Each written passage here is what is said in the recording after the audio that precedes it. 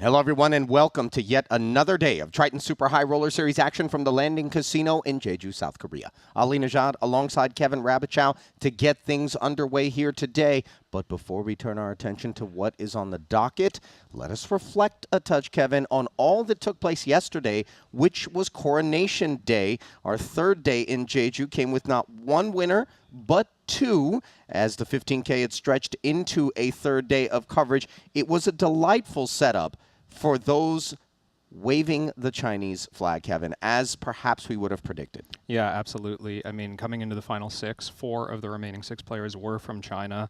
Despite only having 5 previous caches among all of them, they took down the lion's share of the prize pool, including all of the top podium spots, all of the top 3. Can you imagine just $400,000 combined, and we had a 7-figure payday, even though it was capped at a single re-entry? We were a little bit afraid of what would happen if we took the lid off of this thing. So a 1-2-3 podium finish. Hong Junjiao, the boss stack throughout the bulk of things, would eventually concede that chip lead, but in the end, he would reclaim it. And I suspect that this may be a theme here in Jeju. All of us recognize that the reason why Triton continues to come here is a little bit geography, a lot economics, and nobody is disappointed. Even when you got queues, even when you have alternate setups, it's definitely the kind of thing that players are not going to complain about.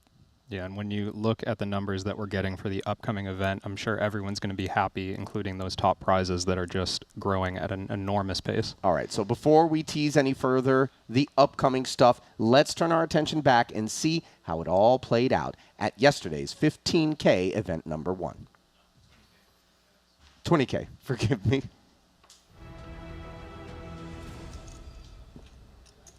Event number 2, the 20K, signal crossing, as we do not have highlights from event number 1 here today for you. Shimizu Nozomu would 3-bet with ace 10. Unfortunately for him, it was 2 red kings that would greet the Belgian, Michael Gaethe. You saw top pair for Nozomu, hands clasped, hoping for the ace or the 10 that would be needed for the 7 million to go his way, and instead, the river was a 7, leaving him to collect 9th place money, the first casualty at this 20K event number 2 FT. $133,000 would go his way. Then Calvin Lee, playing under the American banner, would go all in. Not a whole lot, just ace 4. And Jonander Vallinas found ace 10 and decided, I want in as well. Unfortunately for him, even though he was right about Calvin Lee, who he had dominated, he wasn't right about Yaroshevsky, and that flop was far from right as Yaroshevsky had a set. But then a 10 on the turn, and you could see Igor was all smiles. The 9 would then be a chop. The 5 he would only have to fade for the main, and it was a double KO for Yaroshevsky, as both Lee and Vallinas would be showered. 8th for Lee, considering he had fewer chips, 164K. Vallinas, 227K for 7th. 6 would remain, and then the Russian, Andrei Kotelnikov, found Jack 10.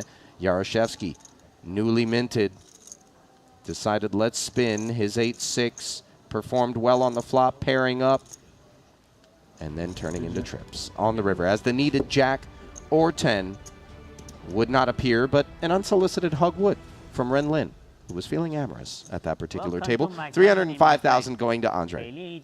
Come on, baby. Wow. Lady Gaga, please. Lady Gaga. Come on, call. Welcome to my company. Ren Lin would feel as though the deck was hugging him, but ace 4, which he had dominated, found a sailboat on the flop. All of a sudden, Ren took his seat again, recognizing that 6 on the turn provided some help. But instead, a 3 on the end. And it was hugs, but this time given to Ren Lin as opposed to the other way around. 396,000 for the 5th place finish.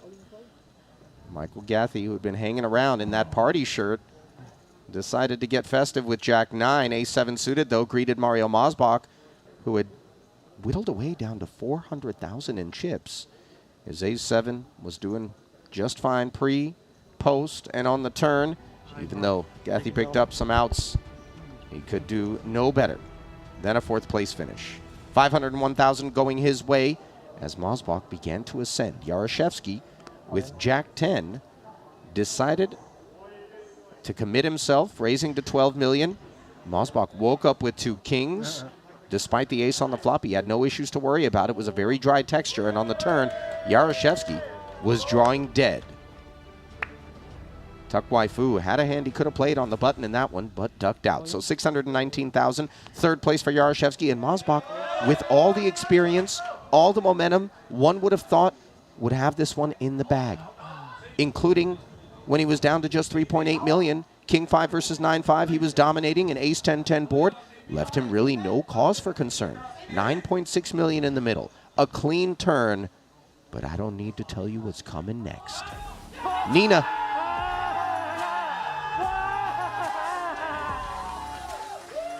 His rail went ham as the Malaysians would claim their first trophy. A little slap, playful one. Celebratory, non-violent, as Tuck Waifu would hoist the golden trident and take home $1.35 million for first place, $856K for Mosbach. You know, obviously the result for Mario, it's great, objectively, especially considering, as we mentioned, he was down to 400,000 at one point. But you have to imagine being up against an unknown character, first time here to Triton, he had higher hopes. How do you handle those sorts of disappointments, Kevin? You know, when you feel as though there's no way, do you just accept that heads up in particular is a high variance game and you water off a duck's back? I do think that's the mentality, and part of that is just because you have another tournament and honestly a number of more tournaments to play during this series. Mario, regardless of his result in only the second event of the series, needs to recollect himself and prepare for more poker, right? So he's definitely going to be disappointed for a few minutes, maybe a few hours, but he's got to move on and play another event. In the tournament arena, we have a number of digital screens which display all of our multi-time Triton champions. And of course, you like to move your way, work your way up toward the forward part of those screens because that's where those who have more titles tend to sit. Number 3 denied him, as well as Yaroshevsky, by the way, who three-handed, was a 2-time title winner. Tuck Waifu taking them both down. So then, Vainas, Kotelnikov, and Gathi also at their first ever Triton stop, just like Fu. The theme continues, and we touched on it. Maybe there's a little bit of a competitive advantage when you're the unknown character. I don't know how to baseline you. I don't know how you value your hands, and it's going to be a little bit of an experiment as I'm in the lab, unfortunately, while we're playing for all the marbles. Yeah, definitely. I mean, it's an interesting dynamic because this stage is unfamiliar to some of the players we're calling pros and some of the players we're calling amateurs, and everyone is sort of on level ground in that way. You did see some experience shine through from players like Mario Mosbach and Igor Yaroshevsky, who seem to be able to navigate, let's say, uncomfortable or unfamiliar scenarios better than the rest. But in general, I don't know that there's a big advantage to being a newcomer when most of the field feels like they are newcomers. Yeah, you know, it's funny because newcomer is how we could refer to Gathi, but really he's been around poker a long time, unbeknownst to many in terms of Triton, but you knew what he was all about, and the Belgians roll deep. Are you surprised it took him this long to come out to Triton? Well, to some extent, yes. I mean, Gathi deserves to be here. He's playing at a high level, and I think that nobody's questioning his credibility now that they've seen him on the stage. I mentioned yesterday, I believe, 4 World Series of Poker bracelets, all in No Limit Hold'em, so Gathi has no trouble taking down big events. But Triton is a different beast. I mean, when I had my first experience here last year, normally playing in the United States or around familiar territory, the buy-ins are so much bigger, and it's sustained across so many days. You need to show up prepared to lose or win, hopefully, a lot of money. And it's a little bit of a different beast. I'll tell you what, it can leave you a little bit breathless, in particular as the festival draws to a close and you know you've only got a few spins left and you've yet to break the seal.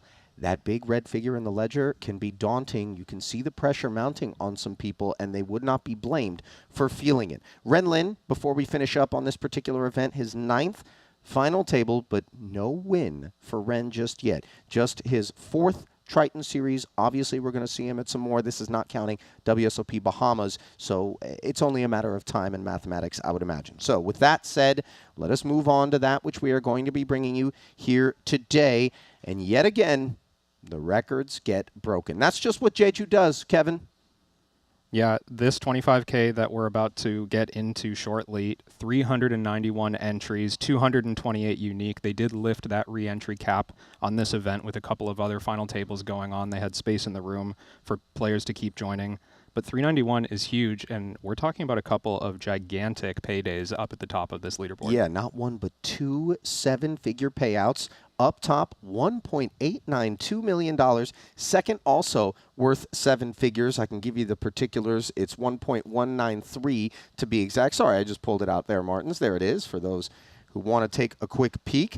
The min cash, $41,500. That's not really what people are thinking about, obviously, when you have so much up top. And if we're going to be talking about up top, let's focus on the chip counts. To the right side of the iPad, you see a song being sung. Steven and Shui, 3.2 million and 2.75 respectively. Good for 81 and 69 big blinds apiece, as we will be resuming the action with 73 remaining. 63 get paid, 10 away from the money. And, you know, you've already had a few of these bubble marches under your belt now, Kevin. A lot of times you suspect things are going to get grindy, but Triton does a fantastic job of addressing the pain points. The fast action system, soft hand for hand, hard hand for hand when needed, really helps keep people from getting listless, from getting frustrated. Nobody loves the money bubble part of any given tournament. So I suspect we're going to get there in decent pace. Yeah, I would think so. And like you were saying, I mean, Triton's juggling two sides of this, right? There's the players who want to make sure that they have a fair game environment. They want to know that no one's going to be able to game the system and take advantage of a time bank situation, of a stalling situation. And game integrity is really, really important at these stakes. But at the same time, we want the viewers to enjoy a reasonably paced tournament. The players want to enjoy a reasonably paced tournament, right? Nobody likes sitting around and waiting to get dealt their next hand, but sometimes it is just important to make sure that the integrity is upheld. Yeah, and you know what else is being upheld? That Chinese banner once more, albeit on this occasion by better-known entities to those of us here at Triton. I'm talking, of course, about Zhou Chuen. He is currently sitting fourth in chips with 2.1, and then the very familiar to us Ding Biao also breaking the top 10, seventh in chips right now. I suspect, you know, other than Shui Song, obviously, who is a newbie, there's going to be plenty in the chat that are here specifically to observe their compatriots and cheer them on, especially given time zone factor. China's a little bit closer than other parts of the world, so they tend to occupy with the Mandarin in the chat. The support is outstanding, and when you consider the challenges that poker faces within the borders of China, I'm just awestruck at how much participation we're seeing, and not just VIPs and whales. We're talking about guys who have clearly got chops. Yeah. I mean, you're talking about, like you said, a nation that hasn't played on a stage that a lot of players could see outside of Triton, but you have to know, first of all, some of the biggest games, if not the biggest games in the world, happen in Macau, huge gambling center in Asia, and you know that after years and years of poker running in these venues, skilled players have emerged and moved their way to the top of that ecosystem, right? So definitely from my point of view, it's really cool to be able to watch the way that they approach tournaments, the way that they play. I'm looking forward to seeing more of it. And I would imagine that the chat's going to be looking forward to seeing their man. I'm talking about Wolfgang. Alexander Sipes. He is 8th right now in chips, 49 big blinds. Prolific content creator out in the poker streets, which has become a very popular thing of late and perhaps responsible for the growth of the game, as these content creators aren't simply Western. There's a lot of content creators that come from Asia. Who am I thinking of? The Japanese Masato. content? Yes. Yep. Yes. I mean, his YouTube channel, it's staggering how many subs he has. Yeah. And you know, I would imagine poker in Japan is largely growing on the back of ambassadorship, the type that he is providing, as well as so many others throughout Asia. Enrico Kamoshi, that name may be familiar. In Monaco, he was incredibly animated at the table, currently sitting 5th in chips, 2nd place in the WPT Global Slam out there. Quite the character. Table number 2, it is Kristen Foxen, who leads with 32 big blinds. Pretty strong coming into the bubble for her. I doubt there's cause for concern, although the commentator's curse can be a thing. Hopefully, we don't wish that upon anybody. Table 6 is where Wolfgang finds himself, presiding over things as the mayor. A little bit of a tougher task, I would imagine, for Wolfgang as you look out at that lineup at the red table. Yeah, I'm seeing a lot of big names around the table. Matthias Eibinger, Jeremy Osmus. We've got some heavy hitters and players with a reasonable number of chips to contest with Wolfgang there. By the way, I'm kind of reading without focusing too much on that blue table, that byline from producer James. James, that blue table is death. What are we talking about? Alexander's got a tougher go of it. Kristen's got her hands full too. And we are out of time. We're going to send it down into the arena as we pick up coverage. And we start from the outside and work our way in. Are we going to follow the massage therapist? Maybe not. They've been working overtime out here, that's for sure. Things can get stressful for these players. Even though there's nowhere they'd rather be. There's Fedor Holtz. Believe Steven Song in the blue hoodie to the left of the screen. Is that him? No, forgive me. Oh, no, is it? Yeah, Yep, it is. that's It him. is. Joe Chuen right there as well, both to the right of Fedor. You saw his chip count there briefly. Fedor and Dietrich there, maybe looking a little short on sleep after watching Mario in the late hours, finishing second in that 20K. If everyone folds, you have 10 seconds. If everyone's folded, you have 10 People visiting with one another as preparations are being made to get things going. There's Shaman O'Dwyer and Zhen Chen, who's already got a solid finish under his belt. Danny Tang, reigning Ivan Leal Player of the Year award winner, 1.34 million in front of him.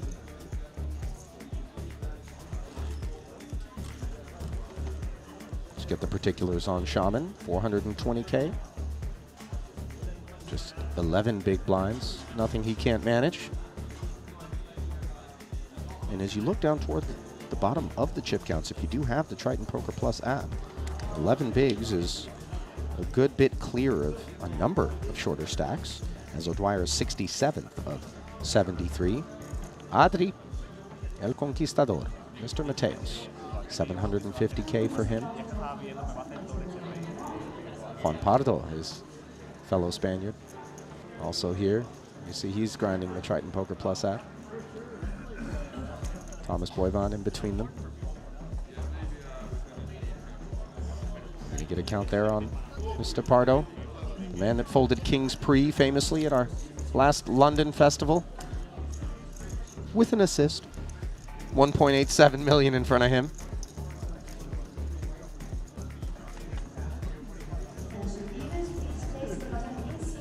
There's Kristen.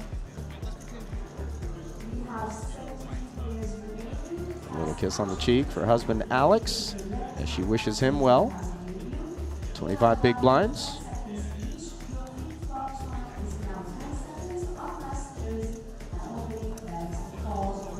Big Biao at that table as well.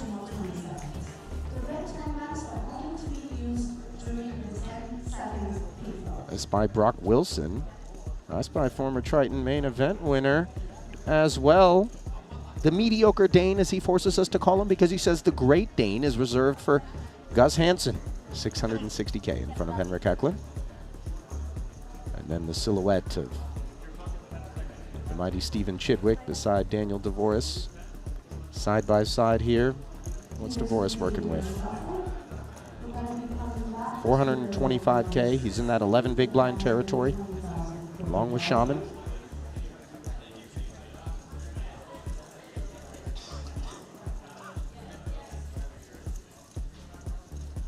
Chidwick, 915,000.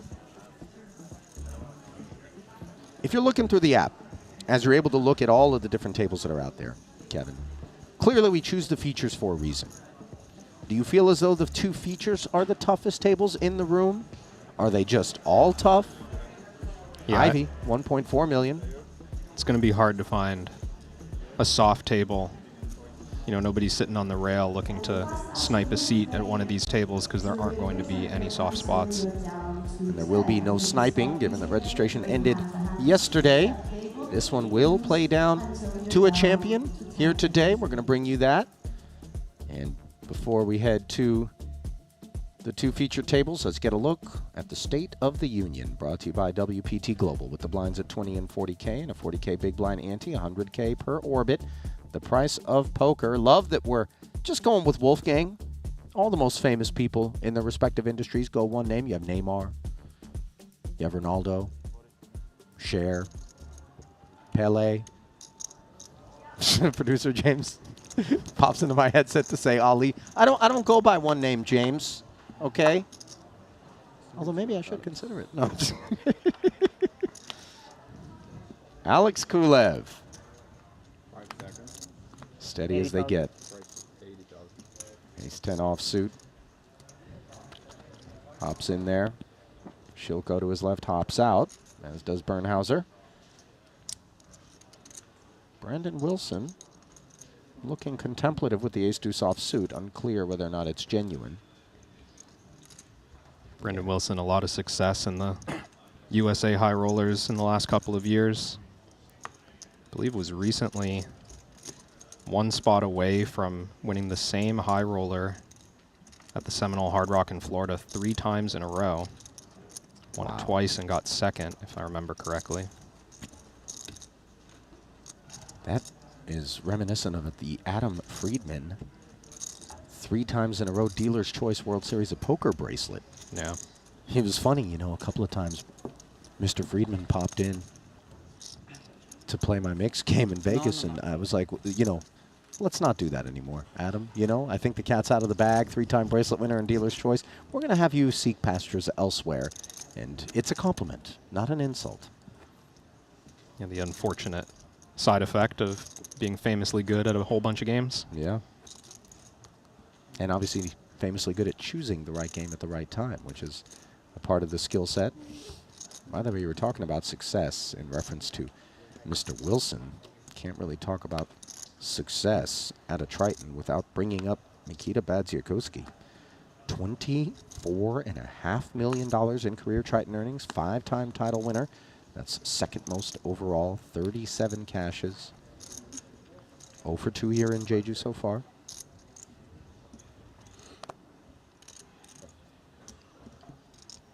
Nice little fold there from Bernhauser.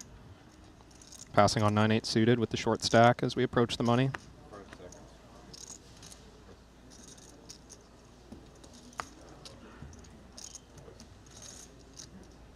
There's Patrick Antonius. 5 seconds.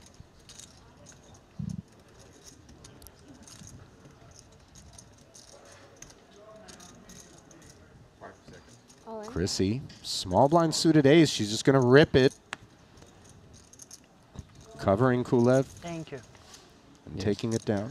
That's that advantage that we Yeah, no worries. pointed out, that Kristen is the table chip leader approaching the money. So when Alex is sitting on Yeah. 20 big perfect. blinds, Okay, there we go.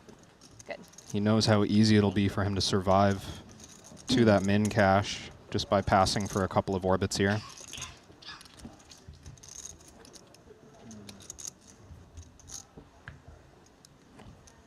And Patrick Antonius, if I remember, last year's Jeju series just had an incredible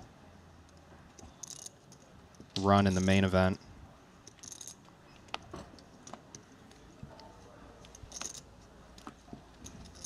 Can look back quite simply in the Triton Poker Plus app at that last Jeju Festival for the particulars in terms of Patrick's result or anyone else's. If you're not streaming us live with that app handy, you're simply doing it wrong. Free of charge in the iOS store or the Google Play Store.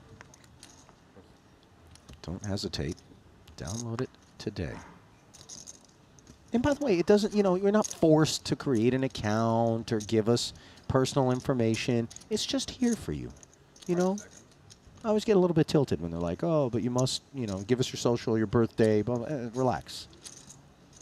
I'd rather pay in that spot. Price 80,000. Queen 9 suited, as Foxton's going to make the blinds pay. Yeah, Shilko here in the big blind with even more than Kulev, about 25 big blinds. So Kristen taking a more conservative approach, just min raising.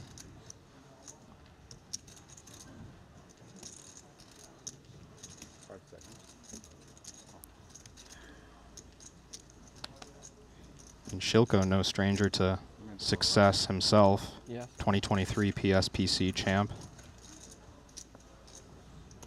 Doesn't Over matter. $3 if I million even meant something there. else. If I even meant something else, it's alright, doesn't matter.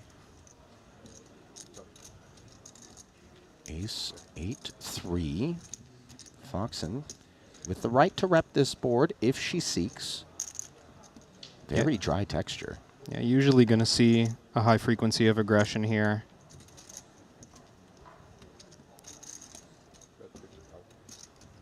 Depending on the bet size, I don't think Shilko has an automatic decision. I'm a little surprised to see him pass so quickly. I know it's the bubble. I know we want to move on from marginal spots.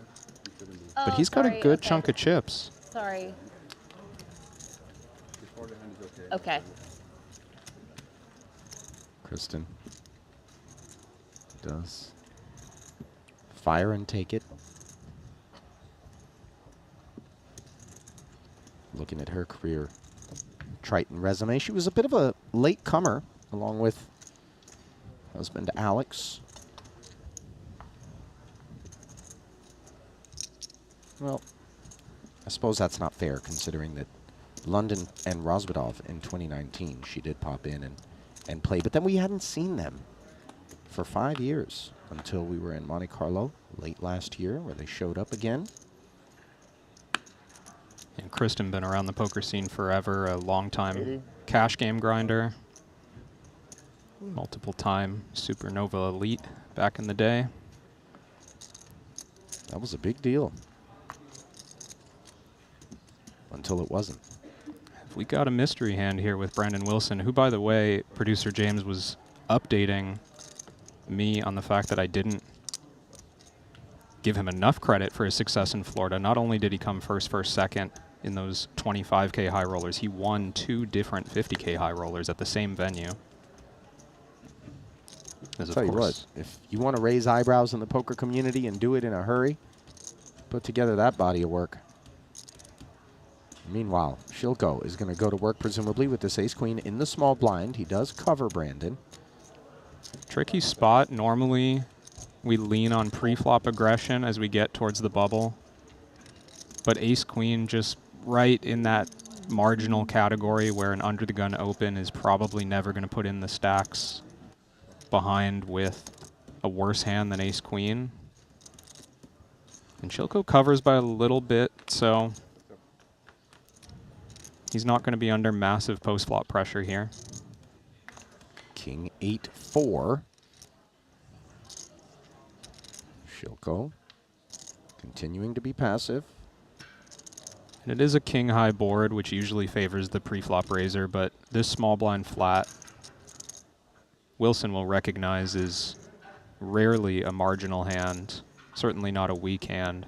So if we see aggression here, I wouldn't take it for granted that he's got just any old weak hand.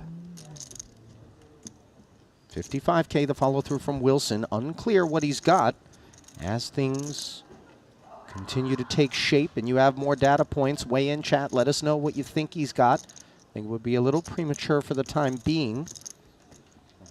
And Shilko, having approached things passively, does peel. Yeah, Shilko's hand's still good enough to peel the flop. No backdoor flush draw, but just the best high card hand. And even a hand like ace-queen on this flop has chances to improve to something pretty strong. This queen is, no, it's a good improvement, but You prefer the ace, obviously. If we're faced with too much aggression, this is not a thrilling hand. It's just a solid one.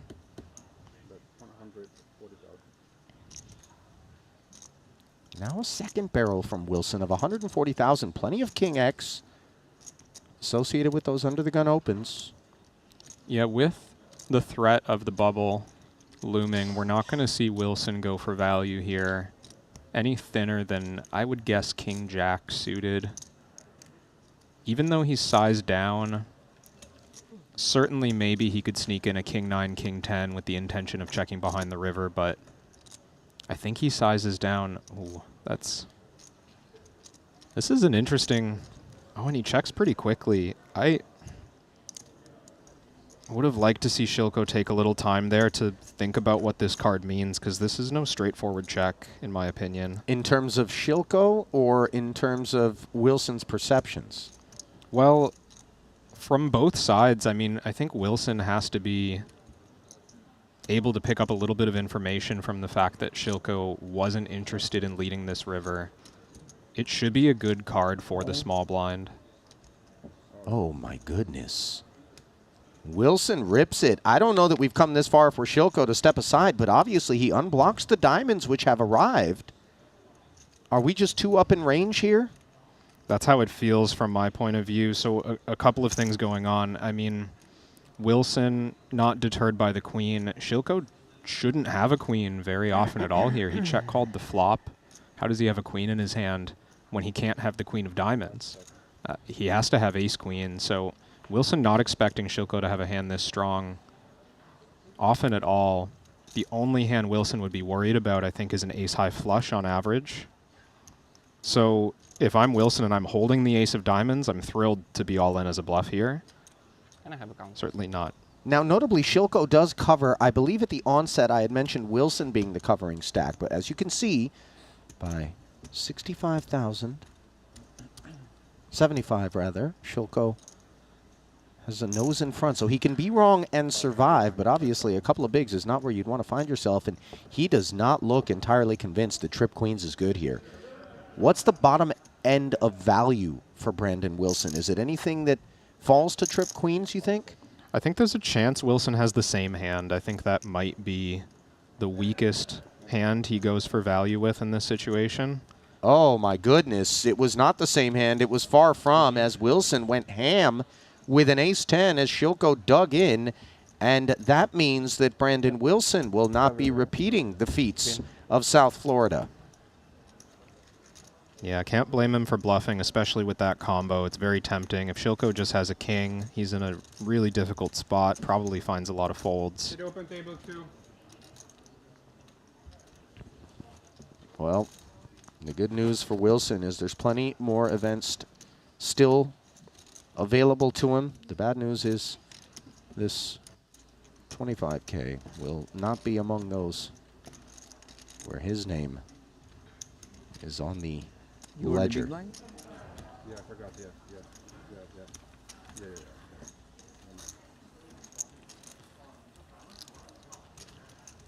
Well, you could feel Shilko was not at all convinced that showdown was going to be one that went his way.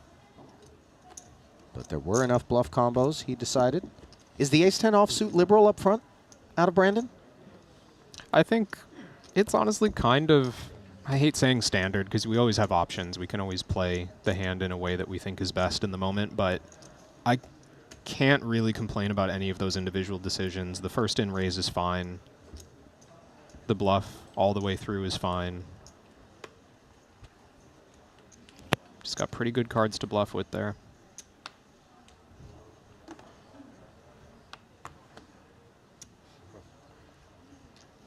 Well, I don't see anybody having guessed ace-10 was the mystery hand that awaited us for Wilson, who vacates his seat as Antonius vacates jack-10.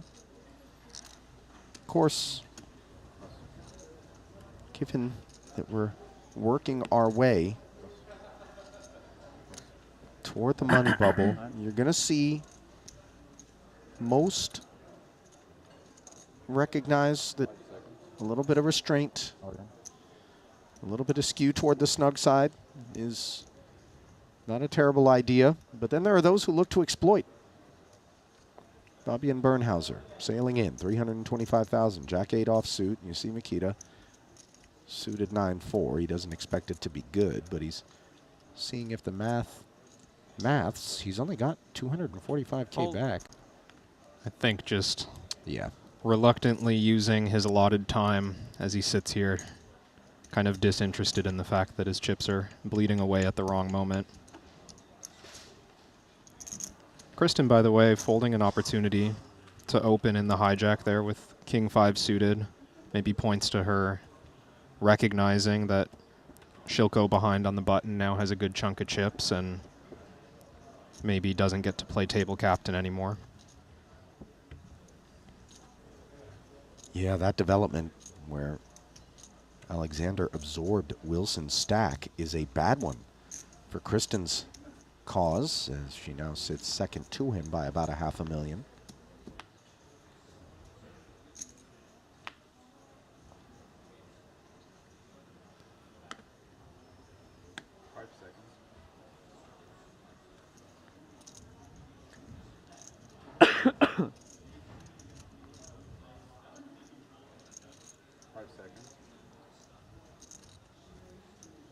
Suited jack, not enough. And Kulev with king, queen in the hijack. Definitely good enough to open, even with a bigger stack behind. Couple of big cards, exactly the type of hand you want to be opening with in these situations.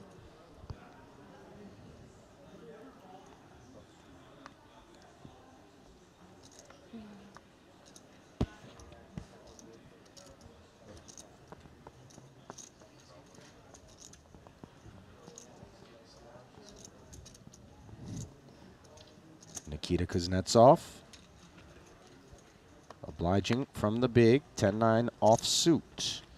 The selected kit, 220 in the middle. King in the window, and nothing to be proud of for Kuznetsov. He knuckles over.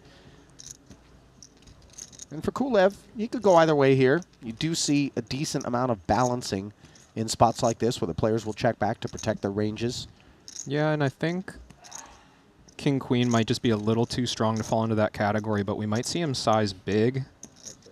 He does go small, but sometimes we see a more polarized approach when we're covered, when we're under some pressure, not wanting to bet the flop with, you know, ace-5, pocket sevens, as much as we normally would.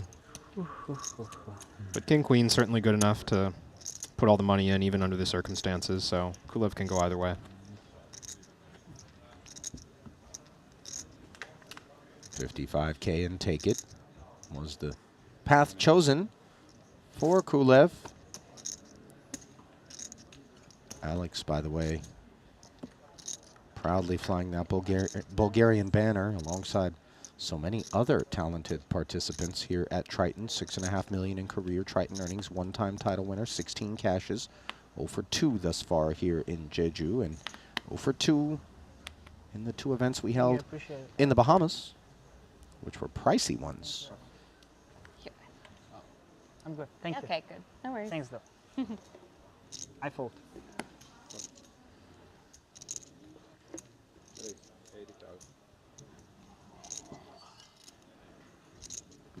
Shilko takes us to 80. Ace 8, the motivator.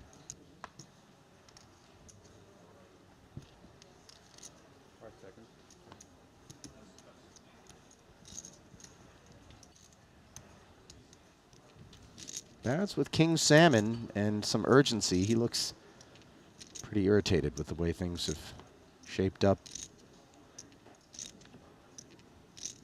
Suspect some hands have maybe left him feeling discouraged.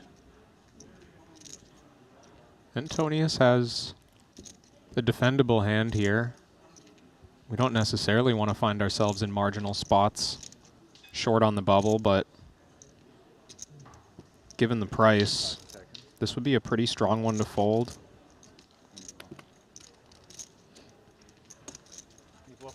He is willing to get in there.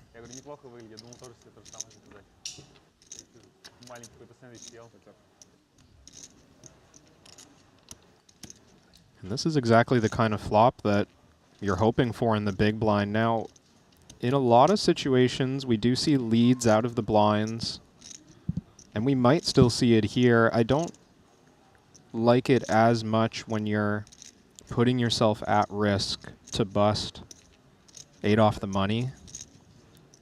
The lead's sort of favorable for situations where a hand like this 9-6 suited is just happy to put all the money in. It's good enough. You've got a pair and a gutter with 2 SPR. Backdoor hearts as well. Yeah, that might still be the case. Shilko might come with a jam here. I wouldn't mind it. I mean, ace-8 is pretty strong. He can clear out some equity from weaker draws. All in. He does just jam. And, you know, the lead from Patrick, not necessarily setting this up. Had he checked, he might be facing the same sort of action, but Now we've got to decide if this is enough equity given the risk premium, knowing that we could bust and get no money right now in 71st. The difference, of course, contextually, is that when you lead and your opponent jams on top of you, you have a little bit more concern about what awaits than you do if you check and they jam, which they could be doing with a broad array of holdings.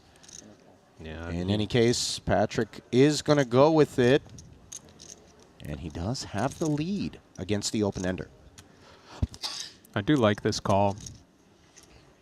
I think it's unnerving a little bit, but Patrick no stranger to high-stakes situations, and he's certainly a little more excited about that nearly $2 million prize. Well, it's north of a $1 million chip prize if Patrick can hold. A third club on the turn is no issue whatsoever, as he still is warding off an ace-9 or a 4 from this board, and he does so successfully. Trip 6 when it's all said and done, and the Finn snacks on the Belarusian. So 450,000. Thank you.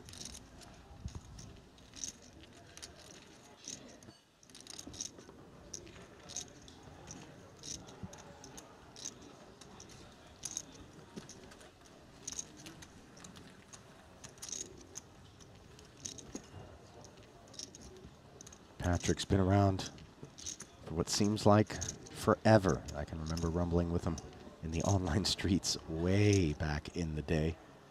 $14.6 million cobbled together of countless more millions beyond the borders of Triton. That's good for 11th all-time on the Triton Super High Roller Series. 30 cashes in total, 2-time title winner. Got shut out in the Bahamas.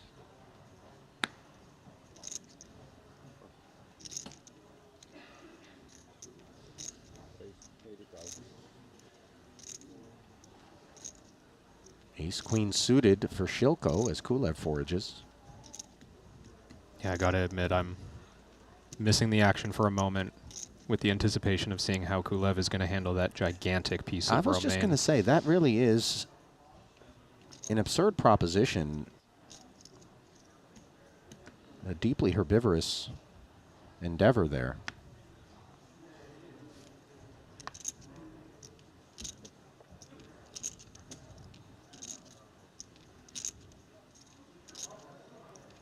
Kuznetsov usually not one to posture. No, but he, along with the rest of the field, recognizing that, you know, a sporting extra 5 to 10 seconds in any given spot is useful as we're working our way down toward the bubble bursting. 71 players remaining of the 73 we started with. The 2 eliminations on the day thus far. Jing Yao Yan just prior to Brandon Wilson. I like this call from Patrick. He's now playing deep enough that he can get involved in some pots. If any one of these 3 players can separate themselves from the table a little bit, they find a very profitable situation going forward. So I do think it's worth a little bit of risk up front. Try and take down a big one. Well, we missed Kulev taking down that leaf, Kevin, and I gotta say that is us being asleep at the wheel. I'm impressed. 10-3 deuce. Antonius will be impressed. Top pair. Performing well here after flatting the under the gun +1 open from Shilko. Suspecting that Alexander, as the newly minted boss stack at the table, will be flexing his might a little bit. Speculative hand here from Patrick. Backdoor diamonds. Yeah, and this is the type of hand a lot of players only continue with call, but Patrick generally playing a style that's willing to put in aggression when he deems it appropriate. And if it leads to a big pot, so be it. I wouldn't be surprised to see either from him, either call or check raise.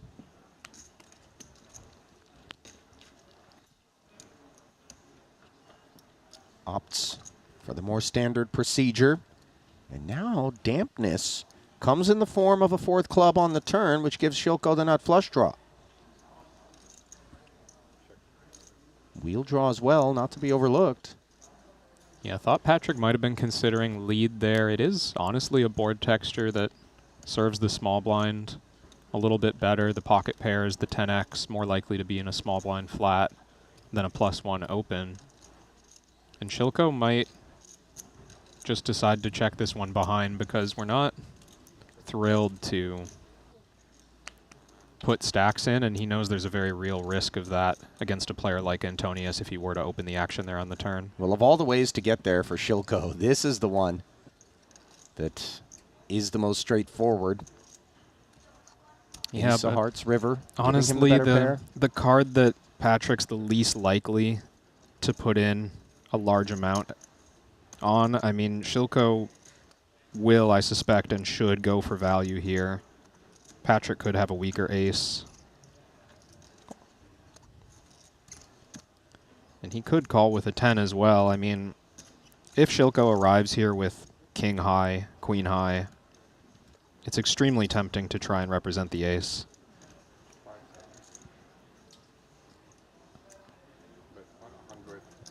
$175,000, the selected sizing out of Shilko.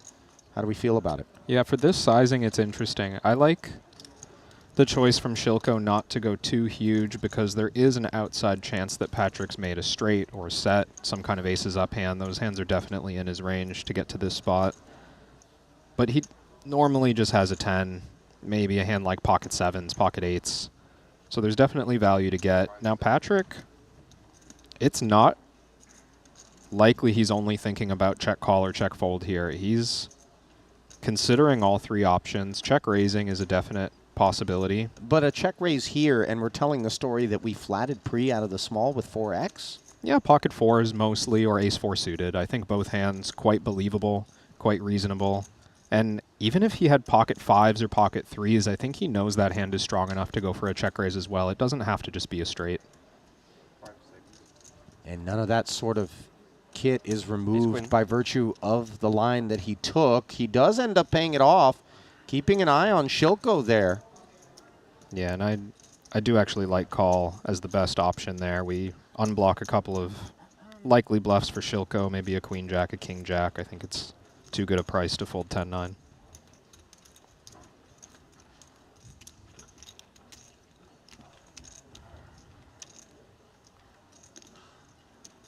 So Shilko northbound Thank on you. the day in a very real way. As he collects that pot, we flip back over to one of our other featured tables, the dealer push in progress, giving us an opportunity to introduce you to the online home of the World Poker Tour.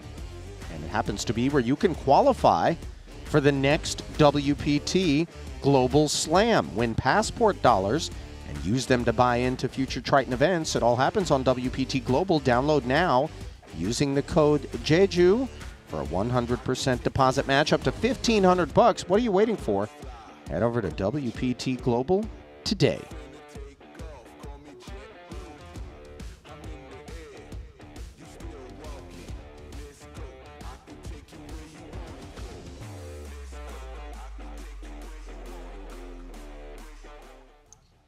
It's good in the morning here. Can I get fruit? Ramin Hajiev of Azerbaijan. Up front.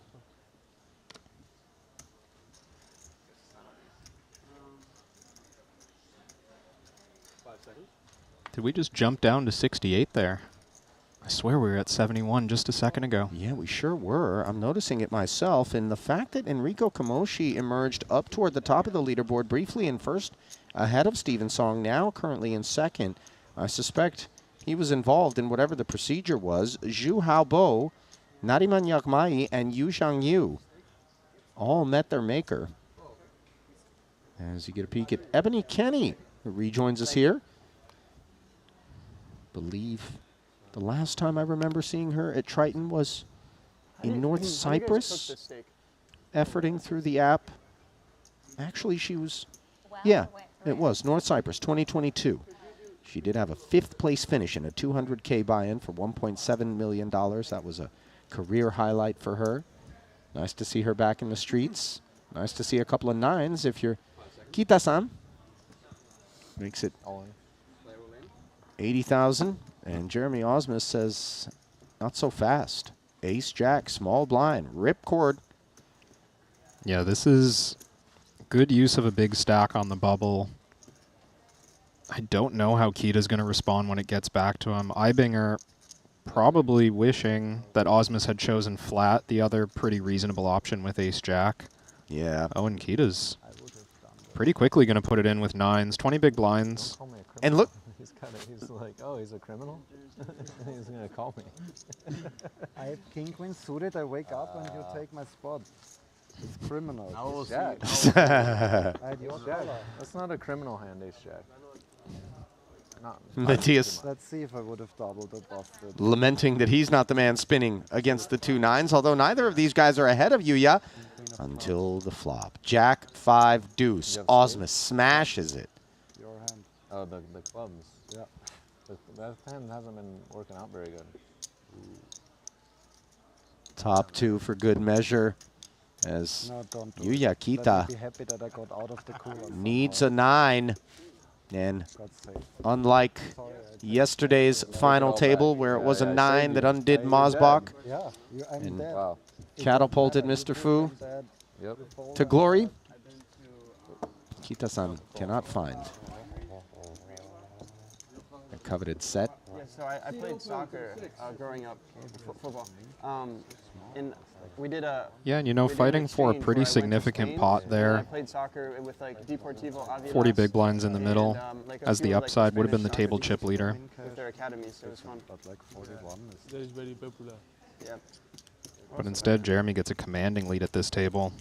I've been in Madrid. He sure does. Madrid, Yeah. for me, That pot is better.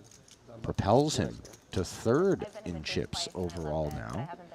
And the loss It's actually of Kita Barcelona. means we have You 67. have to act like Only you if you've been have, there. peanut butter on the roof of your mouth. From Barcelona. But I think, I mean, it's Oh, not I've been to common, Ibiza. it's also okay. I've been to Ibiza. Yeah, they do. But I that. was in It's part. I games actually played that- poker in Ibiza. There is a casino. It was one table. I was with my mom and my sister, and I told them I have to go play poker in Ibiza. And I went to the casino. It was one table. I had to wait 2 hours to play because no one would wanted to leave. It's 2-5, no, or something. It was small. I think it was like 1-2. Nobody wanted to. I have a house in Ibiza. I never played poker in Ibiza. I like to collect chips everywhere I go. 80. Including right So here I- at this I mainly table did with it for pocket that. 5s. I can't just go there and like take Unfortunately, a chip from the cage. I have to play. That's my rule. So I had to These wait. 5s there are for running it. into You can red break rules, kings no? for Senor Yeah, your Vallinas. personal rule. My personal rule, yeah. 5 seconds. 220. Raise to 220,000. 3 scoops, predictably. Yeah, Vallinas just narrowly getting a size out there before the shot clock expires. Always uncomfortable 3-betting your neighbor in the middle of a friendly conversation. Sure. It seems not in keeping with the spirit of chatter.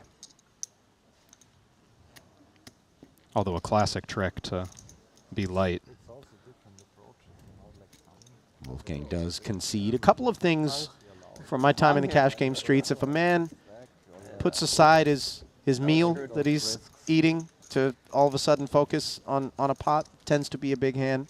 Yep. And then if you're on a phone call and you're willing to put in a 3-bet, also tends to be a big hand.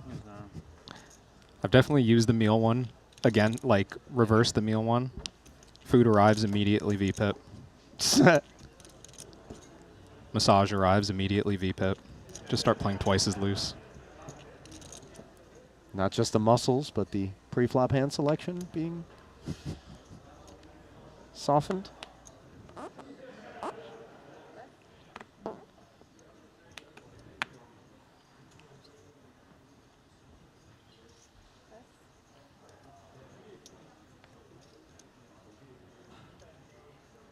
Baby suited 1 gapper for Kristen, but we touched on the fact that Shilko has emerged a big stack to her left. We are 4 away from the money. These are the sorts of hands that maybe a big stack could throw its weight around with, but things have changed.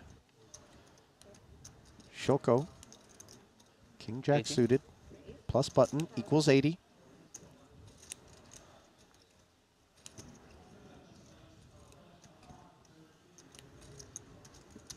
Going 80, if I'm not mistaken. The players behind only sitting on 8 and 7 big blinds respectively.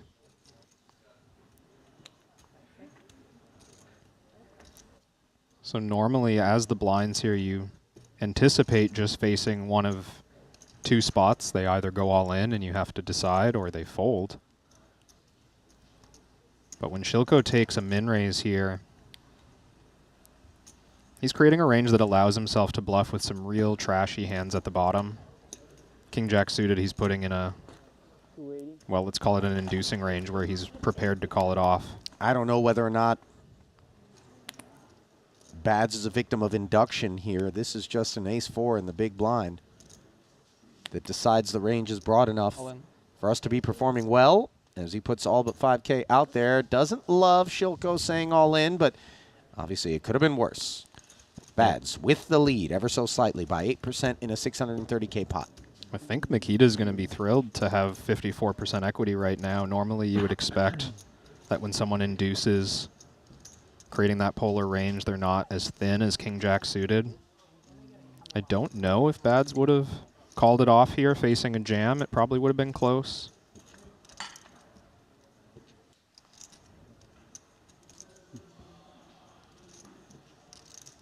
Ace, Queen, 10, the joint for Shilko. Disaster for Bads. Is he going to draw dead, or will the board pair find a 4? It's the former. Hang on a moment. Another queen or an ace. And Bads gets to double very improbably. Jason Kuhn pulled a rabbit out of a hat like this already here in Jeju, but Makita will not perform the same trick. And that is a demoralizing way to bring this 25K to a close. Oh, so close to the money, but target on your back when you're sitting with 4 or 5 bigs.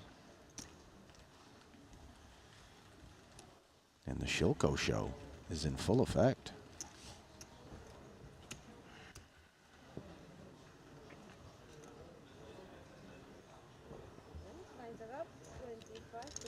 Got to take advantage of the water station on the way out. I mean, it's tough to get all $25,000 worth of value in hydration, but I suppose small dents. $2 at a time. Quarter 50 now with a 50K big blind ante. Level increase upon us.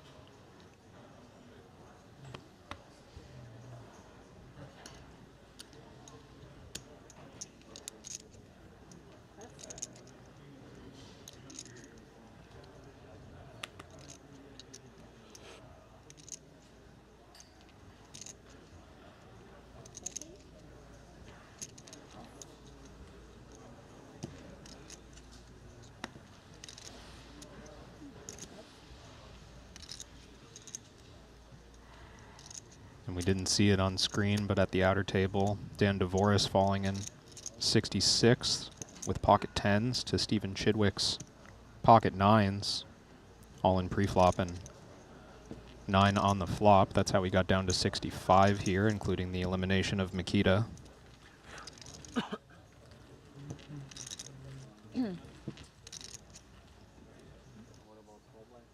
He busted. Your sickle. Yeah. Who's not soft getting the ball? This guy.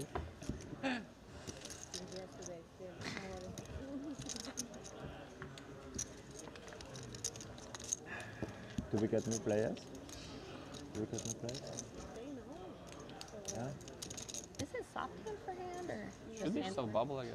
What's that? I think it should be soft bubble. Yeah, yeah. I thought we started from the beginning of the day, but I'm not sure. Oh, okay. Maybe okay. not. The player's not sure if they're in soft hand for hand, and I think part of that is because of the way Triton runs it, tracking the number of hands played at the tables across the room. It's not particularly invasive, but it is happening. Can't say the same for my upcoming scheduled colonoscopy. I'm a couple of years late, Kev, but good for you to schedule that. That's important stuff. Thank you. I appreciate the support. Kevin, I don't appreciate the process. I'm old, man. It's not fun. Would you get like an early one? Crab? What's going on? Pocket jacks for Kuznetsov. Just when you thought you were going to get through today's coverage without proctology. You're finally coming across my hobbies, Ali. It only took 4 days. Well, Antonius obviously doesn't make a hobby out of King 8 offsuit, but he will call nevertheless. Blind versus blind. Pardon me. Unbeknownst. Yeah, King 8. I mean, it appears surprising, I think, to see Patrick willing to play an offsuit, disconnected hand, but in the context of blind versus blind, you might see Kuznetsov open raising here with Jack 6 offsuit, much like pocket jacks. So interesting board here. Ace King 5 putting Antonius in front, but he's as concerned about that 1 overcard as Kuznetsov's jacks are about the 2, as he does not follow through. But that doesn't mean he doesn't have ace-X. yeah, oftentimes with these couple of high cards, you'll see a polarized approach. What you don't always see, however, is trip kings on the turn, which is exactly what Antonius has delivered for comfort. Yeah, from the flop, I would have expected to see Kuznetsov and Antonius check this one down to the river, both kind of happy with their marginal hands. And now Kuznetsov's going to find himself in a bluff-catching spot pretty shortly. Oh, but I jumped ahead a little bit of the possibility that Kuznetsov would go for thin value. This is a peculiar choice here. And we see this sometimes. We actually saw a couple of hands yesterday where using ICM pressure, using the scenario where no hand is really looking to put stacks in as an excuse to find thin value with something marginal in the same range. It's a clever kind of play where this isn't face up as pocket jacks. This could be as strong as ace-X, maybe a serious hand like aces or ace-king. And, you know, it's almost like an 80K investment in not having murkier water at a higher price confronting us on the end that Kuznetsov makes when he does choose to lead. Test results coming back positive here from Antonius, provided that we believe him, because Patrick could very well be looking at the line and saying, this is sus. Yeah, and it's easy to say from over here that jacks should find the fold here, but Antonius willing to go after spots like this with any 2 cards, not specifically just with, let's say, a gut shot straight draw, jack 10 or a queen jack, but Nikita knows that Antonius is liable to just read him as weak in this situation and go after the spot with any 2 cards. Now, this is interesting because the club flush comes in after Kuznetsov hung in there. Suspicious in turn that Antonius's line doesn't necessarily add up, but he checked so quickly that I don't know Patrick is worried about. I wouldn't expect clubs. so either. I think Patrick, if he thinks he's ever beat, it's a hand like aces or ace-king, the trap from the start, but I think he recognizes that these clubs are pretty harmless. Now the tricky part here is how much is it worth to win an extra 400,000 chips right now when I'm good compared to the potential disaster of just going out right now in 65th place? Is 1.2 million in my stack enough? That's the kind of tournament math that he's thinking about right now. Obviously, Kuznetsov covers. Patrick, not a man that likes to leave meat on the bone, whether it be in a hand of poker or whenever the dinner plates are delivered.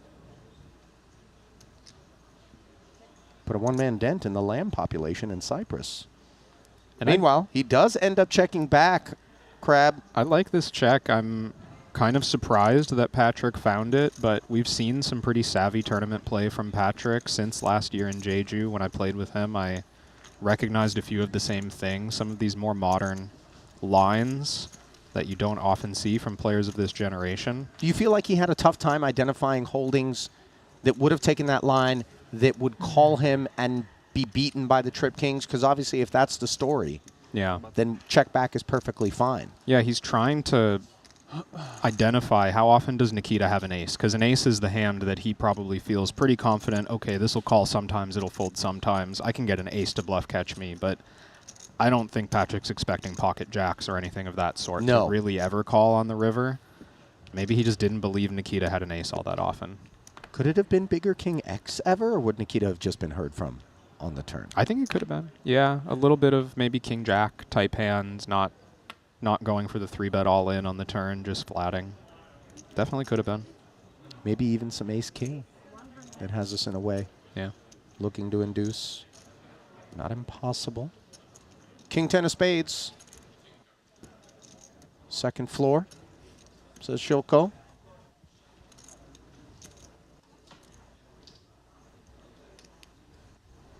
Action actually on Bernhauser here. Now it's on Kuznetsov.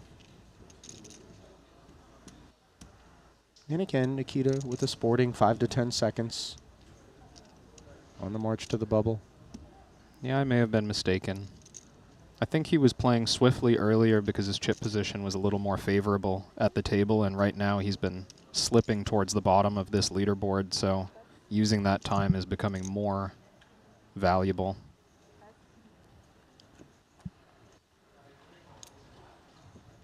Pretty one here for Kristen in the big. Serviceable without question, but it's the one man that you don't want to lock horns with right about now that is the aggressor, predictably.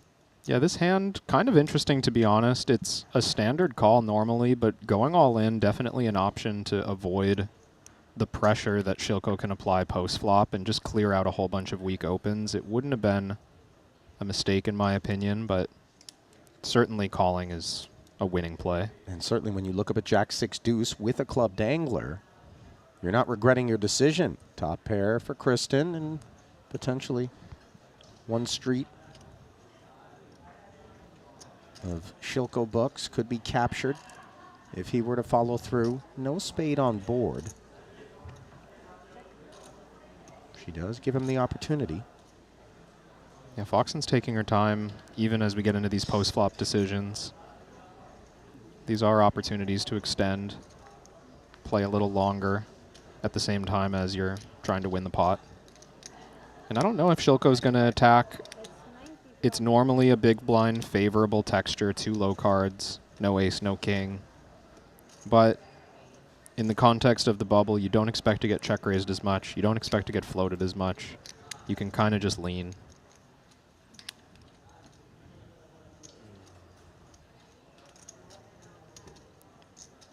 $95K being pondered. Kristen not looking to inflate. Very straightforward, flat call. Safe looking turn. Yeah, safe looking turn for Foxen's hand, but also the type of turn that players like Shilko might attack. No connection to Foxen's calling range on the flop. Almost no hands that improve on this 8 of hearts. So when you've got pure air in position and you're the chip leader, it might be time to apply pressure.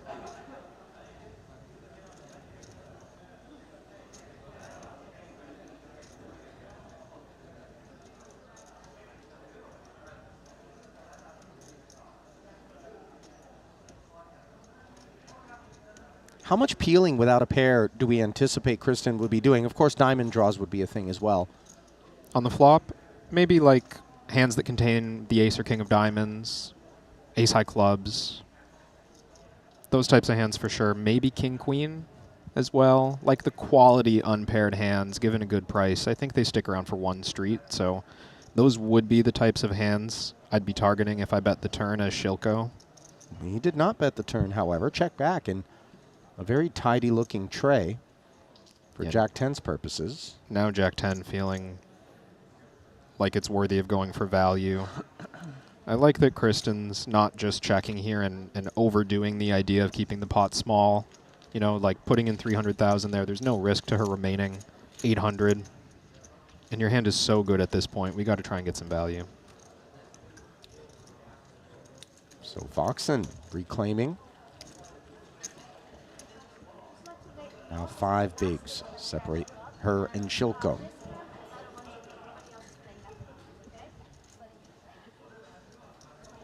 Sonny coming over to provide an update to the feature with respect to the soft hand for hand particulars. We could see some moments where action is paused at our feature tables while other tables that need to catch up are given the opportunity to do so. I was actually out on the floor chatting with Daniel Rosai, who made a deep run yesterday in the 20K, and he was pretty frustrated with the fact that he couldn't really get into the flow as there were multiple pause buttons pressed. His table was getting a little bit too far out ahead of the pace. Or to look at it the other way around, the whole rest of the room was lagging. Yeah, that's interesting. You don't think about that very much, like the difficulty of the headspace you're put in to play and then stop and play and then stop. Yeah. You kind of expect when you sit down for a session that you're going to be getting dealt cards. Shilko, red 7s, made it 100,000. Bernhauser is ready to go.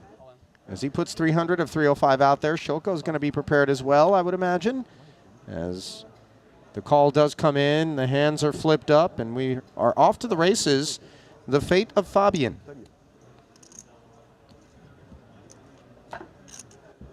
That's what we have on our hands, with 735K in the middle, 2 away from the money now.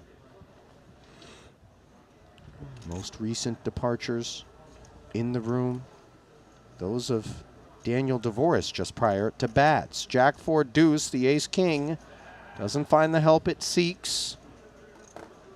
Still 2 pulls.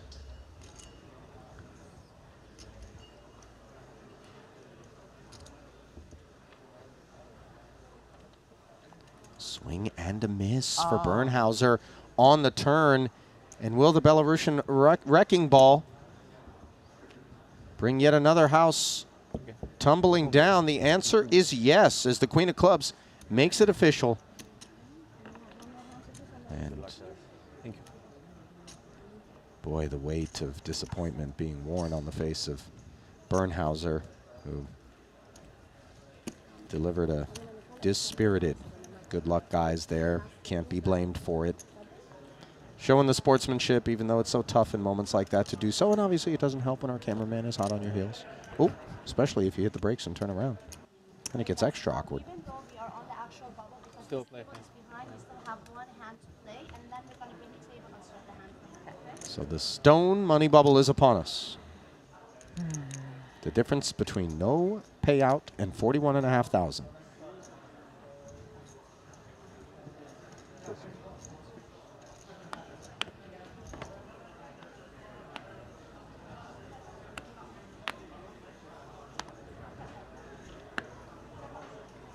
Shunjiro Kita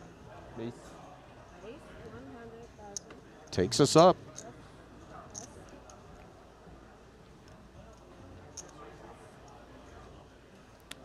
Arriving at the table with more chips than Shilko, who's worked his way up to almost 2.5 million himself. Yeah, that is a So small very break, healthy yeah? looking The stack. breaking table, yeah? Good for 5th overall. No takers.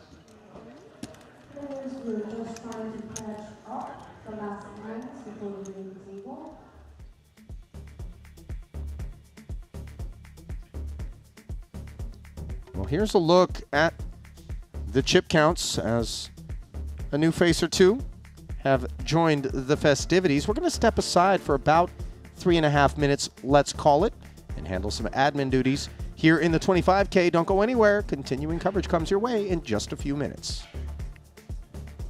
The $25,000 buy-in WPT Global Slam is back. Join the action on March 2nd at Triton in Jeju. This time, for the first time ever, our players could buy into the WPT Global Slam with Passport dollars. Don't miss your opportunity to qualify for future Triton and World Poker Tour events. Download WPT Global with code JEJU and get a 100% deposit match up to $1,500. Sign up today and join the action. I've played against the best, I've won on the biggest stage. But what if I told you it's not just about luck or talent? It's about using the right tools. GTO Wizard is the fastest and most efficient way to study any spot in poker. This is how you level up your game. This is how you unlock your potential. Don't get left behind. Get GTO Wizard today. Beat the best, crush the rest. Looking for the ultimate platform to place your bets on the biggest sporting events? Look no further, because BetACR.eu, Triton Poker's official betting partner, is here. Whether it's the thrill of soccer, the intensity of football, or the fast-paced action of basketball, BetACR.eu covers it all. With real-time updates and competitive odds, you're always ahead of the game. BetACR.eu also offers exclusive poker events that you won't find anywhere else. Test your skills and make every hand count. With over 20 years of poker excellence, the World Poker Tour brings you WPT Global. With millions in guaranteed prize pool every month. 24/7 monitoring system developed by the world's best security expert to combat cheating and collusion. Largest online poker platform available in over 60 countries. Endorsed by poker's biggest names. Join the largest community of players. Now on WPT Global. Trusted online poker is back in the U.S. with the launch of Club WPT Gold. Play sweepstakes poker in daily ring games and tournaments against your favorite WPT ambassadors. At Club WPT Gold, you play with 2 virtual currencies, gold coins for fun and sweeps coins, which can be redeemed for real prizes. Get sweeps coins for free with gold coin purchases, daily login rewards, and giveaways. Join now and get in on the action.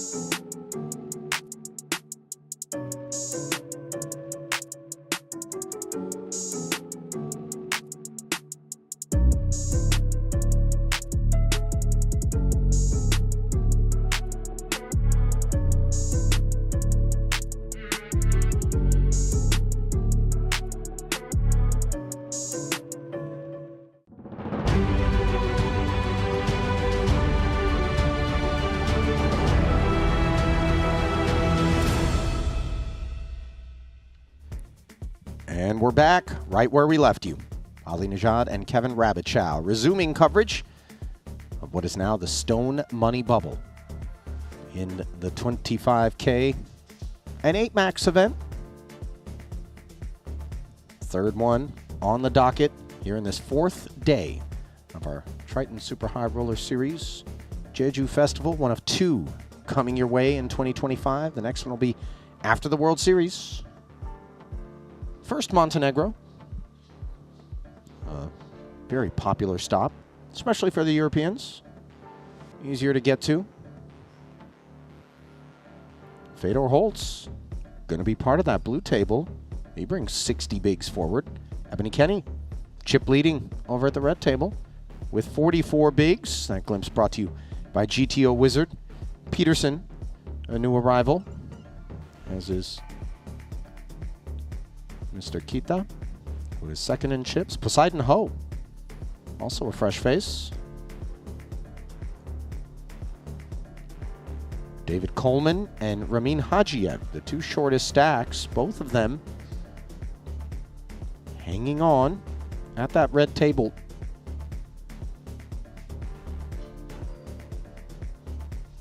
Well, as you're looking in the Triton Poker Plus app for the rest of what's going on in the room, Kevin, are Coleman and Hajiev bringing up the rear, or are there others even leaner than them? Hey. 2 shorter stacks. Yes. Good luck. At the bottom of the leaderboard, but not by much. Just 5 and 4 this big Madhouse? blinds at the outer tables. We can go with that. David That too, but Kaufman it's with the also, shortest, like, but it looks like I he know. just made his way through the big But, blind. Yes, it works. So he's got a Chongshan- full orbit there. Yeah, Chongshan Yang, 63rd. Kaufman, 64th. King Queen going to work for Fedor, and Kuznetsov would rather be opening the pot with it than calling, so he just steps aside. Stone Money Bubble influence on display. Ace King, however, is a different proposition for Kulev's button. And these players certainly aware of what's happening at the outer tables as well during that break, probably doing a little check-in on the status on the Triton Poker Plus app. Now that Kulev's here, he has to decide if it's worth risking his 13 blinds. I think with Ace King it is, but he's also doing a good job of, and I'm assuming that this is what's happening, making it appear that he has a difficult decision, which he sometimes will. 600K of Also that- 660. Pardon me, also that extra decision of exactly how much to put in, right? Not necessarily just wanting to say all in and have disaster strike if one of the players in the blinds wakes up. Fedor's kit not durable enough at that price. Shrugs his shoulders and concedes. When you have the cards, could you put them inside the box? That you see the square, you know that? Oh, I see. Give me 1 second.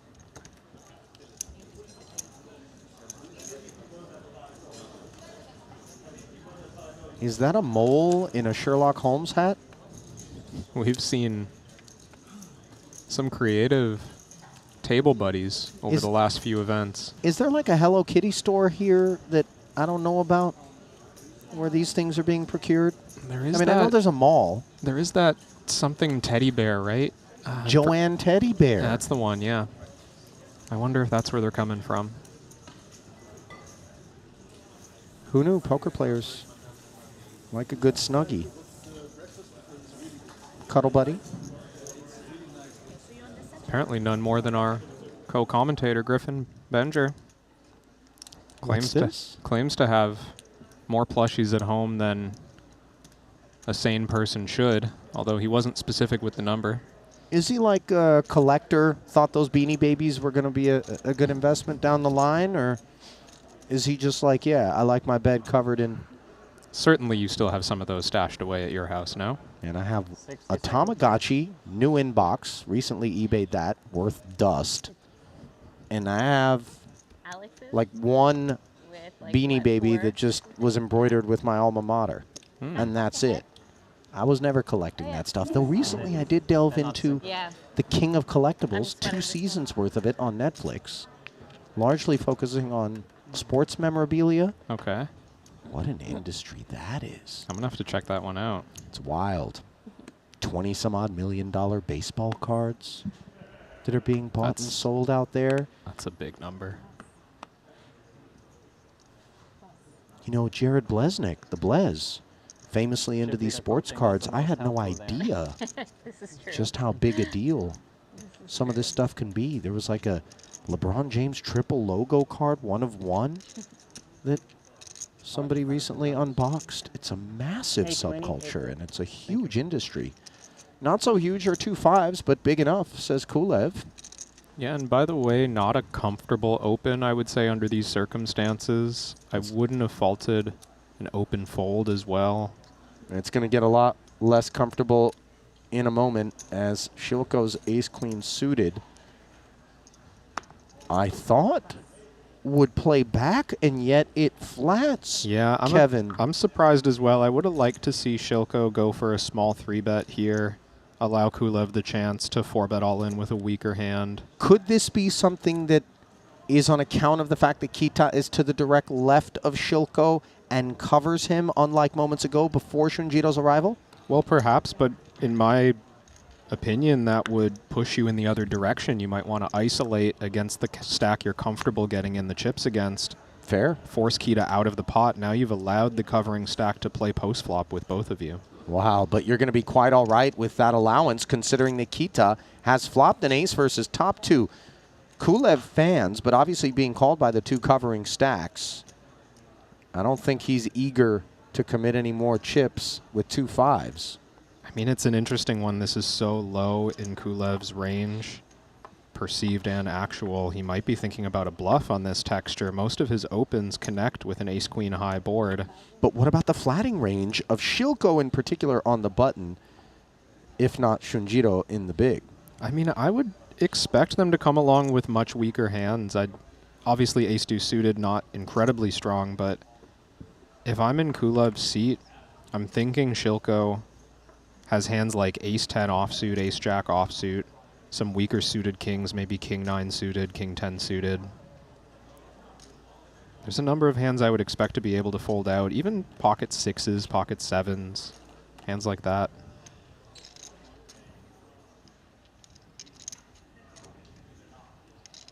And this is awkward for Kita. Yeah, betting a call of 80 in front of us. Backdoor hearts, top pair. He could simply close the action by calling. Yeah, and I do think that's the best play. I mean, a lot of times the other two players in the pot recognize that call as being pretty strong. You get to check through to the river pretty frequently. A little bit of seasoning arrives on the turn here, not for the plate in front of Kulev, but rather that in front of Kita. Some Togarashi in the 7 of hearts, giving him the nut flush. Kulev may be doing his heart check here, and he's going to find one, hopefully, given that we know the other two hands. He doesn't decide to continue with his bluff. Looks like he might be. And Kulev is going to navigate this short stack like any expert. He knows that he can continue to bet without committing. He knows he can use low equity as a bluff, but maybe something in the back of his mind is telling him one of these players is pretty strong right now.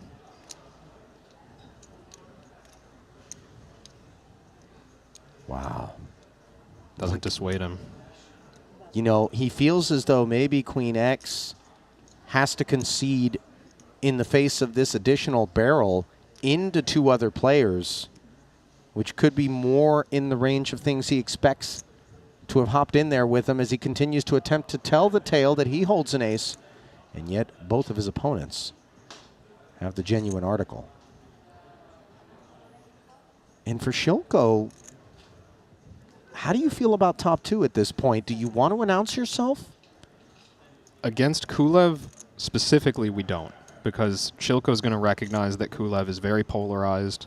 He's not putting in additional chips lightly here for value, and the bluffs that he has are almost dead in all likelihood. The concerning part is how much equity does Kita have behind, and I'm not just saying that because of ace-deuce of hearts. We would expect the big blind to have jack-10, which is open-ended, to have any other backdoor heart with a pair, any queen. Well, Kita once again able to close the action. A more expensive procedure this time, as suddenly the pot grows to 1.2. The look on Kulev's face suggests, what do you have that you hung in there as well? And the 6. This is a dangerous run out for Kulev mostly. I mean, again, this just looks like the type of hand that should continue bluffing from his point of view. 5 of hearts, maybe in theory not appealing to have a heart, but how does my opponent have a heart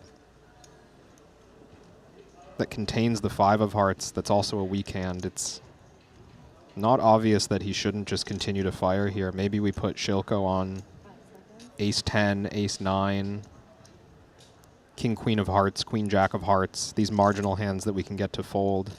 And at no point has Kita shown serious strength. Kulev might be thinking, if I get through Shilko, this hand's over, I've won it.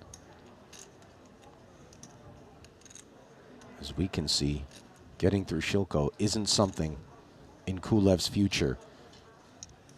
Respect on his name, he is among those that will go hard in spots, and it doesn't require a big boss stack for him to do just that. took 2 whacks at it and recognizes the third one is perhaps too tough a proposition even for him.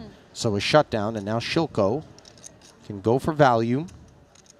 There's 1.2 and a tickle in the middle. Interesting situation. Shilko now recognizes he has the best hand, almost assuredly, but needs to figure out what size to bet. You've got Kulev on your right with only 500,000, but Kita on your left who covers. Our hand's worthy of a big bet, but maybe we keep it kind of affordable so that Kulev has a better chance of calling us. I think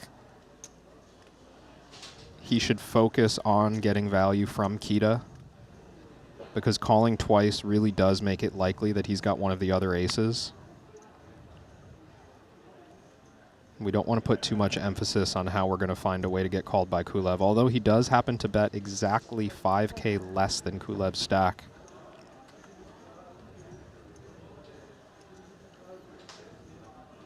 $500,000 arriving, but out of the passive participant to this point. Obviously, having the hearts, it becomes that much more difficult to assign the busted draws, although maybe 10-Jack is a thing. Yeah, 10-Jack is the big one for me. We don't know if Shilko would have called pre-flop with Jack-10 offsuit, but certainly he could have suited. And 4 bluff combinations. 2. Okay, that's better. Kita does let go. And Shilko picks up a very handsome pot. Yeah, had he had that Jack-10 bluffing every time could have been too much, but ace-deuce did wisely get away. That pot, by the way, puts Shilko in the chip lead ever so slightly ahead of Fedor Holtz at that feature table. As we focus upon Alex Foxen, I'm not seeing any chips behind. Yeah, that's just a time bank chip there. And did he show a pocket pair here? 2 10s is what I saw. Up against Ding Biao, who's got at least 1 overcard. 2 9s, 2 10s, you're right. So Alex Foxen's tournament life at risk here.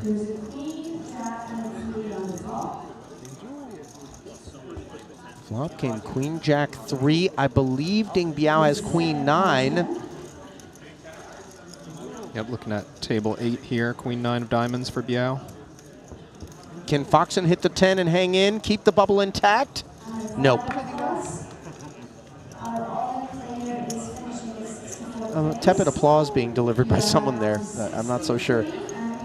Alex was looking for applause in that spot. And it looks as though Chrissy recognizes that unfortunately her gain is her husband's loss on this occasion, as she secures a min cash, but at the expense of her partner, Alex Foxen, being showered.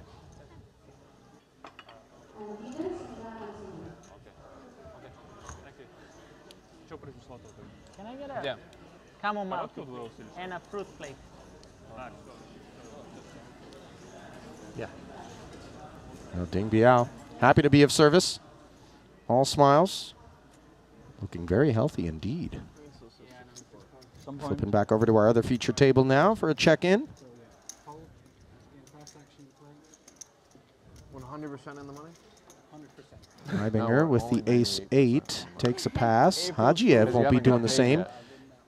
This 310 will be keen to get in there, especially considering he has achieved the min cash. And now he's looking to achieve a double. Can I have a count, please? We're good. 63 on the screen. 310.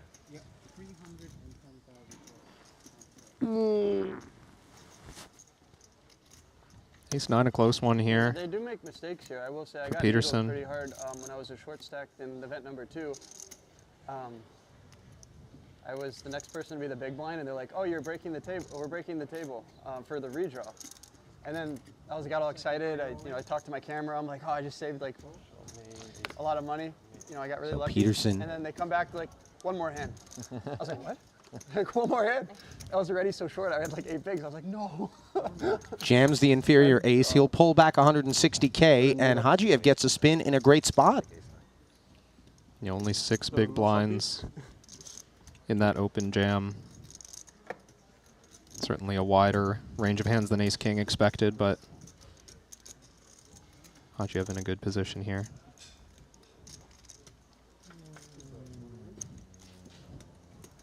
And that position stays good. King, queen, jack board. He's got this one by the throat.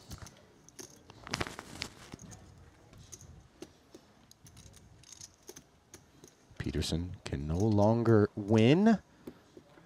Could chop with a 10. Instead, the board pairs, and Hajiev ascends to $750,000.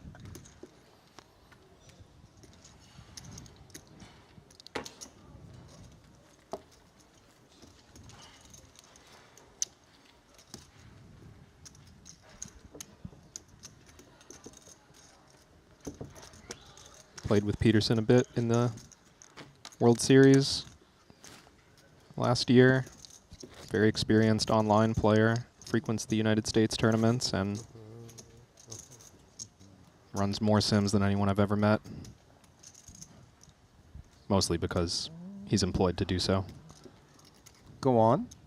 Octopi Poker, I believe. He's in charge of their solutions library. Well, listen, most of these guys are doing it without a paycheck.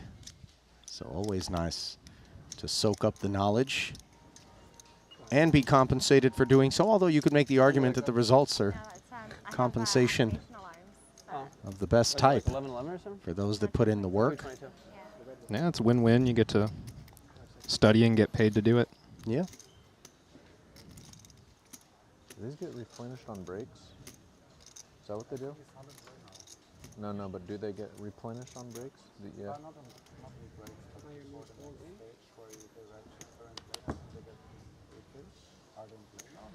I don't know. I mean, I'm just wondering if we use them if we get more. Blasting this king queen now after having already doubled. David Coleman with ace-9 suited. He's covered. You don't get more later, and you can't. And just lets it go. That took a little bit of restraint. Yeah, facing the all-in from this early position for 15. Coleman correctly, perhaps presuming that there aren't any weaker aces, aren't any weaker hands than ace-9 in that range. Quite different from the earlier spot where Hajiev moved in for 6 big blinds. Now risking 15 against the rest of the table. So Ramin with another helping of tokens up to 870. Obviously every little bit helping him to keep his head above water as the unrelenting pace of blind increases can gobble you up.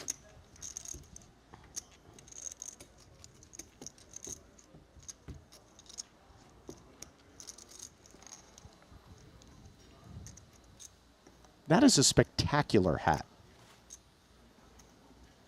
I don't think any tigers or cheetahs or chigers, given that there is, you know, the color palette, but then also the circular, were harmed in the making of that lid. Kevin? Do you think it's cold in the poker room? 'Cause that doesn't look like a lightweight accessory. No, that one looks toasty. That one looks like the kind of thing that I can give you a few time banks if you want. those, I don't think you know it's DQ. what are they, from the game, those neurolinguistic programmers, Mystery Method, those dudes, Real Social Dynamics, they would always rock on the Sunset Strip once upon a time. We're just back to you making references. I have no idea. Pickup artistry, Kevin, back in the day it was a bit of a thing. Not that I was in those streets, I promise. But a terrific book by Neil Strauss was written as he embedded himself with these types that ran these clinics and, you know, for guys that wanted to learn how not to pick up a woman, if I'm being honest. But in any case, Peterson picks up Queen Jack, and he's picked up Matthias Eibinger's King 8. Everyone else knows what he has. They'll be boring in America. We want to entertain this. Come on, everybody's okay. Let's go. Let's go. One card. Yeah, I'm sure he's thrilled. He's thrilled right now. I get a lot of fun out of my 3 big blinds. Yeah.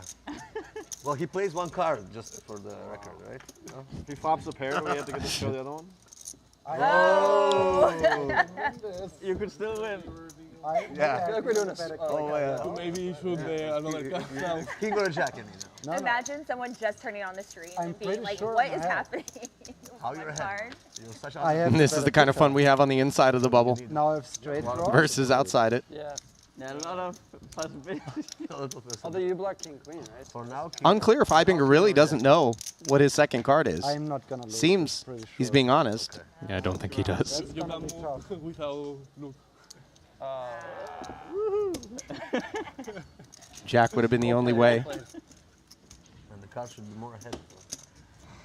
Always possible. So Peterson pulls it in. Who had the BMW with the chips on top of it? There it is. It was Ibinger, right? Yeah. Yeah.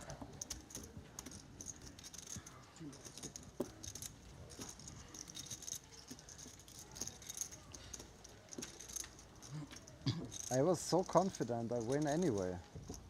You had decent chances there.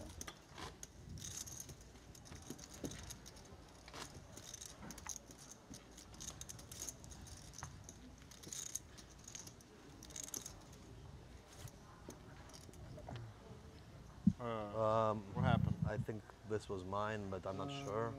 I think he's right. I think I fucked up. My bad. Alright. That's not good. No. Good misdeal. My bad. What did you do? Re-rack? I took his card. DQ.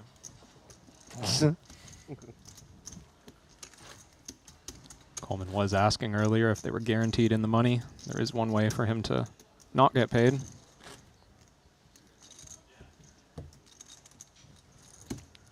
Don't think the penalty's that harsh, though, for grabbing your neighbor's card by mistake. No intent.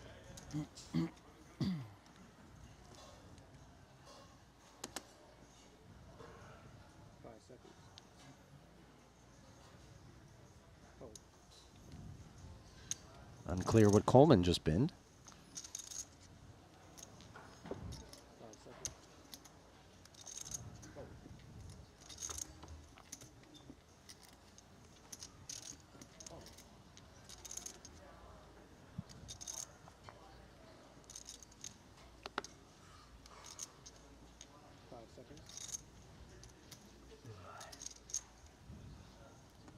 Raise to 100,000.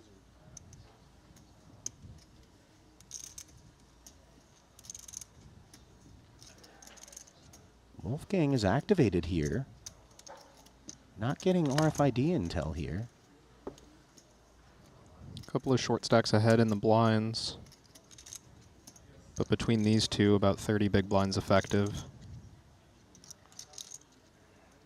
So we would expect Vainas to call with some relatively strong hands in the cutoff to go along with the more marginal ones.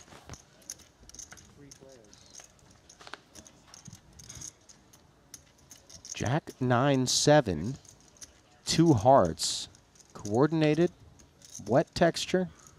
Yeah, this looks all over Vainas.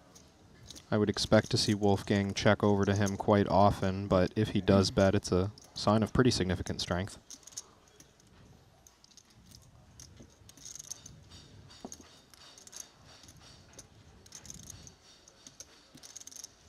And these are spots where you expect the in-position player to take a stab pretty frequently. If John Ander did miss this flop, he would want to represent it. If he's got a hand like Ace-9 suited or pocket eights, he might want to protect those hands as well. So Wolfgang did slip it over to Vainas, who you suspected is the one smashing this board texture, especially given that Hajiev in the big was taking a price with a wider variety of hands. He does end up firing 100,000. Wolfgang hangs in there. Two-toned with a 4-liner now after this 8 of diamonds rolls off. Not to discount the possibility that Wolfgang could have a big hand here as well. Even check calling could be as strong as a top pair on the flop, and there's a number of hands that improved on this 8.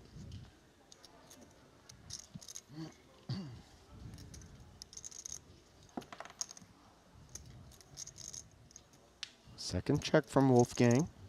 Vainas Absent a 10, I would imagine, would be well served to check back. We do sometimes see hands like if he had Jack 9 suited, pocket 7s, pocket 8s, maybe a small second barrel. Well, he does check back, and now the front door flush comes home. Second straight available, although 6x feels like it isn't hanging around in this spot. Yeah, if I'm in Wolfgang's position here, I'm ranging John Ander on a number of one-pair hands, maybe a turned 8, maybe a flopped jack. There's a small number of better hands, but if he did have a flush draw on the turn, I'd expect him to bluff it. So it does go check on turn and river, and Baenas shows. Was that ace jack? I think. Oh, actually, I was mistaken. I thought Wolfgang turned his hand over. Yep, it's jack. Straightforward. Much like our advice that you pay a visit to the folks over at Club WPT Gold, as online poker is back in America. And they are opening their doors to all eligible players in the U.S., packed with nonstop action from ring games to MTTs and massive guarantees. Sign up today at Club WPT Gold. No purchase necessary. Void where prohibited.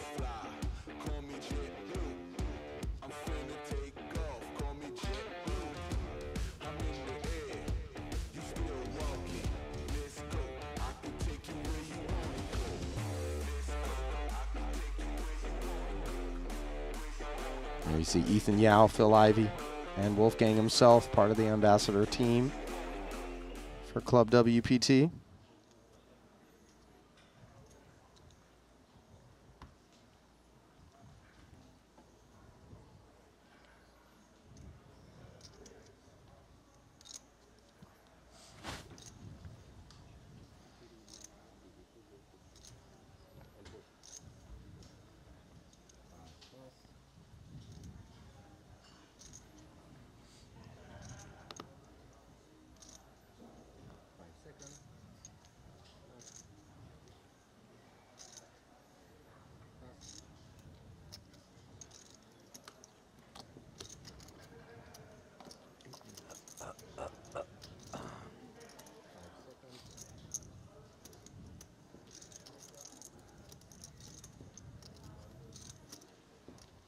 Ace-Jack suited, Osmus.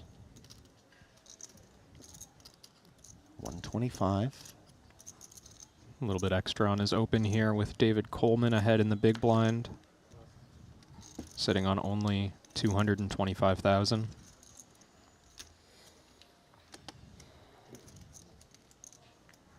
Coleman, a tough customer, by the way. A really impressive resume that he put together in a hurry. Kevin, as he kind of took Vegas by storm when he started playing some of the high roller series there. Yeah, Coleman not only a very strong player, but a high volume player. Feels like he shows up to everything. 150. Thanks. Osmus asking for a count, 150 back after Coleman defends. This is a big commitment from him, but obviously investments in the form of the big blind and big blind ante did motivate. And how about this spot? Coleman thinks he's live to spades, and instead a soul-crushing ace-jack of spades awaits him. And Coleman, you know, still thinking through his decisions. These three big blinds aren't a throwaway for him. He wants to make the right move. Should we lead out and try and make better queen high fold? I doubt we get king or ace high to fold for this little. He does decide to open lead. All in. And Osmus is like, wait, what? I've got the deck. What are you jamming with?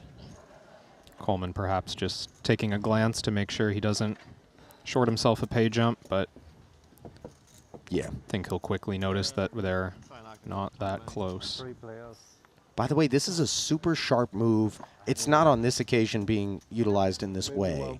We're 3 players away, as was just noted from a pay ladder. But Coleman, by not open jamming entirely, provides himself the option to burn a little bit of time. That's a scam. He needs a Three. red queen. Claims of a scam here is Coleman. Just needs a queen. Or 5. How did what? Or 3 and a 4 spades. Straight Coleman facetiously enjoying to Technically. talk about how unlucky of a player he is after. Ooh, hang on.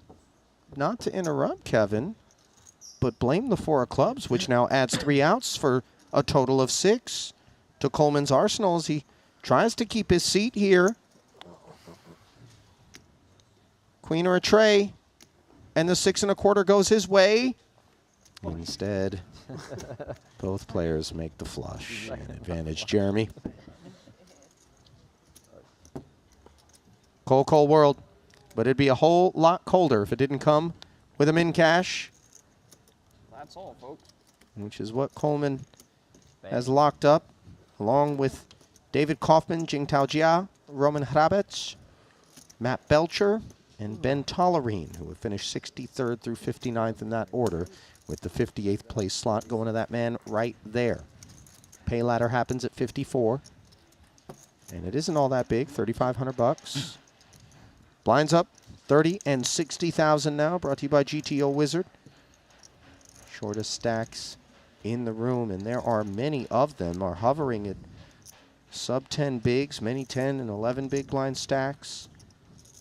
It's a pretty thin affair toward the lower half of the chip counts.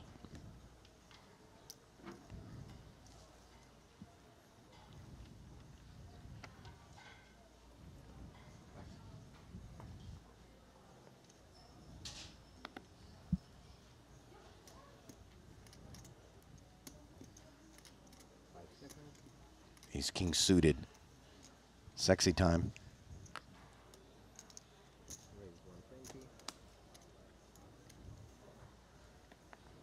Ace deuce suited, and not even a flinch from Vainas. Kevin, Yeah. are you surprised? Just given that that's the hand class that sometimes will convince itself it's better than it is, courtesy of the solvers? I do think it's a reasonable fold, but I always do find it interesting when players get, you know, something on the cusp. They get dealt something that could be used, and you see that really quick release, almost like, no, don't tempt me, not right now. I'd like to get out of this situation.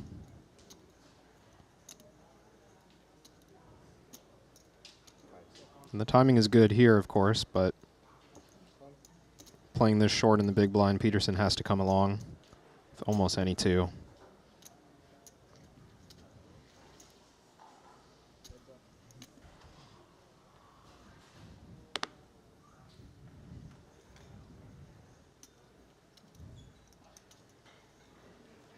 His 10-9, fans on the flop.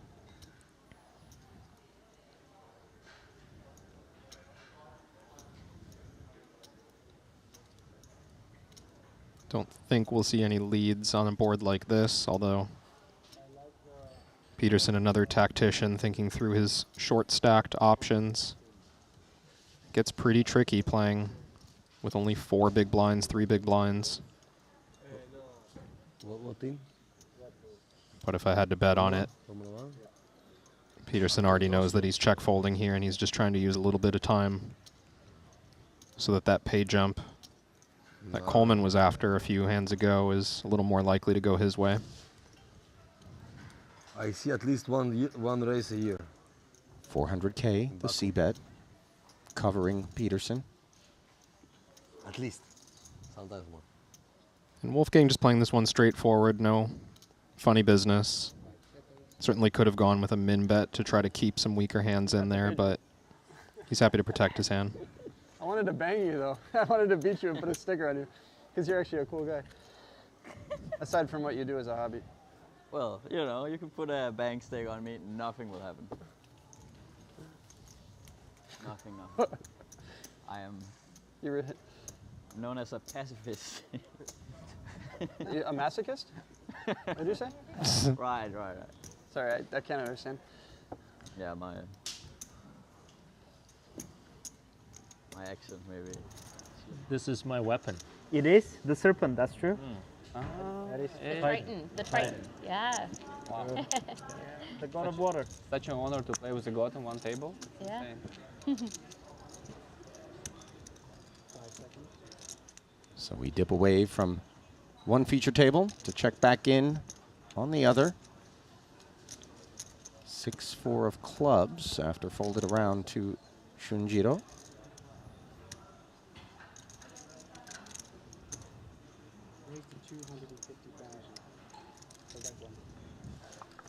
Interesting raise here into the big blind of a covering stack. Not just any player in the big blind as well. Nice to see Kita unafraid to play pots out of position against a great player.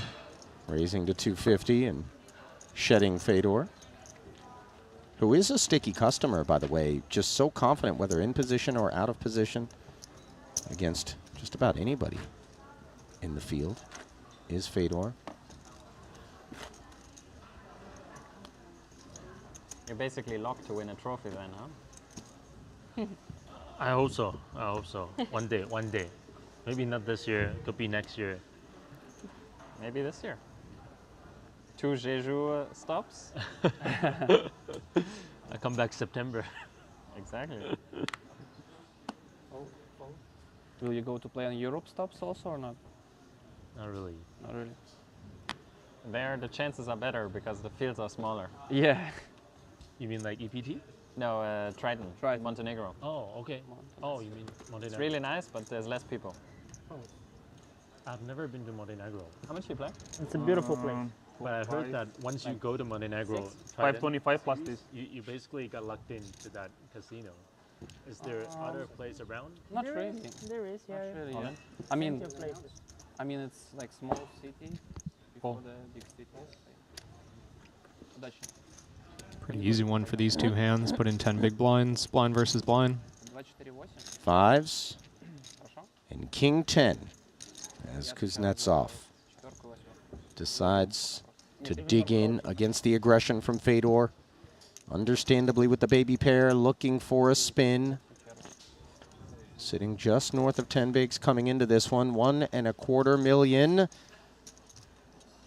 Lists his way, but Holtz, while he didn't connect with a king or a 10, has picked up a gutter.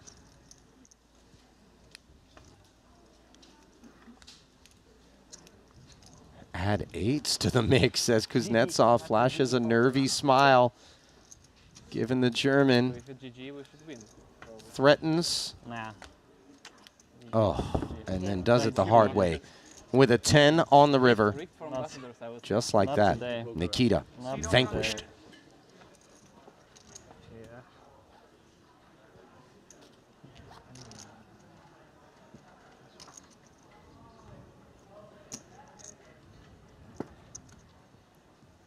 Holtz just continues to work his way up the overall leaderboard. First now in front of Ding Biao and Enrico Kamoshi.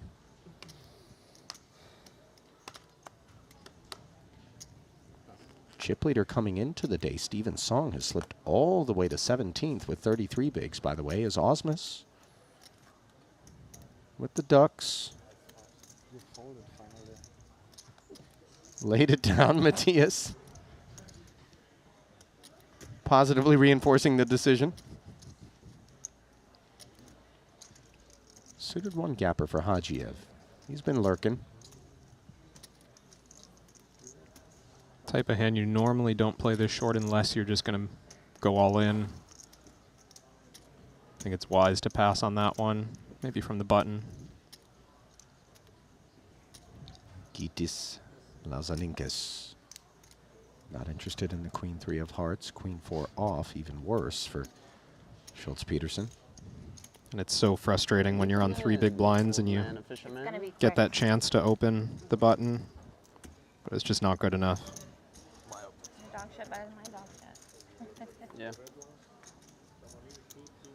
Does everybody have 2 time banks? One. Red one? I have 0. How often do these get back? How often do they get replenished? The red ones, sorry. But you Wolfgang just got him. gets a walk from Ebony and Co. They gave me 2. I think minimum 2. So what was the? I don't know. I know how they're used. So what's your I know how they're your used. day-to-day Don't look know like? Do you grind when they're tournaments given for? So he said the next one we get at or 16, but they do you just do gave more some content already. stuff, or what's the I don't living know. I just don't think about it.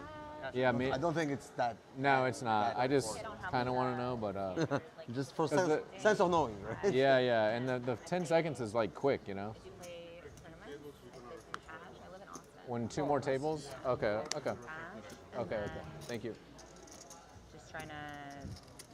But it's definitely. Macias' stack is perched atop an I8. Yeah, it's fast. It's much better. And I don't know that Me personally, Department of Transportation rules about loading cargo are being adhered to. Yeah, so it evens the field for But you. Yeah. I mean, I know I have to. Nevertheless, engine started, Yeah. and No, the it's car good. creeps It's a past the great betting thing. line. People like something like don't mind story. I know, like. Yeah. 385K on the It's roof, and Bad part Lazaninkis of the game. avoids ace-10. I'm surprised to see him get away from that one. I was about to call that we were going to see Lazanikas put his chips in. Yeah, I thought so too. How about Ebony Kenny on the button with King-Queen suited? Well, how much is the car worth? About $1 So with as many chips as she's playing, I'm expecting to see just a call. No need to isolate when the open is this big. Players behind are already discouraged from calling anything weak. And if Vainas or Wolfgang were to wake up with something, she could get away. So one customer for Ibinger, as he doesn't make things a mystery this time, spreads his hand.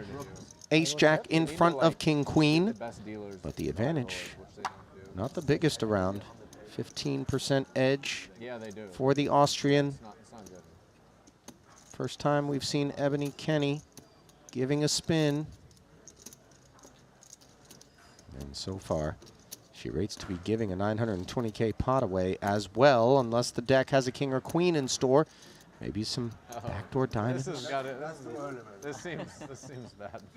I don't like this. I don't like this. Matthias put the car in reverse and pulled it back. Boys pointing out it ain't over yet. Still 2 to come. The turn is safe. Yeah. Will the poker gods frown upon presumption? 385 to this. Oh my goodness, Matthias stating the amount. I gotta say, he did everything that you're always conditioned not to in that spot. Ibinger with his bold counterculture personality showing through. Yeah. No superstition at all. In fact, the opposite. I thought you were gonna say his bold color palette, just given the fluorescent vest. All right. Yeah, he wears his personality as well. Good luck. Well, Osmus's number has been pulled. I don't think anyone is going to be complaining about this. In particular, Vainas, by the way, who will be all alone as the boss stack and no longer has to contend with Jeremy to his left. Unclear whether or not worse will arrive at some point in the vacant seat. But for the time being, the Spaniard will be getting down with that.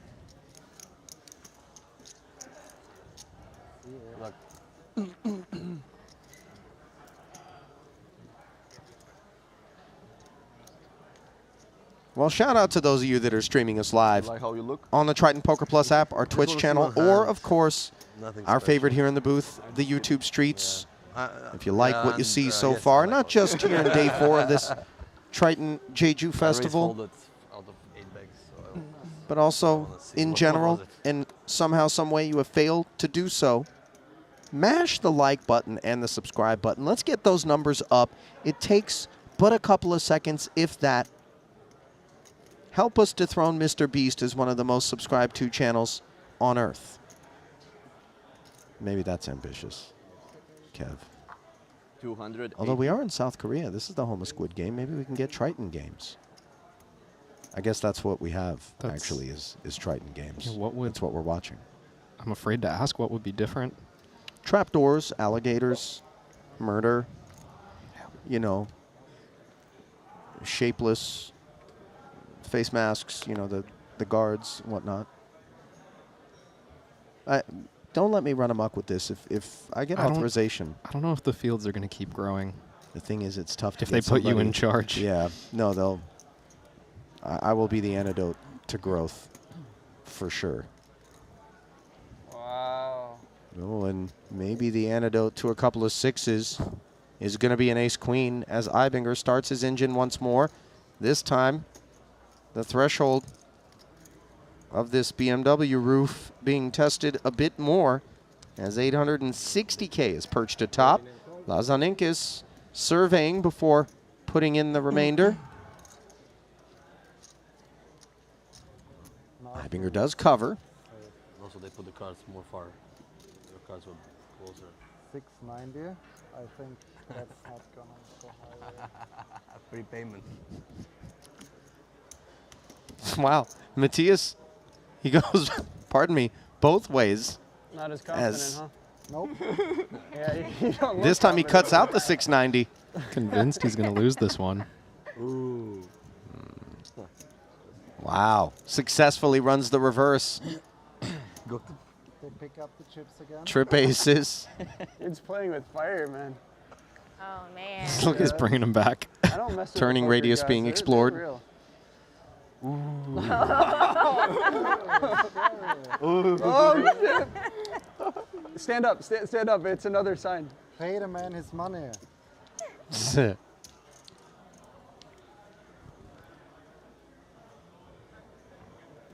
Quads. Bro. For Some aces Ibinger. For the rest of us, brother. Lazaninkis 690? No, you had showered. Oh, And all of a sudden, Matthias, who was lamenting Osmus to his right for the bulk of the day's play, no longer has to contend with him, and now no longer has to suffer They gave it to me as a present. on a paltry stack. So I really As loved that pot and leaves I him said I'm gonna 27 bigs deep and Lucky leaves card protector. Kitis on the outside. Officially, it'll be at a 49th place finish for Only quads. Lazaninkis. The Lithuanian will take home $45,000. By the way, the recipients of the first pay ladder, Greenwood 55th. This was after Stoyan Madangiev and Stevie Chidwick took the last of the 41.5s, along with David Coleman. So Luke Greenwood, Yaroshevsky, the other Lithuanian, Paulius Plazinitis, Kuznetsov, Zhen Chen, Li Yuan, and most recently Gitis, all laying claim to 45K. Still 9 45K payouts remaining, as the next ladder doesn't happen until 39 remain. In the field overall, you can see 48 of 391 on your screen.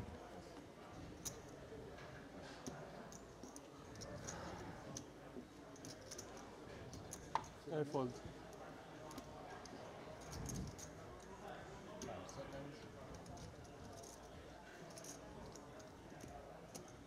Call.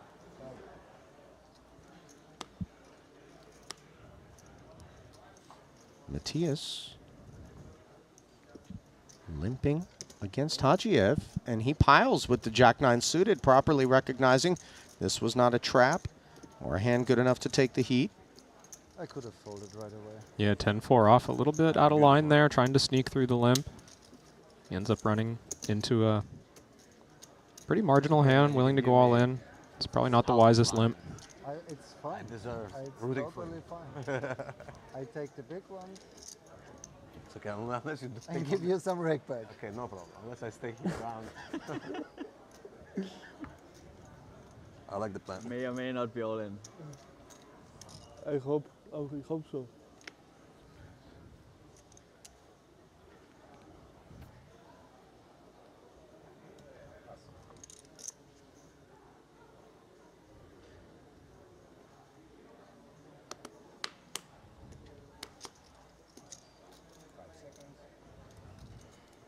Would be a little loose from the hijack, especially with a couple of big stacks to his left. Oh, and it would have been poorly timed. Ibinger all of a sudden catching fire. And now with two extremely short stacks in the big blind and small blind. He does come with a min, trying to tempt either party. Yeah. And this is so rough for Peterson. You pretty much just call with anything. He does still have, is that a single 5K chip behind? Yeah. And Ibinger's bet it dark for him. Hey, Chance. Doşkar salam. Ben anladım. Okey, neyine lazımdı? Yeah, a few. Ace in the window. Oh my God, quad aces twice in an orbit. Jack high is just dust, but of course, Peterson hasn't invested this much to step aside. However, step aside he will. Quad aces 2 hands in a row? Is this what's happening? Drawing dead on the flop. Give me a flush, just for fun. The You're Dane dead, right? Yeah, he said for fun. will Oh, be for fun, okay. the most recent casualty. I'm pretty dead, yes. I'm pretty dead, he says. Yeah. Staying in the chair as long as they allow him to.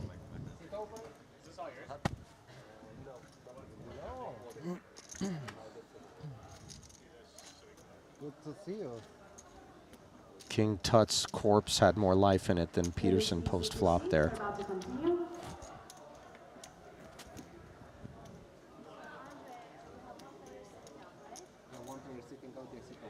That's a well-preserved corpse, by the way. I think. Single big. I don't know, man. There were so many pharaohs. I was in Cairo, and I did, you know, they like hustled me into one of these. Oh, but you need to tour the museum of this. There's like 8 million museums, and I was like, okay. I was like, who's this rotted dude in the gauze over here? Maybe it was him. I don't know. Surely you saw more than one on all those tours, no? Yeah, man. There was all kind. You know, I swear to God, like they could just make those museums with like little gift shop tchotchkes that they make look old. They distress, you know, run over them a few times. Oh, look, we glued together this tea kettle.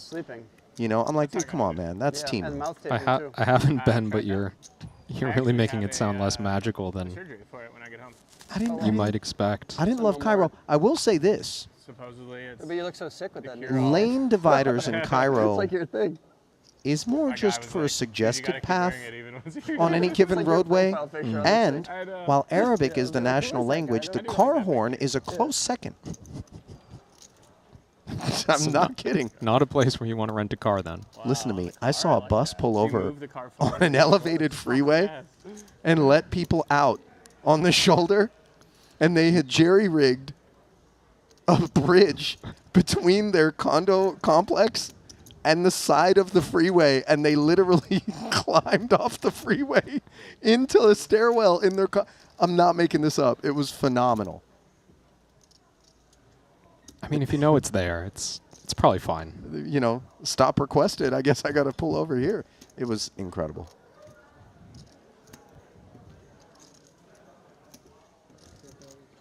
A6.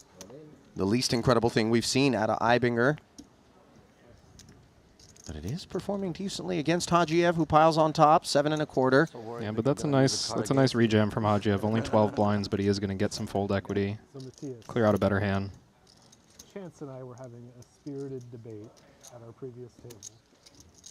I think I want your input. Yeah, Of course I'm right. Of course I'm right.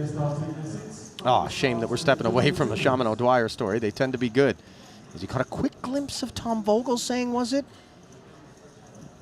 The Dutch delegation has been largely absent of late. A peek now at the next red feature, as Jeremy's going to be headed back to the stage. This is where we sent him not long ago.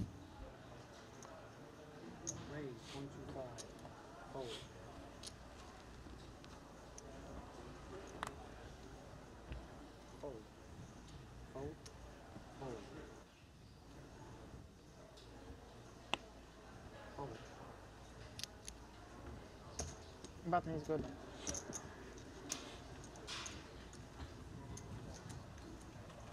Pocket fives for Kita. Raise and take.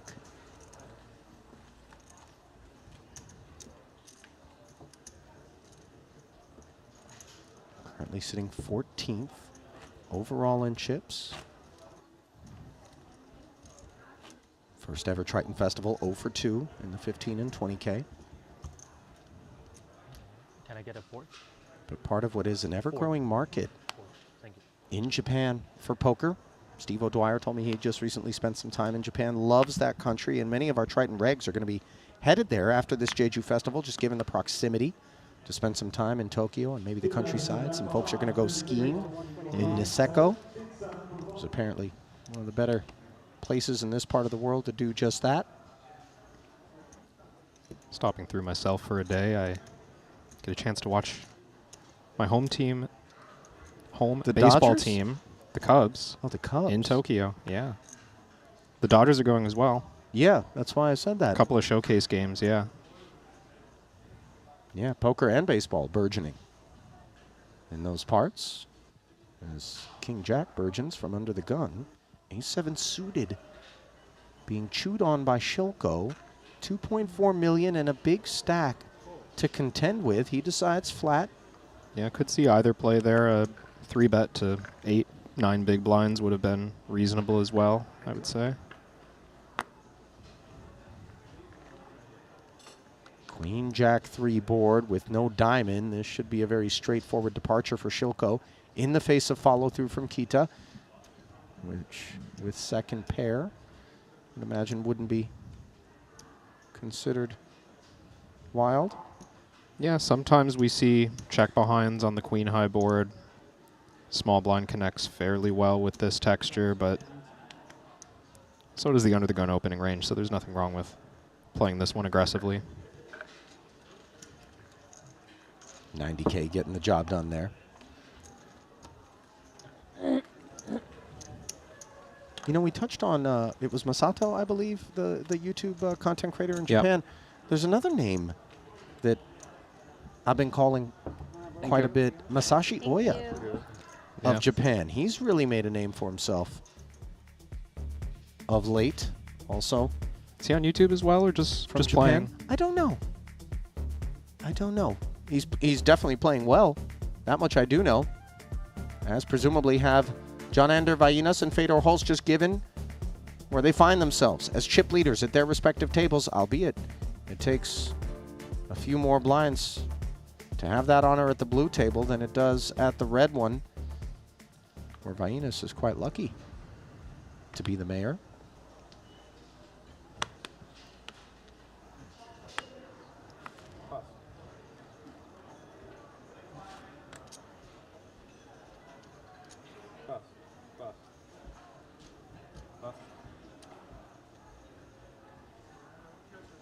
Thank you.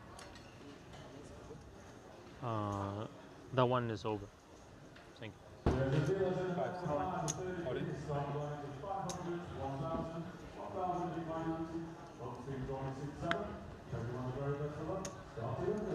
Kulev, King, Queen of Hearts, taking his final 230.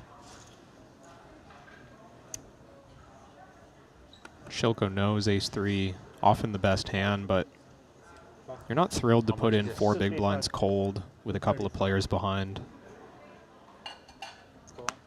King, Queen, though, quite a bit better. Poseidon goes with just flat, which might encourage the big blind to come along. 4 big blinds is kind of awkward. If he wanted to isolate, it'd have to go up to 7.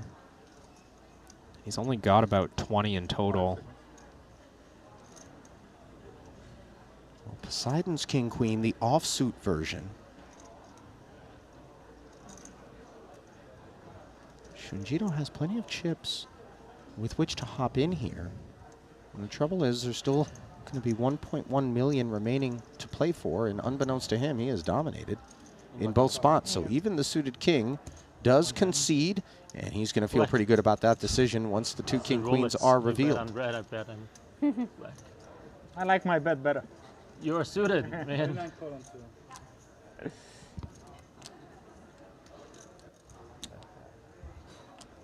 Black, black, black, black, black. That's fair. That's fair. That's pretty fair. Ask and you shall receive. Poseidon calling for black, If it finds become a clubs backdoor on the flush, flop. It has become unfair right now. Yeah. And the turn. As Kulev goes from thinking things are fair to they are unfair. Ooh. Ooh la la. And now Good luck. they've gotten brutal. What's As your name? Poseidon, Alex. Alex. Alex 2? I'm Alex. Alex 1, Alex 2, Yes, and yeah. Alex 3. That's how we rank. So many Alexes. It's a good name. Showered in poker. Yes. Apparently the Alex is being ranked by their finish position in this tournament. Foxen number 3, Kulev number 2, and Shilko surviving as the number 1 Alex.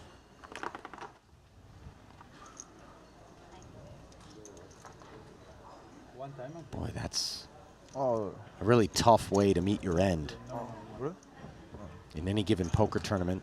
The most famous example of that, Kerry Katz and Connor Drynan in the $1 million one drop, both with pocket aces. Yeah. First action. Okay. Afterwards, you have more time. I can never remember who won the pot. Was it Kerry or was it Connor? Okay. All I know is one of those aces made a flush. And producer James quickly stepping in to advise it was Kerry Katz.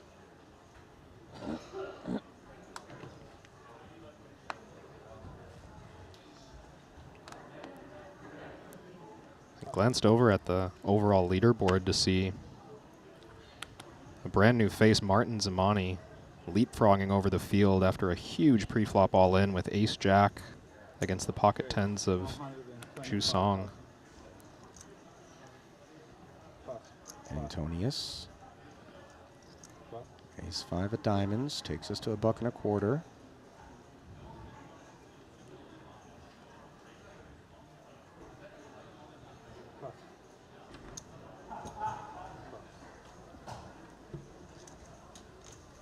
No takers. That pot leaving Zamani with just shy of 6 million, 100 big blinds. And Song, who came in number 2 to start the day, is out in 46th.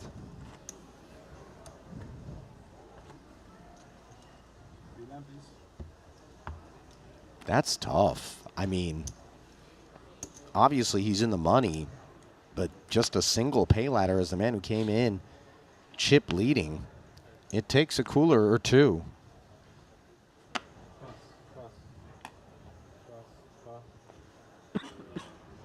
What a stark contrast See how much you play, so your state of mind is as you're walking to the payout desk, having been eliminated, versus the one that you bring forward before the first hand is dealt on the day. It's something you wouldn't be blamed for, just envisioning, you know, hoisting the trophy, yeah, being the eventual winner this evening. Those are the spots where I maybe, you know, skip the next event and maybe get off the resort for a few hours, because you just know that when you come in chip lead, crash and burn, fall out for a min cash, you're just gonna, just feels like you're destined to lose 4 bullets in the next event. You know? Like a spewy setup. Yeah. Issam Fayyad books a date with an ace-10 deuce flop. Kita, the aggressor from the button, who made it 125, has himself backdoor hearts, the Broadway gutter, and the option to rep the ace. Yeah, no surprise to see aggression on the 2 Broadway flop from the pre-flop raiser.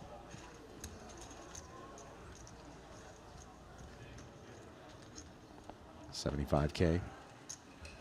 Ends matters.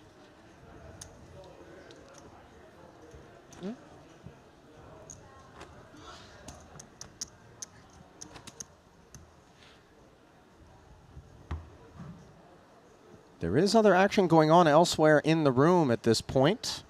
Afternoon start for the 30K. So those that do bust out don't need to wait long to get their feet wet once more. Late reg will be available for multiple levels. 120,000.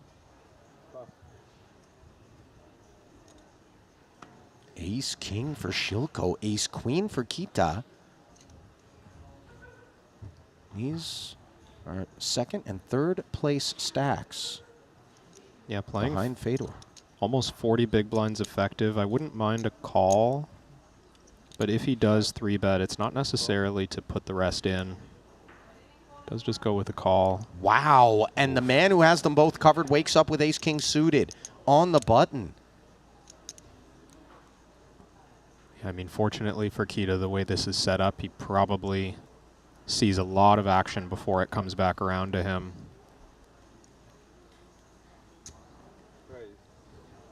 Well, there's the first dose.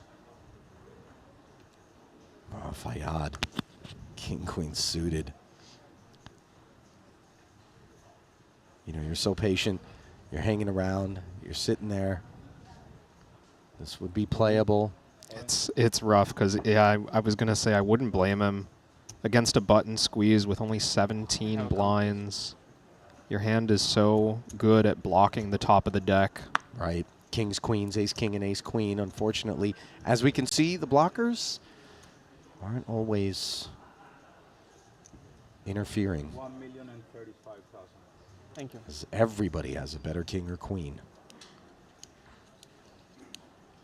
Yeah, I mean, we're going to likely see Shilko put it in here, and Fedor might stop to wonder if he even has the best hand. Can Fayad fold that king, queen suited with raise flat 3-bet from these big stacks that could be jockeying against one another, especially late open, flat, and then, you know, chip leader 3-bet from the button? He could. It's not automatic, but I do like the play. It's the more likely outcome that when you get it in against Fedor heads up, you're sometimes going to see bluffs and actually have really good equity in a huge pot. This is a low risk part of the tournament.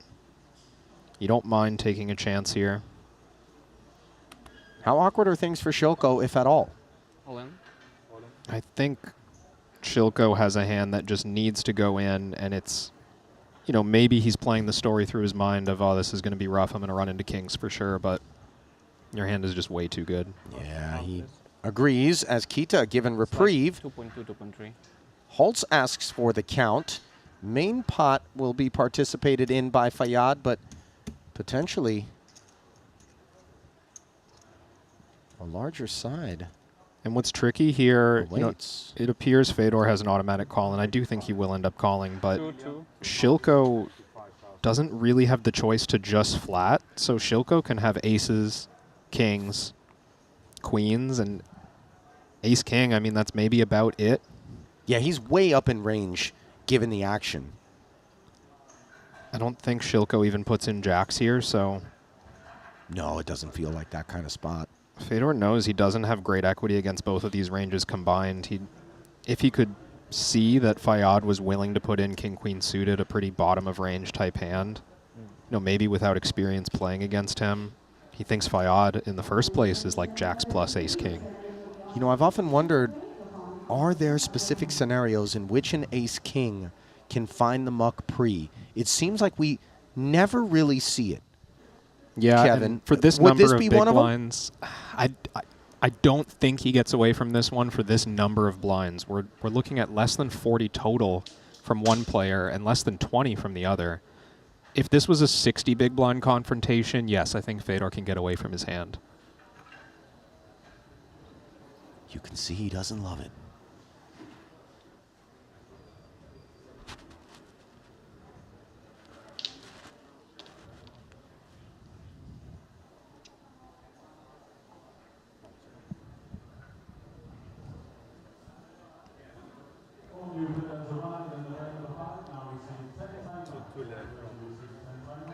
And you can see Fedor checking in on how many time banks have expired. That circular one in front of him worth 5 extensions. Boy, it isn't all that often that you see Fedor flustered. He has such command of craft. He normally knows exactly what he wants to do. And I don't think we're seeing him flustered. I think this is just a legitimately complicated spot. 3 ways, previously 4 ways, with a significant amount of action. There's no straightforward back of the envelope way to calculate this.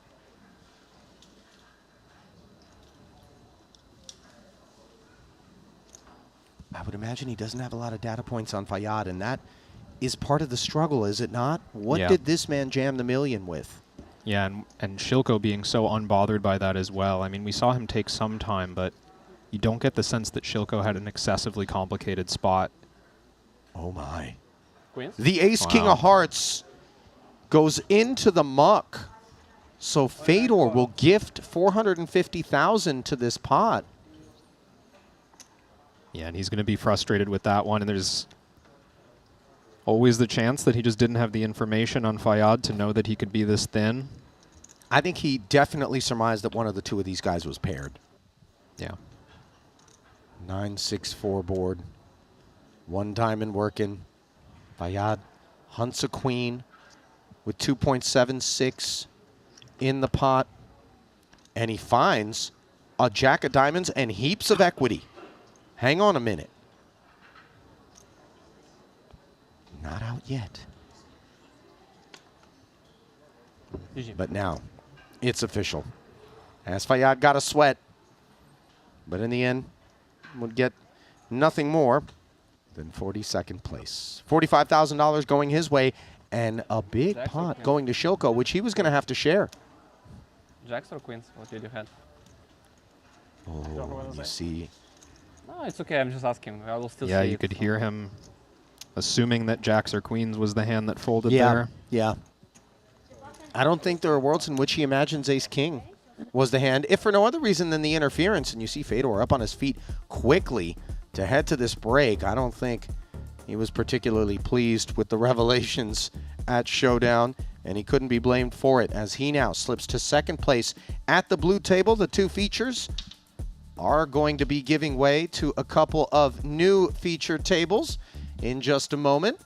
As we're bringing you back to the desk, Ali and Kevin with you to wrap up this first frame, moments away from a break of about 10 minutes. But as we go that direction, per usual, I turn to you for highlights. I would imagine that hand there was the one of the frame, was it not? I mean, how can we not talk about that hand? Fedor Holtz among the leaders to start that hand, and maybe a factor in why he gets away from that pot.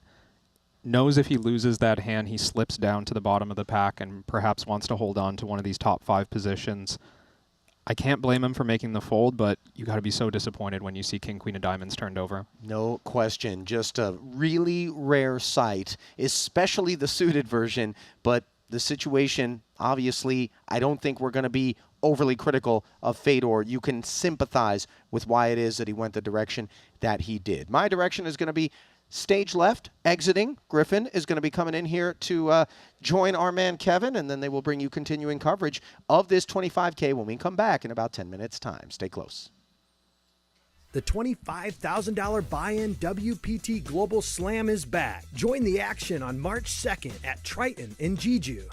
This time, for the first time ever, our players could buy into the WPT Global Slam with passport dollars. Don't miss your opportunity to qualify for future Triton and World Poker Tour events. Download WPT Global with code Jeju and get a 100% deposit match up to $1,500. Sign up today and join the action.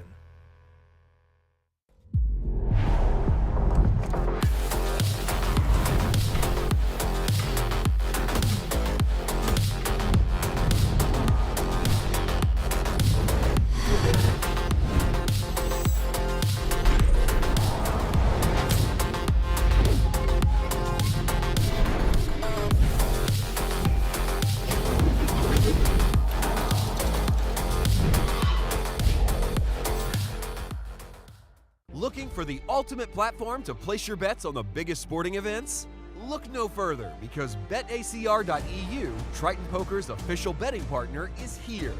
Whether it's the thrill of soccer, the intensity of football, or the fast-paced action of basketball, BetACR.eu covers it all. With real-time updates and competitive odds, you're always ahead of the game. BetACR.eu also offers exclusive poker events that you won't find anywhere else. Test your skills and make every hand count. With over 20 years of poker excellence, the World Poker Tour brings you WPT Global. With millions in guaranteed prize pool every month. 24/7 monitoring system developed by the world's best security expert to combat cheating and collusion. Largest online poker platform available in over 60 countries. Endorsed by poker's biggest names. Join the largest community of players. Now on WPT Global. Trusted online poker is back in the U.S. with the launch of Club WPT Gold. Play sweepstakes poker in daily ring games and tournaments against your favorite WPT ambassadors. At Club WPT Gold, you play with 2 virtual currencies, gold coins for fun and sweeps coins, which can be redeemed for real prizes. Get sweeps coins for free with gold coin purchases, daily login rewards, and giveaways. Join now and get in on the action.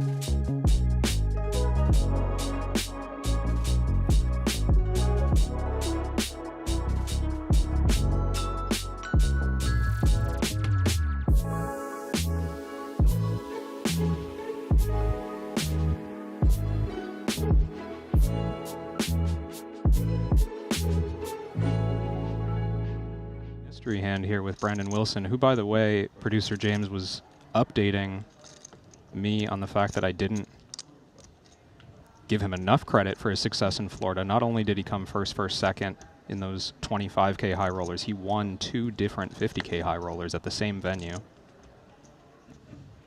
I'll tell you what, if you want to raise eyebrows in the poker community and do it in a hurry, put together that body of work. Meanwhile, Shilko is going to go to work presumably with this ace-queen in the small blind. He does cover Brandon. Tricky spot. Normally, we lean on pre-flop aggression as we get towards the bubble. But ace-queen just right in that marginal category where an under-the-gun open is probably never going to put in the stacks behind with a worse hand than ace-queen. And Shilko covers by a little bit, so he's not going to be under massive post-flop pressure here. King 8-4. Shilko continuing to be passive. And it is a king-high board, which usually favors the pre-flop raiser, but this small blind flat, Wilson will recognize is rarely a marginal hand, certainly not a weak hand. So if we see aggression here, I wouldn't take it for granted that he's got just any old weak hand. 55K the follow-through from Wilson. Unclear what he's got as things continue to take shape and you have more data points. Weigh in, chat. Let us know what you think he's got. I think it would be a little premature for the time being.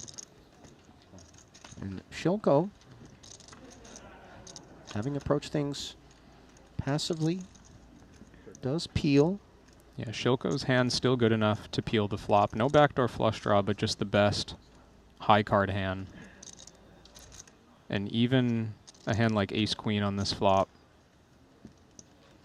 has chances to improve to something pretty strong. This queen is, no, it's a good improvement, but you prefer the ace, obviously. If we're faced with too much aggression, this is not a thrilling hand. It's just a solid one.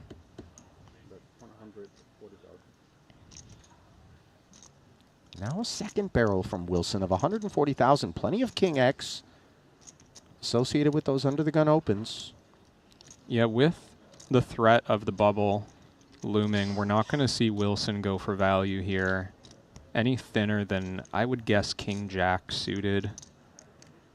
Even though he's sized down, certainly maybe he could sneak in a King-9, King-10 with the intention of checking behind the river, but I think he sizes down. Ooh, this is an interesting... Oh, and he checks pretty quickly. I would have liked to see Shilko take a little time there to think about what this card means, because this is no straightforward check, in my opinion. In terms of Shilko or in terms of Wilson's perceptions? Well, from both sides, I mean, I think Wilson has to be able to pick up a little bit of information from the fact that Shilko wasn't interested in leading this river. It should be a good card for the small blind. Oh my goodness. Wilson rips it. I don't know that we've come this far for Shilko to step aside, but obviously he unblocks the diamonds which have arrived. Are we just too up in range here? That's how it feels from my point of view. So a couple of things going on. I mean, Wilson not deterred by the queen. Shilko shouldn't have a queen very often at all here. He check called the flop. How does he have a queen in his hand when he can't have the queen of diamonds? He has to have ace-queen. So Wilson not expecting Shilko to have a hand this strong often at all. The only hand Wilson would be worried about, I think, is an ace-high flush on average. So if I'm Wilson and I'm holding the ace of diamonds, I'm thrilled to be all in as a bluff here. Can I have a count? Certainly not. Now, notably, Shilko does cover. I believe at the onset I had mentioned Wilson being the covering stack, but as you can see, by 65,000, 75 rather, Shilko has a nose in front, so he can be wrong and survive, but obviously a couple of bigs is not where you'd want to find yourself, and he does not look entirely convinced that trip queens is good here. What's the bottom end of value for Brandon Wilson? Is it anything that falls to trip queens, you think? I think there's a chance Wilson has the same hand. I think that might be the weakest hand he goes for value with in this situation. Oh, my goodness. It was not the same hand. It was far from, as Wilson went ham with an ace-10 as Shilko dug in. And that means that Brandon Wilson will not be repeating the feats of South Florida. Yeah, can't blame him for bluffing, especially with that combo. It's very tempting. If Shilko just has a king, he's in a really difficult spot, probably finds a lot of folds. Open table 2. Well, the good news for Wilson is there's plenty more events. Ramin Hajiev of Azerbaijan up front.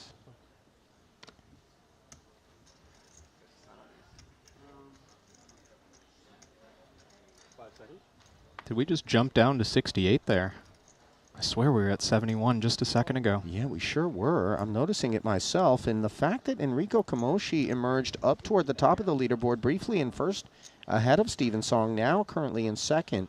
I suspect he was involved in whatever the procedure was. Zhu Haobo, Nariman Yakmai, and Yu Zhangyu all met their maker. As you get a peek at Ebony Kenny, who rejoins us here. Believe the last time I remember seeing her at Triton was in North Cyprus, efforting through the app. Actually, she was, yeah, it was North Cyprus 2022. She did have a 5th place finish in a 200K buy-in for $1.7 million. That was a career highlight for her. Nice to see her back in the streets. Nice to see a couple of 9s if you're Kita-san. Makes it 80,000. And Jeremy Osmus says, not so fast. Ace, jack, small blind, ripcord. Yeah, this is good use of a big stack on the bubble. I don't know how Kita's going to respond when it gets back to him. Eibinger probably wishing that Osmus had chosen flat, the other pretty reasonable option with ace, jack. Yeah. Oh, and Kita's pretty quickly going to put it in with 9s, 20 big blinds. And look. He's like, oh, he's a criminal? He's going to call me. I have king, queen suited, I wake up and you take my spot. It's criminal. Ace Jack. jack. That's not a criminal hand, ace jack.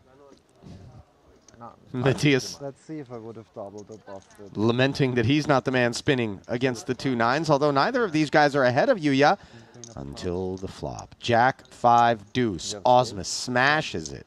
Your hand. Oh, the clubs. Yeah. That hand hasn't been working out very good. Top 2 for good measure as Yuya Kita be happy that I got out of the cooler needs a 9. And unlike yesterday's final table where it was a 9 that undid Mosbach and catapulted Mr. Fu to glory, Kita-san cannot find pre-flop hand selection being softened.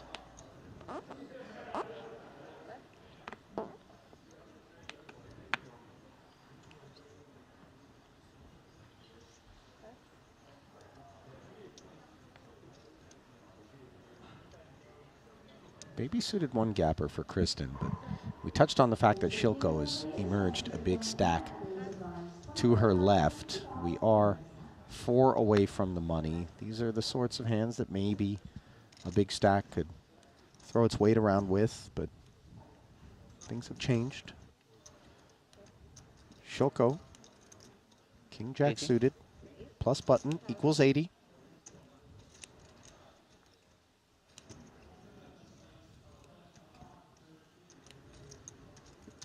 Going 80, if I'm not mistaken. The players behind only sitting on 8 and 7 big blinds respectively.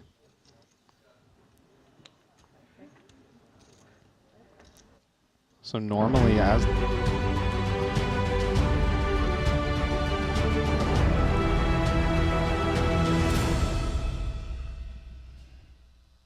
Hello, everyone, and welcome back to continuing coverage of the Triton Jeju 2025. We're watching the 25K. I'm Griffin. He's Kevin. And it's getting down here. We're about, what, 40 players left. And you've seen some exciting action so far, Kev?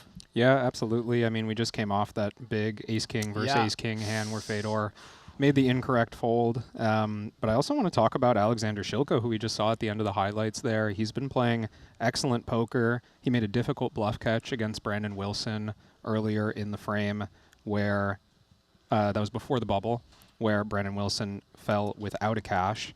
But he's continued to chip up at the feature table we were watching before. No longer going to be on screen as we move to these new tables, though.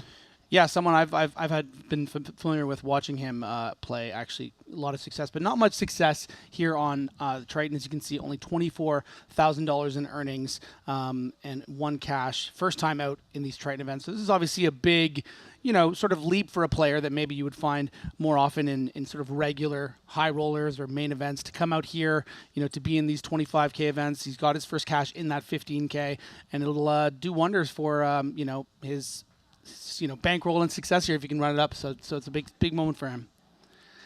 You look at the rest of the field. We got to talk about Ding Biao. I mean, one of my favorite players to watch here on Triton. We got Martin Zamani. Madman. Love watching him play. He's really, really, really fun. A lot of familiar faces. Feder Holtz. Obviously, we just saw that big fold. Cale Burns. As we look at the feature tables here, Danny Tang lurking there. I mean, he always finds a way to do it, doesn't he? He's either at the top of the leaderboard or he's lurking. He's in the money. So keep an eye on Danny Tang there on the other table. So yeah, let's get into the action. 25K, about 40 players remaining.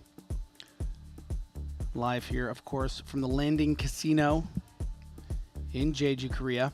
Looking like Steven Song and Brock Wilson, a couple of pals from back in the States, Yeah. seated next to each other here with just 41 left. Zamani also hailing from the US of A. Jeremy Osmus, another American in the field, so about 4 US players, I think. So our previous feature table there. Pardon me, much more than 4. Dan Smith as well is in 21st. Yeah, it was a row of familiar high Chance roller Cornuth players there. Mateo and Phil Ivey. Ivey. Just 6 big blinds for Phil, though. As we do get a look at the chip counts here between the red and blue feature tables, James Hopkins is technically chip leader of that red table, but just with 42 big blinds, all the way down to Simcock Wei with just 6 big blinds, 460,000. But the big boy, Ding Biao, one of the most exciting players on the Triton Tour, a significant chip lead, not just on his feature, but overall quite a bit more chips than everyone else. Yeah, always curious at this stage of the tournament how someone's going to handle a stack like that, because it's easy to count your chickens a bit early and act like you can play the table captain. Before we get to Ding Biao, though. Yeah, Saliba, another emergent force in these Tritons, the American delegation. Oh, wow. Yeah, and not the easiest spot here for Danny Tang. I mean, I think we're going to see a 3-way all-in here. It's yeah. only 15 big blinds from the cutoff from Saliba, hijack open from Paulius. No reason to think these ranges are as strong as they look. Yeah, I mean, Paulius could be opening, ace-9 suited, and Saliba could be shoving king-queen. I mean, this is, and you're sitting there with ace-queen, you think, I'm probably going to dominate one of the ranges I get in with here.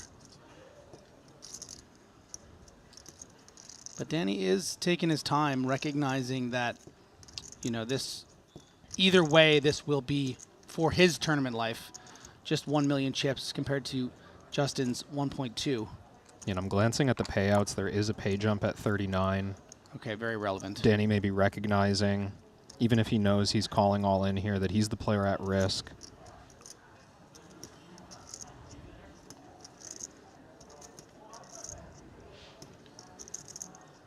Yeah, and Paulius just licking his lips as the chips do go in. Danny hates can't to see believe that. it, yeah. I just need to hit 1. Yeah, actually, Danny, all things considered, taking it pretty well. Someone who... I really am optimistic. Anybody fold the heart? With the level of success Danny Tang has had on the Triton Tour, maybe He did? optimism in these Really? events comes easy to him. No. I didn't even notice that both of Did anyone Danny's fold suits an are ace? live. Wow. Other two players having only spades Just and don't put a diamonds. king out there and do whatever you want. My suits are covered. No king and do whatever you want. I'm as far dead as you can get here. Straight on the board. But then Yeah, observation from No, he Saliba. had I mean, it. he just has one out here. I hope he's trolling. Bad start I believe I'm for dead. the two gentlemen behind. Yeah. I really am feeling ace of club. I really am. I'll take ace of spade. Ooh la la. Here we go. Spade. Now those kings working in Danny just Tang's kidding. favor I really am feeling ace of club. would give him Broadway.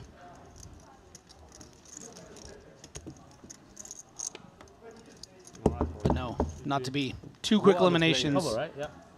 How much did you have? Do we A lot of split the play. payout? I had an amazing break. I mean, there's no jump. I have 2 Oh, million. There is a jump. We're There right is on a a jump. jump. Yeah. Yeah, discussing there if the two of them eliminated will split the pay jump, or if it matters who has more chips. So what happens now? I don't know. I think we're out. I think they normally do it as a split. Out, but that I know.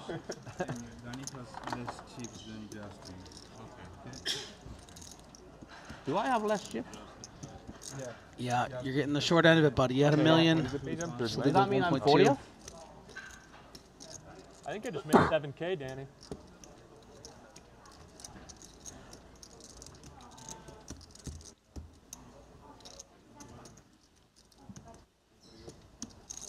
Why am I still sat here? I'm just enjoying it. Good luck, guys. Good luck, good luck. Probably another event that he can jump into. Now you have plenty to double me up.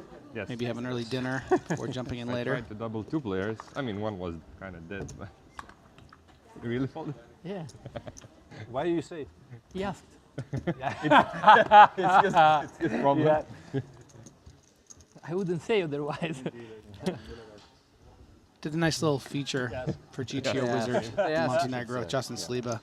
Seemed like a real pleasant, I wouldn't ask. pleasant man. Hope is better than reality. Yeah, great player and a hard worker. Yeah.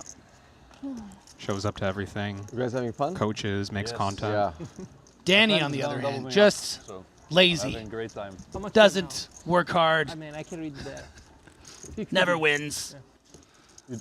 2, 3, 4. There goes Danny Tang. 2 One of the greatest players in Triton. Oh. But One was kind of dead.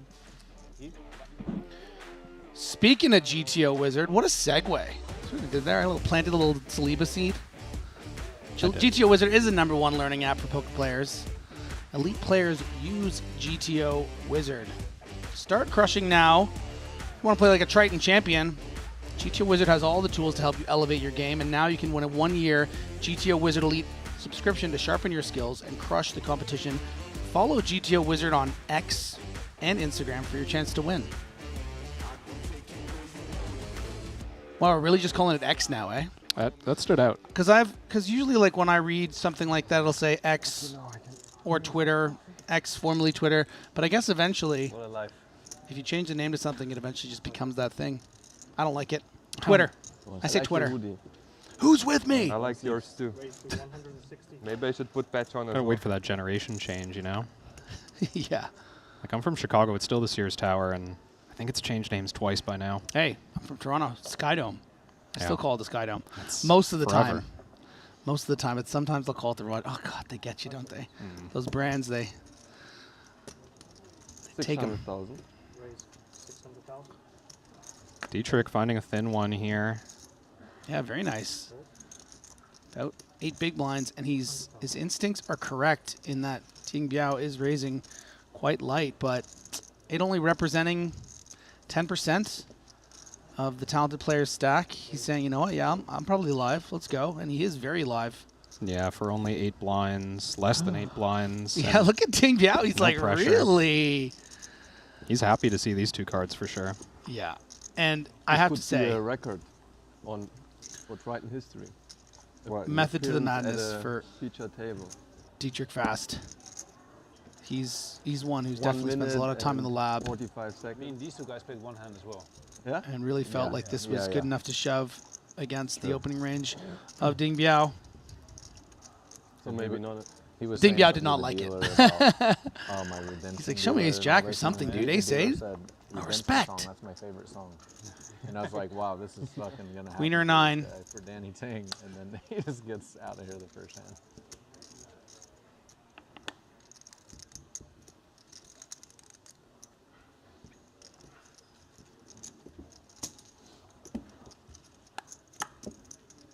No record for you.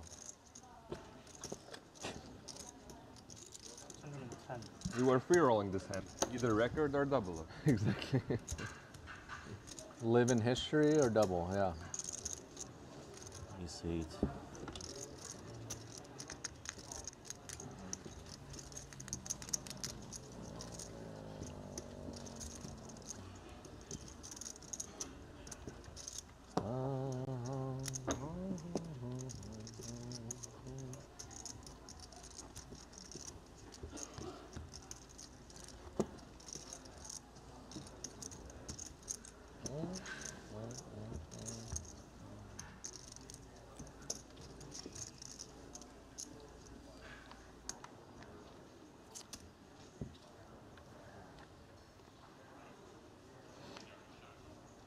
We get 20 seconds now pre-flop.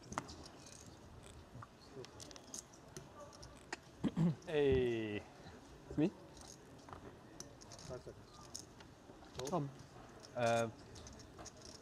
I have 840 behind. No, 840 total. Enrico, who we were teasing at the start of the broadcast, Not counting your finally at the feature. That's 920, 840. Been among the chip leaders since the start of the day. 你也很厉害了，60多名已经 Now looking like about an 30 average 人 stack. 了 Now, for those who might be unfamiliar with Enrico, or just joining the broadcast, tell us a little bit about him. Tell me. Huh? Over Yeah, here? yeah, Me? please. Oh, yeah, I definitely know, but I'd love you, Griffin, to give the story because you seem really excited about it. Second in the 25K, yeah. Absolute character at the table. Brilliant. From Italy. All the Italians are characters. I mean, Mustafa's sort of the king of the Italians in my view book. But, you know, Enrico's a prince. Only 634,000 in Triton earnings, all coming in one cash. That was back in Monte Carlo of last year.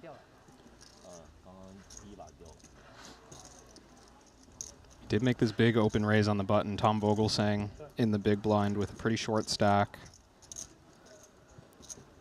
And kind of interesting spot. 1 SPR, you have a pair. You didn't face a lead. Yeah, I think you just stick it in and protect your hand. I like this play from Enrico. Yeah, just so brilliant to fold out. Exact combos like this, right? 2 overs, backdoor spades, backdoor straight draw.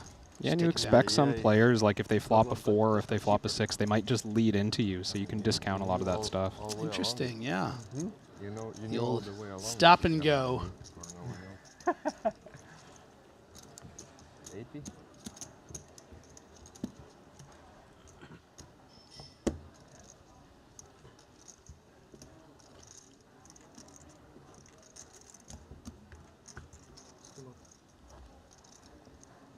I'm preparing for some.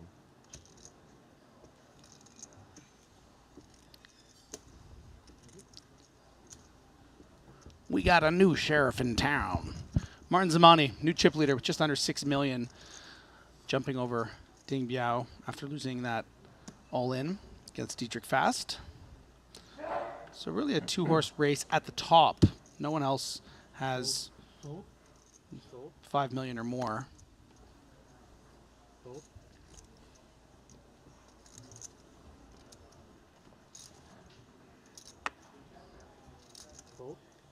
Awesome Osmus.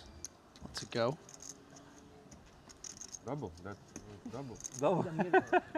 Did he win a World Series Player of the Year one year? I feel like he did. Osmus. I know he's won a Poker Go title, like the Oh, he's done more than that. He has a bunch of bracelets. series too, title. stuff. Yeah. Oh, I see what you're saying. Let me check this. Osmus. World Series I love Player of the asking. Year? I don't think so. I love asking questions like this because the people that really know that are watching right now, they're just like, "You idiot! Of course he didn't, or of course he did." It's a good chance to show us up. Yeah. Show how much more knowledge there is in the chat. Yeah, when I didn't give Gathy his flowers yesterday, I got called out on Twitter. I don't know if you saw that. No, I didn't. Yeah. Yeah, Barry Carter. I did get private messages, though, thanking me for. Oh yeah, nice. 5 seconds. No, I deserved it. Oh. just Belgian unknown really rolled off the tongue, you know? I just like the alliteration. Well, let's see how many bracelets Osmus has at least. We do check in on the other feature table. Speaking of Belgian unknowns. Yeah. Thomas Boyven, probably playing his first ever poker tournament, opens the button.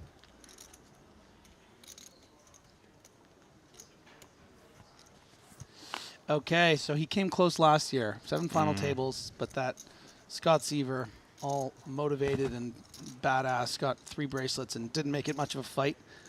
But I remember Osmus was in the conversation. Well, that is familiar now. I remember the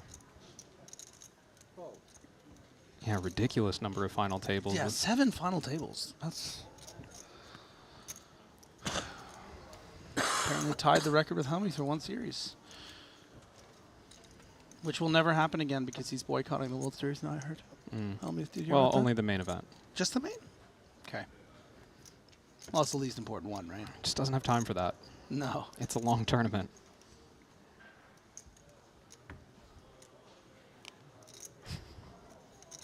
It's impossible to final table that one anyway.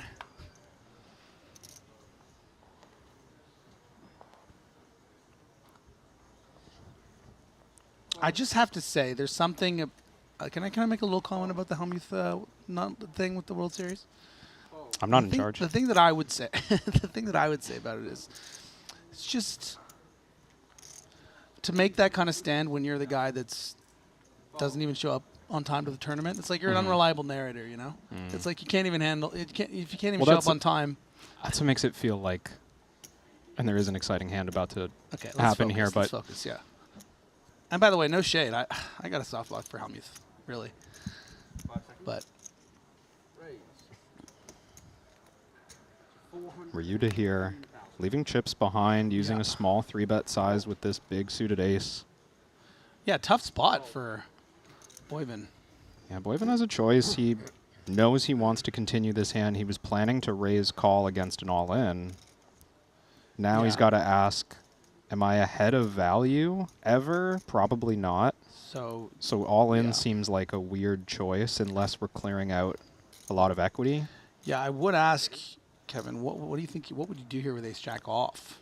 With ace-jack off, we probably go all-in. That one's a little uglier to take a flop with and try to navigate. Yeah, that's what I mean. Is that like it kind of takes out the call with ace-jack. It's a shove or fold, but with the suited properties, we might just feels peel. more call-y, right? Yeah.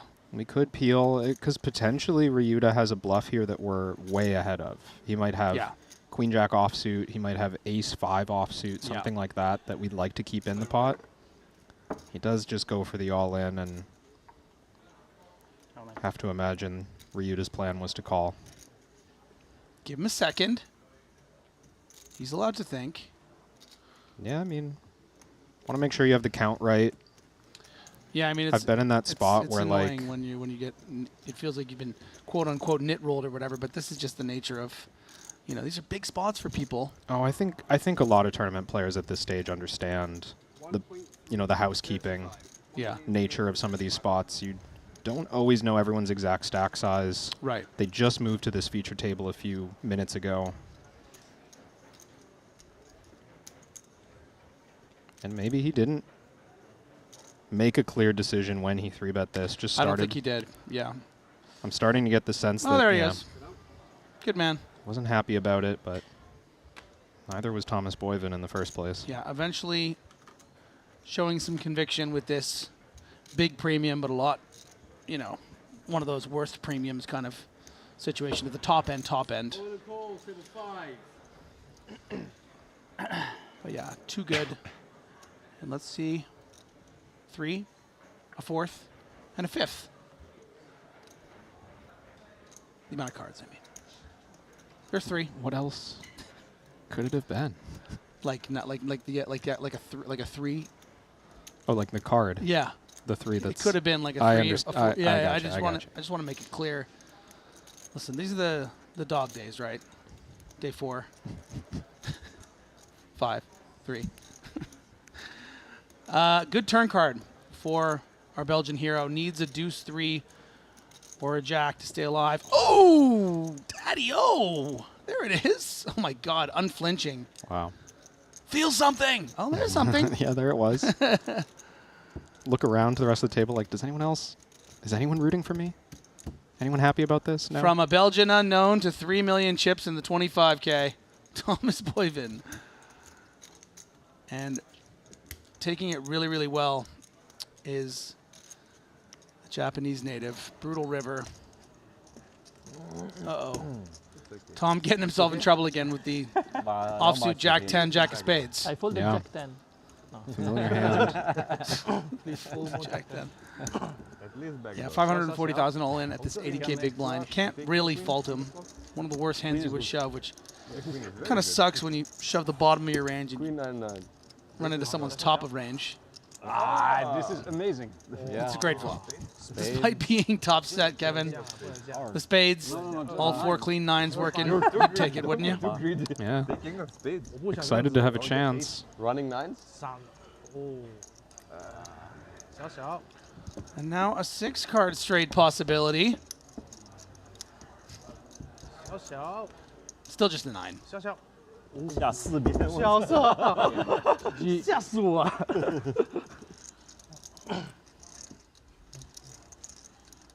Fogelsang exiting in 35th place. We just lost some big heavy hitters, by the way. After Danny Tang and Justin Saliba, we just lost Phil Ivey in 38th, Chance Cornuth in 37th, and Henrik Hacklin in 36th. So, yeah, wow. I will say on average so far in the events, I would say the real superstars of Triton, maybe underperforming a bit more than average. We did see, of course, a second place finish from the likes of Mario Mosbeck. But a couple of Chinese winners, and now you see that these big boys falling.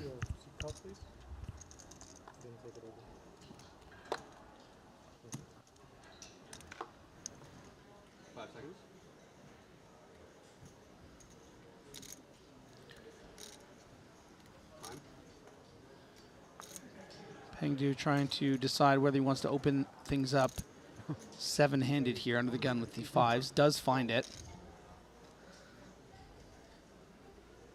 Yeah, not an automatic open from early position. Bit stack size dependent. I mean, I will say the thing that is a bit nice about the stack sizes is you can play it perfectly in a way. Just, you know, obviously get it in against the 5 big blind stack of Ryuta Nakei, but everyone else, it's like, you know, a 14 big blind stack, 18, 27, 27. And I'm a bit surprised to see the 7-6 suited come along a little bit loose from Boyven in the hijack. Yeah, I'm also very surprised by this flat. Not surprised by Quan Zhao Nope. continuing with suited 1-gapper in the big blind.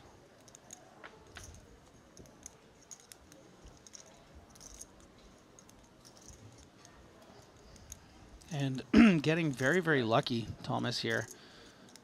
Not just to outflop the aggressor's pocket 5s, but also being pipped by Quan Zhu and just getting there with the 7.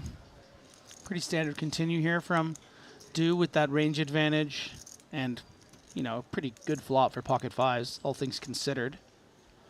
Yeah, it's a weird one. I don't know that Boyven was expecting a continuation bet all that often. There are a lot of opens, just unpaired high cards from Pengdu that will probably give up this flop, so yeah, he's choosing to raise and try to clear equity on the low board. Definitely makes sense if he expects Pengdu to just have an unpaired hand, but he's a bit stronger here, I think. Yeah, I would say that, you know, the inherent problem is this, you kind of need to play this as a raise fold to a shove. And sometimes, oh my God, and he shoves it. Did he say all in? He did, and so he just doesn't believe it. Yeah, but the thing about this raise is that, yeah, it doesn't really make a ton of sense, right? It seems like something, you know, like a 6s or. Yeah, he had no intention of putting that many chips into the pot. Because most of the, and therein lies the problem with that raise, is that, yeah, it might work against the unpaired hands. It probably should work against pocket 5s, but it won't work against the flush draws. Or the overpairs that will put in more chips, and then you've taken away the opportunity for you to improve. And it's remarkable that he actually had 5s there, Kevin. Yeah, I'm quite surprised by that play, and that perhaps speaks to play happening. the unfamiliarity with some of the player Yeah, profiles that's who a are great example. who are here. Yeah. I mean, I've been watching from the booth for 4 days, and I'm still having a hard Figuring time it out, yeah. anticipating what's coming next, right?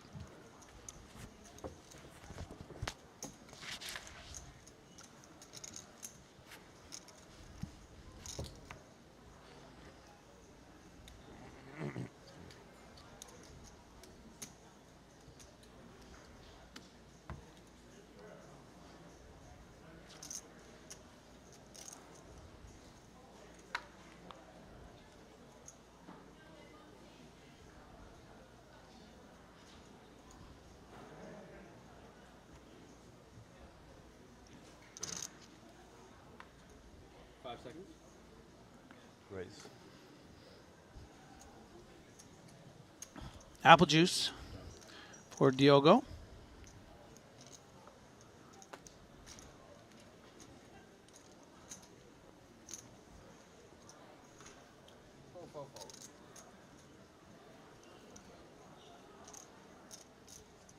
Five's an interesting one for 13 blinds on the button. Goes with fold, not expecting a rejam to get through very often. Do you think it's close between all in and fold?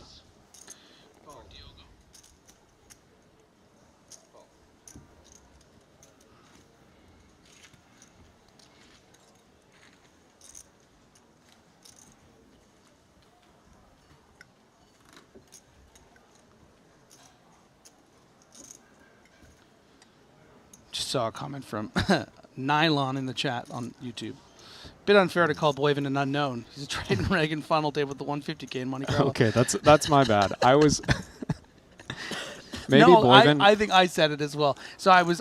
It's, sorry, Nylon. I was making a call back to something else. We know Boyven, who Boyven is. We know he's not an unknown. But I guess that's you got to be careful about. It's the problem with it's the problem with me making that joke about someone who's maybe not the most known. Right. Well-known. Yeah, like in the way that I can joke about Danny Tang Yes. not being a winner, and it's very clear. It's We'll get it right sooner or later. This is just We'll for calibrating, we'll clean guys. it up. Listen, we're adjusting to each other just like these regs are adjusting to all of these incredible Asian poker players. James Hopkins getting active.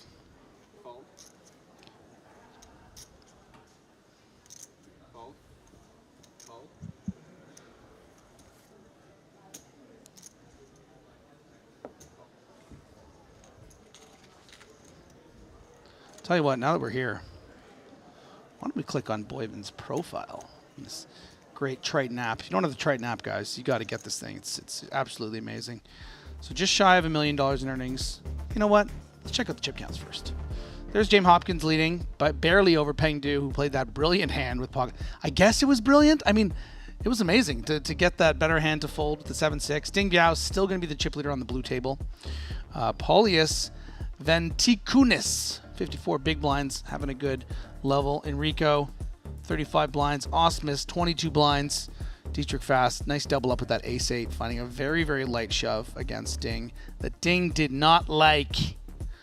So that's a look. We look at also Ryuta at the bottom, just 5 blinds, trying to survive. Got very unlucky against Boyven, that river jack. Gonna find a way, try to find a way to double up, get back in at Kev.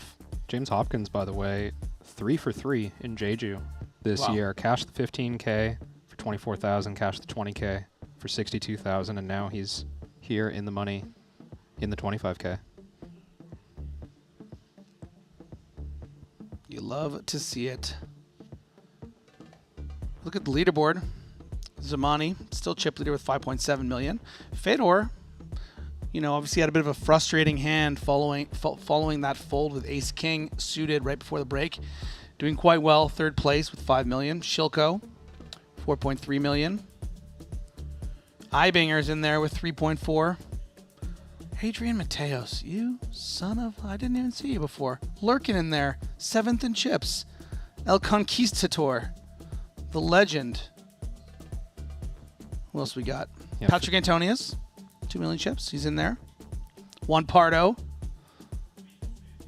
the style of the Malacca. Cale Burns, Dan Smith, Hajayev, Yeah, there's some heavy hitters left in this thing. Steven Song. He's pretty good. And our lone female in the field, Emily Kenny. Female in the field. Woman in the field, pardon me, with $2 million in Triton earnings. Of course, having that incredible score back in Cyprus in 2022 in the 200K Rivet Invitational for $1.7 million.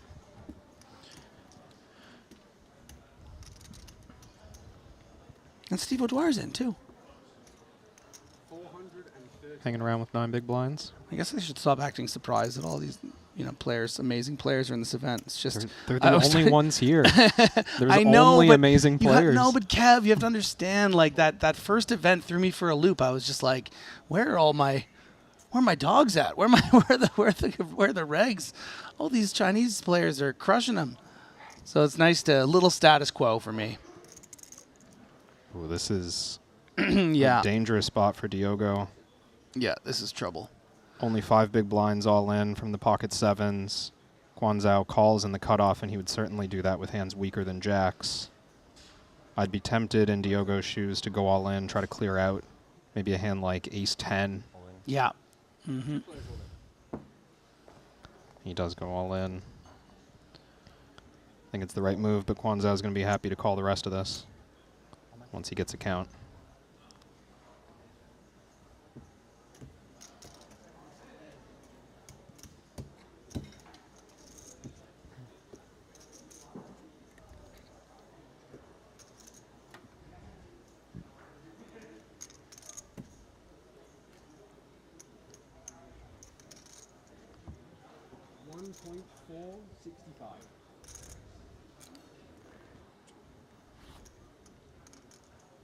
We are just coming off of one big multi-way fold that was incorrect from Fedor Holtz that you were referencing a moment ago, Griffin.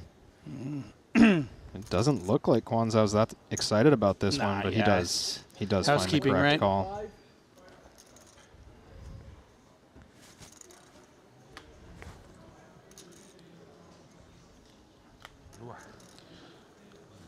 Situation doesn't get much better for Quan. I mean, putting that other million in there was definitely expecting to at least see 2 overs between his 2 opponents, but to see those 9s and 7s, I mean, this is very, very ideal. Yeah, dream spot for jacks. Yeah, I mean, 66% 3 ways. Doesn't get much nicer. I'm talking before the flop even came down, it was a dream spot. Now, going into the decimal points to display how much equity these other 2 players have. Never easy, Quan. Yeah. Yeah, that's going to knock out 2 players. Going to bring the field down 34 to 32. What a sweat. Yeah.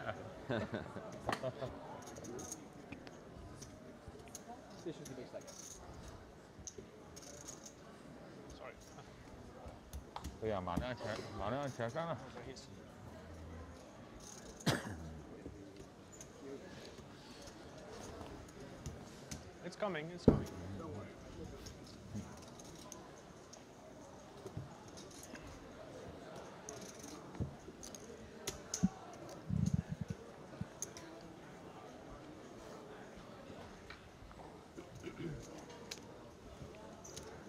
Too many quick eliminations, only 5 players seated at this feature. Put me in, coach. I've been studying these guys all week. You know all their tricks. I do.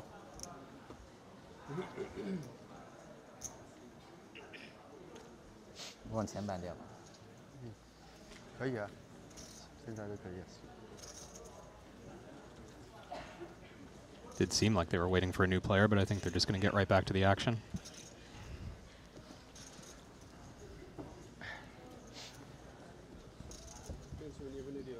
Thanks, bro.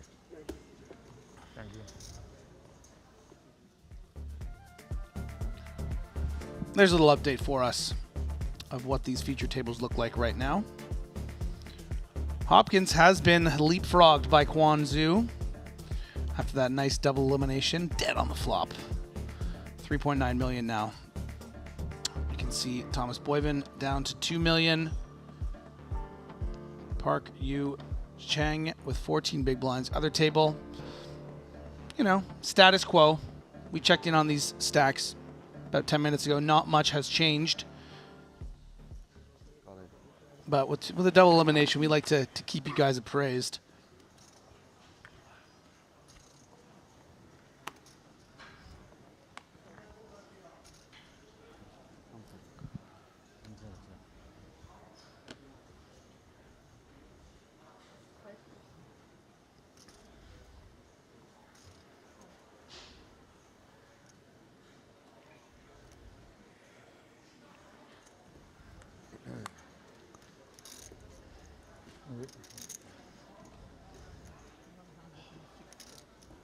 We saw Boyven earlier getting a little out of line with the 7-6 suited flat and the hijack. Looks like he's considering another one. Yeah, sorry.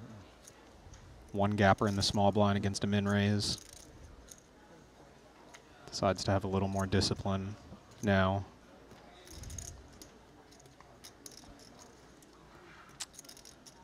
Might be a candidate for Hopkins to consider a big 3-bet, but also, you know, good enough to put in the 1 chip as well. Yeah, I do like the call against a button range. Yeah. A little bit wider. This hand's going to perform better as a call than it would against an earlier position open. Totally fine to take a flop here. Yeah, maybe something more like a queen 4. You might work into some big blind 3-bets here. Yeah, just go a little weaker when it's a button Yeah. open instead of a, you know, hijack open, for example. Fortunate actually for Hopkins, he didn't flop that king, as Peng Du had him crushed with the king 10. Yeah, and wasting no time to continuation bet on the queen 7-3.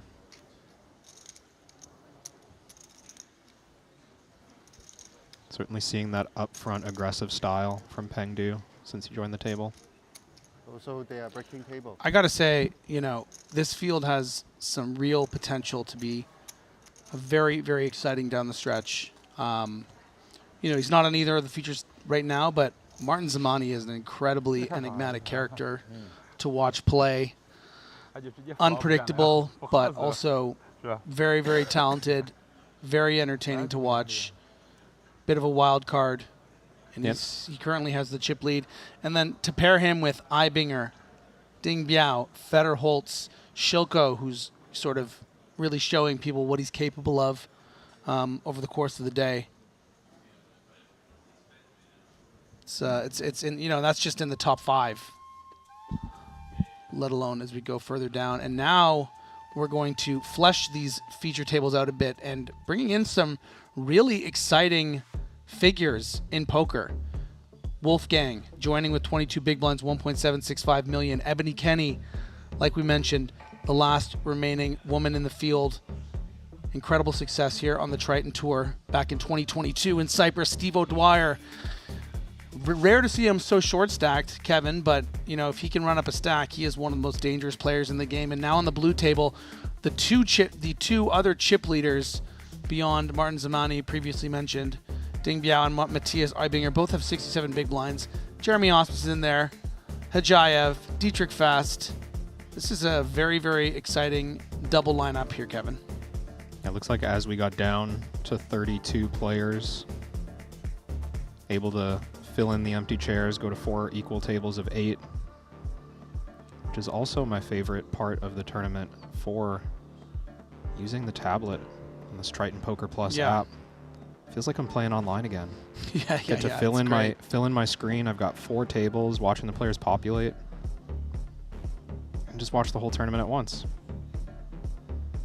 Yeah, and one feature that, you know, I eventually, I would say, 7 to 10 days into Montenegro when I was out there, really once you start to get the feel for it, is just seeing the hands that took place to get them there, you know, and that's something that I haven't got back in the groove, because you can click on a profile of a player on the Triton Poker app, and you'll see exactly how they acquired those chips. There are literally dealers that aren't dealing, that are behind the action, writing it down and putting it into the app. It's just incredible.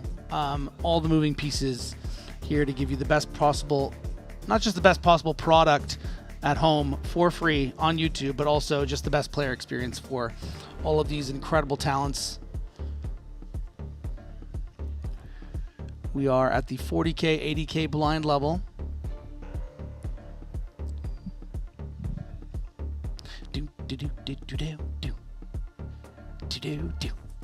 I've run out of things to talk about, so I'm going to do the music thing.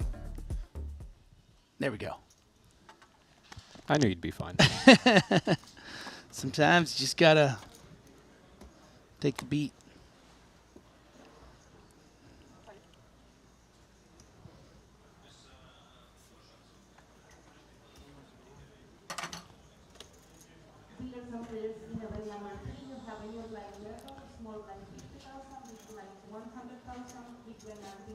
Gail Azamora on YouTube says, put Pardo and Matias on TV.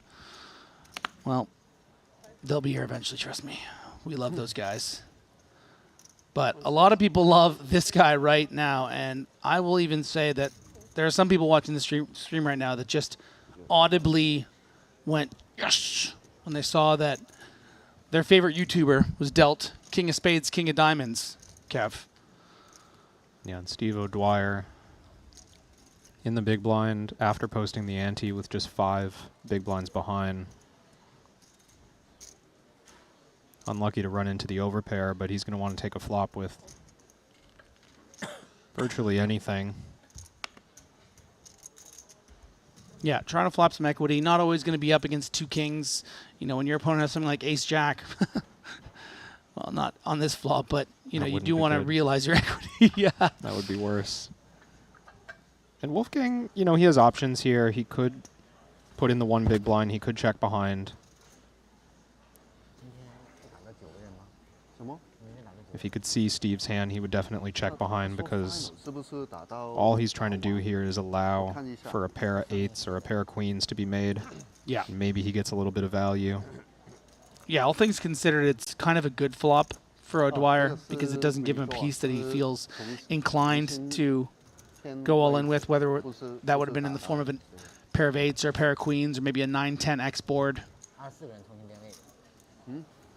And it's just so unappealing to bluff at these situations if you're O'Dwyer. It really does feel like Wolfgang just has something. Yeah, you're putting out something like 120, 160 here. Yeah, as Wolfgang, I'm going to go for value at this point. Yeah. Yes, the heart's completed. Yes, there's an ace on the board. But we just have the best hand. We got to put some chips in and try to get called. And he actually put all of it in there. A bit surprising, but felt confident that he had the best hand. And maybe wanted to be as polar as possible. But yeah, Steve's never calling there with a river 9 or anything, I don't think. As the blinds actually are going to go right up. I just said they're at 80K, but now all 100K, and that's going to really change the stack depth for the players, very much including Steve O'Dwyer, who just has 340,000 remaining. Good for, I guess bad for 3.4 big blinds.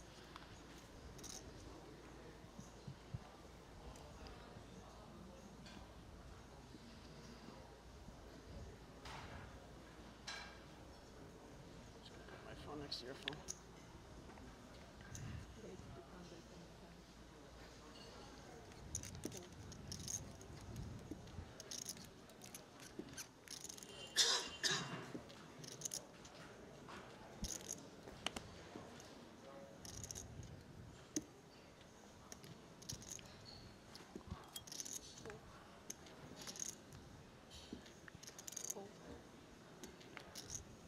Quan activating with the ace-10. Ebony folding, looking cool as ever with the get-up. And this is going to go in for Steve. Yeah. I mean, he has the choice if he wants to just call and play a little bit of extra navigation, but Queen-Jack suited just such a big hand when you're sitting on 3 big blinds.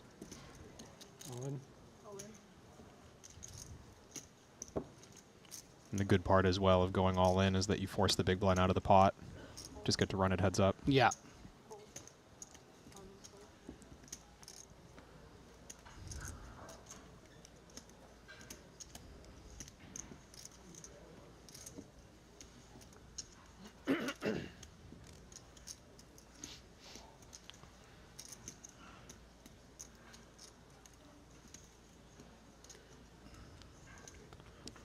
Man with the Irish flag beside his name, looking for a queen or a jack. And hey, why not both? Oh, Jinx, you owe me a Coke. Saw where you're going there. Yeah. This is good. You're getting used to me. It's like we're assimilating, you know? I like it. 3 on the turn. Just needs to dodge. Dodge a cowboy. Does it. 340.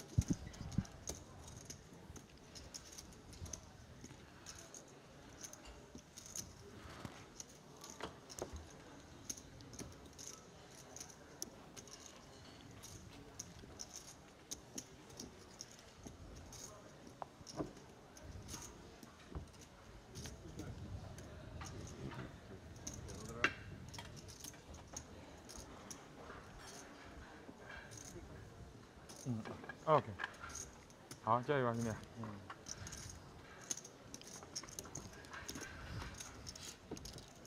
Are we losing Huan Zhao, or is he just getting rid of a bunch of small chips? Looks like Hard to he's say. been dealt out. A few eliminations across the room. Have to do some rebalancing. There's Wolfgang. 8 deuce off.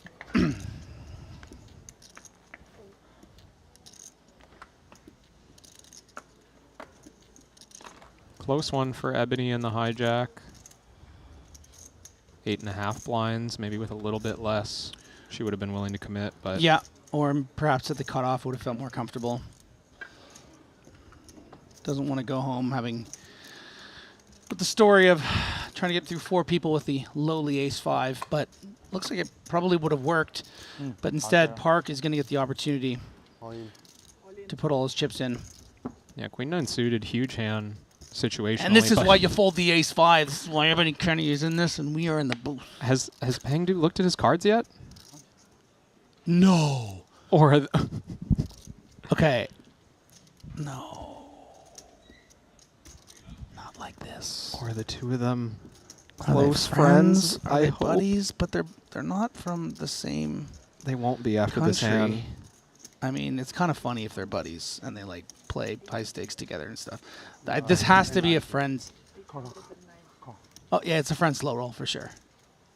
Yeah, he's waiting to reveal the cards too. I was just thinking. Yeah, they must. Wouldn't it be funny if That's a flip now. Feels like O'Dwyer might know both of them, or knows that they know each other. But why isn't Peng like involved in the laugh? He's not even rubbing it in or anything. That's a very strange free roll. Or pardon me. He's slow slow rolling, roll, but now yeah. he's sweating. Yeah. Because he might lose the pot. Yeah, 10. And Park has got this. Or a queen, or a 9. Is karma real? BJ1821 asks, why the slow roll? We don't know. But it's entertaining. And that's going to be it.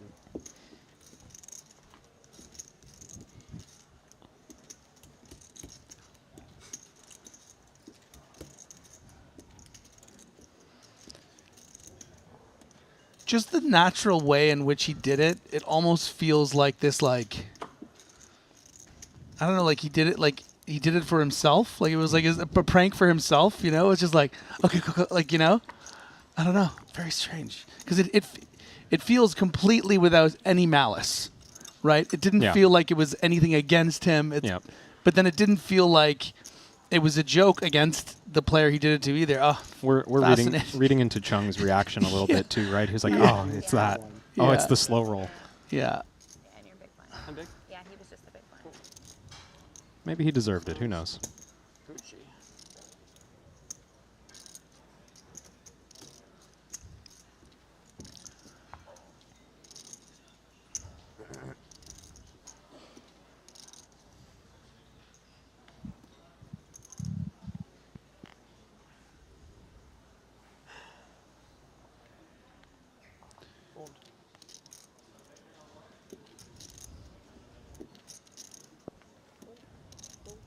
Did you say fold? I thought I heard you say fold. Okay. I didn't want to fold prematurely. I thought that's what. Steve, great shove spot here on the button. I'm always on a line. All in. 8.8 big blinds. 9-4 off. 880. Wolfgang. Easy Not fold gonna matter. with a 10-5. You win.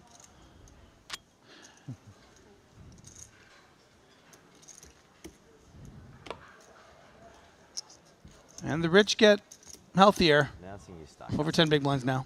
Announcing your stack has to be pretty strong. I always do it. I was trying to figure out. It's like, is he the? Oh, He's a rich guy. Yeah. Is that Steve's rich? I think, probably. O'Dwyer does carry himself like somebody who could not care less what happens in this tournament, just unbothered by the results. Yeah, I mean, I've only been in the game for about 16 years, and he just seems to win $1 million every year in a single tournament. There's Shilko. I don't know if he's gathering more chips, but he sure knows how to stack them nicely. Looks like there's some just sort of eliminated. dispute with a massage. Pay that woman.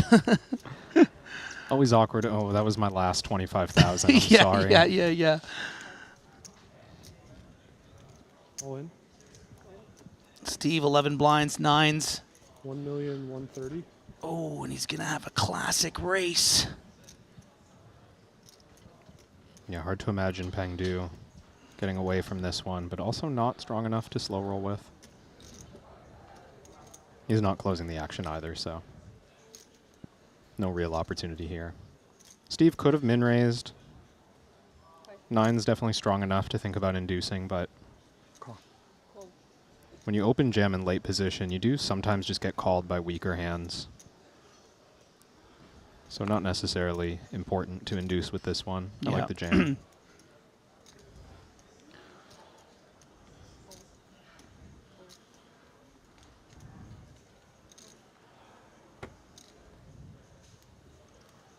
Fair fight. My money's on O'Dwyer because he has a 11% better chance. I will take 13 to 10 odds. Deal. Answer now. Deal. Ooh. Pretty fair flop. Backdoor hearts for Peng Du.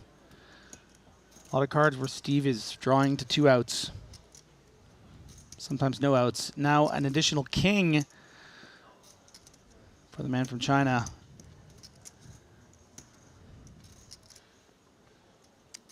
And the river is a queen.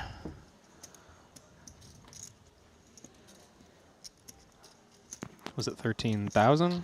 1,300? Personally, I was assuming 13,000, but if you're okay with 1,300 to 1,000, that's no, that wouldn't be fair to you. No? To change. I mean, we are talking in won, so it's we're in Korea. Like what? Nice try, pal. That's a good save. yeah. Is it? Yeah. Fuck yes, congrats. Thank you. Let's go. Well, it's 62 because of yesterday. I ran deep, and now it's 71. Well, for now. Where are they? They are dropping fast and furious. Only 27 remaining here. Bottom of the leaderboard are 3 Americans between Brock Wilson, just 4 big blinds. Ebony Kenny, going to have to find some shove spots soon, but made a nice dodge with that ace-5 hijack fold. She has 9 big blinds. Steven Song with 10. Putting the chips in there. Dealer has to use 2 more minutes to count the stack. True. Still, and it's so 2007, you know, like the all in with all the chips in the middle. Good move, Enrico. Yeah, I like that. Yeah, because they also it's a good show. Because also they shuffled the chips, so he had to. Good show. It was not intentional, of course. I know, but you're making a good show. It's good for TV. This is a pretty sharky table, by the way.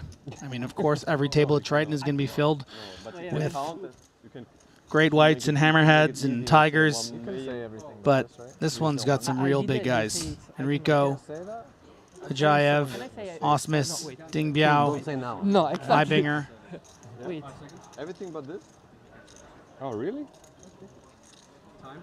Yeah, I wasted one fucking time bank. I thought it's just a red Language. 5 seconds. 230. Raised to 230,000.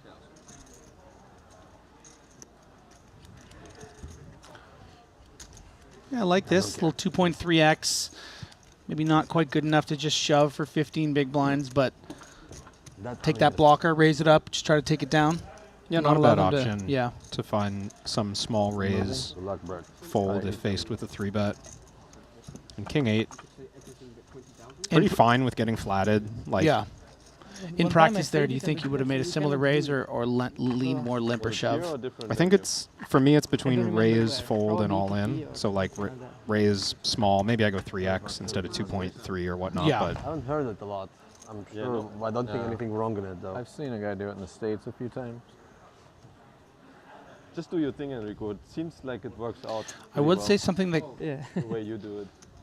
I mean, I know it's a bit of an innocuous small pot, but it does. I'm curious about these spots. Some of the best players in the world when they play them, and one of the questions I would have, the thing that maybe I like about this like Can I keep the mic? intricate small sizing is Same giving the mic? price to some worse 8s that would continue. You Yeah. know, yeah. 10-8 off's not going to come in for the 3x, but might get a little curious for the 2.3. It's up to me. Your 8-9 offs, your 8-7 offs. I think those hands might even call. I mean, it depends a little bit on the stage of the tournament. Those hands might even call for the 3x, but I hear you. Like, we definitely keep in some weaker hands by sizing down. I also kind of just want to take it down. Exactly. You don't necessarily want them to call. Dietrich open jamming, maybe near bottom of range here from the cutoff, and just runs into it. Yeah, a little loose, I think, for 13 blinds, right? The king 8 suited combo in particular, like maybe king 10 suited makes some sense. Yeah, I mean, king 10's an easy one, I think, for 13. Yeah. This does feel close. It might be a pip wide. Yeah, like king 9 suited more inclined, and maybe work this in more for some mins. Or Tesla, man. It's a real car. A German car. Tesla.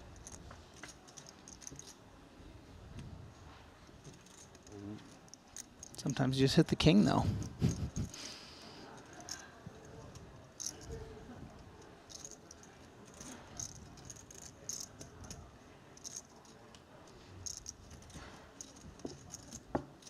Can go on.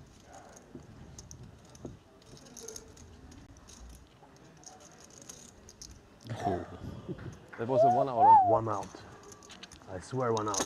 I mean, we'll see it on TV. I told him. Good luck, guys. Guess there was a 9 folded. Yeah, the rare 1-outer Feels so bad now. with 1 to come. Does happen sometimes. Doing it the dirty way. Yeah, the dirty way. And Ibinger enjoying that justice. Having gotten it in quite good against the king 8. Yes, it was 1 out, bro. Ibinger's been on quite the spin up. Yeah. Putting chips in on top of that. Yeah, that's going to actually Miniature vault car. him into the chip lead. I mean, it Three was a is more than significant one. pot, a shove for 13 big blinds. So Ibinger, top of the heap now with 6.7 million chips. Shilko in second with 6.35. Enrico also has 6.3. Martin Zamani, 6 million. And that is your top 4. BMW never lose. Pengdu, 5.4 in fifth, and Federholz with 5 million. Sixth place in chips. Yeah, offended, yeah. When he names your car Tesla. BMW was angry. My car is not out of plastic, did you? Yeah, bro, also he's Germany, you're supposed to know. 5 seconds.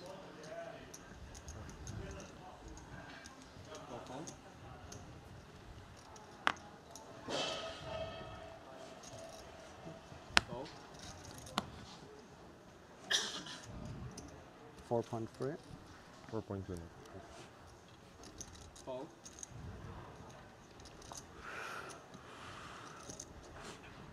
Heard Matthias there confirming the stack size of Paulius on his left. Fold. Playing 4.3 million effective. Mm-hmm. Yeah, quite big stacks here, all things considered. Paulius, 7th in chips of the remaining 26 players.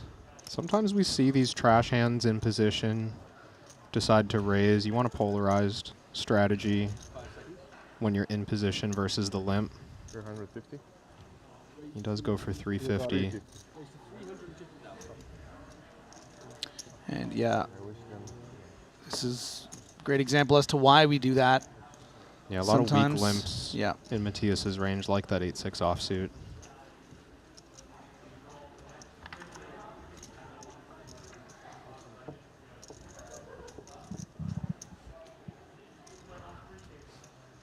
Oh, he wants the car too. You sick man, Paulius. But then it's not allowed if that's electronic. I was afraid if they take Matthias it away looked on into the this. Argo, Yeah, of course. It's like, oh no, I tried to get the remote-controlled car. Yeah. That was my dream. You know what it actually makes me think about, Kevin, is like poker being represented in movies or TV shows where it's just like the guy runs out of chips and the guy makes a bet that more chips than the other guy has. And then he has to like put his car keys on the thing to like cover it. Go into the other room. It's so ridiculous. Find It's a bag like, of money. can you please hire a consultant?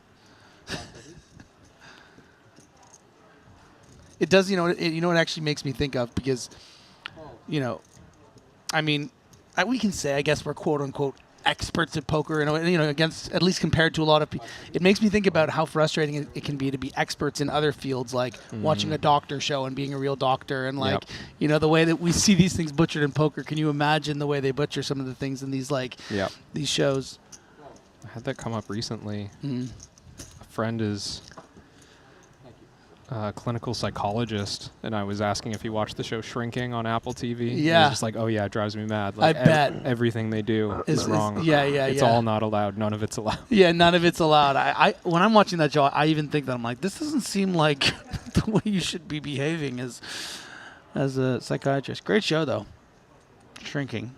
It was a good on show. Apple TV Plus.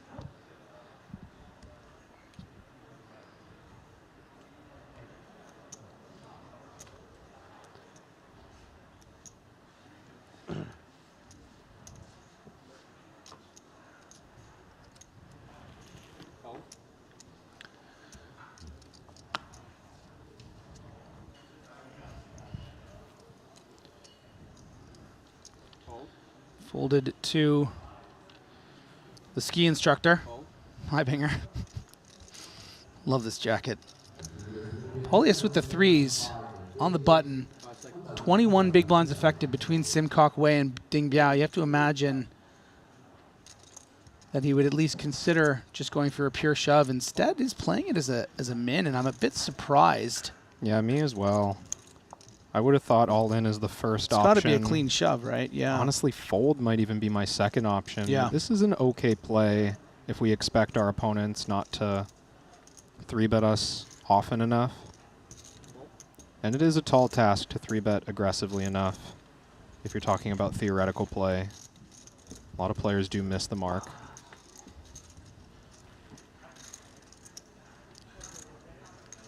And has been outflopped by a player that would have, of course, folded to the shove. So we're getting an example of what can go wrong when we do play this as a min-raise strategy. Yeah, Ding Biao, not afraid to play a lot of hands out of position. Certainly going to take his price and be a tough customer post-flop. Yeah, I think there would be more of an argument, depending on the kind of players that you're dealing with in the blinds, where maybe you don't want to risk getting coolered for a 40 big blind pot, but that maybe there'll be some players that are not defending wide enough, or won't be that tough pre-flop, but post-flop, pardon me. But this guy's one of the toughest players in the field, right? And he's going to call with the 7-5 off. Yeah. And if he outflops you, he's even going to play it as a check raise. A little surprised with, to use a weak pair as a check raise, not that surprising. We clear out some equity, get some overcards to fold. And I hope there's a little bit of maybe regret in Paulius there of taking that third option of min-raise, because he doesn't know that Ding Biao, the way that we do, that he had the 7-5. He could just have had air there and worked very effectively.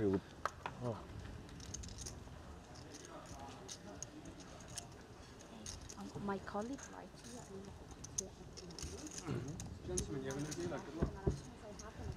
Thank you.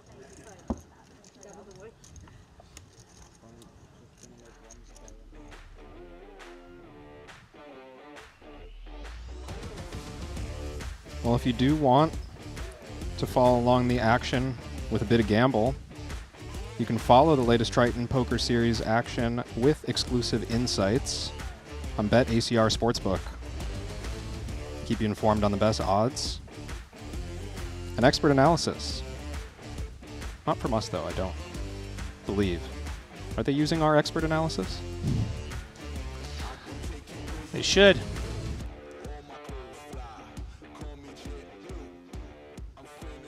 Back to the action.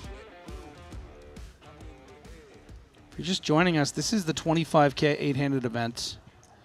Had record turnouts for all the events. Just 26 remain, all playing for close to 1.9 million. Our biggest prize so far, I think, right? Or was there? Oh yeah. Keeps going up. Keeps going up. Steady incline.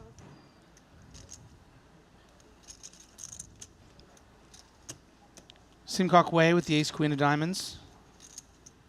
As we get a little fuzzy texting situation with Ajayev here. Just a public service announcement to yeah. poker players. Get a privacy screen. Yeah. There's cameras everywhere. 1.67. Players are on your left and right. Cameras are right in your face. I mean, that's... Oh my God, look at this. Whose photo did he take? This is absurd. I mean, the cameramen do excellent work here, Triton, but maybe we give... It's just blurry enough. Yeah, it is blurry enough. You're right. It's just blurry enough. I just feel like a voyeur or something, you know? It's awkward. Rear Window situation. I actually watched that a few weeks ago. Great movie. Simcock Y here facing a small 3-bet. Just as awkward. Call. Oh, he said all in. Yeah, he got snapped by what looked more like kings or ace king, so he's probably grateful to see jacks, though. Confidence with which the Italian snapped him off. Yeah, I mean, for 17 blinds, of course, these are huge hands, button versus big blind. 节目盖牌，没有人有 A。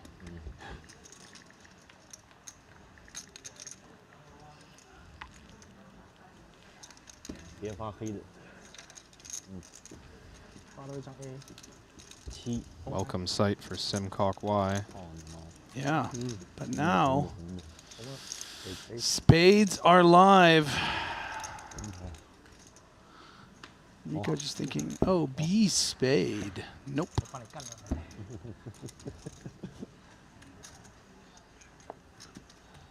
谁敢吃我兵哥的筹码？干掉他！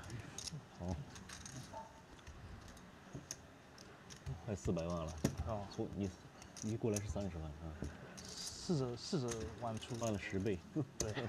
Very nice double up. For Sim. 6, 7, 40. 174. 140.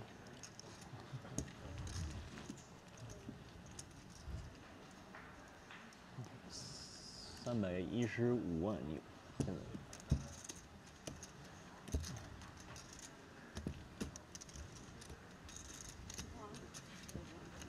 Thank you.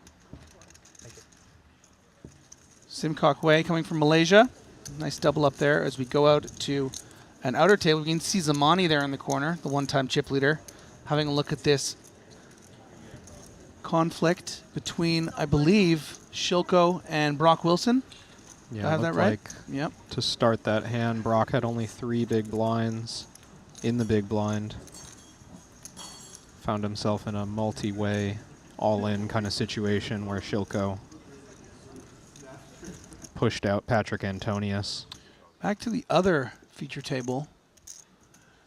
Peng Du with a very confident bet of 700K, but it's going right into the stone nuts of James Hopkins, licking his lips. Don't you love it when your opponent bets 30% of your stack and you have the nuts? It's one of my favorite things. Yeah, I mean, other than betting all of your stack, I suppose, Yeah, but yeah. This is a pretty close second.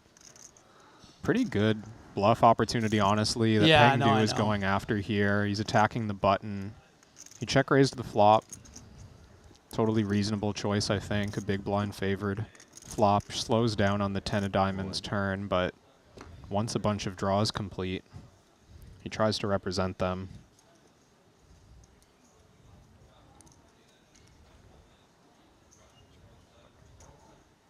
You don't necessarily want your entire table to find out that this was how you were bluffing.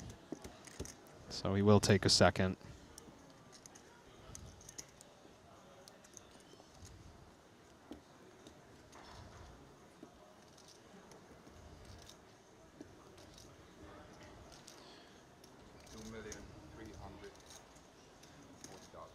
And Pengdu just trying to let that sweet blue leather jacket get a little camera time here. Make it look like he's actually has the decision, just so that his opponents don't necessarily know he was stone bluffing here. I mean, I don't mind. I really like the jacket.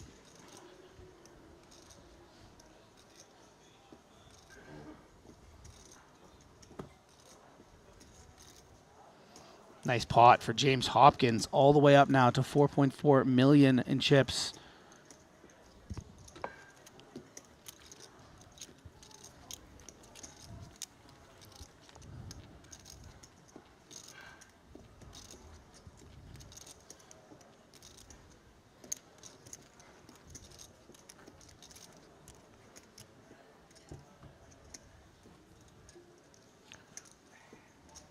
I mean, I guess I don't know if it's leather, but it is shiny and blue. It looks fresh. It is fresh to Do you death. think they sell those here?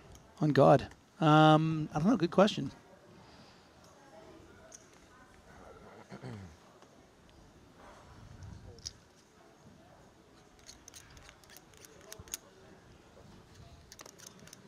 Ebony running out of options here, unless she found a double up before. Nope, just 6 big blinds about to come into the blinds.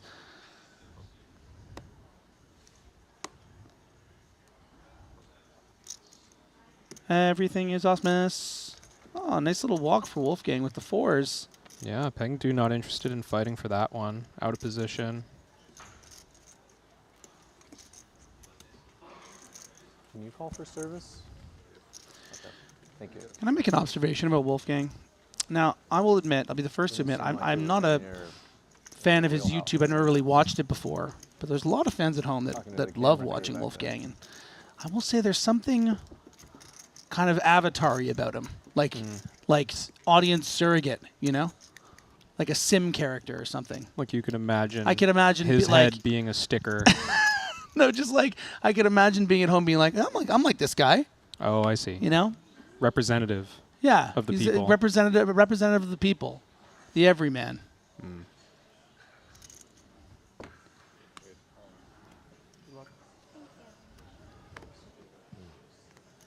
How much is it? 620.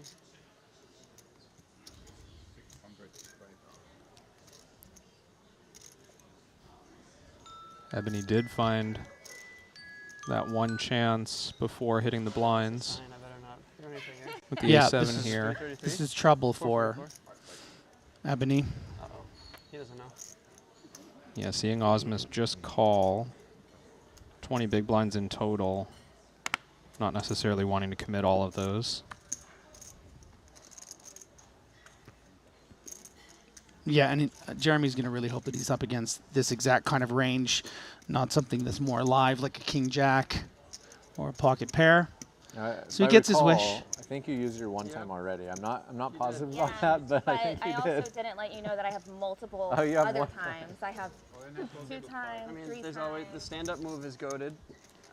Or just to confidently sit down and not move. That one works too. I'm a very fidgety person, so I move around. Kind of tough, but I still got a shot. You're not dead. You have about the same shot as you had after the flop on the last time. That's true. Right. Optimistic take on this board. That's not good. And that's going to do it. Good luck, everyone. Ebony. Well done, Brad. Thank you.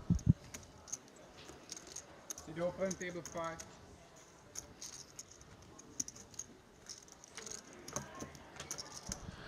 So we lose Ebony Kenny, pardon me. Ran out of lives. 25th place finisher. Of course, on my button. But a nice way to start her series. I mean, pretty great cash rate here at Triton, and yeah, it says out there. I mean, we were stopping and has a lot of money on. in Triton earnings, of course, largely because of that 5th place finish in the 200K Invitational back in Cyprus. But according to my information, she's what, 4, 5, 6. She's played 8 events, and this is her 3rd cash. It's a pretty good rate. Yeah, and second of this series. Oh, we don't deal this hand? Oh, pardon me, you're right. So this is her 4th cash, 4th of 9. That's very impressive. 73. I can't even hear what they were saying. Event number 3. Why? There's no event number 4. Oh, there's no event 4. It's unlucky. And there's no C4 here. Yeah. Holy shit.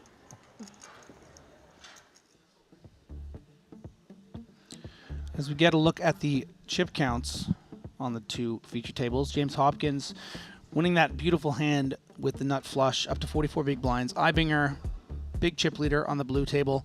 And we're going to go on a short break. We'll be back 3 or 4 minutes here at Triton Poker. The $25,000 buy-in WPT Global Slam is back. Join the action on March 2nd at Triton in Jeju. This time, for the first time ever, our players could buy into the WPT Global Slam with Passport dollars. Don't miss your opportunity to qualify for future Triton and World Poker Tour events. Download WPT Global with code Jeju and get a 100% deposit match up to $1,500. Sign up today and join the action.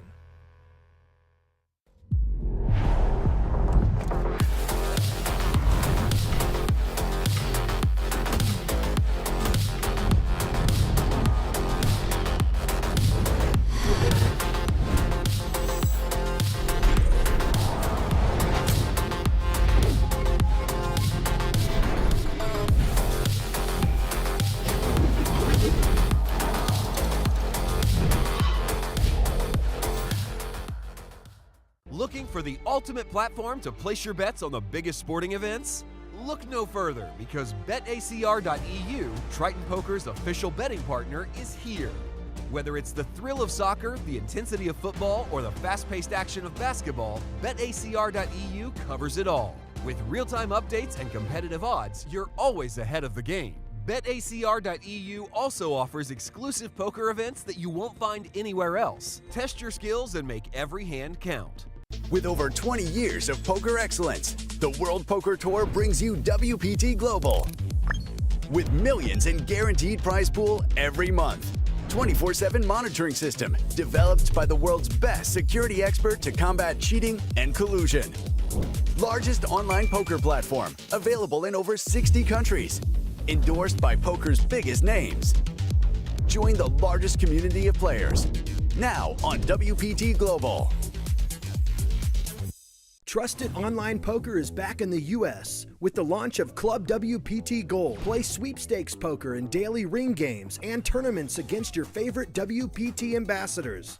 At Club WPT Gold, you play with 2 virtual currencies, gold coins for fun and sweeps coins, which can be redeemed for real prizes. Get sweeps coins for free with gold coin purchases, daily login rewards, and giveaways.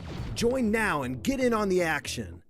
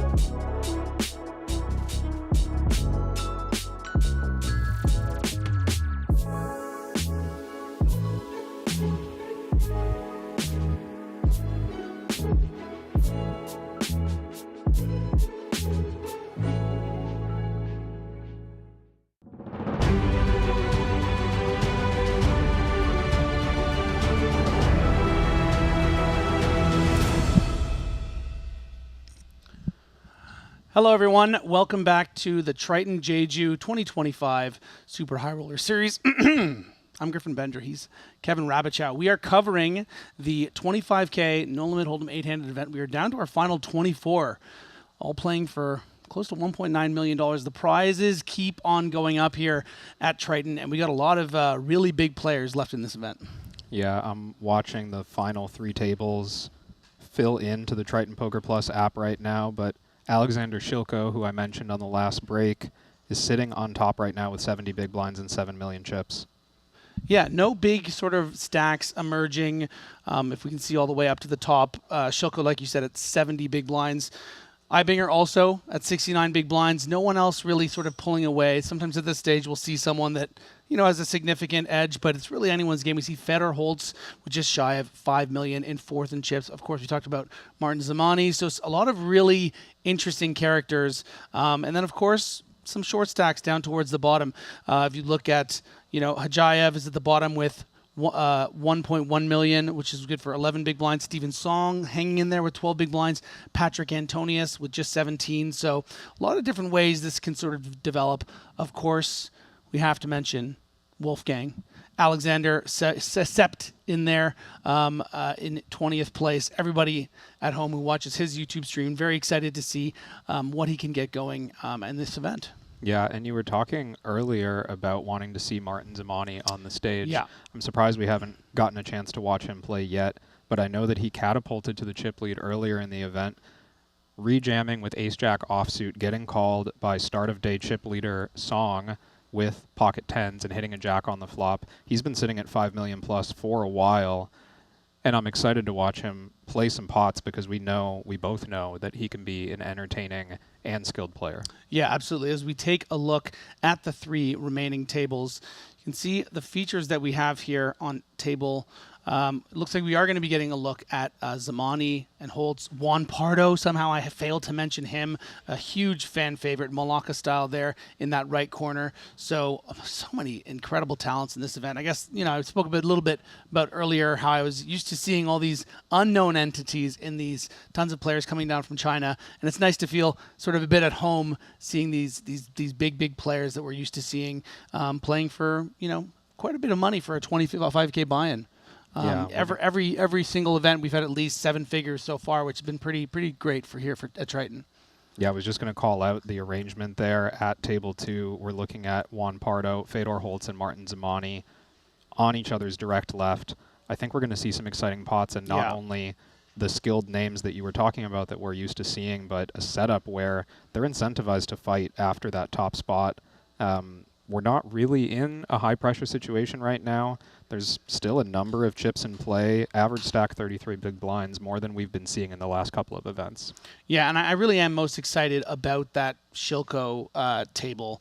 We have Fedor Holtz on that table as well. So many other American talents. Steven Song, as we've spoken about. So, how is Shilko, for instance, going to respond to Fedor if he decides to play back at him with that position? How is Zamani going to deal with Fedor on his direct right? So there's interesting dynamics that are going to develop, and I hope that's a table that we end up featuring a lot here as we get down towards eventually the final table here at the Triton 25K here in Jeju. All right, Kev, I think we're going to get to the action any second now. Let's go. There are our 2 feature chip counts, the red table, the blue table, headlined on the left by Shilko. And again, look at this table. Some incredible American talents between Osmus, Zamani, and Steven Song, and then incredible European talents, Fedor Holtz, Juan Pardo. It is just loaded. Shilko, of course, in the lead with 70 big blinds. Let's not forget about Ding Biao, still on the blue table, continuing to headline the feature. And at the bottom, Wolfgang and Patrick Antonius, great representatives of sort of the old school via the new school. Yeah. I'm a big fan of watching that dynamic, personally, as someone who's played through what you might call old and new school eras. Well, it is. The thing that makes me think of, actually, Kevin, is just when I first started coming up in poker and started watching poker, Patrick Antonius was the new school, So it's like seeing the sort of generation switches. Now Antonius is the sort of, the old dog. I mean, he certainly doesn't look it. And then Wolfgang sort of representing that YouTube culture coming up in the poker world. I feel like I'm you.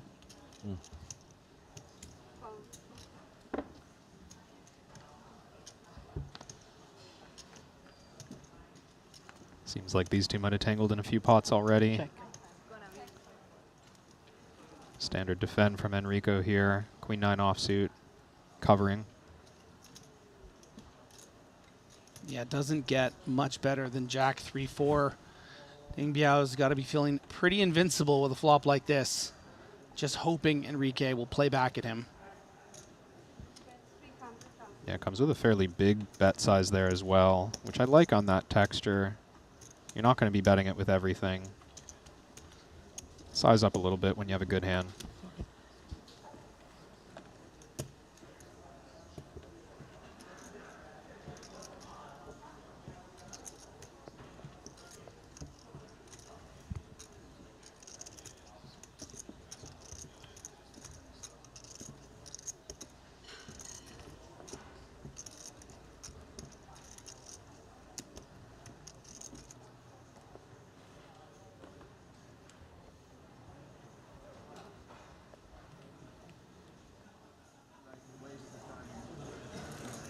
I was just sweating this hand on the Triton Poker Plus app, table 1. Thomas Boyven opened all in on the button. Quan Zhao looks him up in the big blind. I mean, you cannot spend 30 diamonds that waiting for the pay. What happens if you do it? If someone complains, the floor gives you like 10 seconds to decide. Ah, that's fair. I think this is fair.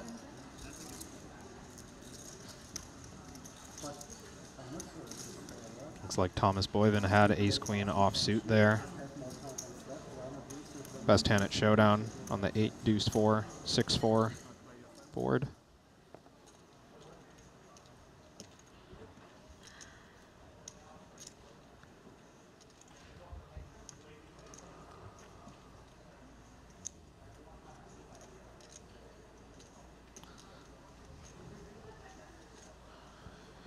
Whoa, king's up for Peng Du on the button. Rightfully, you know, bit of a loose call, I would say. It's a pretty interesting flop. I mean, yeah, a bit loose with king 8 suit. I think it's not outside of the realm of possibility. Playing yeah, it's not that 32 far out effective. Yeah, I agree. Like facing a min raise, having a pretty big stack for the situation on the button. All the suited kings are appealing. Yeah, and what is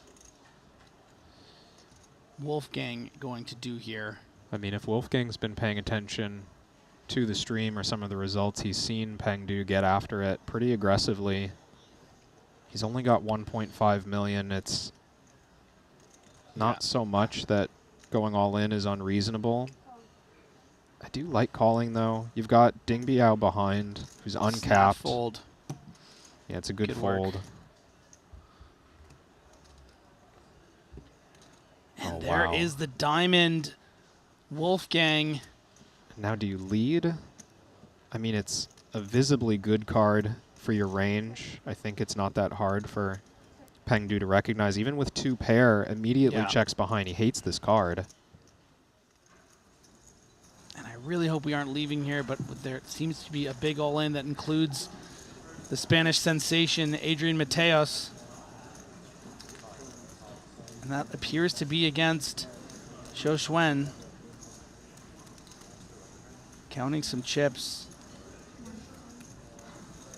Yeah, catching up on the action on the app, it looked like Zhou limped the small blind, blind versus blind. Mateos goes all in with ace-3 offsuit, and he gets snapped by kings. Got him, boys. And he's going to quickly call this river bet, so Wolfgang is going to get up there in chips. He bet 555,000 into, I believe, about 1.5 million. No, it would have been what? It was 1.1 on the flop, and then there was 350 each. So yeah, he bet about 25%, and that elicited a quick call from Peng Du. Yeah, in total looking like a 2.6 million chip pot. Did he show? Yeah, he showed the king 8 suited there. Yeah, and Wolfgang may be realizing now that he could have gotten more out of it. Yeah, it's not sizing that I'm crazy about. It feels too small. Maybe he just thought with the quick check back that he didn't expect Peng Du to have much, but he would be making a quick check back with so many kings, so it'd be nice to maybe get a little more value. But had he bet sort of 7 figures, maybe wouldn't have even gotten a call from most I mean, kings. it looks hard to bluff, right? Yeah. I don't think that makes a difference. How does Wolfgang miss that board? Yeah, it feels like you need to bet an amount that feels a bit blocky with a king, as opposed to big, where you almost always have a flush and shouldn't really have many bluffs, right? So I think in principle, a small sizes works. I just maybe would have liked to have seen 700 or 800 instead of 500. Yeah. Welcome to my world, buddy. So I think Osmus just announced 160. Yeah. Is that a call? Yeah. I don't know. Was way under on the size. Yeah. So at the 125K level. So what it is? So they're ruling it a limp, I believe. Yeah, and ultimately this is going to become the action is going to become irrelevant because all the chips will go in for Jeremy Osmus's $3 million. I mean, I probably. don't even know what I thought that was.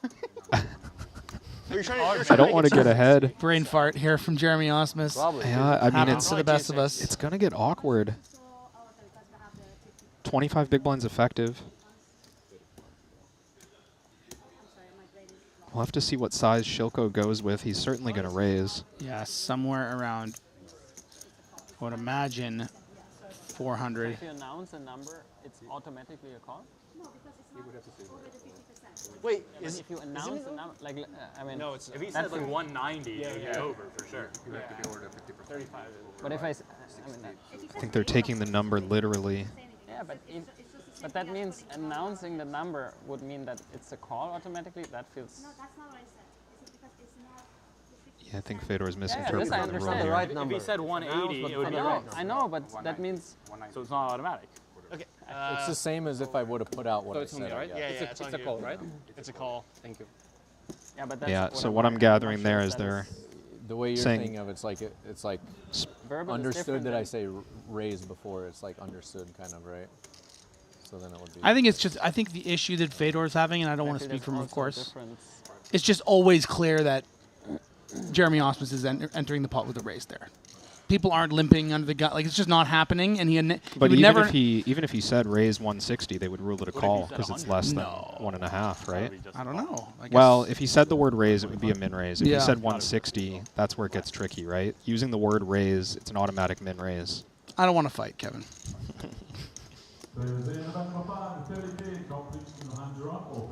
Fortunately for Fedor, he doesn't want to either. So here's where it gets interesting, and assuming that Hajiev gets out of the pot, we get back to Osmus. Does he want to just jam with kings? Is there even room for him to use a small sizing? He might flat. I think we want to. I think we want to jam to make sure we get all the money from tens and I don't know. It's and maybe sort of ace queens and I don't know. Like Maybe if the hands were reversed, we might see Jeremy trap with he does aces. find the click for 30% of his stack. Oh, this is weird now. Yeah, so, that, I mean, felt if you're, too weird. That's why I didn't really like it. But if you're in Shilko's position, you're kind of trained to never put in that last raise call, with aces just to trap. It's very unnatural to say all in when you have aces in this kind of modern pre-flop game. So we might see him peel. Thank you. yeah, it just feels like on the off chance Jeremy Osmus just is making some play here with the king jack off, it feels disastrous not to just flat this extra 600, which you could hypothetically do with something, you know, like an ace queen off or an, I don't know. It's just a weird spot. It does feel so I think trappy, he would. but If he had ace queen off, I think that's exactly what he would do. Yeah. I think he'd put in the 500 and then call this. exactly. So allow Jeremy to get an unfoldable flop with a hand like king jack, you know, like a queen 10 board or a jack high board. But of course, we can just see it's just nut on nut. Oh, but then he gets the one board Yeah. that perhaps. These are the spots where kings can maybe get away. Yeah. I mean, we talked about the kind of range we expect Alexander Shilko to have, and it's not really pocket eights, you know. It's really, I think, an ace forward range, wouldn't you say? I mean, like, sure, tens might just call the extra six. Yeah, I was going to say but slightly better pairs. all the other combos of, you know, if we say tens, jacks, and then all those ace jack suiteds, ace queen offs, and ace queen suiteds. So I do think those weaker pairs, or like the suited broadways, given the chance to limp behind Jeremy's obvious intent to raise, I think they would have just limped behind. At least that's how I would approach the spot in Shilko's position. So when he chooses to raise, he's polar, or at least somewhat polar. But then when he chooses to call the extra 600K, he's on the strength side of the polar. Yeah, right? the top Yeah. hands. The top hands in that range for sure. And that's where Jeremy might find a way out. I mean, I don't think there's any reason for Shilko to raise at this point. Yeah, and I think people, you know, watching at home are thinking, you know, what are you doing? The aces come. Why would you put any more chips in this pot? But try not to be results oriented. I mean, we did talk about the portions of the range that Shilko can have, like the pocket tens and jacks. And you don't necessarily want to give those hands an opportunity to bluff by the river as well, right? Like that's why we put in this small bet on the flop. You find yourself betting here as well, Kevin? Yeah, I think it's just a range play for Yeah. Jeremy. He recognizes from his point of view that he's got all the strong hands. And whatever it is that Shilko has here is probably on average behind the hands that he can represent on this flop. So he's just making a range play on the flop. We're likely to see Osmus proceed here going forward with a lot of caution. And it is interesting at 25 big blinds because ordinarily, Kevin, we're not going to be able to create a scenario where 3 bets go in pre-flop and then it's a flat. Yeah. Right? If this had been a standard 250 raise from Jeremy Osmus, we would have seen a 3-bet to around 700 from Shilko. Osmus isn't going to have the room to make it 1.1. No, he would. He's going to have to shove or flat trap. Oh my! And quads on the river for Alexander Shilko.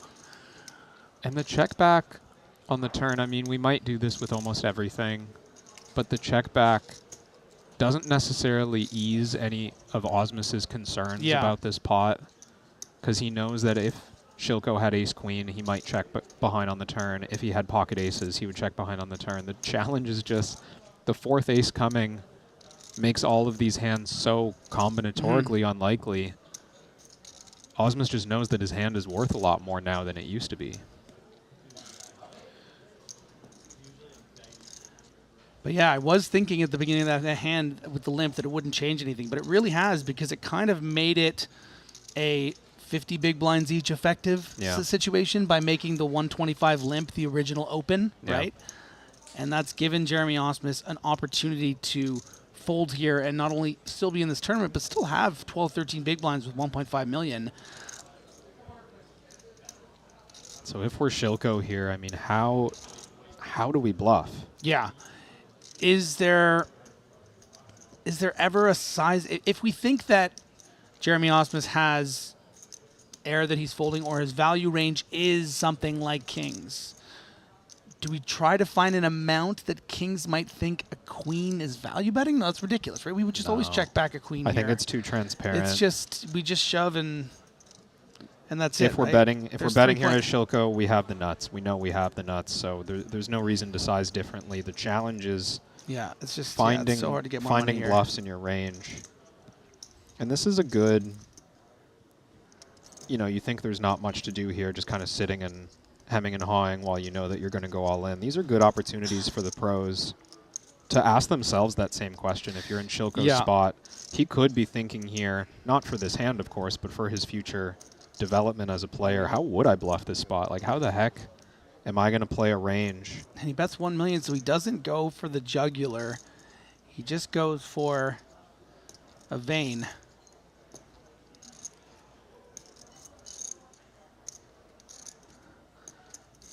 Is prepared to let Jeremy Osmus bleed out in later hands, leave him 4 big blinds. Yeah, and it feels a little cheeky from this side. Let's leave a little extra behind. I would say the only merit in sizing down is if you're bluffing here, you have concerns that Jeremy's trapping. You have concerns that you're just going to walk into the nuts. So it might not be a mathematically wise proposition to put in the extra 500,000. Can I just say I saw 19 sizing predictions in the chat on YouTube. 19 different ones. 19 different ones. Well, some were the same, but, you know, 19 different predictions. And I just want to give a shout out. Good fold by Jeremy there. Yeah, good fold. I just want to give a shout out to Ice Cold Spear, who was the only person who said 1 million. I guess we are the slow table. And you get a buy-in to our 100. No. That was a special hand. Very They cannot be putting you in main events Probably here, lost more than Triton. you should. I could get you like a little like sticker or like I a might have pendant. lost it all. You know? If I raise normal Can amount, you? like 3 bets, I just Probably lost. not. Okay. I can give you one of mine, like the pins. You know, I can get you a pin, Ice Cold Spear.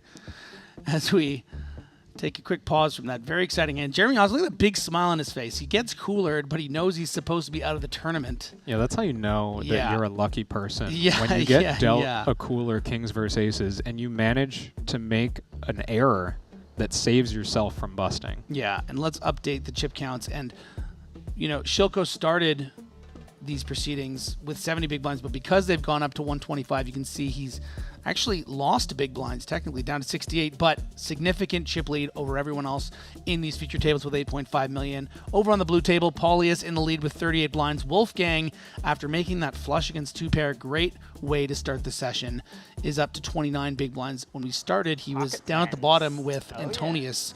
So a lot of people surely cheering for him, watching on YouTube. It was Jacks? Where they are used to watching Wolfgang. Shit. Queen Jack suited, less than 10 blinds for Song. This looks like an all-in. Let's find out if it's his swan song. Feels like when you get there with kings, you always have to call. Yeah. I mean, He's all in? No, I'm not counting. My brain was warped. Yeah. I know his stack. I just. Okay. No, I mean it's difficult. Nice get through for Steven Song. It's like Непонятно, туда варианта. never has ace king. Или короли, Yeah. It's jack или suited. десла у него вообще была полная. Yeah, I know. А что это было, Сань? And then it's ace queen. Я потом... And it's Потом посмотрим. Не, я без проблем, просто они могут понять. Я не могу говорить. Only ace queen soon. В перерыве, если хочешь, могу тебе сказать. yeah, but I think could just shove free. Thought it was somewhat. Я один раз сказал туз. Seems Fedor and Jeremy talking earnestly feels about the like strategy when you on the spot. you always bluff. Да, вчера. Very interesting hand. In large part because usually you don't see He's also my two friend, players so it was with not good from his side. Like, 50 big blinds both at this stage in the tournament, getting into a big cooler at that spot, because those would be like really chip lead, near chip lead at least kind of hands. And because of the way that was limped, it kind of made it that they were playing that deep. I found interesting the first comment Fedor made, saying that once he gets there on the river with kings, he just kind of has to call. But in that case, of course, would have been shown very bad news. Juan Pardo activating under the gun +2. I would say one of the phenoms of modern tournament poker, known as Malacca style online. Incredibly successful transition into the live arena. And then it all backfired. Someone I've covered a great deal.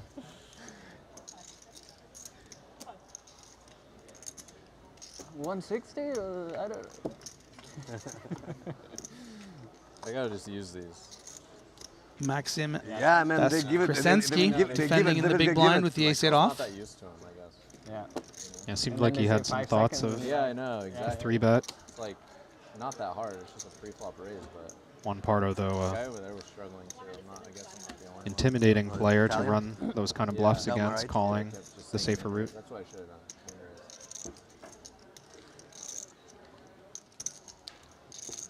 Queen 4 deuce. Yeah, maybe against a later position raise, we think about continuing with these sorts of high cards, but Juan Pardo from +2.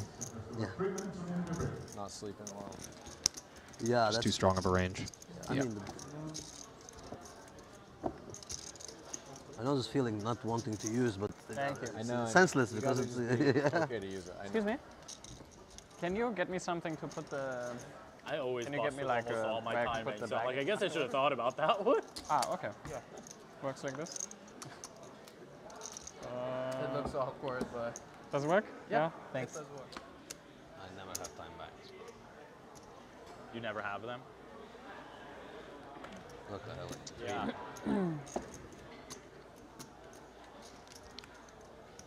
Some tea housekeeping. over there Sure. for Fedor Holtz.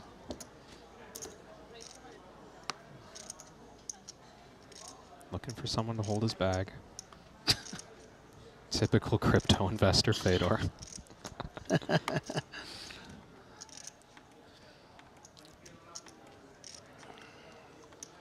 Martin might be aiming to misbehave. Our Yeah, would be. eyes darting around, but finds the responsible decision. Definitely would have been a loose one from the hijack. Yeah, yeah, for sure. But you can see, you know, recognizing he's got 50 big blinds. A lot of pressure. You got some One part on, blockers. Yeah. 25. Bank I've used has been to stop myself from torching Quote of the tournament. 15 opportunities. Every time bank I've used has been to Yeah. stop me from torching it. With full respect. Oh, never change, Martin. Oh, yeah, yeah. It was actually a plan, yeah. This guy, I didn't even do, he already like prepared to jump. He's too good. One Pardo would have been thrilled to be all in with ace-5 suited, facing a small 3-bet.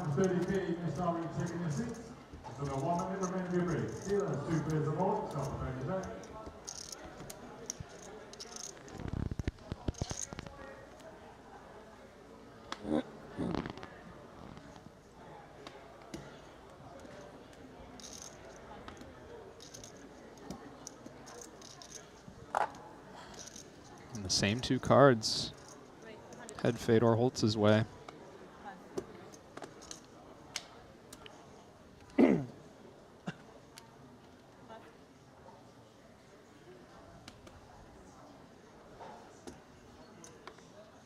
Not too attractive of a spot for Jeremy with just 10 blinds. Maybe at an earlier stage in the tournament we could peel, but just folding.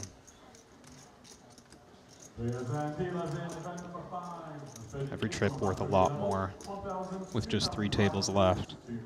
Yeah, Steven Song with his big blind and the ante in there, hoping No more blanks, this yeah? peel No. will be up against this kind of portion of Fedor Holtz's range. Try to flop some equity on a big board, but that's not going to be it. Advantage Germany. If Song decides to do something on this texture, could be dangerous. Yeah. A little bit of interaction with that Jack of Spades, 10 of Diamonds, but Yeah, but not much, not many shells left in the old shotgun, right? yeah, and it's a little less attractive to start leading when we're getting down closer to the final table. You don't necessarily have that leverage in the big blind that you might have earlier in the tournament. Right now, Fedor has the leverage in this hand. Yeah, and it's a very confident bet. I think indicative of just someone that's prepared to play for stacks here. Just I need 8, 9 Song big blinds left. not necessarily conceding yet. If he thinks that there's some king high, queen high bluffs in Fedor's range, looks like he has ideas of folding something out. If he does, I mean, I'm getting flashbacks to Igor Yaroshevsky taking the 4-3 of diamonds on a king, queen, 5 board. Maybe there's ideas of clearing out some weak hands with a check raise. Yeah, and it's just going to make the hand so easy for Fedor Holtz. Again, very prepared to play for that 1.1 million here because Steven Song could have some bluff raises here, because he's going to have some combo draws like a Jack 4 of spades that he's ahead of or whatever, the times he does have a hand that is prepared to call off. But you have to decide now in Fedor's spot, are we peeling or are we putting in the rest of it? I think we're putting it in. With Stevens representing a stronger hand for value than ace-5, Right. perhaps with a few exceptions like 3-6 of But spades. we just can't. or We can't risk the 9 of spades coming and Steven shoving, and then suddenly we're guessing. And I mean, like, listen, I'm happy to discuss this because it's certainly 1.2. interesting. Yeah, he does put the rest in. 1.2. Just so many bad turn cards. Just so much more equity picked up by a hand even like Jack 10. Yeah, I think it's a good I like shove. the takedown, yeah. I think he would be more inclined to peel if he just had like a marginal backdoor, ace high, king high. Maybe peel with a really big hand. Yeah. But second pair just wants to clear. That's a good point. Clear equity. Yeah. They're not going to show it even had bluffs, alright? Save myself all this money. Yeah. He had aces. That's it. They didn't show my kings, my aces were still I was watching him earlier. I mean, that one took so long. And he's chip leader. You're gonna. Yeah. Chad Tonius.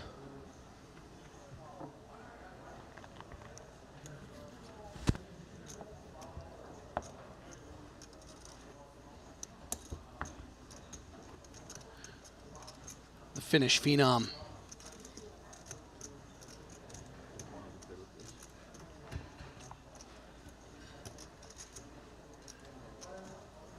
The Golden God. Okay, I'm done. I like Patrick Antonius. I like giving him names.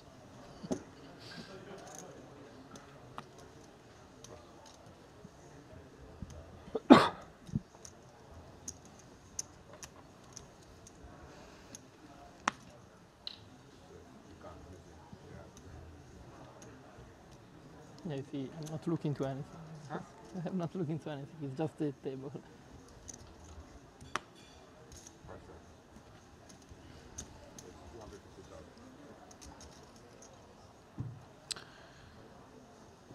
Slightly loose, but reasonable button open, I would say, from Peng Du. He's named Peng Du, not Peng Don't. Going for it with the 9-8. I love it. Playing quite well, has Peng Du. When he isn't slow rolling his friends on live TV. I mean, he was playing well in that spot, I would say. He didn't fold.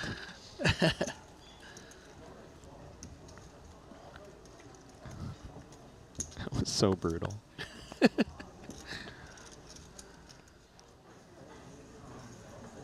Get a look at the next red table.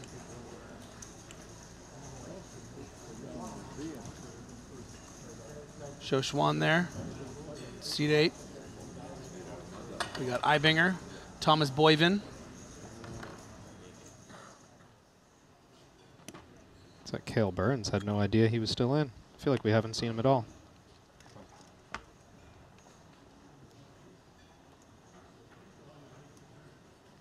I can see the bottom corner, just like the suit. Thanks. A shiny ace-queen for the man from Japan. Shunjiro Kita. Gonna raise from the hijack.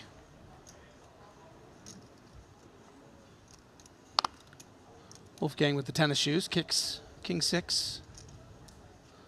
The kicks. Get out of there, man.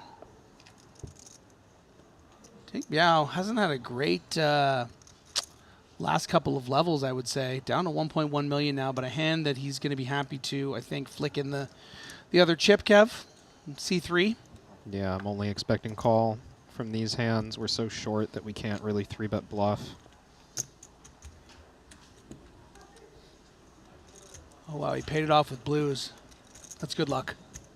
When you're wearing a blue sweater and you pay off the bet with blues, and you have blue glasses, blue-purple glasses, check it out. Watch this.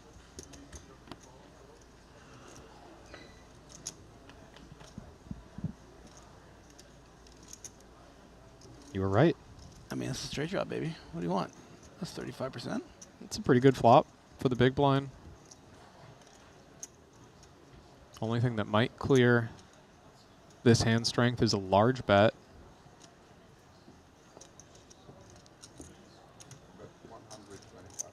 It goes with one big blind, which is pretty typical for these monotone textures. Kind of getting a bit of value with ace-queen high. Usually up against a draw. Yeah.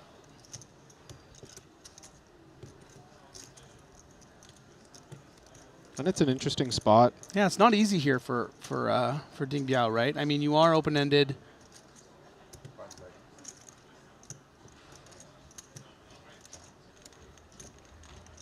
Yeah, I thought a small check raise could have been coming some percentage of the time, but open-ended, definitely strong enough to check call. And I mean, the fourth club really opening the door for Ding Biao to get a chance to bluff the river. Yeah, I mean, first aggression now, right? I mean, Shinjiro, tough to bet here. Going to be up against a lot of blank club hands, single club hands that would have called him the flop. But first person who bets win the pot. I mean, yeah, if you're not going to be able to call the river bet, why not just put out 375,000? Yeah, it's a nice play. Yeah, look at that. Looks like Ding Biao doesn't exactly believe him, but he's annoyed because he doesn't have much of a choice.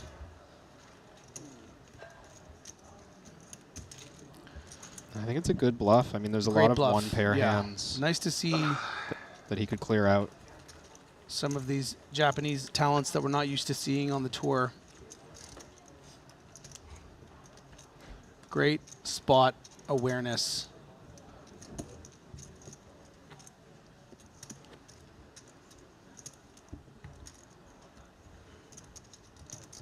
It's going to rise Kita to 11th in chips at 3.2 million with 23 left. 3 players with sub-7 big blinds.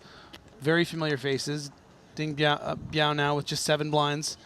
Hajayev with 6. Steven Song with just 5 big blinds. So they're really going to need to get some good fortune.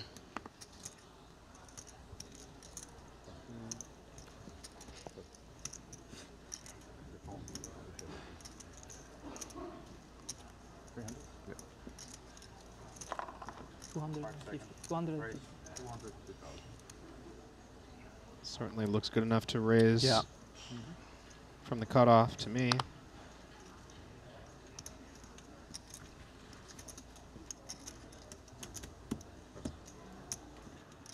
Three? Wait. For Antonius, pretty much always a call.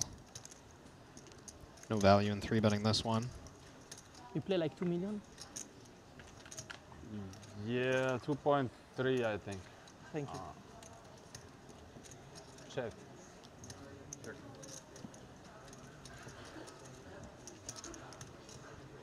On a board like 6-6-5, both of these hands have a fair bit of value.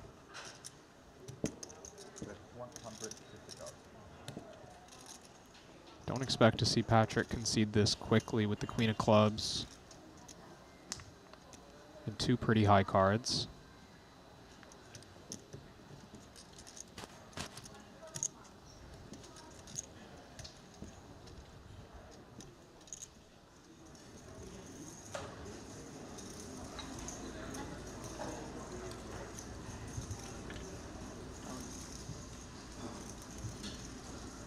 Back to that outer table, looked like Samuel Jeju opened all in from the hijack.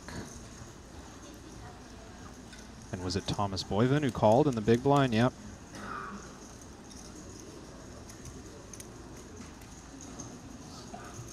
Seems those chips are headed Boyven's way.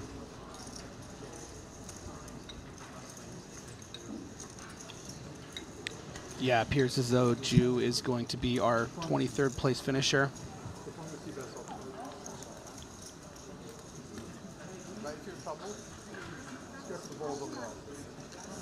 Actually, yes. You got cool and sweet? Go for the balls on the arm and then get out of it. Bang, right to the eyes.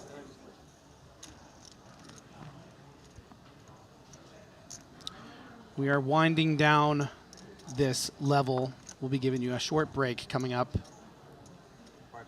There's Kita, fresh off that great 2-barrel with the ace-queen just a few hands ago, getting ace-queen once again. See a pair of 6s fly by into the muck from the hijack there. Was that from Enrico or from Peng? That would have been Enrico, I believe. Okay, yeah, playing 25 big blinds. seems okay. But yeah, maybe would have expected to see a bit of pause. Polius very confidently flicks in the min raise with the king-8.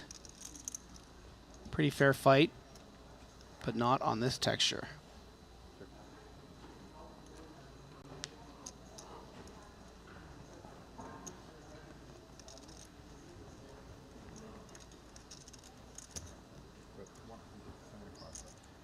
Yeah. Easy peasy, min bet squeezy. Nothing to do against an early position opener. King high, unlikely to be good against that pre-flop range.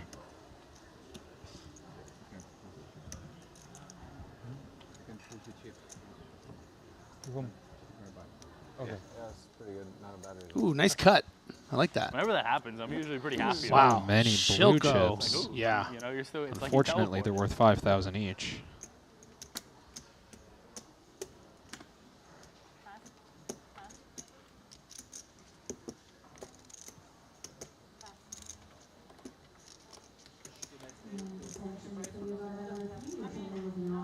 We have lost Adrian Mateos just before, I believe, Samuel Jew busted. Mateos, our 24th place finisher. Yeah, Hajayev is going to take his equity with this king-queen and is going to love what Fedor Holtz is holtzing. For sure. I meant Low King one. 9, man. Not no, 9-7. no. I want you to sweat a little for.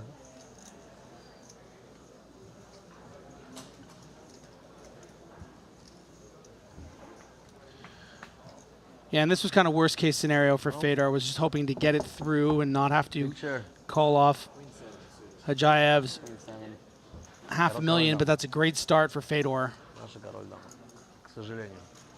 A king or a queen or Hajayev is out of here in 22nd, and he is done and dusted. It was fun.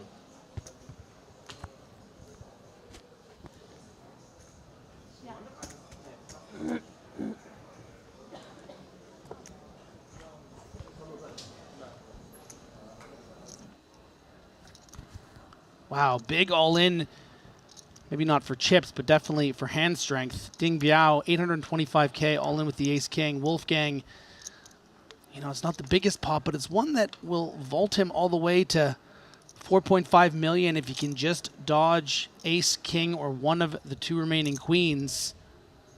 One of the most dangerous players in the field, Ding Biao. Can he go home and does, or at least to his hotel room? Sit open, table 3.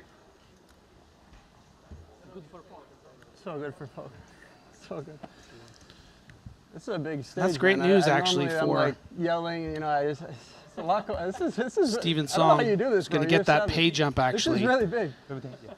Yeah, okay. Okay.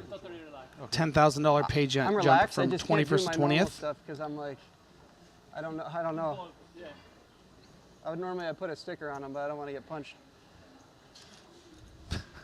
Yeah, maybe don't put stickers on these super high rollers. I mean, it's one thing when they're still at the table. It's the first waiver that you sign, actually, when you decide to play a Triton event. Don't put stickers. As we get a look at the red and blue table, where things sit going to the 150K big blind level. As we can see, 9 million for Shilko. Just steady incline for like Alexander. Pretty short stacked over at the blue table. Pretty interesting there, but no one under 10 big blinds. And of course, Steven Song and Jeremy Osmus with just 4 and 7 big blinds respectively. But they're going to be glad they got that $10,000 pay jump and that they're still in the hunt to play for this $1.9 million, Kev. I mean, especially Jeremy Osmus is going to be happy to still be in the hunt because somehow, through nature of a live misclick, finds his way out of kings versus aces, only loses about half of his stack in that pot. I mean, that was the highlight of the frame. Yeah, I mean, it's certainly going to be the highlight of the tournament if Osmus can just run this up, and he will always come back to that moment where, you know, a bit of a sort of a brain fog where he just like announced 160K when the big blind was 125. He's like, I don't know what I was looking at. He had his glasses on. It was just one of the best American professionals in the world. It's funny to see a little moment of vulnerability there, and then it actually end up being the reason he's still in the tournament. So it's fun to see something like that happen here in a Triton Super High Roller. We're going to go on a quick 10-minute break. Don't go anywhere. More action here in the 25K. The $25,000 buy-in WPT Global Slam is back. Join the action on March 2nd at Triton in Jeju. This time, for the first time ever, our players could buy into the WPT Global Slam with Passport dollars. Don't miss your opportunity to qualify for future Triton and World Poker Tour events. Download WPT Global with code Jeju and get a 100% deposit match up to $1,500. Sign up today and join the action. Ready to dominate the tables? With GTO Wizard, the world's #1 AI-powered poker solver, you can instantly study any spot in cash games, MTTs, and spin and goes. Build custom solutions for your games, accounting for factors like rake, annies, or tournament payout structures. Plus, you can upload and analyze your hand histories with just one click. Beat the best, crush the rest at GTOWizard.com. Looking for the ultimate platform to place your bets on the biggest sporting events? Look no further, because BetACR.eu, Triton Poker's official betting partner, is here. Whether it's the thrill of soccer, the intensity of football, or the fast-paced action of basketball, BetACR.eu covers it all. With real-time updates and competitive odds, you're always ahead of the game. BetACR.eu also offers exclusive poker events that you won't find anywhere else. Test your skills and make every hand count. With over 20 years of poker excellence, the World Poker Tour brings you WPT Global. With millions in guaranteed prize pool every month. 24/7 monitoring system developed by the world's best security expert to combat cheating and collusion. Largest online poker platform available in over 60 countries. Endorsed by poker's biggest names. Join the largest community of players. Now on WPT Global. Trusted online poker is back in the U.S. with the launch of Club WPT Gold. Play sweepstakes poker in daily ring games and tournaments against your favorite WPT ambassadors. At Club WPT Gold, you play with 2 virtual currencies, gold coins for fun and sweeps coins, which can be redeemed for real prizes. Get sweeps coins for free with gold coin purchases, daily login rewards, and giveaways. Join now and get in on the action.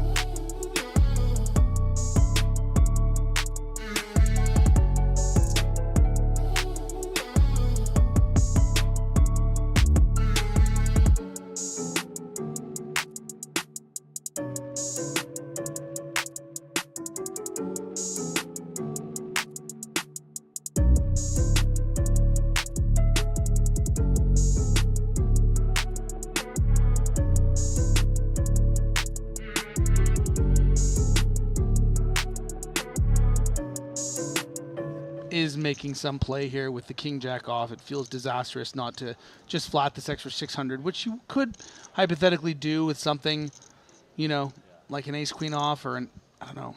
It's just a weird spot. It does feel so trappy, but if he had ace queen off, I think that's exactly what he would do. Yeah. I think he'd put in the 500 and then call this. Exactly.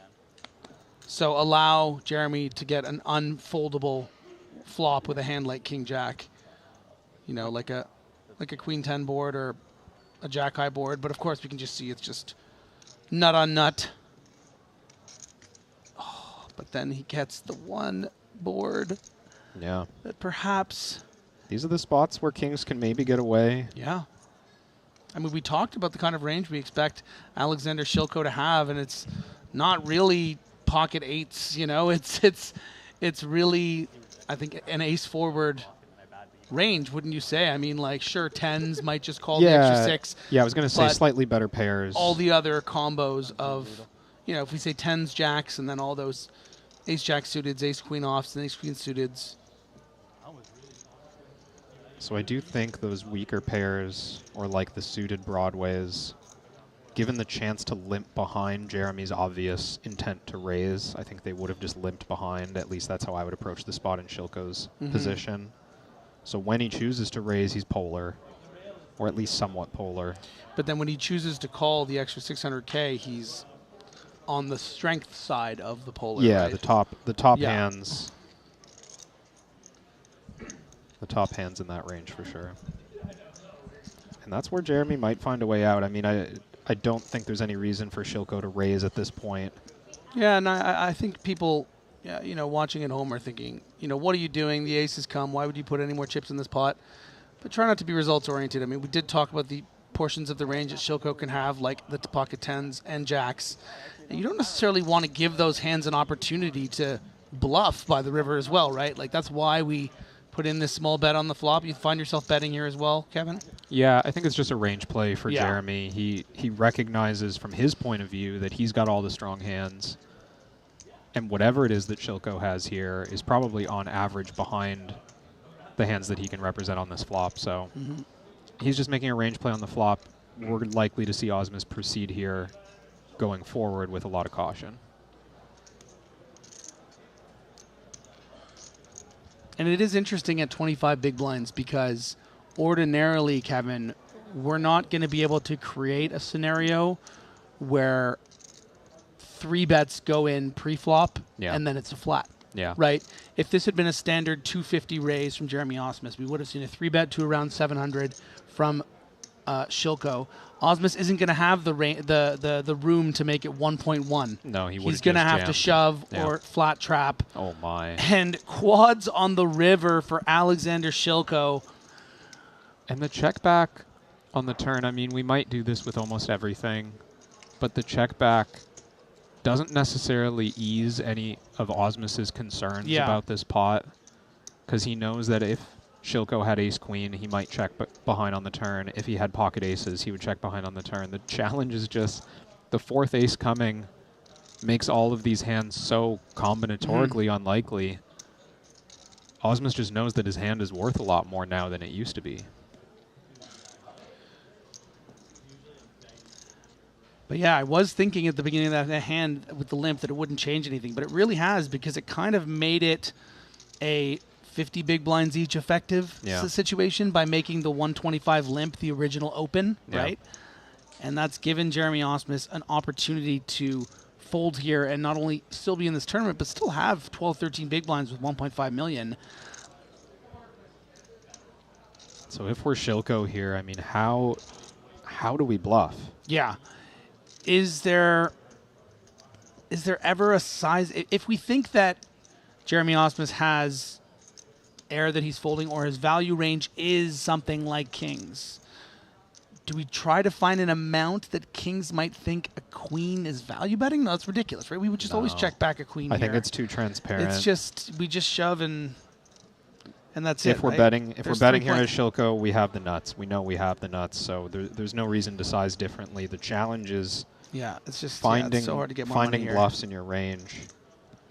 And this is a good, you know, you think there's not much to do here, just kind of sitting and hemming and hawing while you know that you're going to go all in. These are good opportunities for the pros to ask themselves that same question. If you're in Shilko's spot, he could be thinking here, not for this hand, of course, but for his future development as a player. How would I bluff this spot? Like, how the heck am I going to play a range? And he bets 1 million, so he doesn't go for the jugular. He just goes for a vein.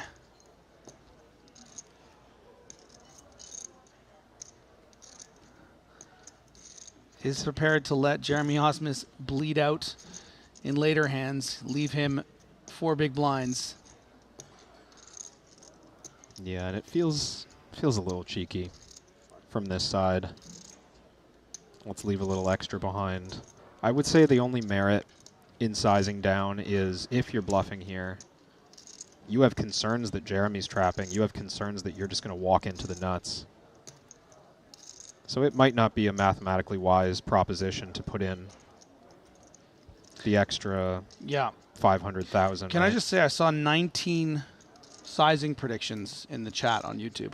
19 different ones. 19 different ones. Well, some were the same, but, 19 different predictions. And I just want to give a shout-out. Good fold by Jeremy there. Yeah, good fold. I just want to give a shout-out to Ice Cold Spear, who was the only person who said 1 million. I guess we are the slow table. It's all a guess. And you get a buy-in to our 100.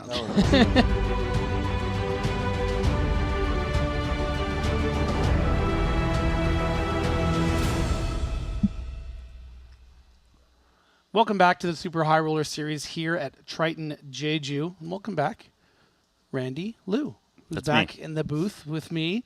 You were doing earlier coverage with, of course, Ali Najad, and a lot has happened since you left. We are down now to our final 20 players. A lot of familiar faces, a lot of action. I would say the biggest highlight from the last level, and perhaps much of the day, was that incredibly unique hand between Jeremy Osmus, and Alexander Shilko. Very, very rare to see a misclick at this level, and then to it be the reason why Jeremy Osmus is still in this tournament. I mean, again, he's right there at the bottom of the leaderboard there with 7 big blinds, but we've seen some pretty crazy comebacks, and it's pretty amazing that he's still in the tournament running kings into aces.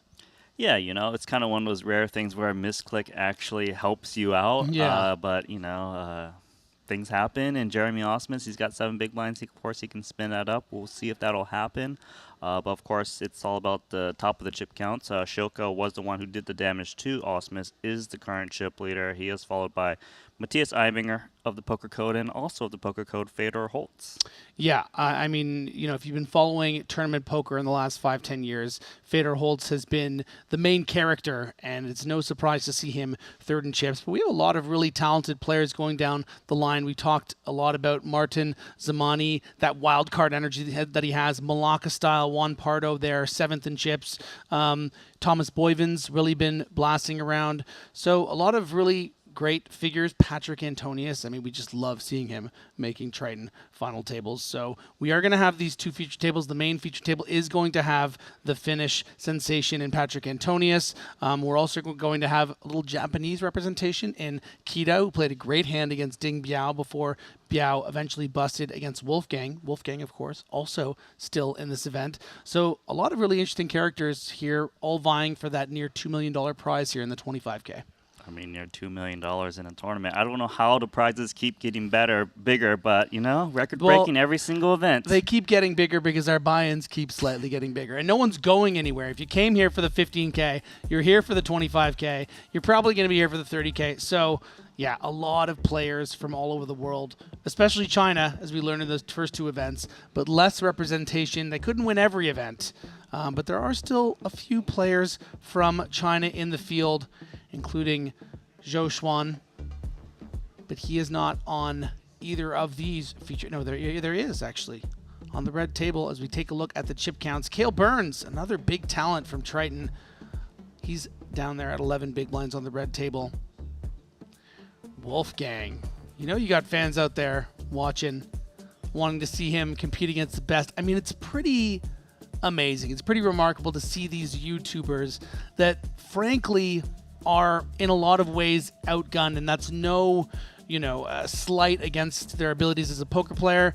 A guy like Wolfgang, a guy like Rampage walks into any casino, they're probably going to be the best poker player that walks in there, but this is the cream. I mean, these are the best players in the world, and the fact that Wolfgang is going jab for jab and finding a little haymaker from time to time is a pretty fun success story. I would love to see him make the final table and make a lot of fans happy, Randy.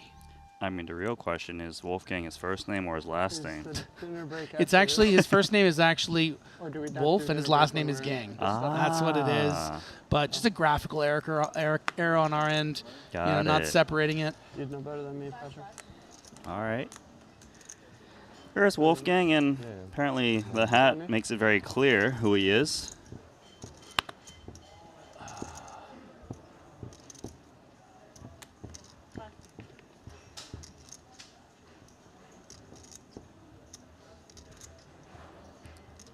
Patrick Antonius, King-9 offsuit. Looks like he's interested.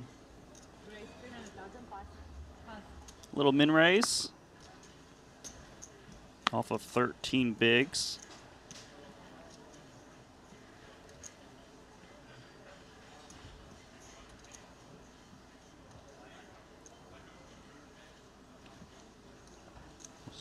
fold it over to the big blind, who is going to make the call. Shunjiro Kita.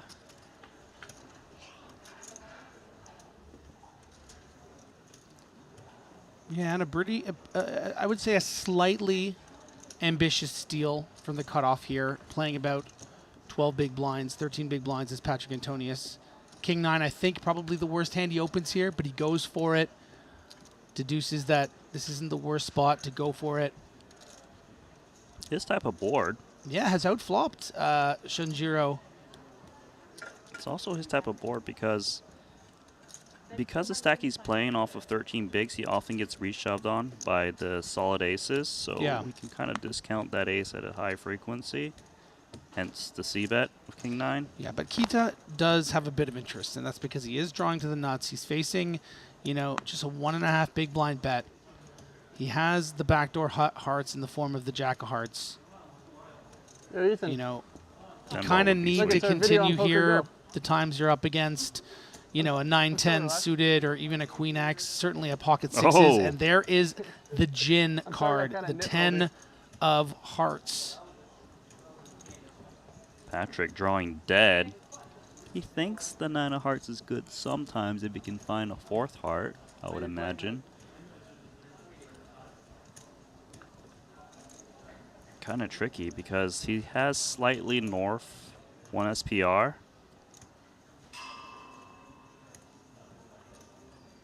I mean, it comes down to, does he want to take the free card and try to hit his hand, or does he think he can muscle out like a raggedy ace?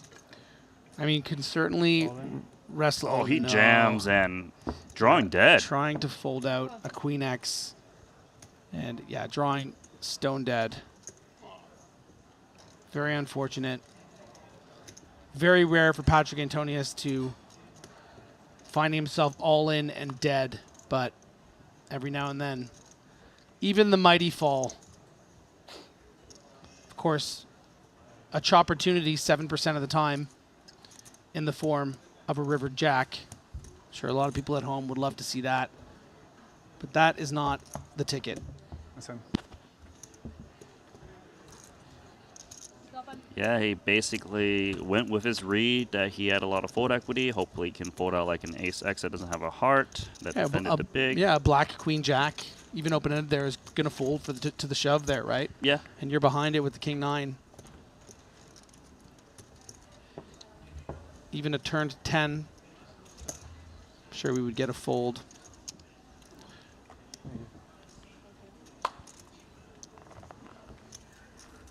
So that means we're down to 19. As Patrick takes 20th place for $91,000. That pot going to push Shunjiro Kita up to 5.7 million, good for 38 bigs. 5th on the overall leaderboard. He does look comfortable, doesn't he? I mean, the get up, you know.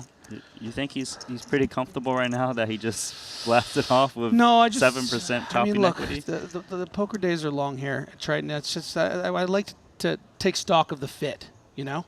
Does Kamoshi got what's the red thing going on? Is it like a headband or is it like another hat? I think it's a headband. I don't think we're going with the double hat look these days.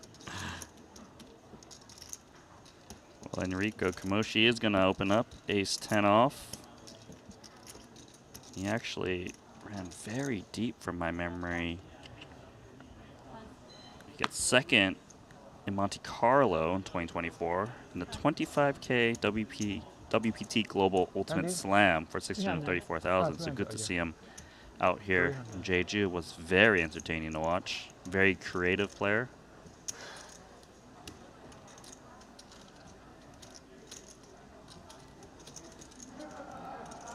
Pengdu, Jack 9 off. What a wrist hardware, he's in.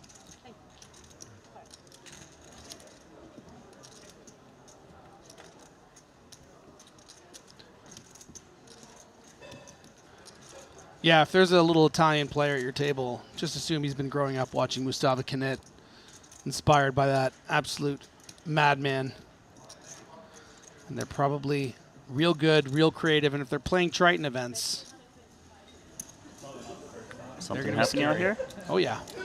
It looks like the chips are in front of Song's in. Steven Song, who just had 4 big blinds in the big blind, so deciding to take his equity and nodding in such a way that feels defeatist. He has queen 4. He has hit a queen, but doesn't look like that's enough. Steven Song is going to be our 19th place finisher.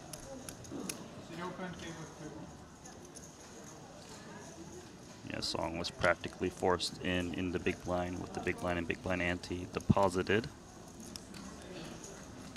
Maxime will be the one that takes out Song. So two eliminations already since I came in. 18 remaining now. So back to this hand. So on the flop, I did see Pengdu cut out a bet. He did lead into the 8-5-3 rainbow and got called by Enrico. Now he's checked it over to the pre-flop raiser. Yeah, a board that might technically favor the big blind more than it would the aggressor. Peng, you know, leading there to hope to turn more equity if he does get called. You know, when the board pair is 8, more difficult to represent, you know, 2 pair or trips, and just gives up. I think the right move. I don't mind the lead. Nice play, Enrico.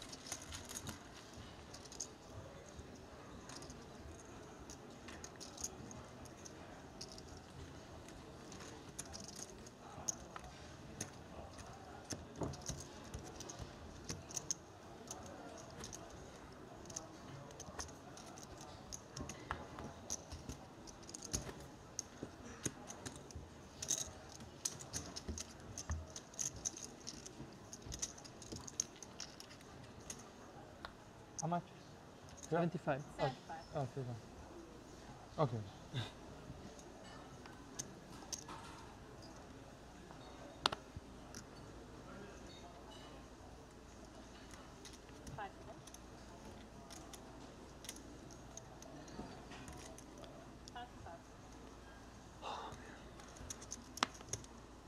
Something to note is that we are on a 10K pay jump bubble at the moment. 300. Vincent Huang, ace-7 suited. Little min raise.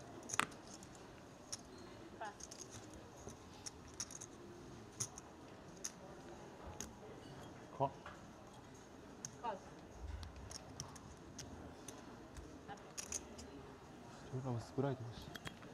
Do see a small blind defense from Pengdu of China.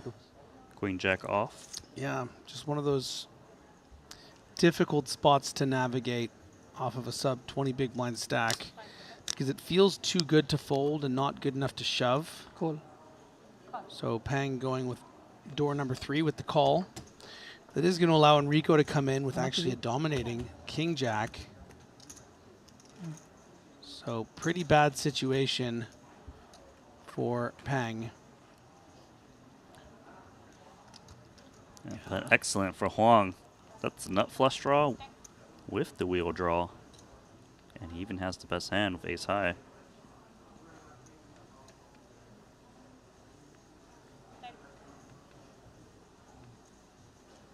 Already 1 million in the middle. So this spot's very important given how many chips he's got behind. I would expect him to follow through with a C-bet. Be happy to commit chips. Yeah, it doesn't have to bet much, right? Before, let's take a look at the outer table once more. Who's at risk? Is it Osmus? And he's getting up. Oh, okay. We're not fully dealt out yet, so he is all in. Queen 9 deuce 6 board.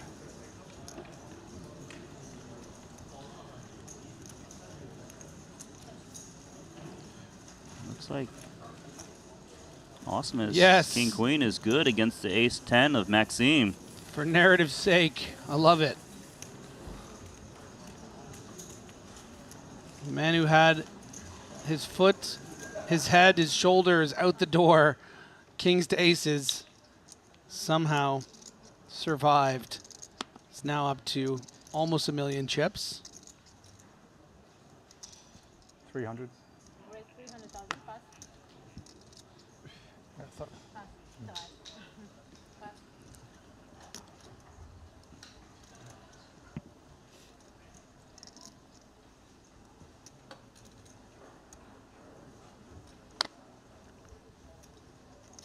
Those orange chips are how much? 500. Thank you. Jack 10 off for Huang.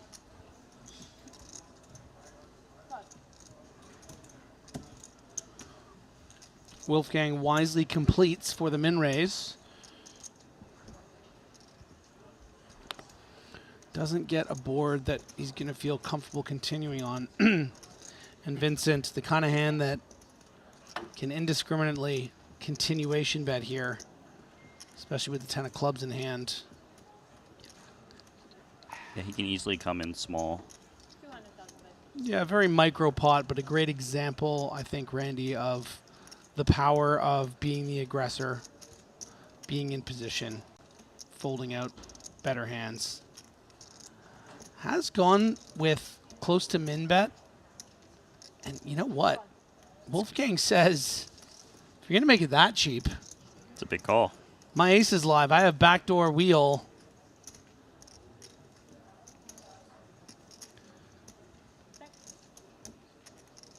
It's kind of tricky because Vincent bets so small on the flop. He does invite a lot of ace-high calls that aren't even paired. But I think what's interesting about that, Randy, is that it allows you to widen your opponent's range and therefore put in big bets on the turn and get folds from hands like this, but not pulling the trigger. And it looks like we might be leaving what is a pretty interesting hand, an opportunity for Wolfgang to increase his stack, but for good reason, I'm sure. It looks to be that Osmus is all in for those 6 big blinds.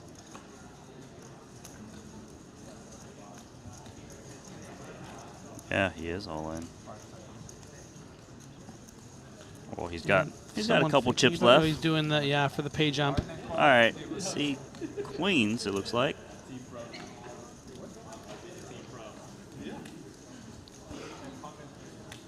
Pardo is the player putting Osmus at risk.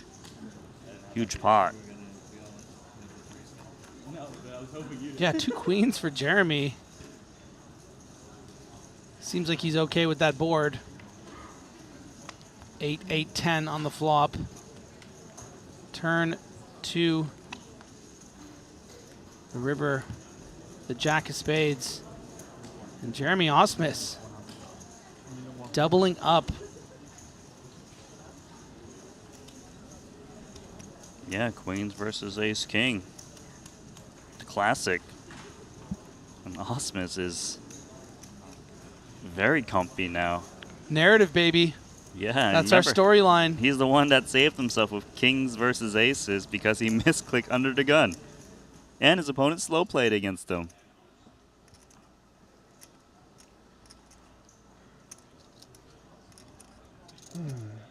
It's going to move Osmus to the middle of the pack. Not too bad. Let's send it back over here. So it went check-check on the turn after the small flop bet from Vincent. Wolfgang stabbing 475,000 as Vincent has rivered the pair of jacks, and Vincent's getting a great price. So Wolfgang electing to turn this hand into a bluff so that he doesn't lose at showdown, to something like an ace-6 or an ace-3 or even a pocket 8s or 9s, and actually Huge does fold. get the river jack to fold. And I hate to be results oriented, but with all the combos, the club combos that missed, I think that's a bit too tight a fold. Maybe a bit too high up in your range, river jack. What do you feel like, Randy? Do you agree? Bad fold. Pretty big fold. Yeah, it was a pretty big fold. Pretty big fold, Probably Vincent. bad, Says it's Yeah, he went for read. 30, Yeah, he was 30 wrong. minutes, someone will text you, but I'm sure. Yeah. And I think that's a Thank you. honest assessment. I appreciated that. How about Jacob & Co.? They are the official timekeeper of the Triton Super High Roller Series, and get a glimpse of how remarkable and shiny these things are. I mean, there's a roulette table on one of them.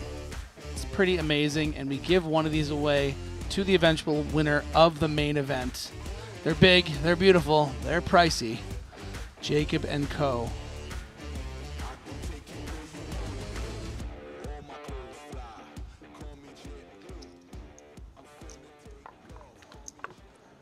Wolfgang really getting away with one with the 475,000 chip bet on the river there. I mean, there was, what, upwards of 1.2 million in there. But sometimes, you know, just make a believer out of people. I like that Wolfgang's come to play. I think we were both suggesting that maybe he could have folded the flop, but once he found himself at the river with the bottom of his range, found a bet, and got lucky to get a fold. Yeah, I think it also shows that it's obviously one of the little cons of going so small on a flop is you invite hands that would have just check folded to come along. And, you know, if you don't have your frequencies right, you can really make some decent mistakes later, like he did with the Jack-10 off. Yeah. Onto this hand, Enrico is going to 3-bet to 800,000 with the ace-8 suited against Japan's Shunjiro Kita. Queen 10 suited, out of position. Not really the ideal hand to take a 3-bet pot out of position, unless he's got a read on Enrico. Yeah, I mean, we're playing pretty shallow on this main feature table, so there's not going to be a lot of opportunities for 3-bet folds, 3-bet bluffs, but this is a great one. But Shinjiro has the kind of hand that, you know, feels like you hate folding out equity if you are up against a hand like this, but cooler heads may prevail. Discipline may rear its head for Shinjiro. It's tough. Well, he's not folding at the moment. It's not folding yet, Maybe no. he's looking for an excuse to get in there, whether it be aggressive or not. But he does fold, and I think that is the standard play with that hand out of position against the 20-ish big blind stack. Nicely done, Enrico.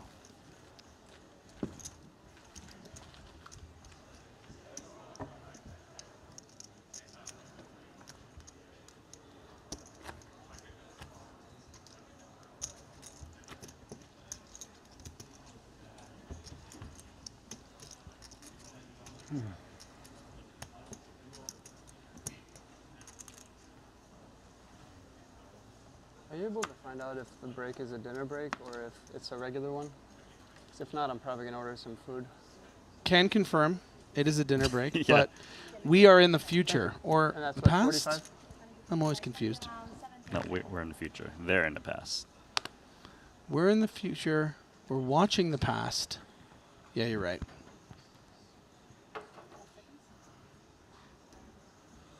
Wolfgang with a suited king on the button. I think I would like to see a raise here. No surprise. Paulie is going to respect it, and I think Vince might also. But he better start disrespecting Wolfgang, because the way he folded that jack gave him a bit too much credit. Nice upswing here for Wolfgang after getting away with murder with that Jack-10 ace-4 bluff. Yeah, that was a blatant crime. Yeah, just too many missed clubs. It's mainly because of the price. You know, if Vincent was up against like a Yeah, three-quarters pot yeah. bet, surely it's a bit different. Against that small price, it was a, you know, you heard him say like, probably a bad fold. It was an exploit adjustment he made. It's just sometimes you gotta be very careful to make those adjustments, because when you are wrong, it's very costly.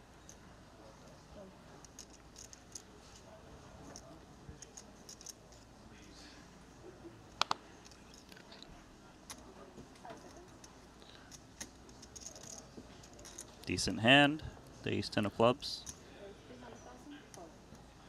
Back at it.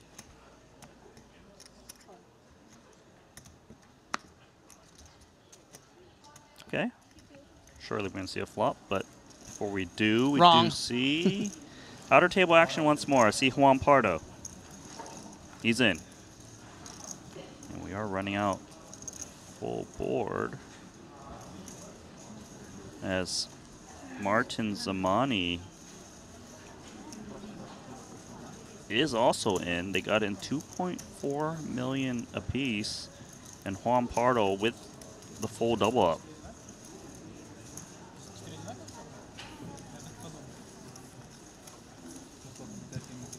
It's queens versus jacks. Pardo with queens. Just practically drawing the jacks dead on the queen 3-3 flop. Queen 3-3 will do the trick.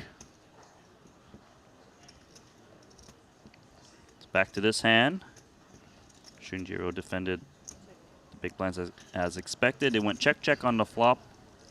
It seems likely to go check-check through on the turn as well as played. Unless Wolfgang all of a sudden wants to open up an attack of ace-10 high. Although I don't think he necessarily would want to. Check makes sense.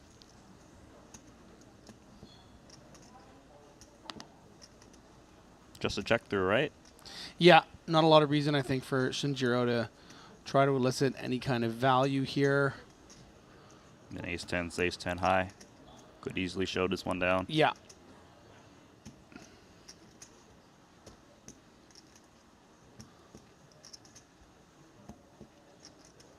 I wouldn't mind 1.1 million, to be honest. To really. Well, because apparently he just heard you. It's not exactly 1.1 million, but it's not what I expected. 650,000 chip bet. Look at that. It's a great bet. It's like, I'm going to say I rivered this queen. Make sure you don't win with like a 3 or a 4 at the river. Nice play. I mean, he would have lost that pot. How many crimes is he allowed to make at this table? I mean, they are really respecting Wolfgang Poker here. Yeah, his slight adjustments is really pummeling this table right now. Yeah, I mean, I think that the ace forehand was, in my opinion, mostly lucky that he happened to get a customer that folded so high up in his range with that river jack for second pair. But that hand right there, but that hand right there, check that one back, right? Yeah, no, that hand right there is indicative to me of someone that, you know, has some good poker instincts in there, and to pull the trigger on the largest stage, that's pretty strong stuff.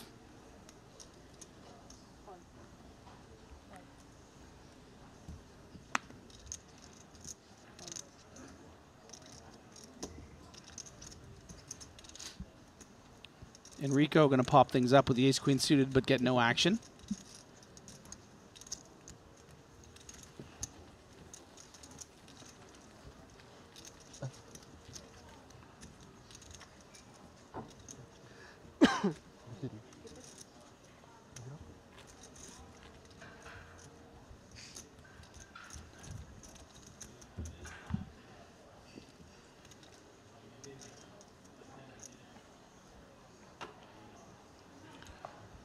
If you're just joining us, this is the 25K No Limit Hold'em 8-handed Triton event.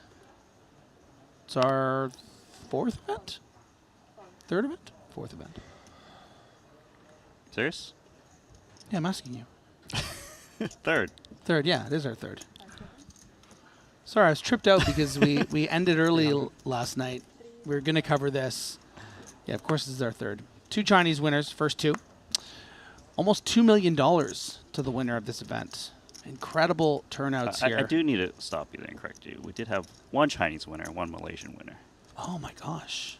Oh, you're right. Well, I think you're right. But there was something, you know what is confusing to me? Because they chopped, right? And one person got more money. Oh, you're talking about event number 1.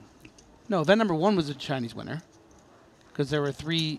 Sure, no worries. Let's get to this hand. We do have a 3-bet from Shunjiro. Are you telling me that this boring hand that nothing is happening is more important than our No, you can clearly see something happening. It's a 3-bet, and Vincent Huang's got ace-king, and, well, he's only going a 4-bet jam here.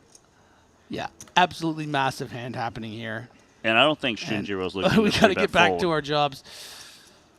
No, Vincent is going to happily put this in. And frankly, Kita's intention here, his design on just 15 big blinds is going to be to call. Yep, has to call this off for this price, especially after making it 600,000. And there's the flick. 9s versus ace-king. The 90.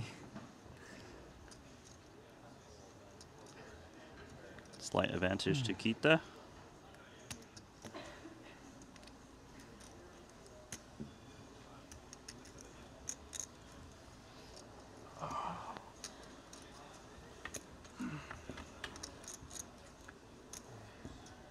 That's a fair-ish fight on that flop.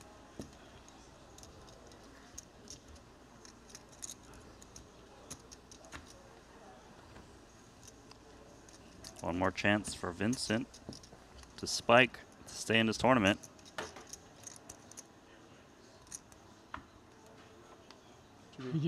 And that's the end of New Zealand's Vincent Huang, out in 18th place. Not much you can do.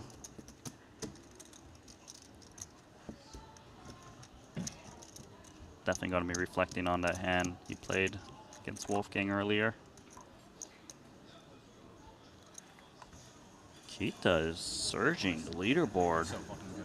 So we take a look outside once more. Is there more all-in action? Looks like it.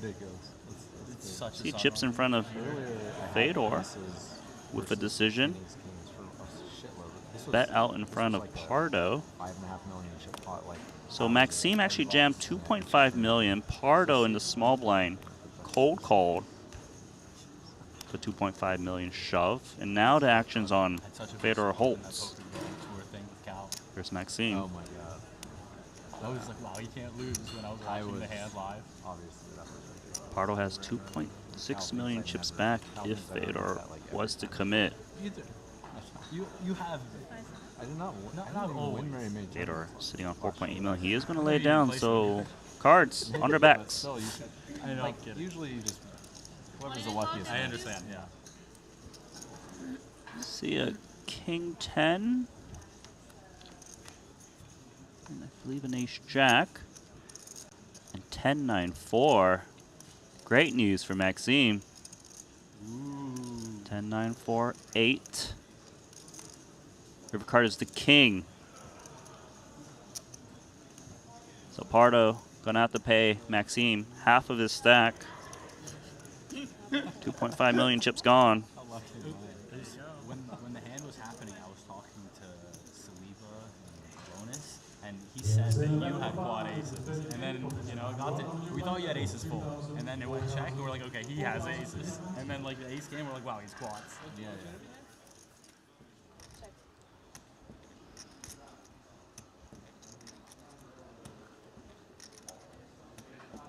So back to this featured table where Wolfgang's got King 6 offsuit. Blind versus blind confrontation. And Enrico also has King 6 off. Yeah, and a limped pot. So I don't think a lot of reason for either to start turning their hand into a bluff when the board pairs on the turn. Yeah, I think King's High has enough showdown value as played. But we've seen Wolfgang kind of steal some pots that we didn't really expect him to with the type of hands he's been holding. A standard protocol, I assume, would be just check down, unless they pair up and can go for value. So far, both players obliging. It's a really nice river card for both. Excuse me? Give me one more. One more, thank you.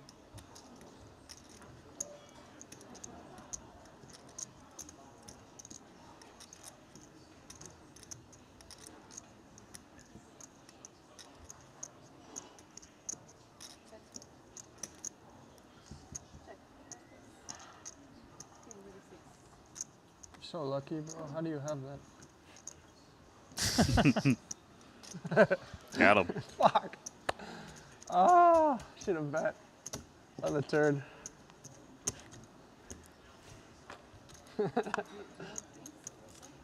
I'm not so sure he takes it down on the turn bet. Should we do a round of shots, or what do you guys want to do? Tequila. Does anyone want to do a shot? No? Nobody, no.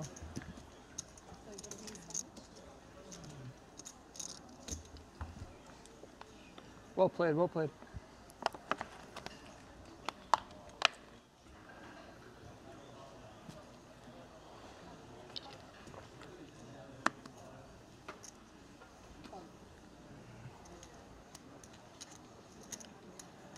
King 4 suited for Pengdu. He's going to go 2 blacks, 4 whites for 300K. feel like Wolfgang's involved in every single pot. He's got Queen 10 suited in a small blind. A little bit tricky because the pre-flop raiser is opening off of 12.5, 13 bigs. So Yeah. playing from the small blind is not as enticing. I think it's too strong. I mean, it would be nice if the big blind had like 15 bigs and maybe you could just shove. But because Paulius is playing 33 big blinds, and I guess you should be glad he doesn't have 15 blinds and shoving. So I quite like the flat from Wolfgang. But it looks like we have reason to go elsewhere. Man, H is all in every single hand or what? Well, I think we know that Paulius is going to put more chips in and the other two are going to fold. So let's just see what's going on over here. Zamani not liking it. Yeah, he's paying out. Looks like he's up against 2 8s against Shilko, who presumably would have anyone covered. Yeah. Wow, Zamani's out. One-time chip leader Martin Zamani not pleased, but no stranger to high rollers and making deep runs and eventually busting. Yeah, Zamani actually reshoved ace-9 suited for 23 big blinds. Actually, 27 big blinds. And Shilko called with 2 8s. It came 8-6-5. Shilko with top set. Wow. Zamani did have that gut shot, but just couldn't find it by the river card. Yeah, and that's finally going to create a significant, I think, chip leader when the app updates. Shilko was second in chips, barely behind Shunjiro I didn't Kita think so, but with 7.2 million. But after that pot, I think he's going to probably vault himself. Yeah, 11.3 million. Finally, we have a significant chip leader here in event number 3. 16? Yeah. And a deserving one with someone who's been one of the stars of the day. A brilliant call down earlier. Wasn't that crazy cooler spot, ace to kings, as we take a look at the leaderboard here. We got Kita there, 50 big blinds. Wolfgang, bobbing and weaving. We've loved to see it. He's at 30 big blinds. We're going to do a little redraw here. We're going to come back about 3-4 minutes and get you more action here in Triton Jeju. The $25,000 buy-in WPT Global Slam is back. Join the action on March 2nd at Triton in Jeju. This time, for the first time ever, our players could buy into the WPT Global Slam with passport dollars. Don't miss your opportunity to qualify for future Triton and World Poker Tour events. Download WPT Global with code Jeju and get a 100% deposit match up to $1,500. Sign up today and join the action. I've played against the best, I've won on the biggest stage. But what if I told you, it's not just about luck or talent? It's about using the right tools. GTO Wizard is the fastest and most efficient way to study any spot in poker. This is how you level up your game. This is how you unlock your potential. Don't get left behind. Get GTO Wizard today. Beat the best, crush the rest. With over 20 years of poker excellence, the World Poker Tour brings you WPT Global. With millions in guaranteed prize pool every month. 24/7 monitoring system developed by the world's best security expert to combat cheating and collusion. Largest online poker platform available in over 60 countries. Endorsed by poker's biggest names. Join the largest community of players. Now on WPT Global. Looking for the ultimate platform to place your bets on the biggest sporting events? Look no further, because BetACR.eu, Triton Poker's official betting partner, is here. Whether it's the thrill of soccer, the intensity of football, or the fast-paced action of basketball, BetACR.eu covers it all. With real-time updates and competitive odds, you're always ahead of the game. BetACR.eu also offers exclusive poker events that you won't find anywhere else. Test your skills and make every hand count. Trusted online poker is back in the U.S. with the launch of Club WPT Gold. Play sweepstakes poker in daily ring games and tournaments against your favorite WPT ambassadors. At Club WPT Gold, you play with 2 virtual currencies, gold coins for fun and sweeps coins, which can be redeemed for real prizes. Get sweeps coins for free with gold coin purchases, daily login rewards, and giveaways. Join now and get in on the action.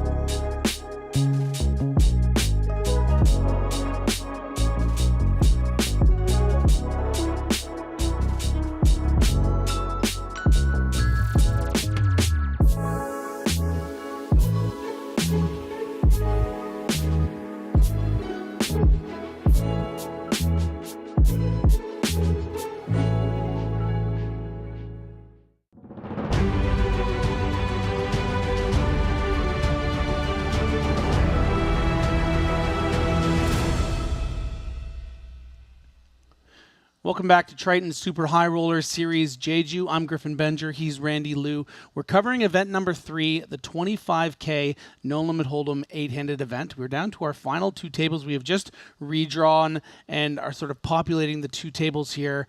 They're playing for a lot of money here, almost $2 million, just shy of 1.9 million. A lot of big players that we're used to seeing, likes of Matthias Eibinger. Alexander Shilko, though, is the story right now with close to 12 million after winning that huge all-in against Martin Zamani.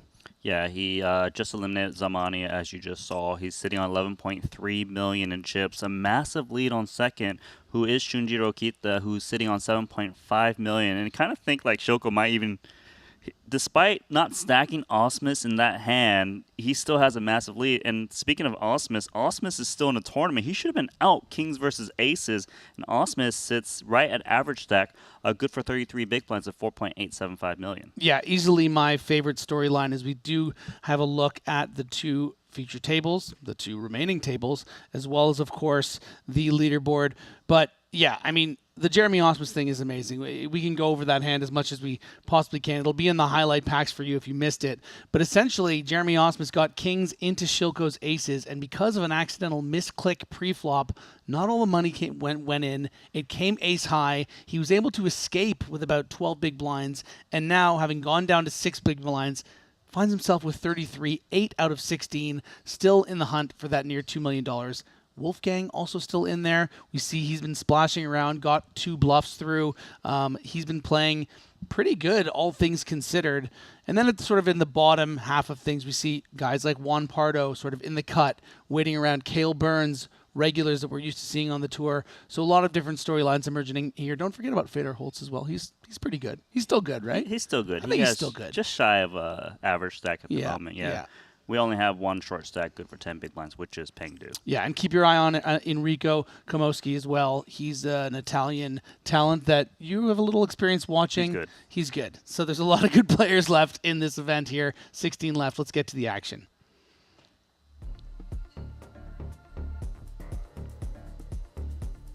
There's Mikita Badziakowski. He's not in the event anymore, but he has his arms crossed. He doesn't like what he sees.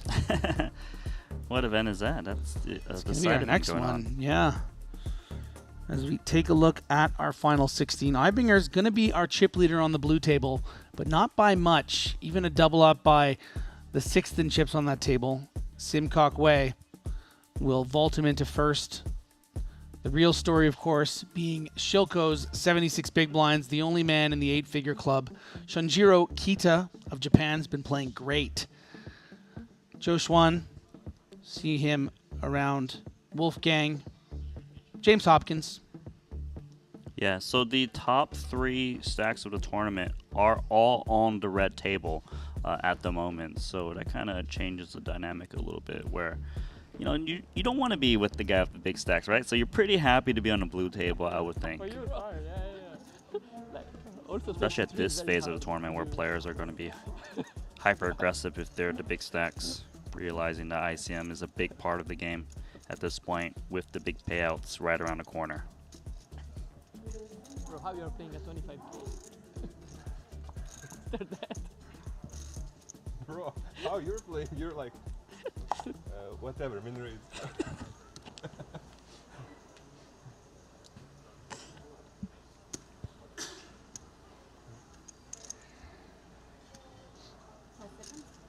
Pengdu, ace-10 off, sitting on 10.5 bigs. I do like the min raise. Doesn't necessarily need to just jam. Sometimes there's excessive action behind him. There's a flash there. And he also wants to balance his range when he actually does have a premium like aces and kings. He's going to come in for min raise under the gun.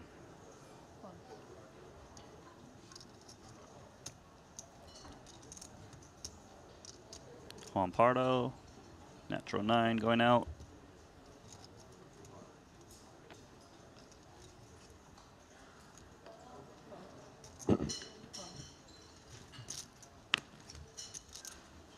Over to Osmus.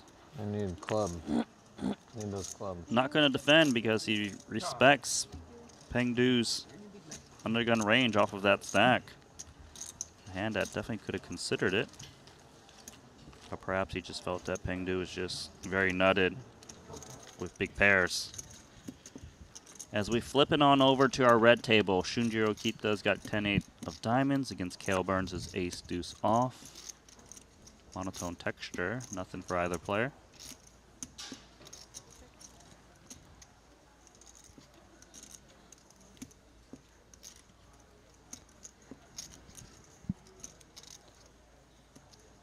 Yeah, this is actually going to work out quite nice for our second and chips man.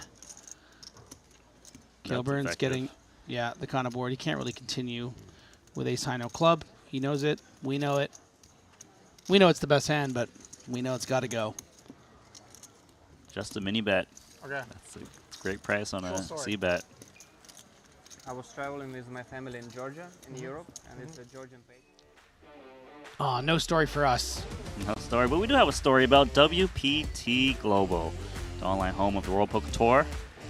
You do have the option to download and use the code Jeju for a 100% deposit match up to $1,500. You can also win the WPT Passport dollars and use those to buy into future Triton events over on WPT Global. So do check it out. Phil Ivey plays on there sometimes. Give it a shot and maybe you'll find him.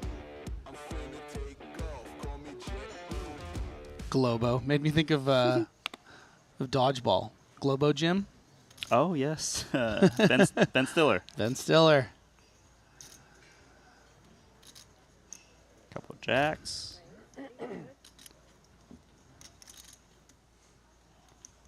We could play a huge one.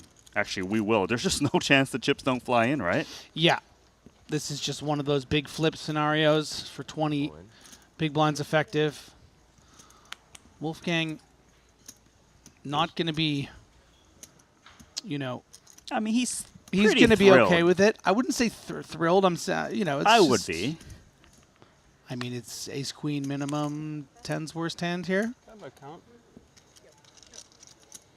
See, not thrilled. I win. He's not thrilled. I would be thrilled. I mean, he's going to call, of course. But I'm just saying. I wouldn't care how I'm just many saying blinds this it is. isn't ace jack off, right? Yeah, probably not This when is you got all the blockers. ace queen combos, pocket 10s, probably maybe 9s. Yeah, I think 10s. All the 9s ace king for sure. combos, yeah. And you're a decent It's just favorite. the early. Yeah, it's just the early.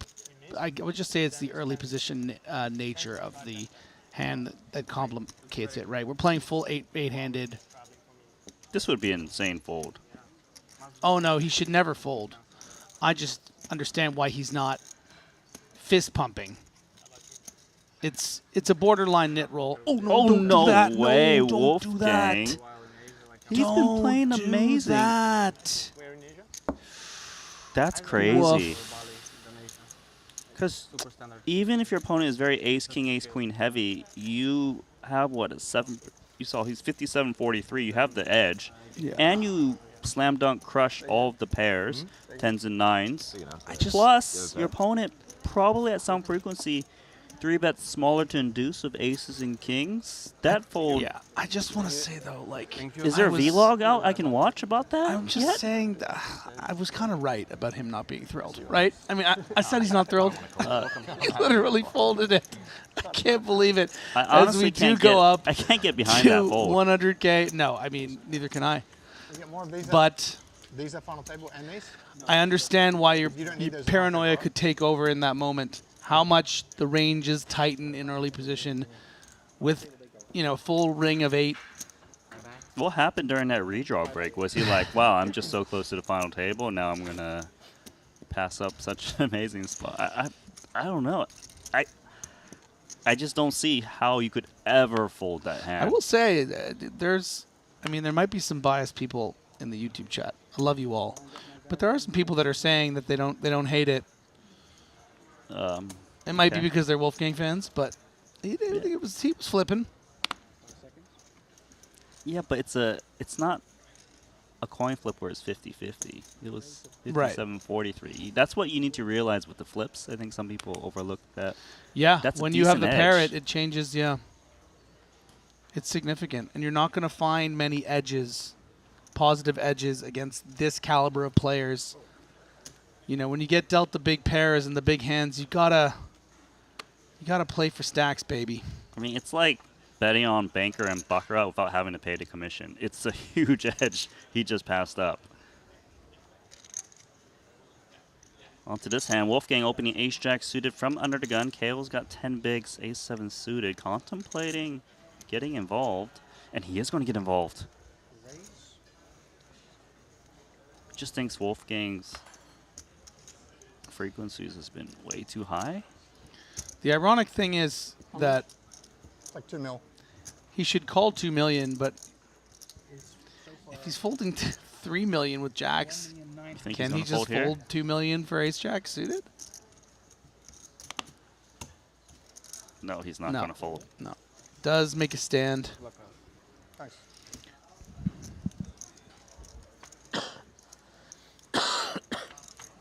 Kale Burns at risk, the Aussie.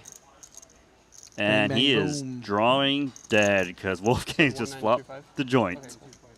Oh, so there's a You did little the one-chip left. thing, or what do you have? Oh my god, is Kale Burns still...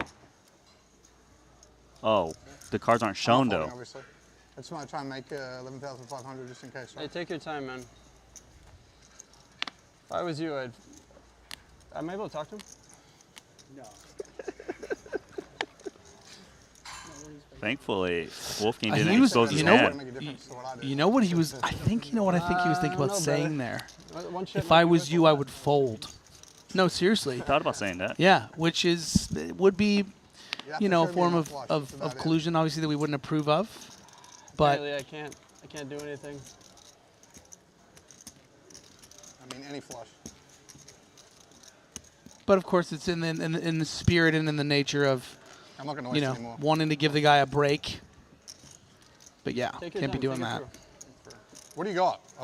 Consider me putting my money in. What do you got? Ace high. 8-5? Ace high. Ace high. Wolfgang actually can't I tell have him. that. I tried to tell What? you. Pretty good flop. Интересно, я, кстати, может быть, выкинул бы, потому что он, по сути, так сказать. Oh, they already got it. Yeah, Alright. no, they did okay, get I the was gonna chips in. say, I Yeah, thought he yeah. showed him before he called. Нет, то, что выкинул, я бы не сомневался. Because that'll be the one hand you can actually just fold to. Anyways, chips do actually fly in, and that's the end of Kale Burns.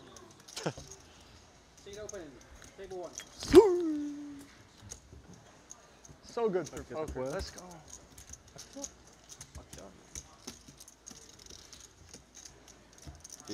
You did wonderful in that hand, by the way. That was some of your finest stuff there. Wait, is he? So glad Is he I really did. saying that right now? Oh my god. Okay. Kale, gonna cash for 101,016th place. waiting Rainy till you flop 15 the now nuts. guaranteed There you go, yeah. 112,000.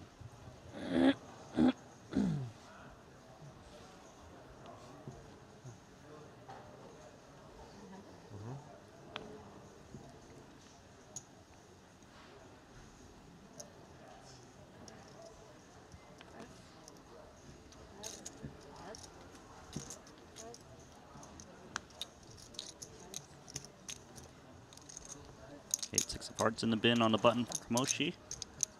Paulie V, 10-9 offsuit. Blind versus Juan Pardo. Rips it in. Pardo's got ace deuce. 11 big blinds back. 1 big blind on top of that invested. Yeah, and obviously Juan Pardo going to recognize that he's winning a very decent percentage of the time here with ace high. Just hate to call it off with the ace deuce, but you know you got to do it. Yeah, for chips he has to call. Yeah, 55% to 45 for Paulius. Slight advantage Pardo. Yeah.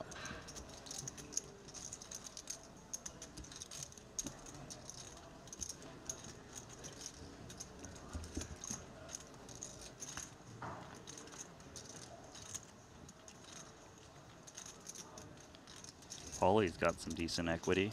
Yeah, technically his percentage has gone down by 7%, but it Doesn't feel like it, does it, when he gets more outs? And he jack now for a straight. And how about even more outs on top of that? 4 sevens now will give Paulius the winner. Can Malacca style survive? He cannot. 10 on the river. Another fallen soldier, one of the strongest Spanish players out there. Yeah, incredibly creative and dangerous. Some say he's one of the best MTT players out there. Well, he is going to cash for 112,500 as they are flying. 14 remaining now. Back to the red table.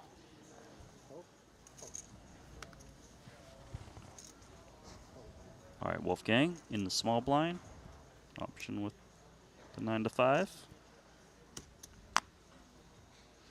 Yeah, and the pretty tough customer in James Hopkins and 19 big blinds in the big blind. Just mucked it. Yeah, I'm going to give him a walk.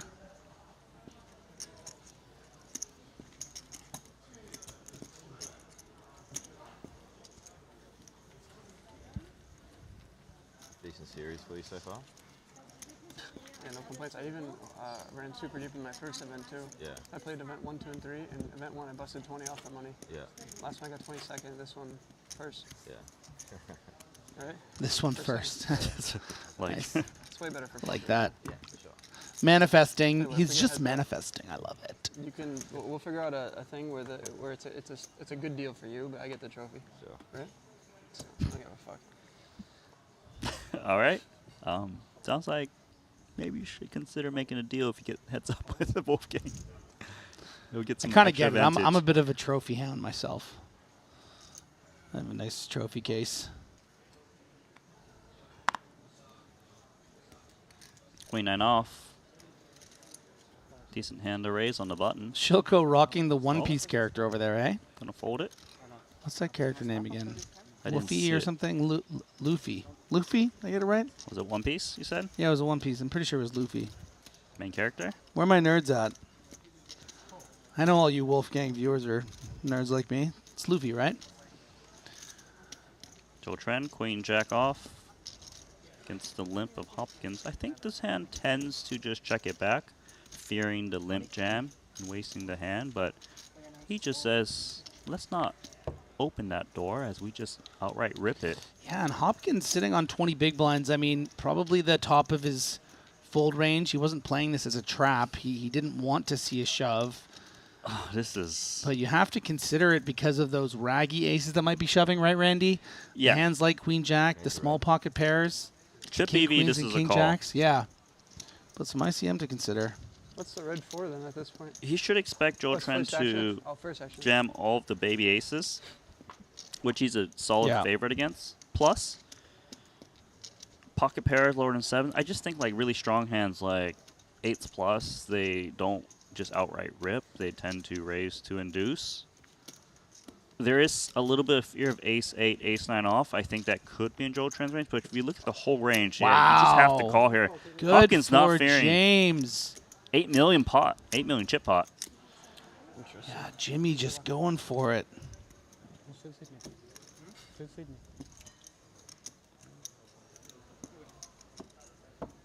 That's a great call. You got to play for the W. Can't do it by folding. Yeah, you might expect some induces too from the very big ace portion as well. So maybe you can take out an ace king or an ace queen or even an ace jack. Right. Ace on the There flop. is the ace, but the jack has also come out to play. Any queen or jack.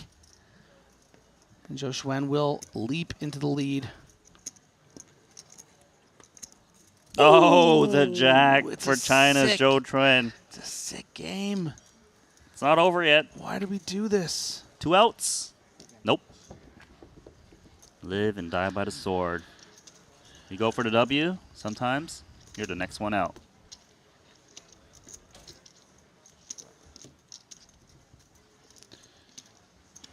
Well played tournament, and shakes it off there with his head. You just saw that. You're like, oh, God, I had him. But that is the nature of the game. You got to take the good with the bad. Sometimes you make a brilliant decision. You take a stand. You you still got to fade that 60-40. I mean, these are the small edges, right, Randy, that you have to push if you're playing a Triton at the Super High Roller Series. You can't let these ones go. Yeah, the spot was too strong. Especially, it's basically because it's a 20 big blind jam. It makes, I think it just makes it so much more clear what range Joe Trent has. Yeah. And that you can feel more comfortable calling off there. Cool. That is 3 eliminations since we redrew to 16. We're down to the final 13 players. Pay jump. Pay jump in effect. 128,000 guaranteed now. Survive to top 11, you'll get 140,005. And we do have a shakeup of the leaderboard. Yeah. Because Joe Trent is just behind the chip leader now. Behind by 2 bigs. He's got a 10.5 million chip stack. And Boyvon pocket queens. 400. Yeah, and actually one of our short stacks is Thomas with just 14 big blinds. So see how this shakes up. Shinjiro needs to find a way to get away from this. Difficult pre-flop. I think They're it's a just playing decent 3-bet fold six-handed. candidate. Yeah, but you make it, I guess, yeah, you make it 800 and then fold for 2.5 is pretty interesting. I like this. Yeah. It's not going to work, obviously. No, but, it's not, but it's better than making it 1 million and folding. Yeah, and it's better than folding a lot of the time. It's better than calling. I think it's cool. No, I think it's really spot on, to be honest. Yeah. It's just unfortunate that his opponent actually has a hand, because Boyvon should have raised fold off of this stack for 15 bigs, even UTG, because we are playing 6/7 handed. And I will say, Randy, Shinjiro balanced in this spot, because we saw him do this cut off to button with pocket nines against ace king, and then calling that shove with the nines. 1.325. Oh my god, and he's finding the click. Yeah. So Kita, having put in 800, only needs to call another 525, but yeah, he knows this is strong. That was and cool. Slips out the back door, yeah. You saw that Shinjiro just did not care No, whatever price no, I was don't care. laid. Whatever, dude. Like, I know what's going on here. You have the absolute nuts. It's amazing that I think I've probably made this reflection to you in the past, Randy. Is just the way that these players are finding more mileage out of small stacks. I mean, back in, when we were playing MTTs more regularly, you have 14 big blinds. It's like open shove or a raise and a shove. Like, there were just 3 bets that went in. Like, it was amazing. 400, 800, 13, 1.3 million. Yeah, players have definitely found a way to kind of extend and give more mileage, to their stacks. With these small sizes, especially at the later stage of the tournament, just equal effectiveness. You don't need to and that's why we see these kind of shorter stacks as the tournament gets deeper and deeper, because these players are so good at staying in the tournament.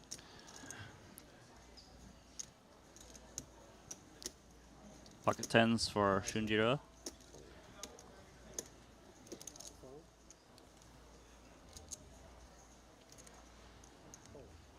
Folds over to the big blind. Thomas Boyvon, 8-7 off, in terrible shape.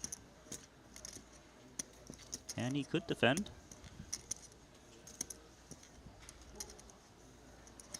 Yeah, probably the worst hand that Thomas Boyvon would consider completing here. But I think the fact that we saw him, I think that I was on with Kevin at the time, Randy, but he made the bit of ambitious call in early position with 7-6 suited. If he's prepared to do that, I think he's prepared to complete with the 8-7 off. Does flop a pair of 7s. Kita with pocket 10s. His hand needs a little bit of protection against overcards. Yeah. Yeah, you don't want to give a free card here to the Queen Jacks or even the Jack 9 of diamonds. You just want to clear out that equity. And at the moment, it's actually a good development. Yeah, it's a good value bet. Thomas has got a hand that's looking to check call and not really look to turn itself into a bluff. Jack on the turn.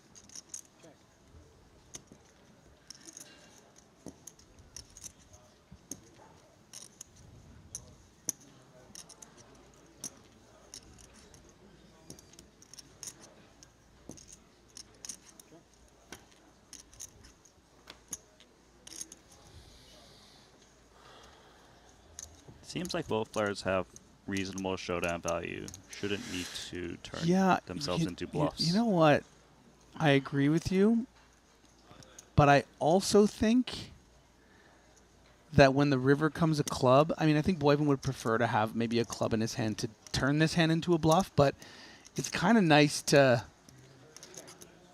consider maybe that this could be turned into a bluff, to fold out a turn jack, for instance, when you would be value betting an ace and your flush draws, and you don't really call a lot of 5-6 from the big blind. Do you know what I mean? I don't think that Thomas can assume that Shunjiro will bet all aces on the turn. So Shunjiro's range isn't purely non-ace, right? Yeah. If you know your opponent never has an ace, then sure, I think turning your hand to a bluff is nice because you're targeting second pair at best. Queens, kings as well. Clubs, because clubs bet turn at high frequency, right? So yeah.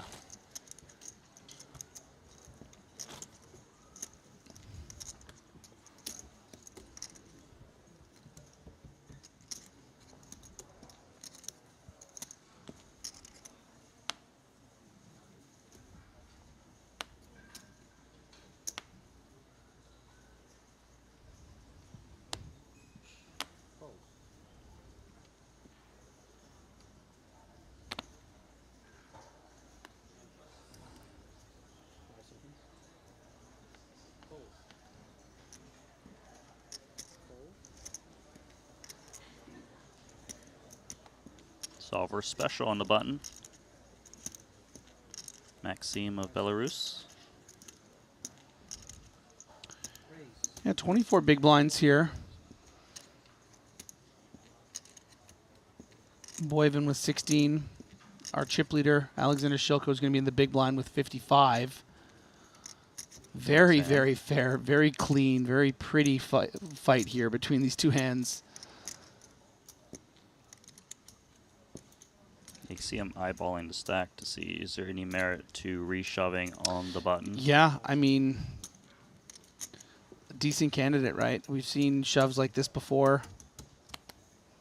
Call definitely the more standard of the options. It's definitely the high variance version.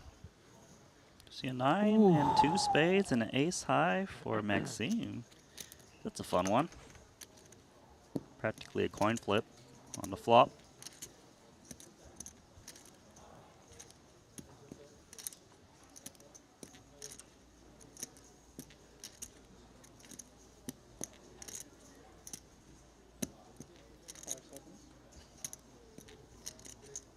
I would expect Shilko to play this passively as a check call, given the button has a lot of ace X's. So you're not really ever getting a better hand to fold. No.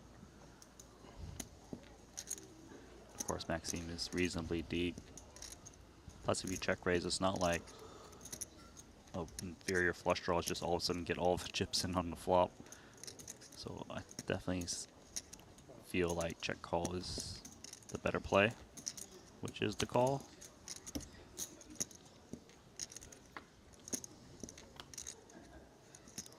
Interesting turn card here. Giving more equity to Shilko. Yeah, a little gut shot for Maxime, which he perceives to be good. It's not in this case if the 6 does drop. And when you have a draw to kind of like these 5-card hands, you tend to play your hand a little more passively because you don't really want to get blown off of it in case your opponent has some kind of 2-pair that goes hard if you bet the turn. So would expect a lot of checking with this ace. He's thinking about betting, it seems. Yeah, I mean, I think that the argument, if you feel very comfortable in bet folding, which I think you can be, you're still going to get action here from hands like this from Shilko, and you're going to get value when you hold. You know, does Queen 10 of spades, well, how does it play this hand? Is it really going to check shove, or is it going to call? You know, you Jack 8 of spades. Pretty big assumptions on how your opponent plays combo draws, though. Yeah. It's not something you get a lot of data points on. That's a really, really good point. Call. All right, so he's going to make the call. So it's playing out perfectly at the moment for Maxime with this turn bet, as he did just get called. Yeah, I guess it's also a nice price setting thing where maybe, You don't want to find yourself Shilko maybe turning a 7 into a bluff on the river, saying he has like 7-5 and the river's a 10 or something like that. You know, makes it easier to just bet and be able to check back. Fair. As played, this has to go check. Yeah. I mean, I don't think he can perceive Maxime to call down with just 9x. Yeah, So extra lots of value. Yeah, no, that was really nice. Well played.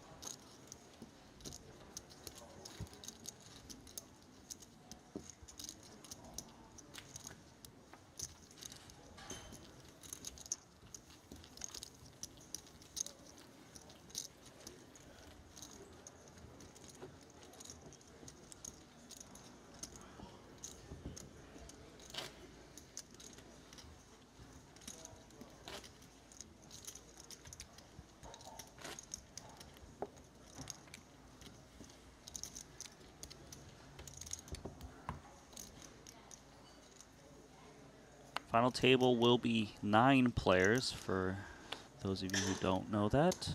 Currently at 13 at the moment. Short stack duties belong to Peng Du with 12 bigs. Wolfgang first stack, 7.2 million chip stack. It's quite healthy. Yeah, good for 6th in chips of the remaining 13 players. King 6 suited. This is the solver's second favorite hand.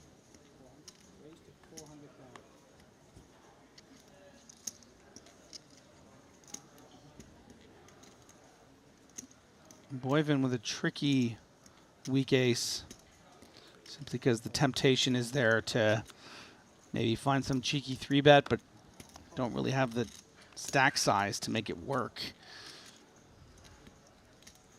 Reasonable hand to defend with, especially off of this stack. 10-5 of hearts.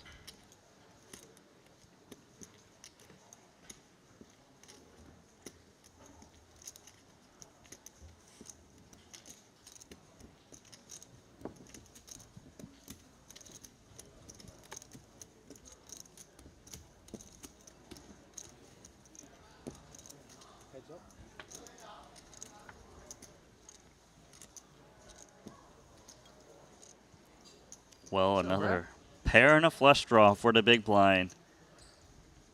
Shunjiro smashes it. Yeah. Good news for him is Maxime doesn't have top pair. Anything interesting happening over there? I saw the short stack got more chips. The 6 is a decent card to consider a C-bet on his texture, even without a backdoor flush draw, because the big blind has wide defense range. You want to block some of the continues. The 6 blocks those little gut shots and open and straight draws. 600. Goes with the bigger bit size? chunky size, yeah. Half pot? Over half pot. Just over. The bigger size should make Shunjiro play more passively. So he'd have to risk a lot more chips to make a big play.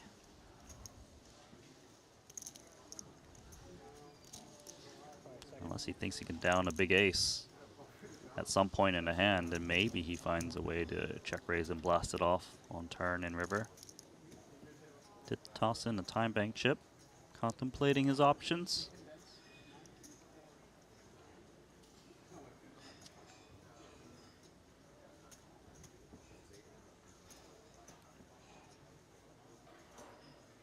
Looks like he's going for the aggressive route. 1.4. Cheeky. A lot of fun little small sizings we've seen from the man from Japan. I think he believes he can get a decent ace to fold by the river for him to take this line.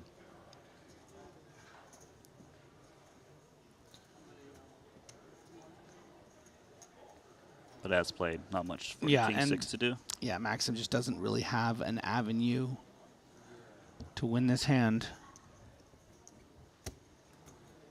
It's always nice to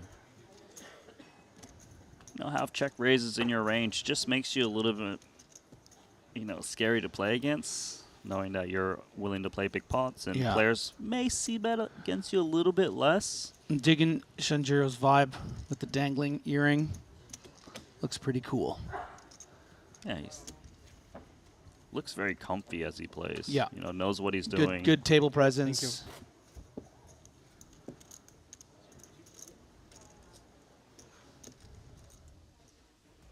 He's now up to second in chips with 9.2 million. As we take a look at the chip counts on our two tables, Paulius now the chip leader on the blue table. Eyebanger with 36 blinds behind. Jeremy Osmus still in there with 4.7 million after dodging that kings to aces. Federer getting a little short over on the red table. Wolfgang, 7.1 million. He might have folded the jacks, but he did not fold the ace-jack suited. Got a nice elimination there of Cale Burns. Shilko, no longer the chip leader, but those are three very, very significant stacks over on that red table. Big blinds being 100,000, 200,000 with that 200,000 chip ante. Again, you are here. You're watching the Triton Super High Roller Series. This is the 25K buy-in event number 3. We're playing for close to $2 million. First place gets 1.892 million. Just 13 players remain. Raise to 400,000.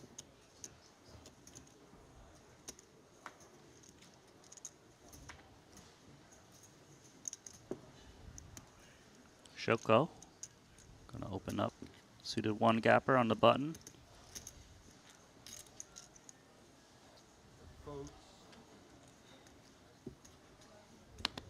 The Robbie, no good.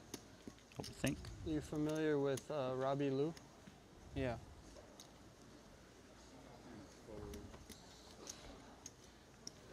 Bottom. What about Randy Liu? This isn't It would be funny if I would say no and you call and then start to try to bluff me somehow. Or you're so far ahead of me, so many levels that you say no, so I do that. Yeah. I should have thought for a little bit more before I said. Yeah.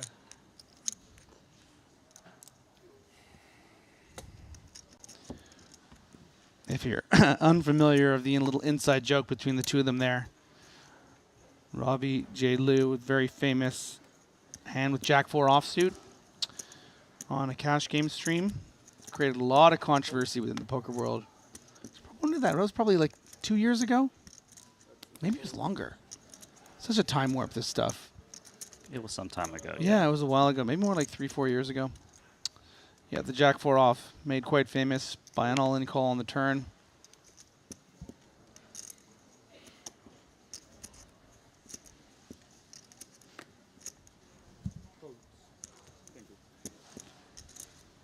Tournament chip leader at the moment is Joe Tren. Gonna lay down queen 6. Today's 10. Shoko climbing back up. Back over to the 10 million mark.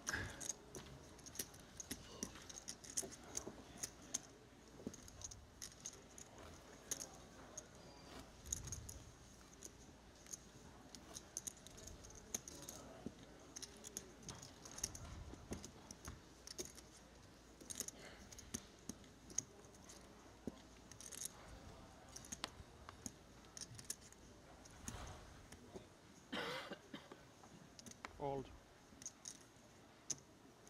Fold.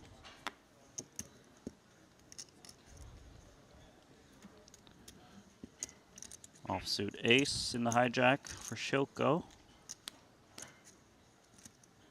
Isn't it 10? Gonna fold. Isn't it 10? Yeah, I think so. Looks like we'll go to the blinds shortly. King 5 offsuit.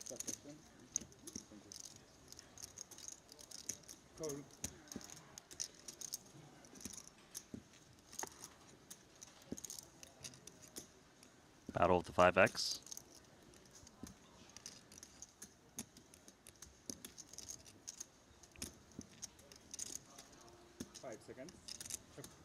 Check.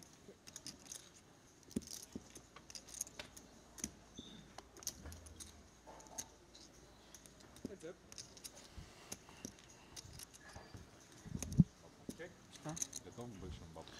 Both players with a piece here, blind on blind. Both under-repped. No aggression taken. Pre-flop.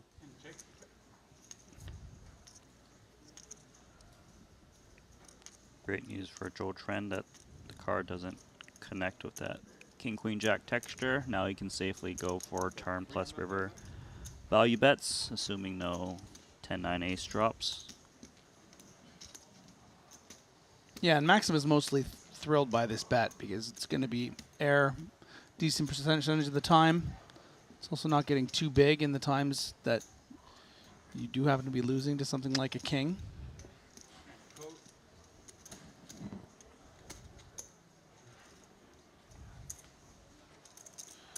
Quite an interesting bricky river.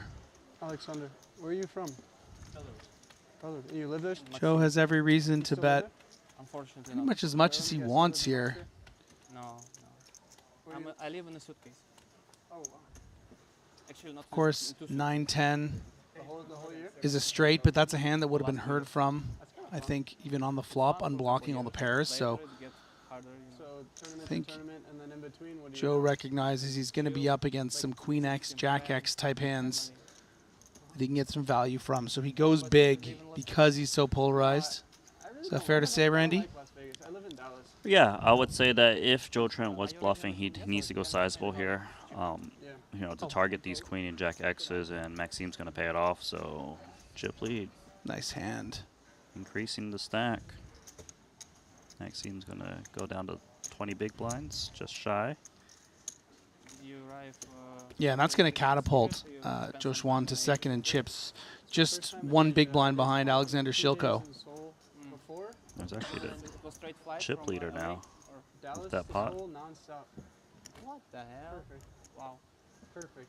Yeah. That's why I feel well rested and good right now. sounds like a good life. Wolfgang's had a time of his life. Yeah, my mom actually calls me Sasha. I don't know if Oh, my mistake. You're right. Yeah, the app had not updated for me. I got to wait for that to happen. He's up to 11.6. He is the chip leader with 58 big blinds.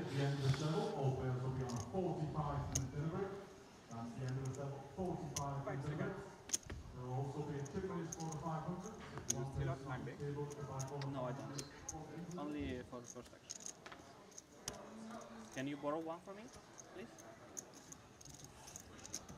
Yeah, so you see we have same names, but just in Belarusian it's Alexander. That's why it's written in a different way. You're Alexander? Yeah, in Belarusian language it's written like Alexander. It's different letter. I know there's also like Alexander, but that's yeah, like it's Ukrainian. Oh, yeah. Yes. So you said half Ukrainian? I'm half German, quarter Ukrainian, quarter Czech. Oh, it means Kordi? Sorry? I don't. One out of 4. Keeping you awake. 1/4. Ah, wow. Half of a half. Ace Queen takedown. I know you are. My mom is half and half Ukrainian and Czech. That makes me quarter. So do you speak either Ukrainian or Czech? I can speak German. German? But I can't speak. I like pain, but Ukrainian. not that I did much. Ukrainian dance growing up though. Yeah, kanji. Yeah, so I can speak a little numbers, but that's about it.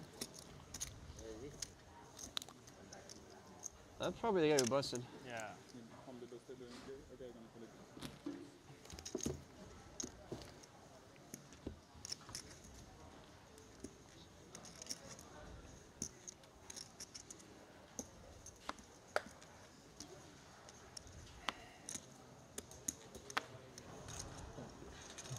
All right, flipping on over to our blue feature table as Jam takes it in.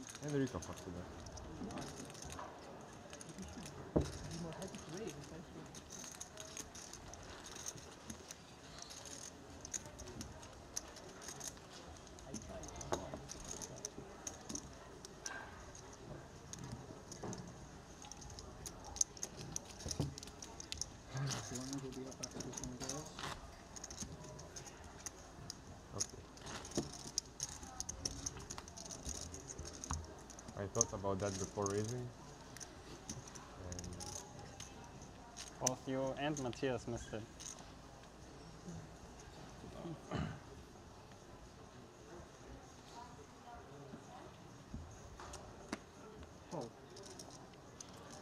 Ace Queen off for Fedor. Playing 18 big blinds, 18 or 19 bigs. Coming with a standard raise.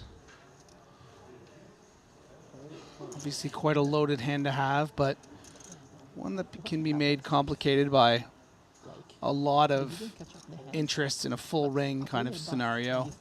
But look at that quick fold from the ace-10. Osmus. That's 3. I mean, that's 3 with the white. Okay, thank you. Jack-7 suited. Because we are faster, and the other table are player back. I know, but it means that they have to catch up. Let's say we are Jack-7 of hearts for Osmus. Yeah, let's see 3. Solid hand. Oh, yeah. Loosely connected.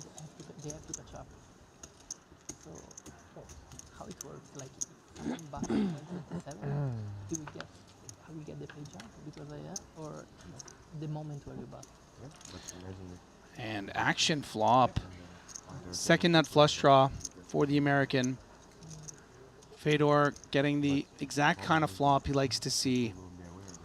Ace high. That's the problem. So it's a little bit fucked up. It's always convenient to play slow. Yeah, of course. To get the pay jump. You have no edge if Ace Queen is very nutted in this spot. He might even go bigger sizing because it's his type of texture. Goes 400k. Osmus needs to play very defensively with the flush draw on this Ace-King-9 texture. He doesn't have many big hands here besides like King-9 and Ace-9. Shout out to Wolfgang Poker, popping in during his dinner break, commenting on the big Jacks fold that not only did we discuss in quite great detail, but that's been discussed in excruciating detail by the chat. A lot of dissenting opinions. I mean, it's a very, very interesting hand. We spoke about all the reasons why, we felt you kind of need to call there, but the reasons why he might decide not to. And certainly justified in. Osmus is going for the check raise. Very surprising I'm a bit surprised on yeah. this texture.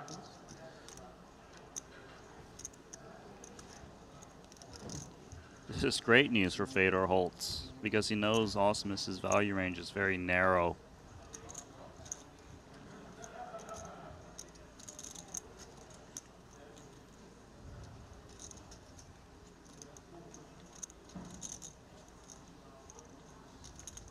Pretty tempted to just click and get it in on the flop unless he feels that he can call and look for a non-heart and get a big equity shift 1.5 in his favor. But yeah, click makes the most sense.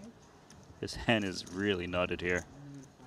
And even if he is up against like Ace-9, King-9, he's not that far behind. Yeah, and it's just like, yeah, I mean, if you have been coolered here by a King-9 or an Ace-9, you take your licks, right? You're getting it in. But this way, you allow an opportunity for Osmus to shove something like a flush draw, thinking that you might be 3-betting this flop as a bluff. There's a lot of levels to this. It's really, really interesting.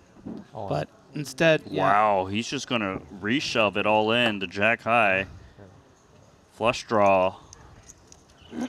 Fedor, decent favorite. 60-40. 7.6 million chip pot. Osmus just thought that Fedor does have some click folds on that flop.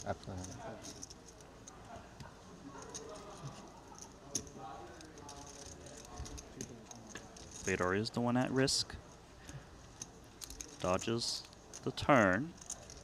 Heart and only a heart for Osmus is going to be pretty short. Oh, the heart is in and Fedor's gone. Yeah. Just like that. That's brutal. It is, but, 18 big blinds effective. Osmus deciding to take aggressive action. Try to create a 3-bet bluff from the non-big hands, but Fedor just had the big hand, and sometimes you get lucky. And wow, what a storyline. I mean, Jeremy Osmus had 2.9 million at 125k big blind with pocket kings against Alexander Shoko's aces. Somehow didn't bust in a 4-bet pot, 25 effective. Now sitting with 10 million chips, 9.5 million chips. Second, good for second. Like, poker's a funny game, man. What's even more rough for me is that The standard line there with Jack 7 hearts is check call. I would think on Ace King 9 hearts, and it likely just goes Fedor's way because Fedor will bet the flop, he'll bet then smash the turn, and Jack high is not going to check call. So usually Fedor's still in his tournament with more chips than he started the hand with, but now he's out because Jeremy decided to play his hand aggressively with the Jack 7 of hearts. Okay. Really could have unfolded in a different way. But we do lose another extremely strong player. It's kind of hand for hand. 12 remaining now. Osmus, second in chips, 9.4 million. It's crazy. This guy survived kings versus aces.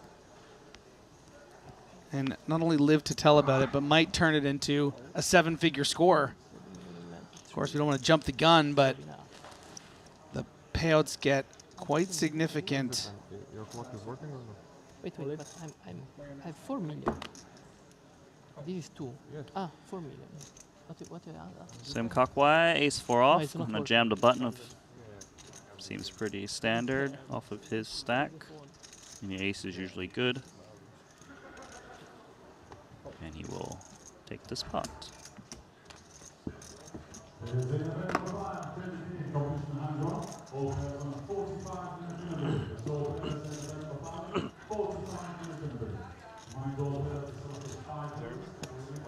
So 128,000 guaranteed at the moment.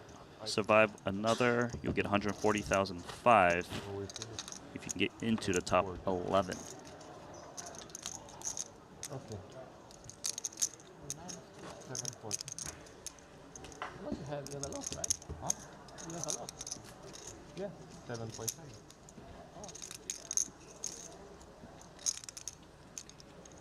How do you reach you? Cannot complain.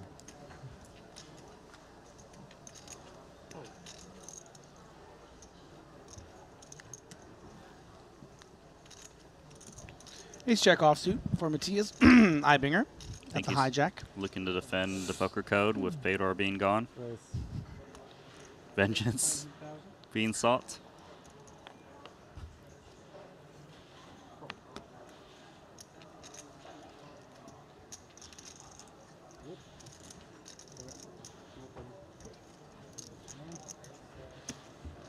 I had pocket 3 seconds then. I had ace actually. Yeah, you fold against my jump probably. Yeah, of course I'm folding. I mean, not sure. Not sure, yeah, because that's 20 big. I mean, 5. What do you call Matthias when he gets really into a TV show? Hit me, what is it? Ibinger. 100. All right. I'm here all week, guys. Don't worry. Don't go anywhere. There's more? Thought that was going to be it for the rest of the festival. Do you know how this game works? Yeah, you double in top 5.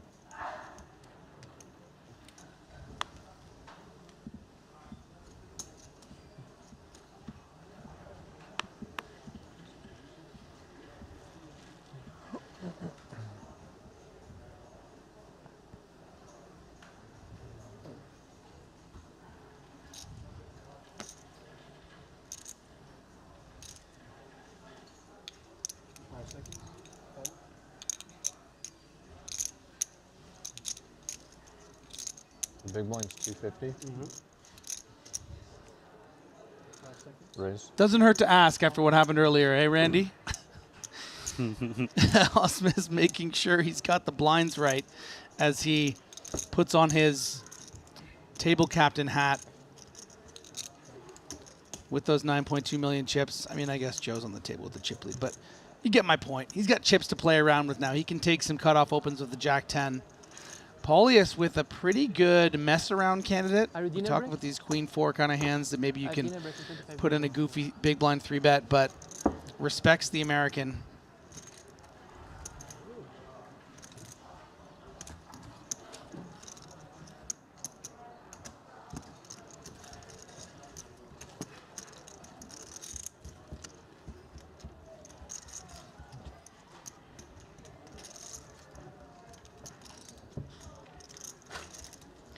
If you're just joining us, or if you just need a reminder, you're watching the Triton Super High Roller Series from Jeju, Korea. This is event number 3. It's a $25,000 US buy-in. That means each one of these near 400 people put up 25 grand, vying for that 1.9 million up top. Just 12 dudes remain.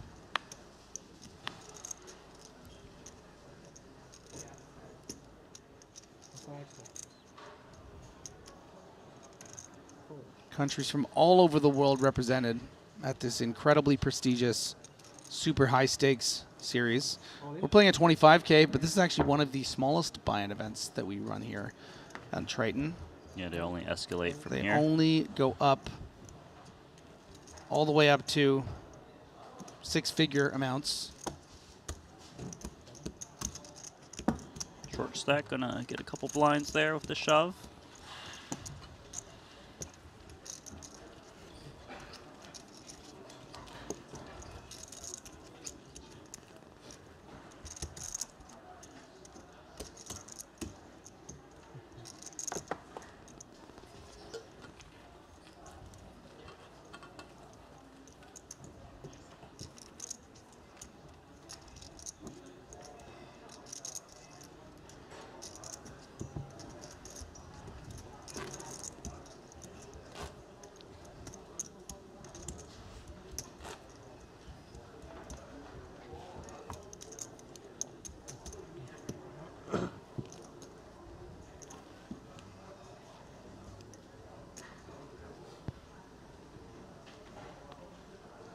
King 10 off. Let's see how interested he'll be with this big stack.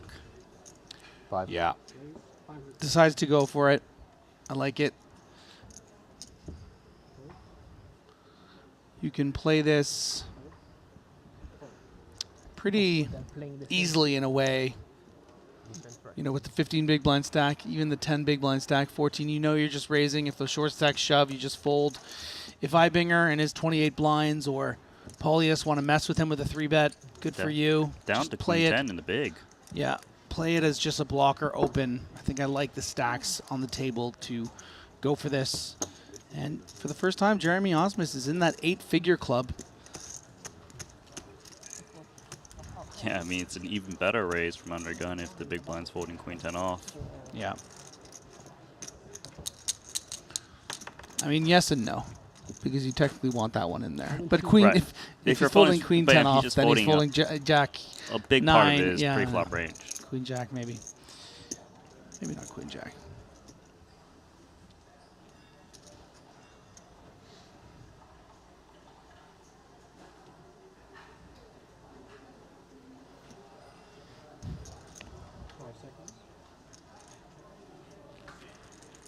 Oh, Peng Du.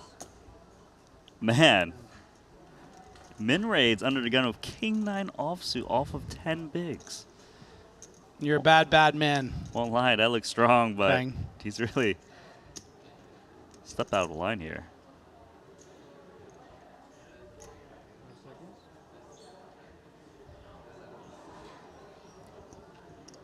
Ibinger's got ace jack. Let's see if he's going to put some respect on his undergun open. I don't think so. If you don't think so, then he probably should be 3-betting to about $1 million. Yeah. Simcock Way in the small blind with 13 blinds. Jeremy Osmus with 42 in the big. So you can't just shove for effective 10 big blinds.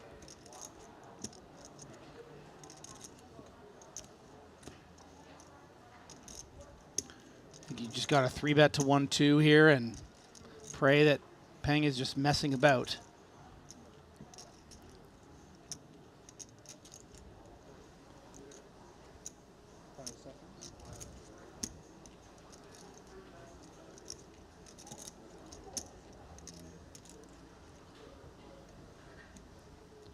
Perhaps he's on the cusp. Yeah, I mean, maybe he feels this is a strong range. I think and he it finds a wouldn't severely shock me if he made a very, very big fold, but I would be surprised. Looks like he's contemplating sizing. Yeah. Because I guess he needs to find a perfect sizing where he risks the least, but Yeah. also doesn't get Pengdu to like just make some magical call pre. like we suggested.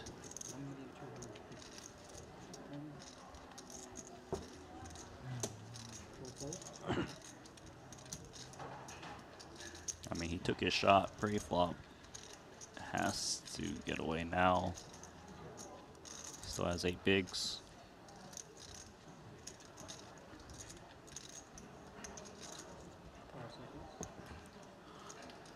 He's gonna toss in a time bank. I just don't really see how he can continue. Wanna make it easier. Sure.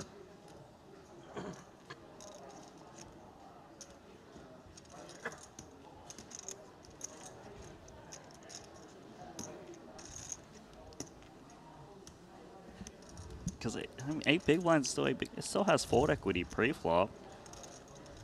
I think he'd want to conserve it. No way. No. He's reshoved King 9. No. And Ace Jack, of course, is going to call it off given the price. So it's King 9 versus Ace Jack. 5.5 million chip pot. Look, man, Pengdu's got the natural 9. Yeah.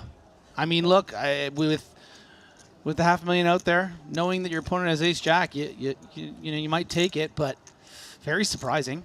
He's the player. He feels it. Can the natural 9 come up big for Pengdu? Doesn't Takes look like a stand, and unfortunately for him, drawing to just 1% to win this hand.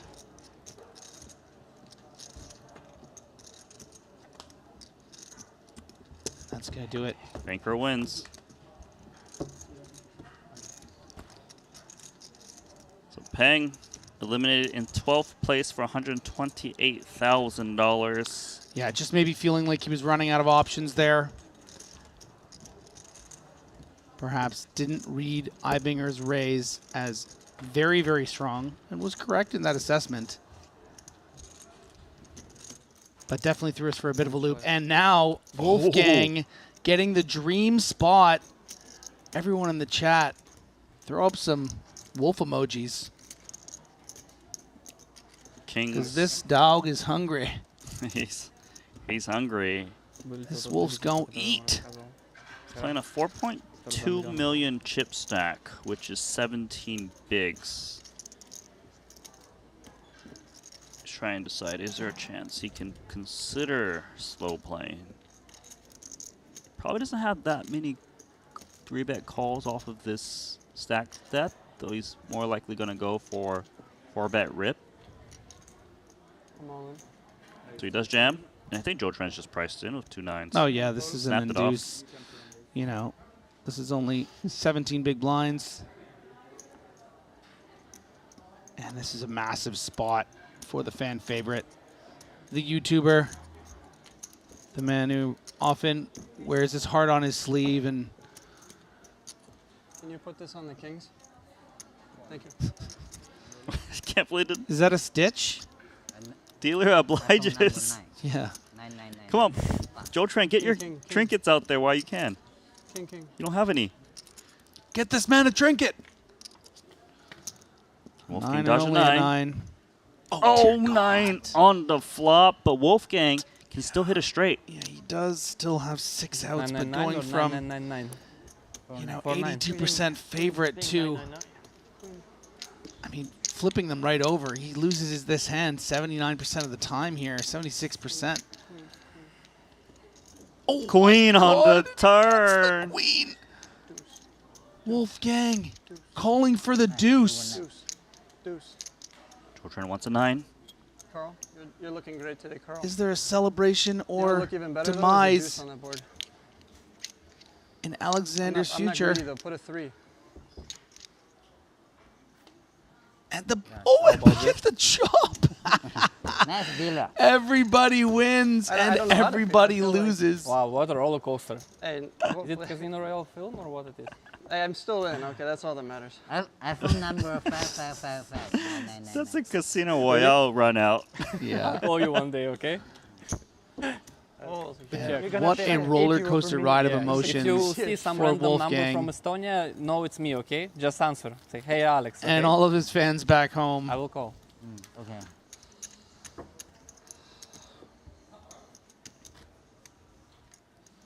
That run out. That was a movie. That was, I don't know well, yeah, whether that to was be a like movie. happy or sad. Last night was a movie. That's crazy. Крыло обычным сайзом или повышенным? That's crazy. Обычным. Can we decide for you? Huh? Can we decide for you? Yeah, what should I be? Happy, right? I'm in the tournament. Yeah, I'm happy. I'm happy. Yeah, What once shit the was door that? cards That that, was so crazy. the flop is a 9, just happy to get out of there, I think. Crazy. I'm not mad at you, Both players Carl. hit a set and they chop. You did good on the turn. Thank you so much. You're lucky. You're lucky, brother. You're You're lucky. talking about I'm lucky. What the fuck? I see the flop of 9. No, yeah, but fuck you, you motherfucker. That was crazy. That was fun though, right? kind of got the heart going. I'm like, not like this. Come on now. Raise to 2 million. No, fold. Joe Tran's a man of few words, but when released, they're pretty funny. Nice clean shove for Thomas Boyven there with the 11 blinds. 500.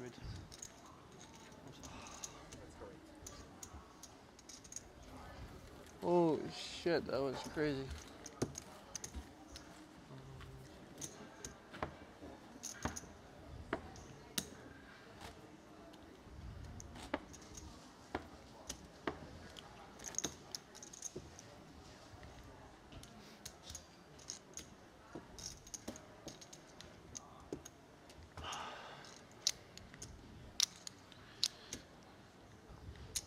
And if it sounds like Wolfgang could use a little break, we will be getting one pretty soon. A nice dinner break for the players to reset as we get closer and closer to our final table. Just 11 players remain. Even though this is an 8-handed event, we will break for final table when we hit 9.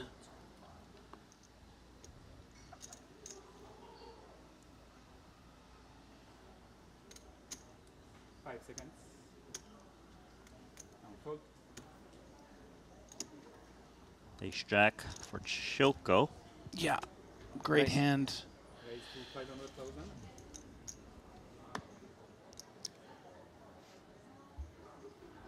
Fold. Oh. Wolfgang has a very reshovable spot, and he's going to get snapped off if he takes it by Shilko. I think in almost all certainty he will shove, but there is something about his tournament life, and I wouldn't be surprised if he calls. Wow, he yeah, just he calls. does just That's call. safe. Yeah, there's something very safe about it. He doesn't just want to shove into a big hand here. This is a tendency thing that I've noticed from Wolfgang, and I'm not surprised he elects to go with the passive route. And good for him, because he would have gotten it in extremely bad. So it does come Queen 4-4-2 spades.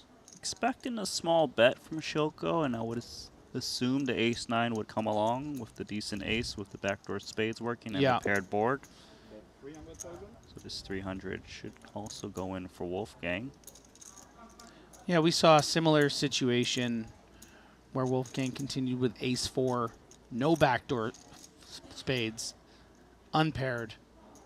Remember, I think it was the queen-6 deuce 2 clubs. So certainly he's going to continue with ace-9 and the 9 of spades. And look at that, a choppy card. This is effectively going to be a chop if it gets checked down now. So Wolfgang, the chop master, is free rolling to that spade, Randy. Well, assuming Shilko doesn't double barrel this card, it's very difficult double barrel though. Yeah, I mean, Wolfgang's going to have a lot of spades, a lot of queens. Queen X with a spade would continue, of course. I mean, Queen X without a spade might even still get sticky. 5, 4. Check. Check through. Yeah. Now, we did see Wolfgang turn ace high into a bluff earlier in that spot we were talking about. It's going to be hard for him to imagine this ace-9 high is good a lot of the time. You would hate to lose its showdown to 2 red 6s here. So this might be a good candidate, actually, to turn into a bluff. That's interesting. The thing is, he probably wouldn't value bet a queen in this spot, so his value range is really spades. Only spades, and 4x would often check raise the flop, right? So it's hard to represent that. So yeah, nice result there. Well played, Alexander. Everyone loves the chat.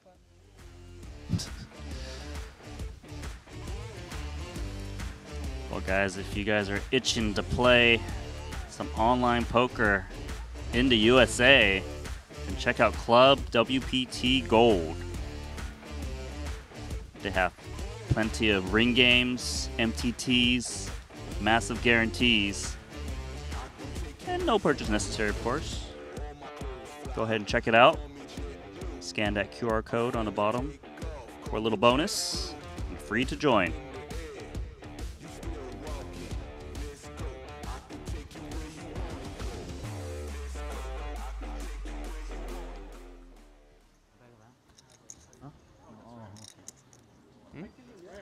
Rare? I would say opposite. I have a lot of slots most of the time. You know how it goes.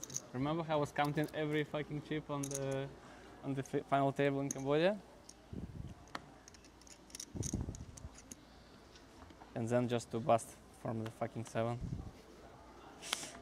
But it was just your tournament. It meant to be your tournament. That was a very pure run for like. I mean, you played good and also 45 ran good. I can't argue about it. You know, you did everything well.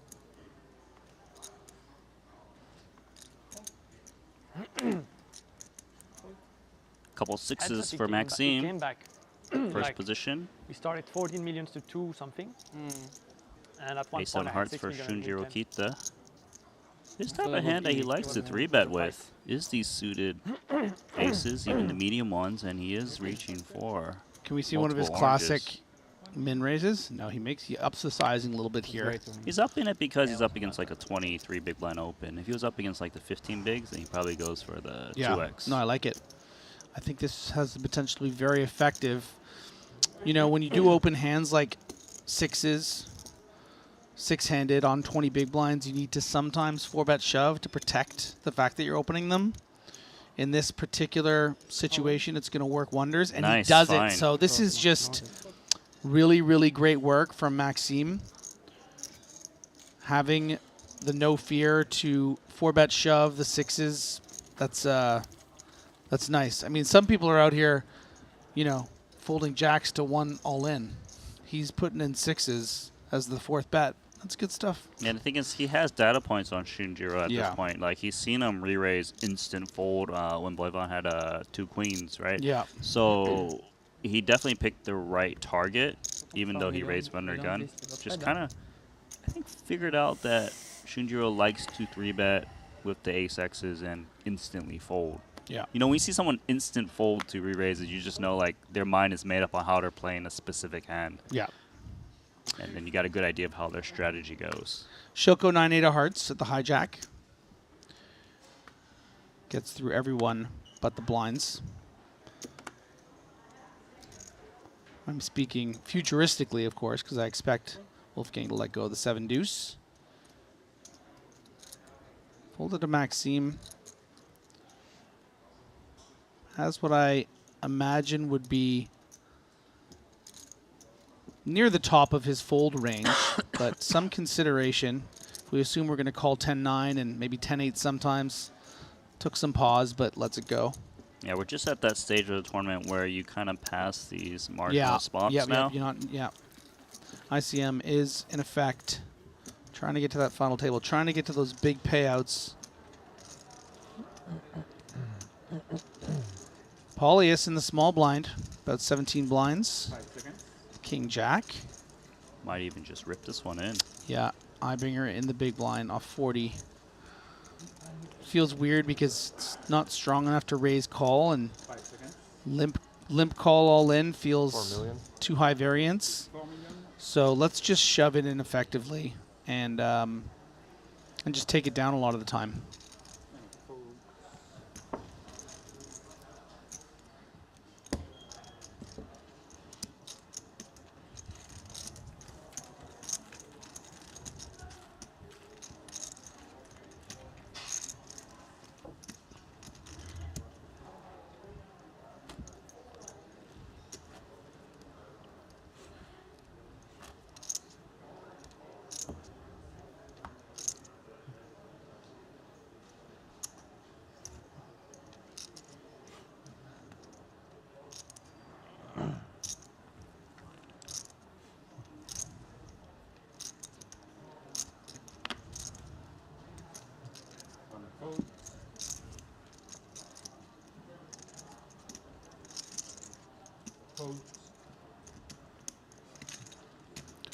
Now Paulius is up to 20 big blinds.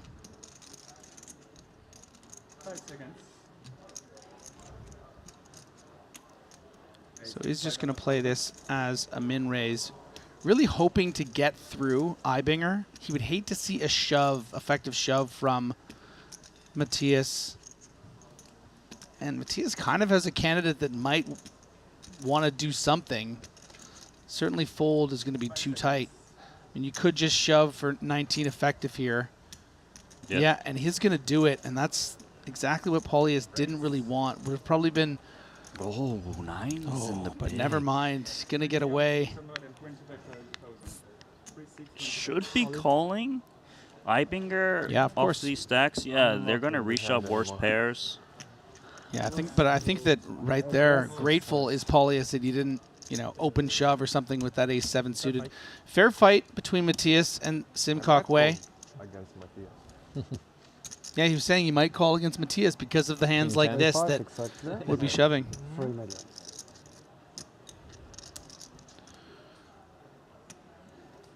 So pretty big swing here. Either Matthias is going to be third in chips as he flops a Broadway gutter, queens and jacks still live. Too good of a hand. That's a great card. Yeah, it gives 3 more 8 outs. 4 more, pardon me. So 4 kings or 4 8s. Or Way gets a double and the queen. Yeah. Matthias, you would be in 3rd place. Bronze medal. Don't need to rub it in. He already lost all the chips, If okay? you give me 3, I'll just give you back 1 white. Oh, yeah, sure. Right? Just give me 3. Yeah. And I'll do it back.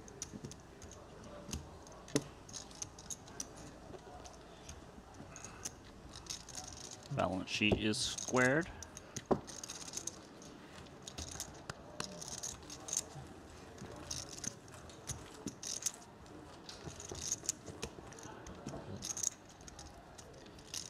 Simcock Way gonna move up to 5th in chips, 6.7 million, good for 27 bigs. Ibinger falls to 6 in chip, 25 big blinds.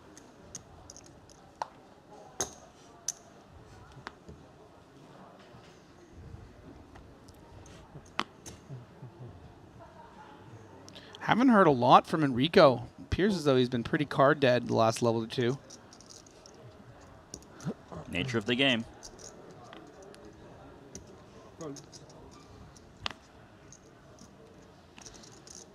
Take it. All right, I'll take Pretty it. nice for Simcock Way to win that flip. This is his first Triton cash coming from Malaysia. Nice to get that monkey off your back and make a deep run. Really good opportunity to final table now after that big flip. Here's Wolfgang at the hijack with king 3 suited. I think it's a good candidate to just pitch it with 4 players behind. Maxim definitely going to use that power of the ace on the button. Raise 500.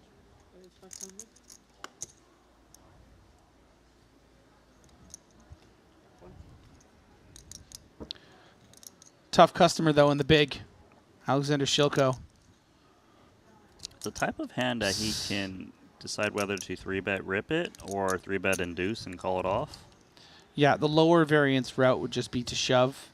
But if you ever want to give your opponent a reason to put in a hand like ace-6, maybe more in the suited variety He but actually plays as flat. Wow. It's very conservative. Lots of respect to ICM at the moment. Yeah.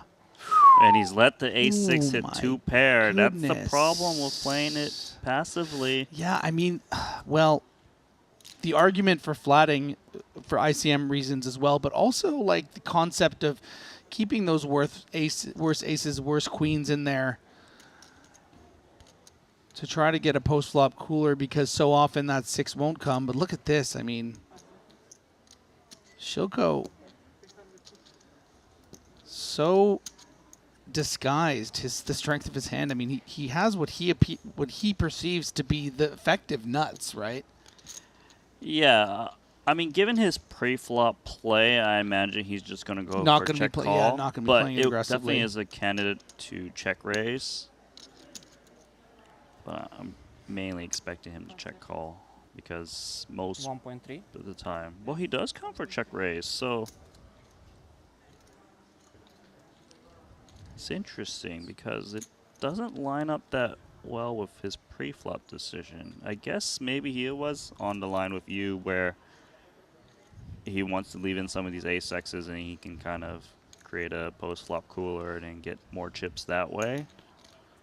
Yeah, and it's just such an unreasonable check raise, and when it comes to representation, that it's just like it's gonna. And I feel like Maxim is quite a sticky, intelligent player that he's just gonna stick around to this check raise a lot of the time with worse hands, like even worse than an ace X, right? Yeah, this is a pretty tough card for Shoko. 6x doesn't rate to be in the button range too much. Yeah. Full house it is for Maxime. I mean, a king six suited would open the button and then would bet small on the flop and call the raise, right? So there is a small portion. 1.1.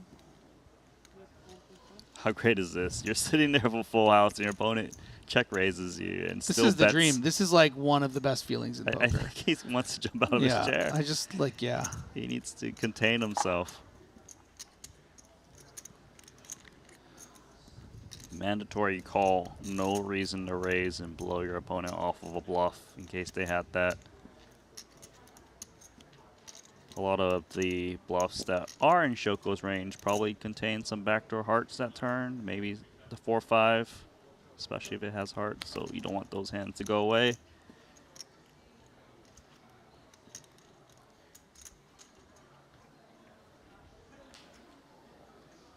King of Hearts, that might save Shoko a little bit sometimes. Yeah, I mean, the problem is we have near 6.2 million chips in the pot. Maxim only has 4 left.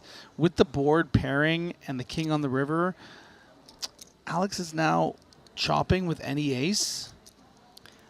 I think there is a world where Shoko just jams and tries to move Maxime off of an ace, like trying to move each other off of a chop. All in.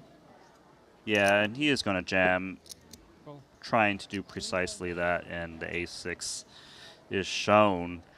14.2 million chip pot. We've got a new chip leader.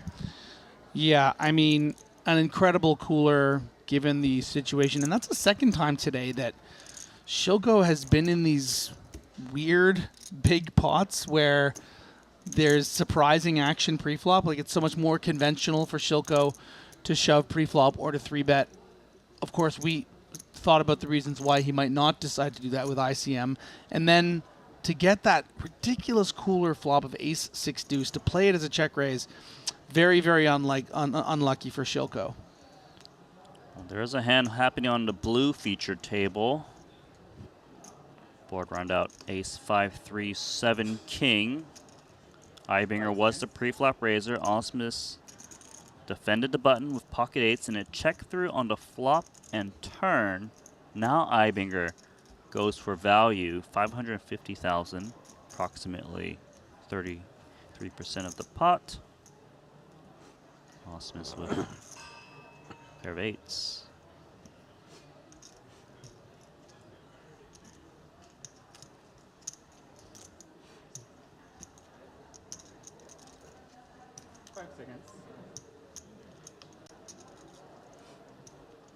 Osmus tosses in the call. He's curious. 550. Well played by Eibinger. Got the max against the 2 8s.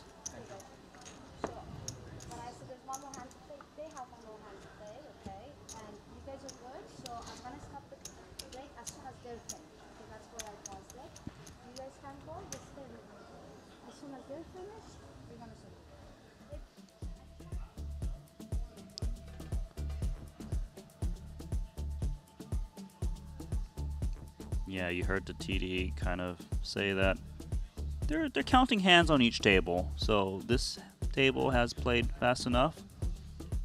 One of the other tables playing a little bit slower, so they need to play a little bit of catch up, keeping it fair.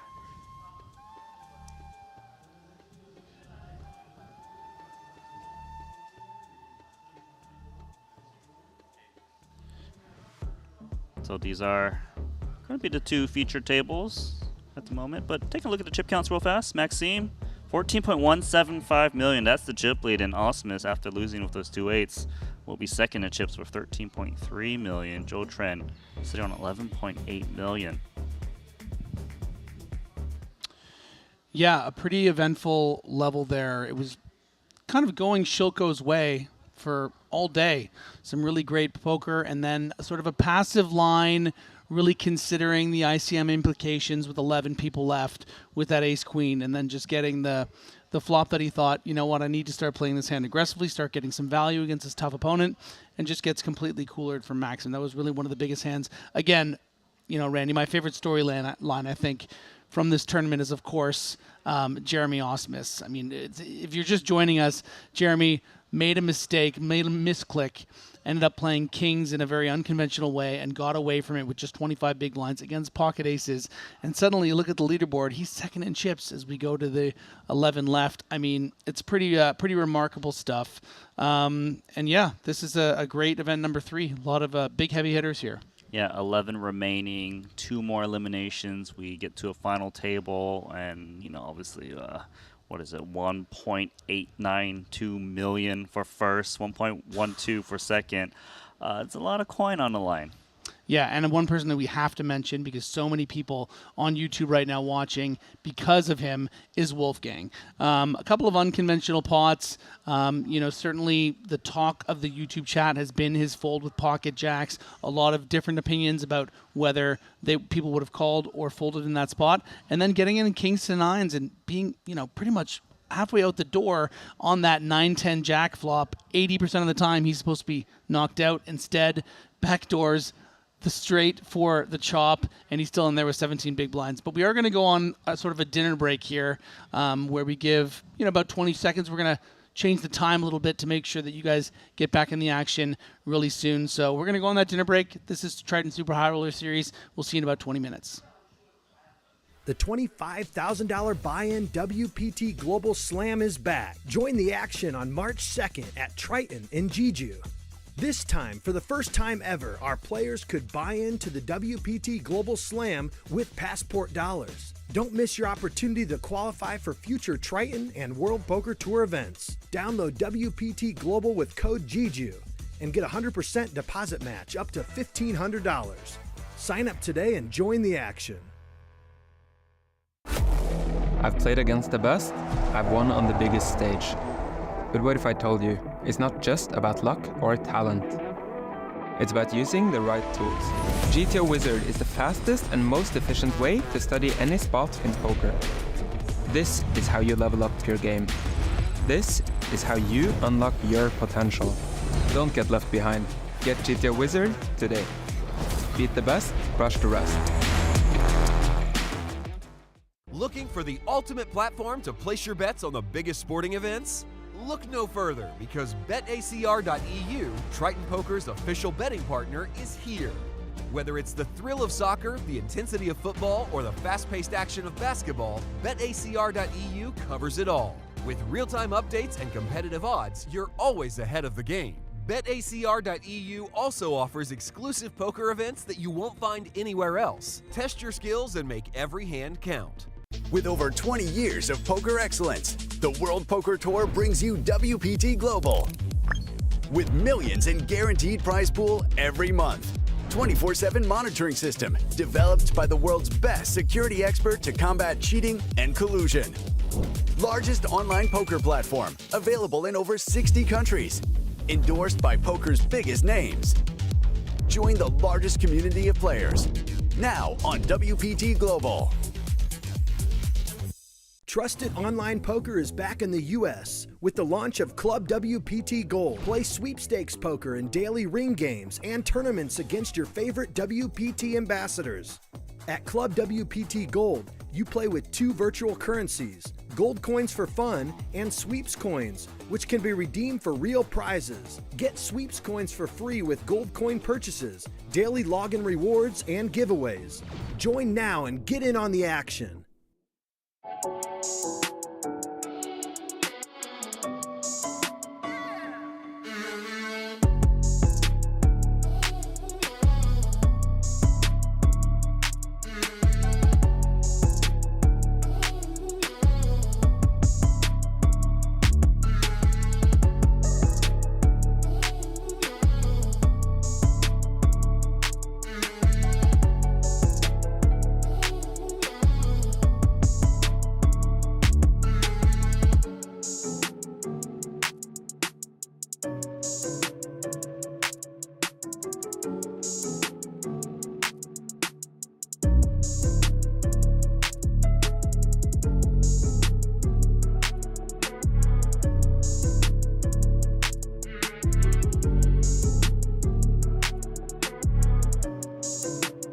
Of the He's people. a representative of the people, the everyman.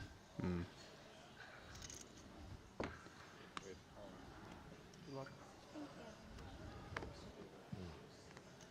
much is it?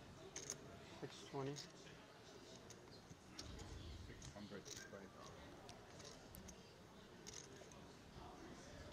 Ebony did find that one chance before hitting the blinds. Fine, I better not do anything here. With the Yeah, A7 here. This is trouble for Ebony. Uh-oh. He doesn't know. Yeah, seeing Osmus just call 20 big blinds in total, not necessarily wanting to commit all of those. Yeah, and Jeremy's going to really hope that he's up against this exact kind of range, not something that's more live like a king-jack or a pocket pair. So he gets his wish. I think you used your one time already. I'm not positive about that, but I think you I did. also didn't let you know that I have multiple Oh, you have other one. times. I have 2 times, I mean, 3 there's times. always the stand-up move is goaded. Or just to confidently sit down and not move. That one works too.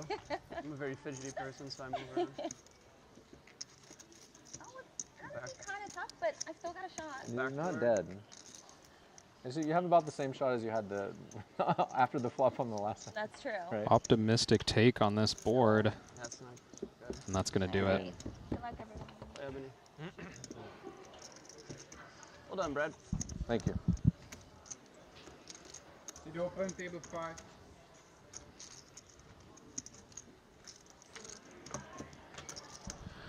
So we lose Ebony Kenny, pardon me. Ran out of lives. 25th place finisher. Of course, on my button. But a nice way to start. Bluff, right? Yeah. I don't think that makes a difference. How does Wolfgang miss that board? Yeah, it feels like you need to bet an amount that feels a bit blocky with a king, as opposed to big, where you almost always have a flush and shouldn't really have many bluffs, right? So Yeah. I think in principle, the small sizes works. I just maybe would have liked to have seen 700 or 800 instead of, 500. Yeah. Welcome to my world, buddy. So I think Osmus just announced 160. Yeah. Is that a call? Yeah. I don't know. Was way oh my was way under on the size. Yeah. So at the 125K level. So what it is? So they're ruling it a limp, I believe. Yeah, and ultimately this is going to become the action is going to become irrelevant because all the chips will go in for Jeremy Osmus's 3 million. I mean, I probably. don't even know what I thought that was.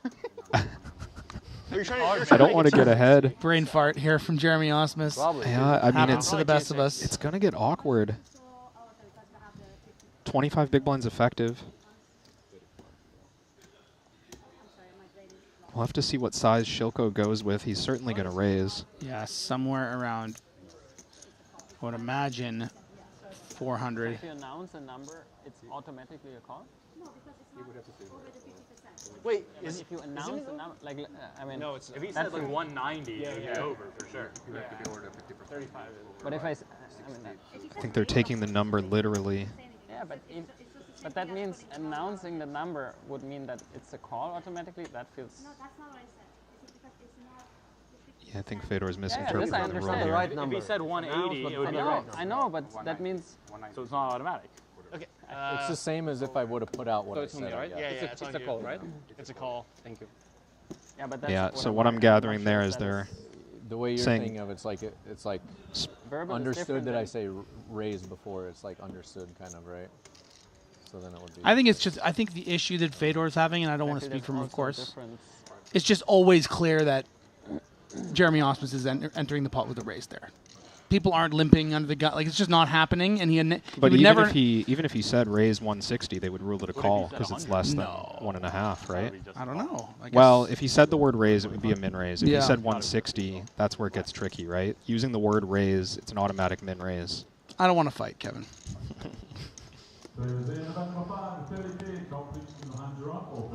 Fortunately for Fedor, he doesn't want to either.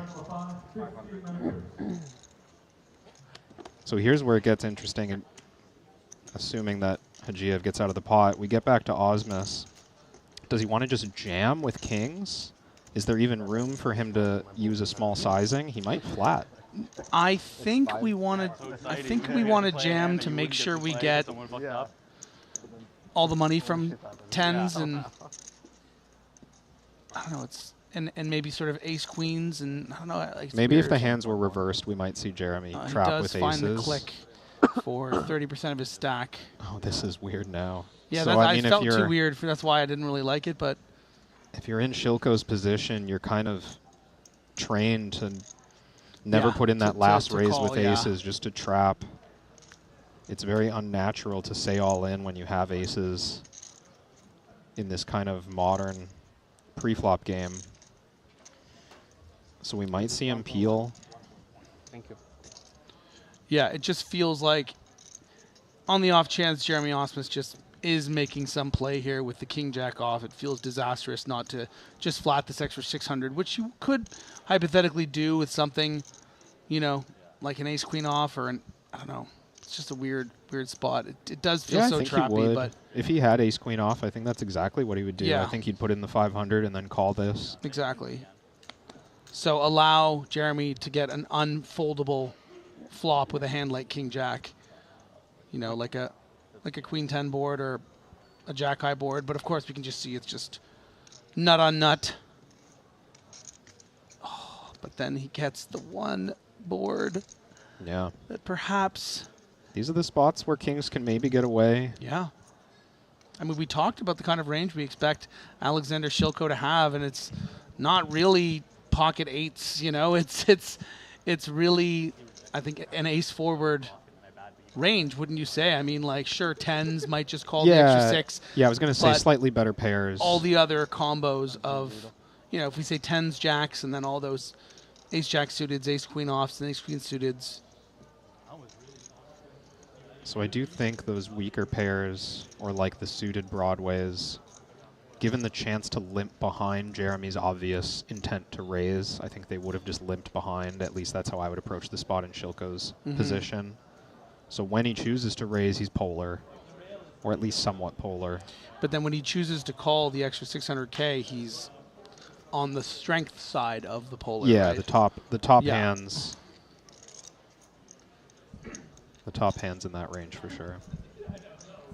And that's where Jeremy might find a way out. I mean, I don't think there's any reason for Shilko to raise at this point. Yeah, and I think people, yeah, you know, watching at home are thinking, you know, what are you doing? The aces come. Why would you put any more chips in this pot? But try not to be results oriented. I mean, we did talk about the portions of the range that Shilko can have, like the pocket tens and jacks. And you don't necessarily want to give those hands an opportunity to bluff by the river as well, right? Like, that's why we put in this small bet on the flop. You find yourself betting here as well, Kevin? Yeah, I think it's just a range play for Yeah. Jeremy. He recognizes from his point of view that he's got all the strong hands. And whatever it is that Shilko has here is probably on average behind the hands that he can represent on this flop. So he's just making a range play on the flop. We're likely to see Osmus proceed here going forward with a lot of caution. And it is interesting at 25 big blinds because ordinarily, Kevin, we're not going to be able to create a scenario where 3 bets go in pre-flop and then it's a flat. Yeah. Right?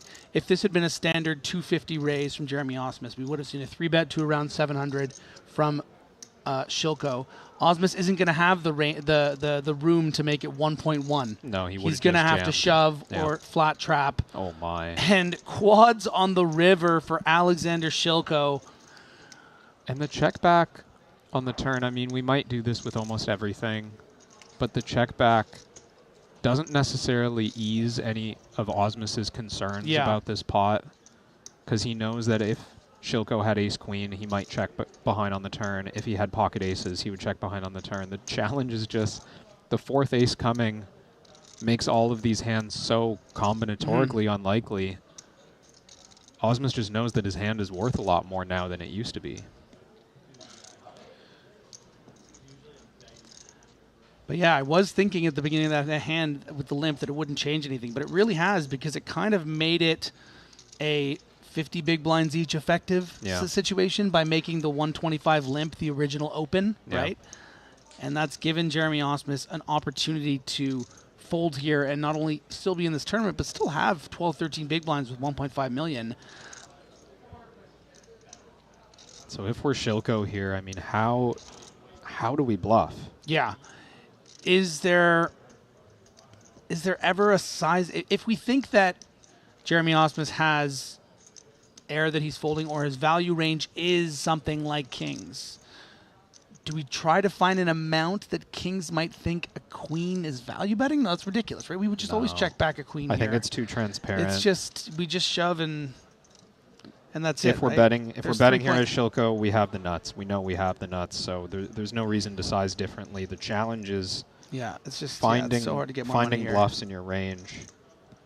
And this is a good, you know, you think there's not much to do here, just kind of sitting and hemming and hawing while you know that you're going to go all in. These are good opportunities for the pros to ask themselves that same question. If you're in Shilko's spot, he could be thinking here, not for this hand, of course, but for his future development as a player. How would I bluff this spot? Like, how the heck am I going to play a range? And he bets 1 million, so he doesn't go for the jugular. He just goes for a vein.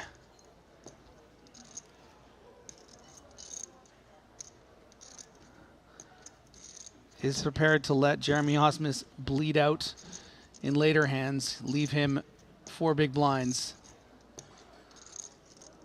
Yeah, and it feels a little cheeky from this side. Let's leave a little extra behind. I would say the only merit in sizing down is if you're bluffing here, you have concerns that Jeremy's trapping. You have concerns that you're just going to walk into the nuts. So it might not be a mathematically wise proposition to put in the extra 500,000. Can I just say I saw 19 sizing predictions in the chat on YouTube. 19 different ones. 19 different ones. Well, some were the same, but, you know, 19 different predictions. And I just want to give a shout out. Good fold by Jeremy there. Yeah, good fold. I just want to give a shout out to Ice Cold Spear, who was the only person who said 1 million. I guess we are the slow table. And you get a buy-in to our 100. No. That was a special hand. I cannot be putting you in main events here, Triton. You know, you're still, Unfortunately, they're worth 5,000 each.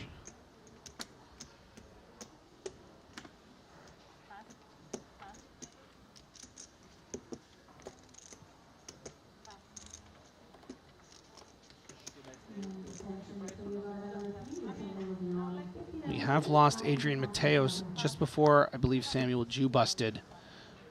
Mateos, our 24th place finisher.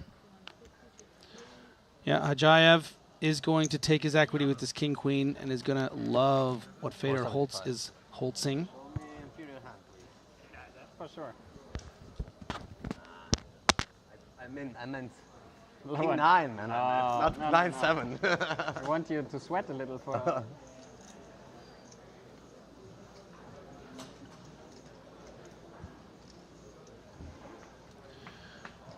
Yeah, and this was kind of worst case scenario for Fedor. Was just hoping to get it through and not have to call off Hajayev's $500,000, but that's a great start for Fedor. A king or a queen or Hajayev is out of here in 22nd, and he is done and dusted. It was fun.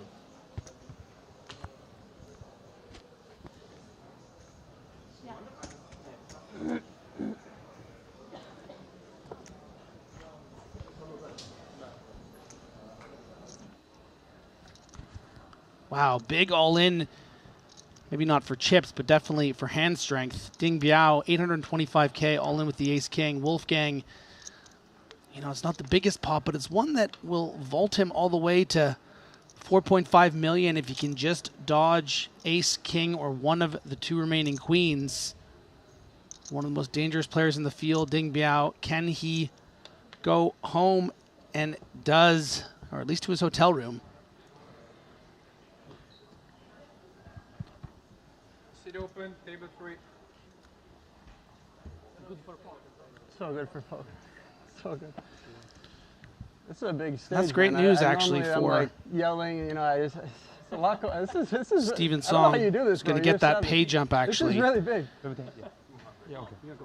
Okay. $10,000 pay I'm jump relaxed. from I just can't 21st do to my normal 20th. stuff because I'm like, I don't know. I don't know. I would normally put a sticker on them, but I don't want to get punched. Yeah, maybe don't put stickers on these super high rollers. I mean, it's one the thing first- when they're still at the table. It's the first name is Gang. That's what it is. But just a graphical error on our end. Got not it. separating it. You'd know better than me, Patrick. All right. Here's Wolfgang, and apparently the hat makes it very clear who he is.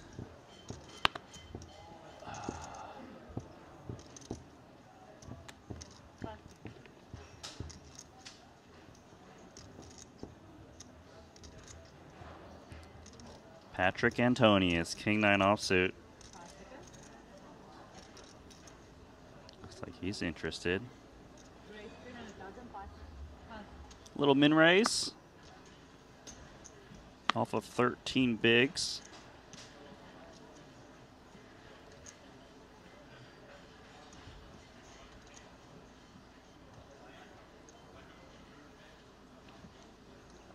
Looks like it's folded over to the big blind, who is going to make the call. Shunjiro Kita.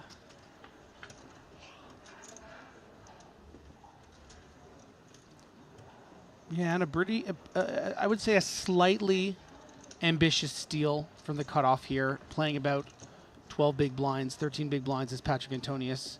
King 9, I think, probably the worst hand he opens here, but he goes for it. Deduces that this isn't the worst spot to go for it. His type of board. Yeah, has outflopped Shunjiro. It's also his type of board because the stack he's playing off of 13 bigs, he often gets reshoved on by the solid aces, so we can kind of discount that ace at a high frequency, hence the c-bet of King 9. Yeah, but Kita does have a bit of interest, and that's because he is drawing to the nuts. He's facing, you know, just a 1.5 big blind bet. He has the backdoor hearts in the form of the jack of hearts.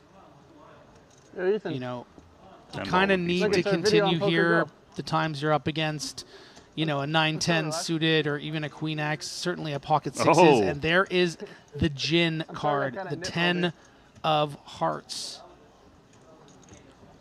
Patrick drawing dead. He thinks the 9 of hearts is good sometimes if he can find a 4th heart, I would imagine. Kind of tricky because he has slightly north 1 SPR.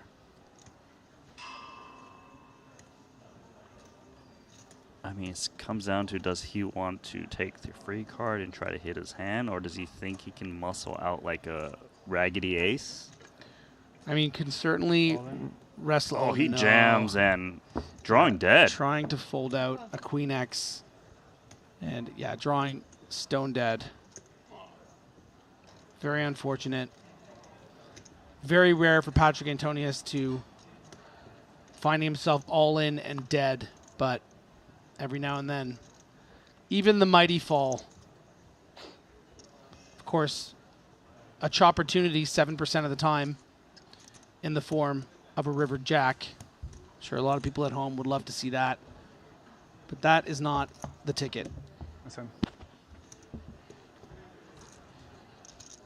Yeah, he basically went with his read that he had a lot of fold equity. Hopefully he can fold out like an ace X that doesn't have a heart, that defended the big. Yeah, a black queen jack, even open-ended there, is going to fold for to the shove there, right? Yeah. And you're behind it with the king 9. even a turn to 10. Sure, we would get a fold.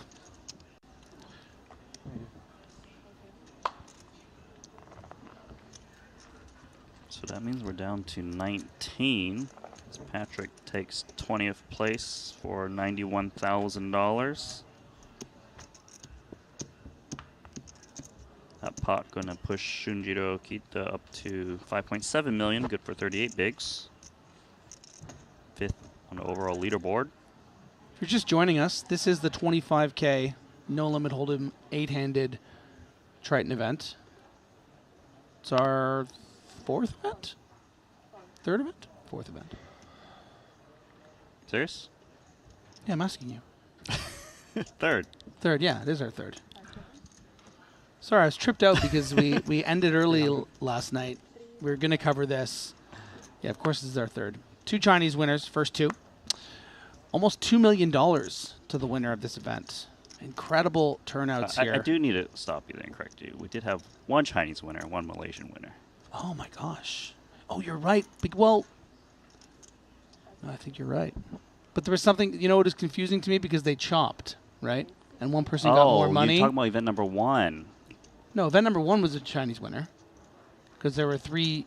Sure, no worries. Let's get to this hand. We do have a 3-bet from Shunjiro. Are you telling me that this boring hand that nothing is happening is more important than No, you can clearly see something happening. It's a 3-bet, and Vincent Huang's got ace-king, and, well, he's only going to 4-bet jam here.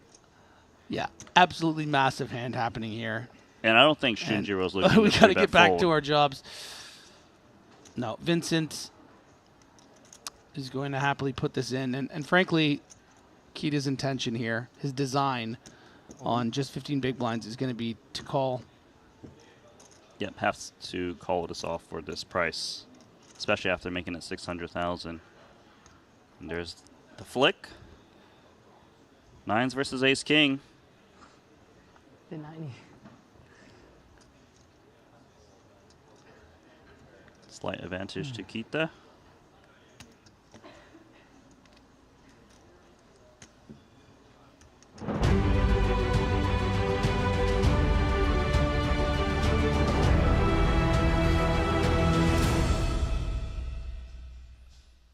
And welcome back to continuing coverage of the 25K from the Landing Casino here in Jeju, South Korea. Ali Najad back at the desk alongside Randy Liu. And Randy, the entirety of the field, now with full bellies, begins to focus its appetite on, of course, a record-setting first-place prize and total number of entries for a 25K here at Triton. Very impressive stuff. The pursuit is, of course, for $1.9 million, just shy of it. And eyes fixed perhaps no more intently than by the chip leader, Maxim Voskresensky.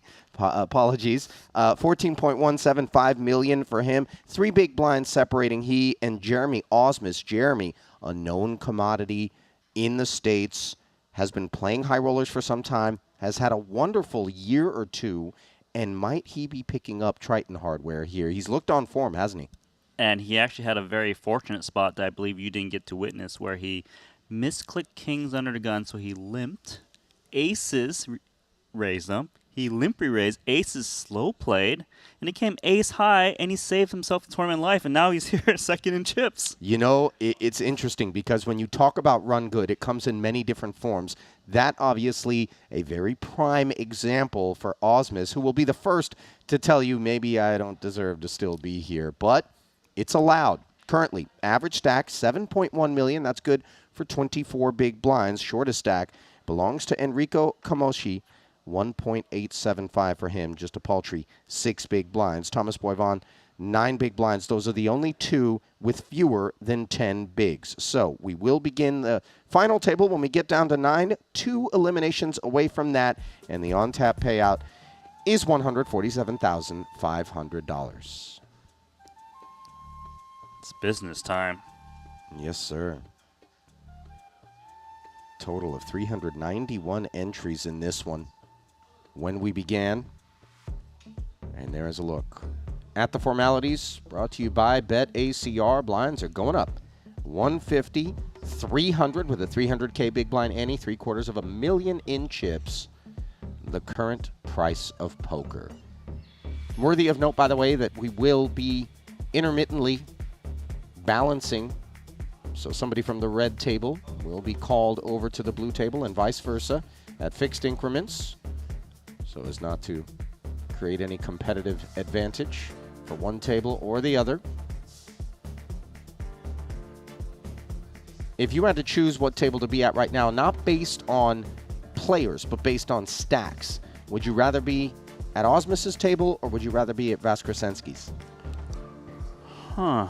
You know, I'm just looking at it. It does seem relatively evenly split. There are more short stacks on the red table, so I suppose I would go over there, expecting that those short stacks are a little bit of a race trying to get the final table. Maybe I can get a little bit more folds in if I play a little aggressively at the right time. 500.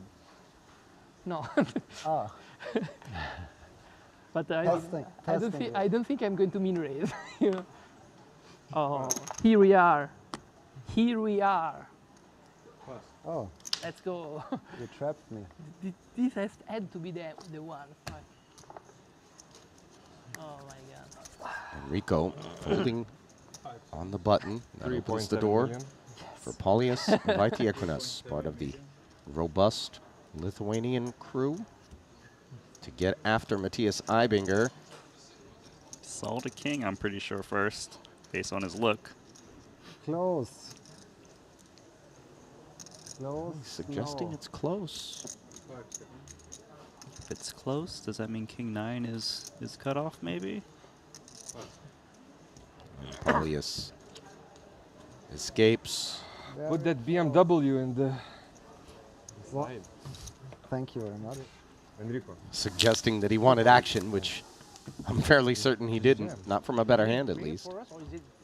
Then I play one hand in You know, two level. if we make it in what? We bust in like 25 minutes. We mark it like that. Yeah, that's what I want to do. I hope to bust very quick, or quick or go deep. You know, like I don't want to survive with. You don't want to go blinds. 10th and miss this turn. I don't want to do one big blind in the final table and then all the preparation and then miss this one. Fuck, hell no. Well, it sounds like Kamoshi is trying to get into the 30K. He's like, bust me now or make me a deep run. Yeah. He's like, he doesn't even want one big blind going into the final table, but you get a pay jump, Kamoshi. You know, that's not that important to you. It's about getting to the 30K. Ace 11th king. and 10th are both 147.5. The latter comes at the final table, and the all-in comes courtesy of Big Slick. Let's see whether the big blind can oblige. It doesn't seem that way, as Simkokwai Jack Deuce suited. Does ask for a count, but roughly 2 million required. Does it qualify, Jack Deuce of Hearts? I don't think so, right? No, it's not a good spot in poker or blackjack or whatever other game exists. This is straight into the muck. I mean, that's pain, I guess. Randy, what'd you spend the morning doing? Were you in the pits again? See, some of you may not be aware, but there is an ongoing theme whereby, as Randy's friend and colleague, This is good news. I have taken it upon myself to try to deprogram some of the degeneracy that has been revealed throughout the course of our broadcasts from Randy. However, stubborn as a mule, this one. Just can't help himself. You know those food vouchers I got? I try to put them on the table. They don't work. Free play? You know, the match play? Yeah, free play. Yeah. I'll take either one, but Sure. it doesn't work. Try to bet one bulgogi for 2. No, you want to bet one bulgogi. If you win, you upgrade to a Kalbi. That's right. Meanwhile, upgrading from 9-6 suited to ace-6 suited is Paulius.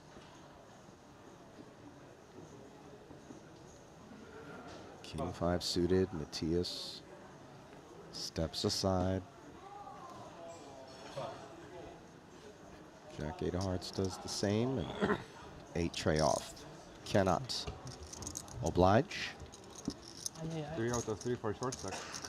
3 out of 3 for short stack. 3 out of 3 hands for short stack. We won 3 hands. Yeah. 1, 2, and the third one, who won it?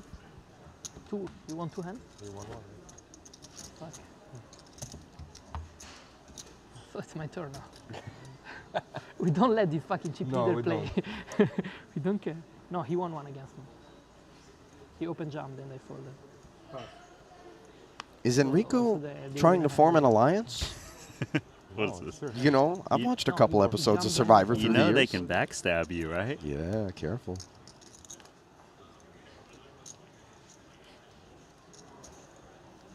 Or no, maybe it was. No, No, it was. I was small blind. Third. No, it was before the break. It was Yeah, before the break.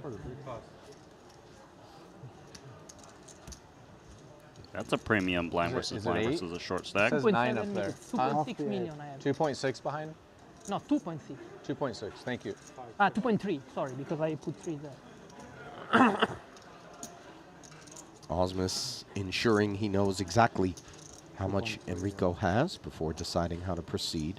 Likely just open jams. No, all good, all good. 8s is still vulnerable. Not really a trapping type hand against that stack. What's Enrico working with? There is no Ooh, page King down or 10. anything, right? That's in. So That has to be in. No way to wait.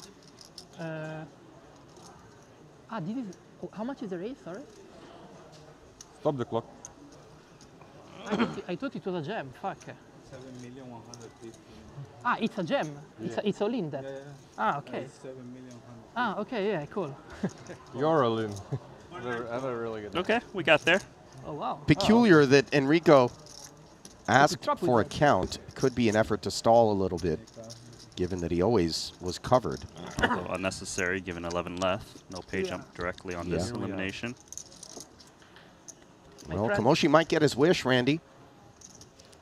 Yeah, I'm not really sure which side he wants to happen. Look, if it's over 4, you win. Oh, I cannot lose 2 flip in a row, right? Right. 10 in the window. He knows it. Enrico Okay, 9 of clubs. 9 of clubs. offering a Okay, sporting 9 of 10. turn after outflopping Jeremy. Too easy like that. Oh, careful. Don't tempt the poker gods, Enrico. Yeah, he's playing with fire. 4 out of 4. No fire to worry about as he tries.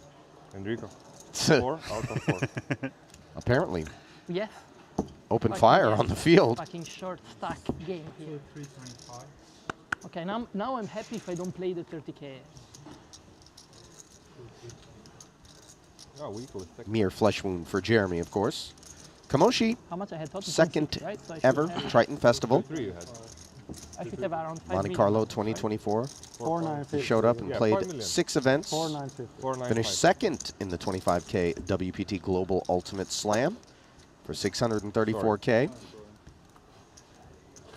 So you Yeah, I Or remember 8-5. that tournament. It was You very all- memorable. It was very splashy. It was living the moment. Very chatty, chirpy. He forgot, yeah. No, I was talking with dealer. Yeah, I owe you a cap, bro. Look, I have to stay with this. Suited this ace fake for cap if I give Matthias. it to you. So we do it off stream. I will give you the beautiful one. Raise 600,000.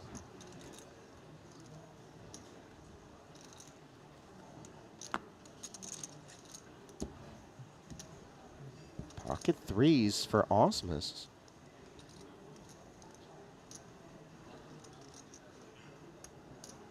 It's not really the stack you can look to set mine with. So he does lay down the 2 3s. And Matthias will snack on an orbit's worth of tokens. 11 now. Yeah. Fucking nice. Well, talk to us, YouTube. Now Who has impressed you the most I'm behind on the run-up to these final 2 tables? More than you. Who you pulling for? Who you anti-sweating, for that matter? Yeah, that's what I want to know. Who you anti-sweating? Right? I gotta ask, is a 2-cap thing a thing these days? 1 forward, 1 back? I've never seen it. Is the other cap being worn backwards? I'm pretty sure it is. But or I it don't, doesn't have I that- don't think it has a bill. Yeah, I don't think it has a bill, so I don't know what it is. Like, did he get a discount at cap? You remember Kung Fu Panda, Randy? Mm-hmm. Didn't the noodle shop operator, was it the Duck, have a similar sort of piece of headwear? As I recall. Back me up. I won't lie, I haven't seen it. I mean, I did lie, but now I'm confessed. Osmus, not lying. Cut off. Ace. Reasonable. But for Paulius, 4.2 million. with these pocket fours, he is going to press things. And Randy, before you think for even a split second that we're done, with the Kung Fu Panda situation, we will revisit. I don't really want to. No, I understand, but this isn't about your wants, Randy. This is about what you need. And what you need to do is just take your headset off, They don't know how to go upstairs, and stream the entire Okay. 4-episode. Is Mushu pork in that movie? No, I have more. The dragon? Yes. Hang on a second. Are you trolling Okay. right now? I'm not trolling. I'm asking. I'm really asking. Is that the right movie? Why would the dragon's name be Mushu Pork? I'm pretty sure. Wouldn't the pig's name be Mushu? I don't know. I didn't watch it. Randy, you're a dad. Nope. Stop denying Thomas your went offspring beforehand. the delights. It's a violent movie. Randy, it's about to be a violent booth if you don't start watching some movies so I can get these pop culture references in. Meanwhile, Ibinger, maybe you're thinking about getting some things in. 7.3 million. Most of it takes a drive into the middle. Yeah, fifth covers my whole series. What is my Blind versus range blind. EV, you think? I think 300? This will take no, it I down. think a little bit more, no? Not 500 for sure. No. Like 400. Maybe. 380? Yeah, I think something around 400. I was thinking. Just burning some time. Yeah, but with this. But hands are being counted amongst the two tables to keep things balanced. Every time a hand took all in with. Believe Ibinger did flash the ace. I showed you that. Yeah, it's right. So this wasn't like a promotional gift, the i8 toy car for signing up for like landing rewards. He actually packed that and brought it here from Austria. He's really gotten a lot of mileage out of it too, if I got to be honest. I don't know what the odometer is reading right now, but it's a higher number than it was before he broke that thing out. Meanwhile, a higher number than 300,000 is what we should anticipate from Kamoshi. And indeed, he clicks it with these two jacks. Is the idea behind clicking because he's now so deep? I say so deep, He's but only 16 going bigs. to gear number 2, all right? He doesn't need to go all the way to 5th gear. But Ace Queen, that's a reshove hand, and Jacks will snap this one off.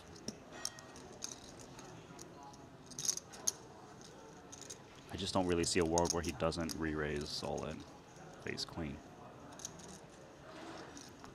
Tend to agree with you. All in. Yep. And Enrico will. No reason to tank, right? Call. Yep. Only 9 call. Snap, as you mentioned, Randy. But he's going to have to fade a couple of overs. What is What do you want? If I go, more than 4, I will flip here. More than 4? Oh. What is it? Now I need to win 2 flip in a row because I can do it, guys. Oh, you're behind. You need something? What's the story with the die? If it's more than 4, gold bar. It determines his fate. Okay. And so far, it's good not start. too bad. Doesn't matter. Can he King, defy 5, the 5. dice? All he needs to do is defy an ace or queen.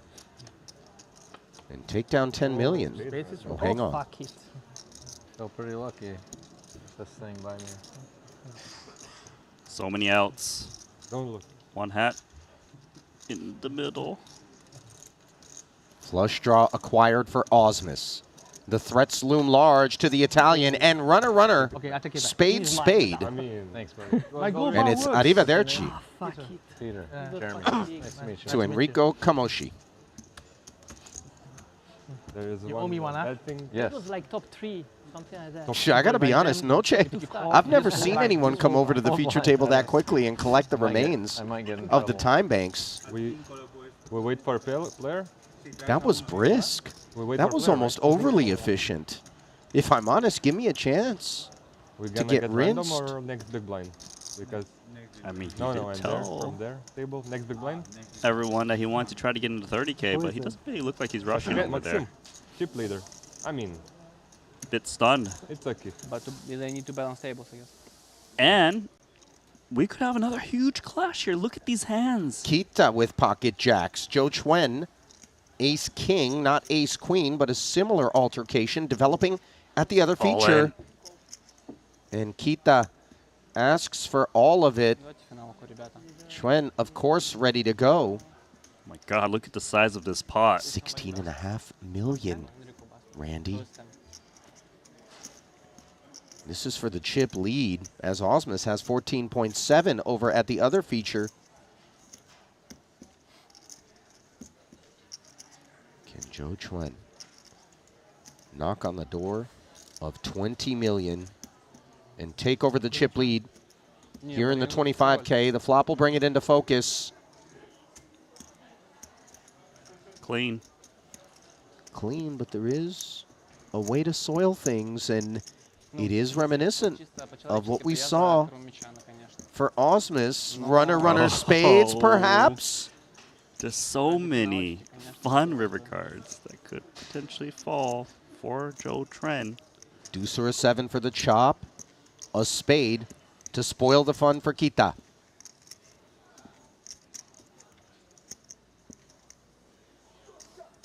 And here, there is no bad beat. As the board pairs with the 6.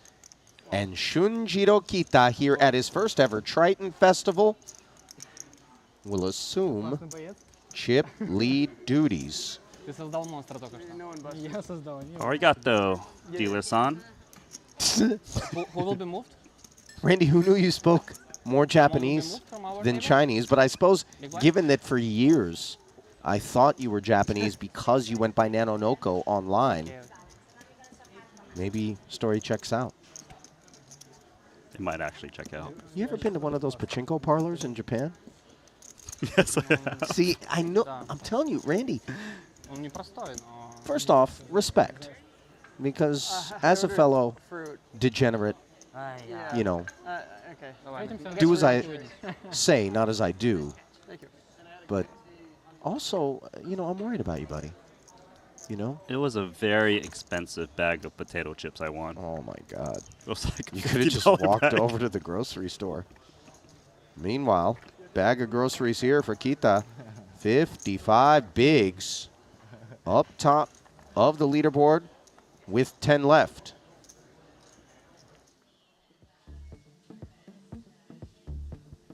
Joe Chuen dealt a painful blow as he could all but taste the chip lead himself. Instead, now the flavor of 10 bigs, shortest remaining stack in the field, is on the tip of his tongue.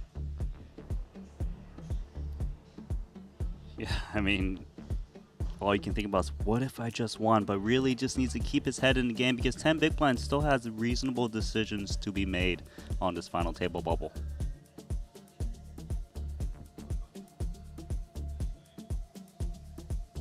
I mean, look at that dominance on the red table. Shunjiro Kita is in a great spot to just raise relentlessly on these 14 to 10 big blind stacks. There's nothing they can do. I'm just noticing that right now. I mean, truly, for Kita, this will be interesting to see whether or not he's picked up on the opportunity before him. Somehow. I suspect he's not going to be asleep at the wheel. I mean, if you look at it, it's actually the chip leader and the bottom 4 stacks on one table, and then everyone else on the blue. And because we're on a direct payout bubble too, and to reach the final table where pay jumps are even bigger, those bottom 4 stacks actually need to play very snug. Try to slide into that final table of 9. So action resumes. Final table bubble. Alexander Shilko hoping he'll be on the inside as opposed to the outside. Opening an ace-9, but running into Cowboys. What great timing is this? Black Kings. Short stacked.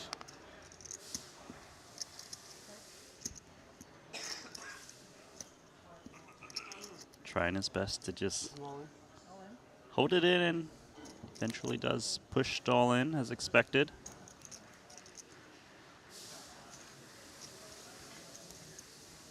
Folds everywhere else. A little bit of distance created there for Wolfgang.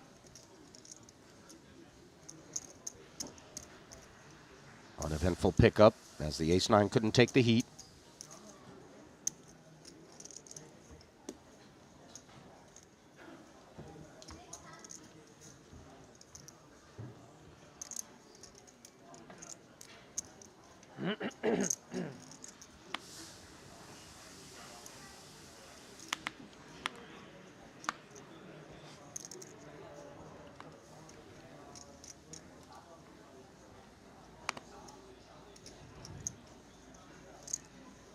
King, queen, Wolfgang, perhaps heating up. He might even be able to just open rip because the chip leader has folded in front of him. So everyone else is playing 12 or less big blinds. I would like to see a jam. Force them into a situation to play call or fold rather than being able to get reshoved on. And he will take that one down. Nice. 6 million chips for Wolfgang. Good for 20 bigs now. Cobbling, much to the delight of his fans, of which there are plenty, just given all of the content creation that he does. There's Boyvon. Спасибо. Thank you.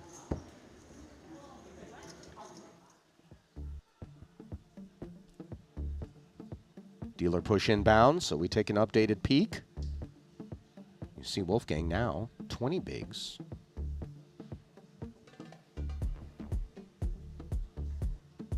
I gotta say, I have a lot of respect for players that come out and try their hand at a Triton if it isn't typically the sort of stakes or the sort of competition that they seek out. It's not for the faint of heart. There's no question about that. But it is one of those things that any poker player would love to experience just once, if not many times. It's the pinnacle. This could be the biggest tournament spot of his life in his career. And he's been playing very well. He's not gun shy. He's stabbing in the right spots. And he's looking for that top prize. As now, he's got pocket sevens. It's official. He's heating up.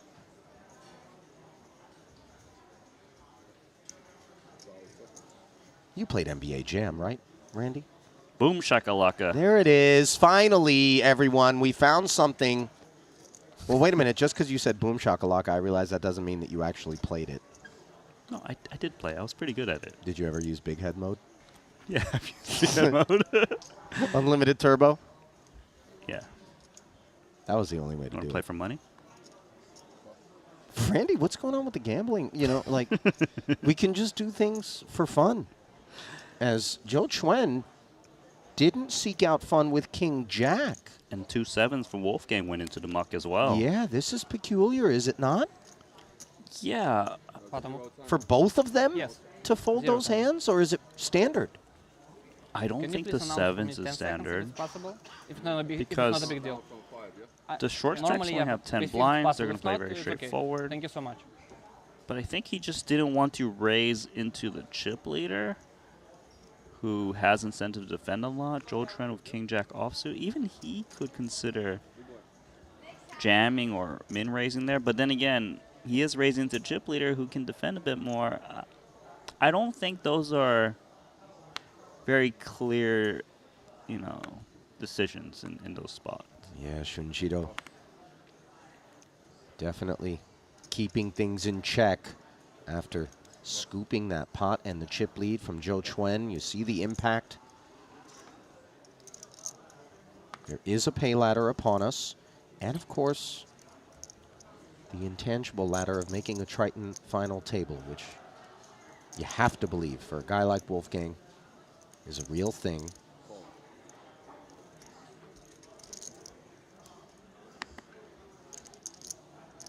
Yeah, and Shunjiro is not going to fold a 5-3 offsuit because he knows he's very likely to at least get to see a flop. Wolfgang doesn't have incentive to attack when he's in the middle of the pack. Players and dealers in event number 5, the 30K, finish the hand draw and stop dealer, please. That's finish the hand draw and stop dealer. Any players eliminated on the last hand of 4,000, 8,000 who wish to re-enter, please inform a member of the staff. King 10-7. Wolfgang with a piece. More than we can say for Shunjiro.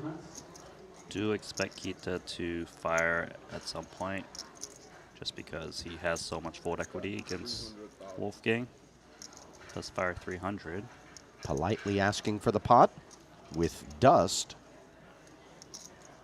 I think Wolfgang would need to call here. He's got a pair of 7s in a spot where his opponent is going to stab relentlessly. But he's just out. It's so funny. No sooner did you embark upon that assessment than I began to reflect upon the 2 7s folding, and now we have confirmation. He really is not looking to get engaged with Kita, because down the streets he knows max pressure applications, the immediate pay ladder is a thing. It is 31,000, let's call it. And then, of course, making the Triton FT, adding that to his resume. Never mind the shot at 1.9 million, roughly. Yeah, I think you're spot on about your observations about Wolfgang. He's not interested in playing against Kita. He sees the Queen 7 that spot. He's like, well, he's supposed to barrel against me because I'm in the middle of the pack and he's the chip leader. Therefore, if I call here, I'm just burning an extra big blind unless I improve 2 trips and 2 pair, and we know that obviously that's very unlikely. And I do like Shinjiro opening up here, just realizing that everyone has to play very tight. Zhou Chuen going to reshove ace-4 suited correctly. Nicely done. Kita doesn't do any posturing.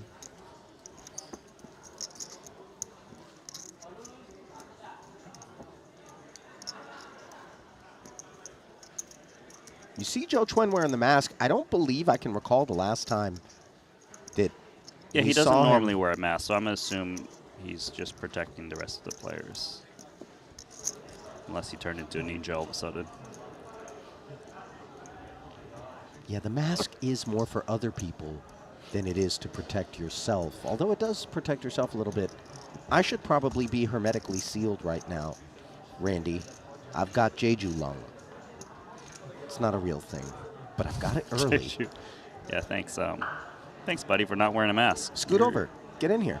You really are really a good team player. Listen, the alternative is I let the 3 of you guys carry the load. Randy, is that what you want? 20 seconds, pre-flop. Technically, Griffin would have to take over that job because that's in his department. I guess. Me and Kevin are good still. I overlooked that you may not be as impacted. Meanwhile, Osmus limps King 4. There is Voskresensky, who had the chip lead not that long ago. But still a very healthy stack of 12 million. 1 Third million overall. 15. Has He's been gonna active. shoot it up. Strong. Doesn't really want to get to a flop with this 9-3 of spades. Down in range enough that he'd sooner draw the curtain. And expecting that Osmus will have a decent amount of limp folds. And you know, the more I think about this, This is actually really nice, not only because it's 9-3, doesn't play that well post, but they're at that stack depth, close to 40 bigs, where Osmus rarely has limp re-raises because Osmus is not looking to get 40 bigs in, even with a hand like ace, queen, 10s, 9s, right now where we're at with final table bubble. So he can just expect to take it down pre, or never get limp re-raise off his hand and see a flop at least.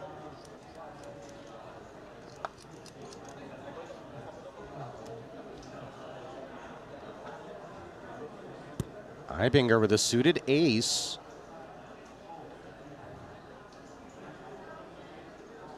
He is sitting 24 bigs deep.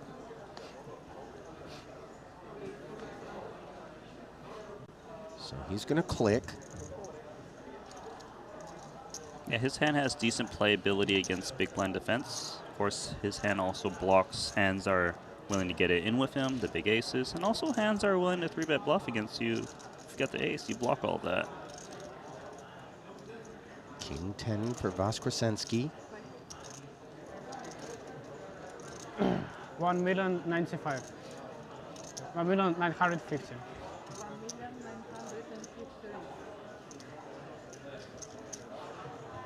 $1 million on top of that 950, by the way.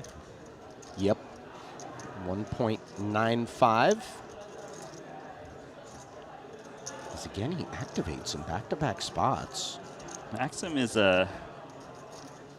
he's a very aggressive and strong player from what I've witnessed. I would hate to have him at my table. He's just relentless.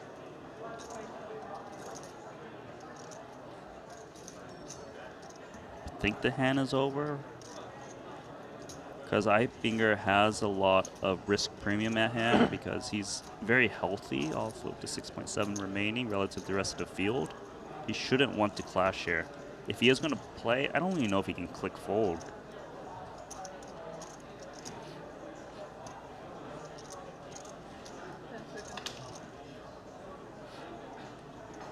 Is he really going to do it? Oh, wow. He's sick. This is remarkable. He's basically volleyed and decided to place the pressure that Voskresensky was trying to put upon his shoulders right back onto the Belarusian. And you see the look on Maxim's face. He really didn't expect that because it's supposed to be a very narrow range of hands that would allow Matthias Ibinger to do this. And you didn't think ace-6 of spades was among that range. There's a reason why he's one of the best, Matthias Ibinger. Like most kind of straightforward players, they were like, yeah, all right, you got it. I know you're making moves on me, but Ibinger, he really one-upped Maxim in that spot. Sure did. Great. That was a great hand by him. Matthias with a big finger wag. Now gets himself up to the 8-figure club, roughly.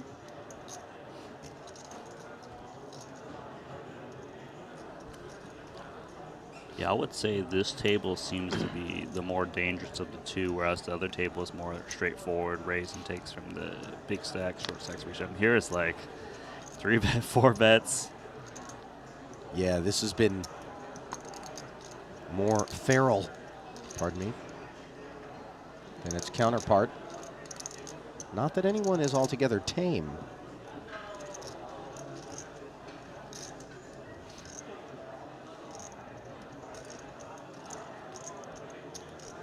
Poly V, Jack-6 of hearts in the small blind. He could try and limp in there. He should have a very balanced range to protect his limping range with these type of hands. He often will be limp jamming big traps, like ace king, ace queens for balance. 10s, of course, is not going to let this one check through. Sure isn't.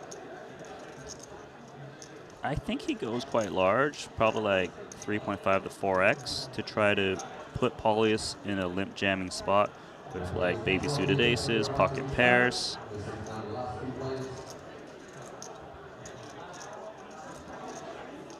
$3x.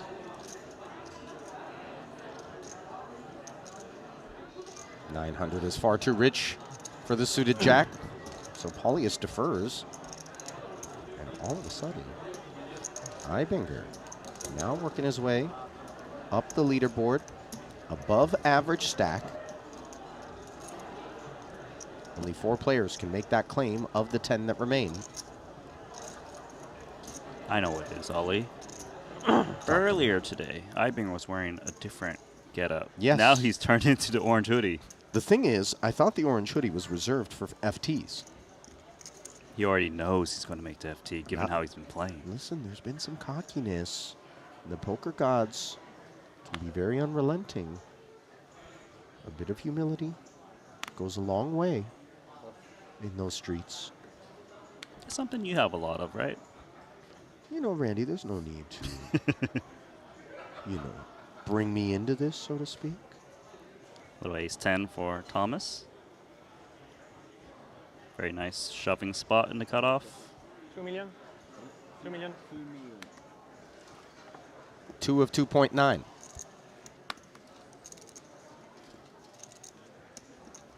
Sent forward. Nothing bruise. As Boivon is heard from briefly.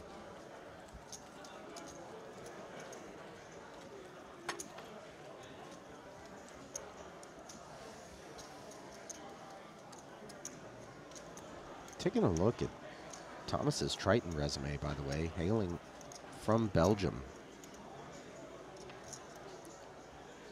What's he got? Apologies as the app decided it wanted to lag the minute that I embarked upon. Okay, did you load it yet? Well, you know, it's not really up to me, Randy. I'm just kind of at the mercy of So you're gonna broadband. leave us all hanging. You know, at some point, I would imagine the dial-up will kick in. So it's what, 28K? 14.4, it feels like right about now. Well, let's just see if the chip leader is going to open the button. Queen 3 offsuit. He's not.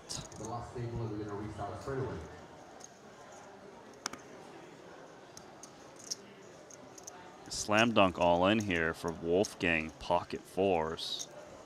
This just has to be a shove.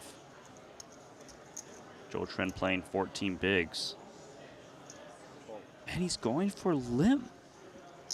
I'm very surprised he's not taking the shove spot. Well, given that he hasn't, is Joe Chuen going to activate with Queen 10 off? No. Yeah, he's unsure about Wolfgang's range. Check back. And a King 8-6 board, so no set for Wolfgang, but the 4s are still good, unbeknownst to him. You see him sizing up Chuen's stack. He does cover.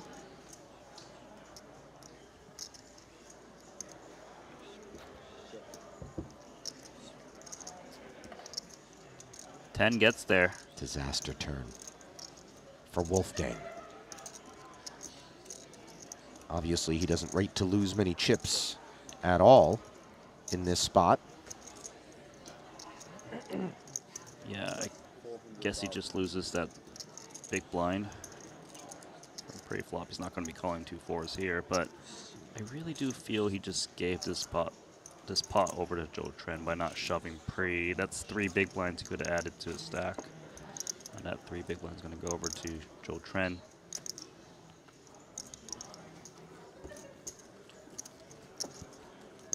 I do think it's fine in general to play a little bit more snug in these high equity spots, right? Deep in the tournament, but there are some hands that just seem like a bit too much to pass, for me at least.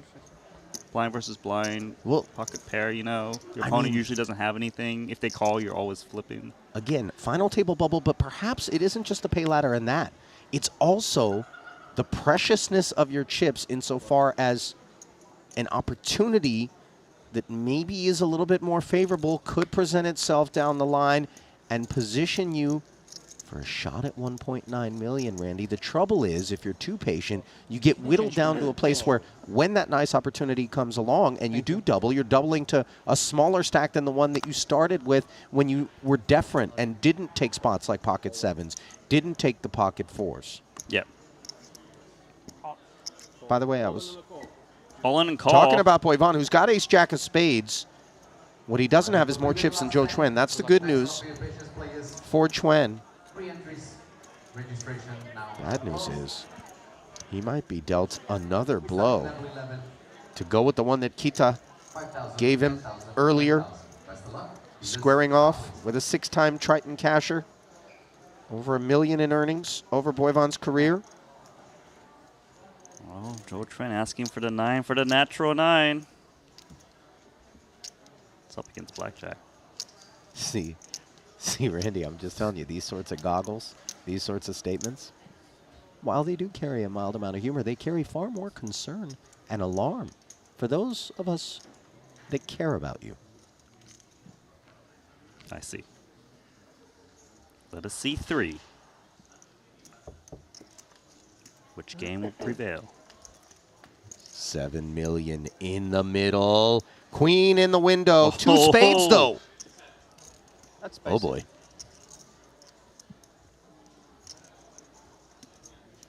Boivon. Feeling those Szechuan peppercorns.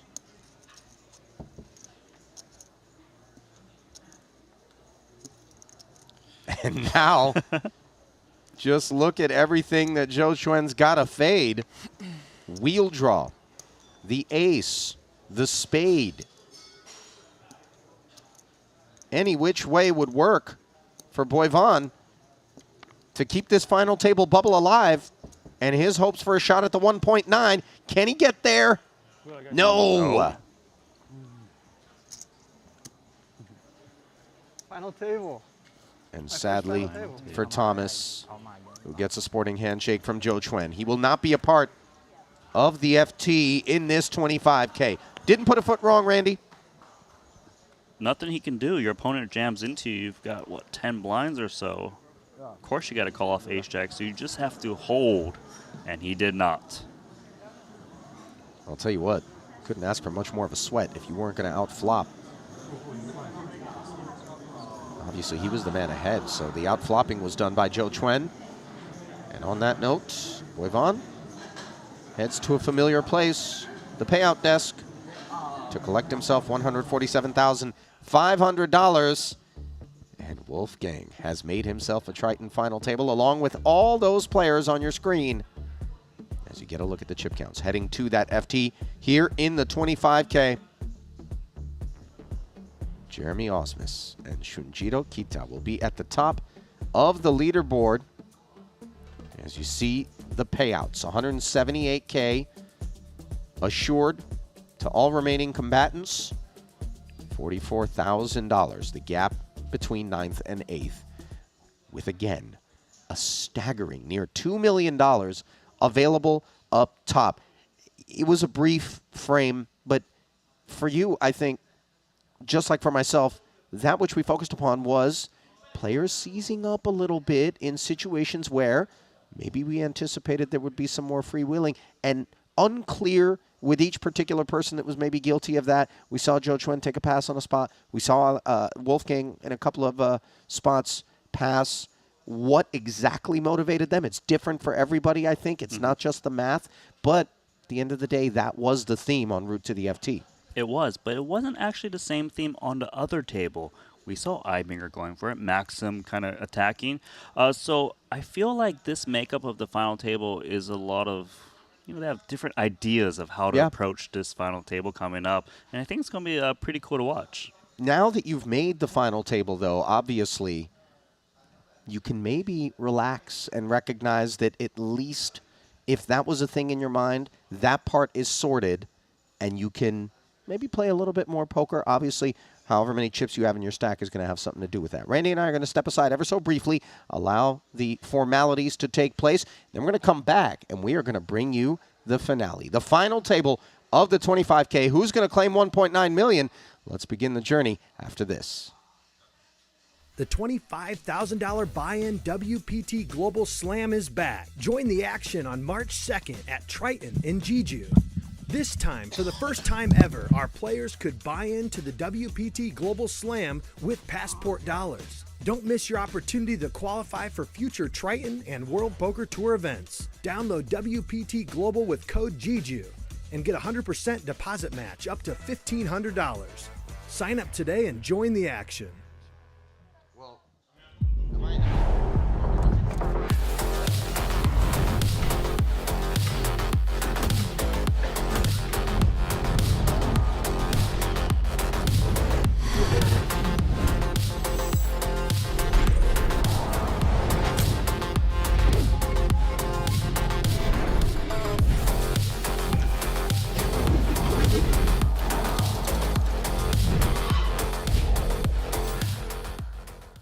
Looking for the ultimate platform to place your bets on the biggest sporting events?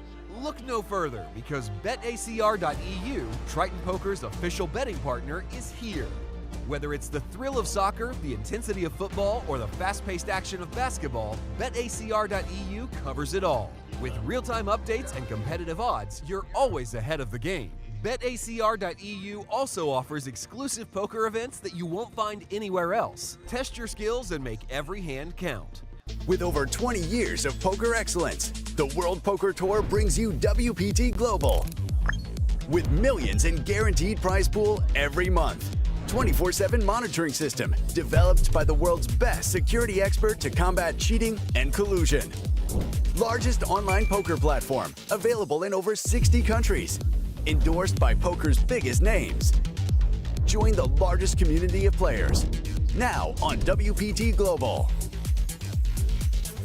Trusted online poker is back in the U.S. with the launch of Club WPT Gold. Play sweepstakes poker and daily ring games and tournaments against your favorite WPT ambassadors.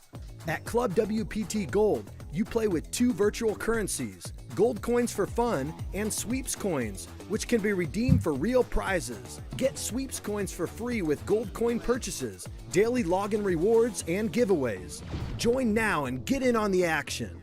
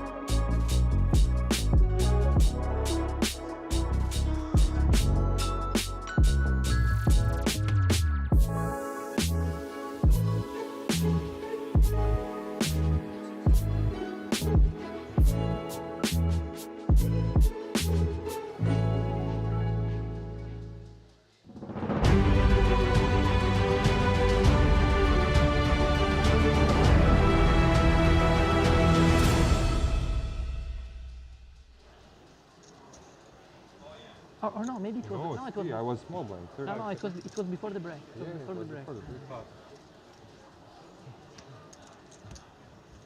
That's a premium blind versus blind versus a short stack. It says 9 up there. 2.6 million I have. 2.6 behind? No, 2.6. 2.6, thank you. 2.3, sorry, because I put 3 there.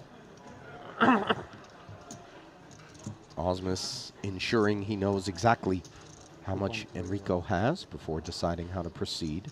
Likely just open jams No, it. all good, all good. 8s is still vulnerable. Not really a trapping type hand against that stack. What's Enrico working with? There is no Ooh, King pay 10. anything, right? That's in. So That has to be in. No way to wait. This is. How much is the raise? Sorry. Stop the clock. I thought it was a gem. Fuck. 7,150,000. It's a gem. It's all in that. Okay. 7,100,000. Okay. Yeah. Cool. You're a lin. I have a really good. Okay, we got there. Oh wow. Peculiar that Enrico asked for a count. Could be an effort to stall a little bit, given that he always was covered. Although unnecessary given 11 left. No pay jump directly on this elimination. Well, Tomoshi might get his wish, Randy. Yeah, I'm not really sure which side he wants to happen. Look, if it's over 4, you win. Oh, I cannot lose 2 flip in a row, right? Right? 10 in the window. He knows it. Enrico. Okay, 9 of clubs. Nine of clubs. Offering a Okay, sporting 9 of clubs. turn after outflopping Jeremy. Too easy like that. Oh, careful. Don't tempt the poker gods, Enrico. Yeah, he's playing with fire. 4 out of 4. No fire to worry about as he tries. Enrico. 4 out of 4. Apparently. Yes. Open Quite fire yes. on. He's really gotten a lot of mileage out of it too, if I got to be honest. I don't know what the odometer is reading right now, but it's a higher number than it was before he broke that thing out. Meanwhile, a higher number than 300,000 is what we should anticipate from Kamoshi. And indeed, he clicks it with these 2 jacks. Is the idea behind clicking because he's now so deep? I say so deep, He's but only 16 going to bigs. gear number 2, all right? He doesn't need to go all the way to 5th gear. But ace-queen, that's a reshove hand, and jacks will snap this one off.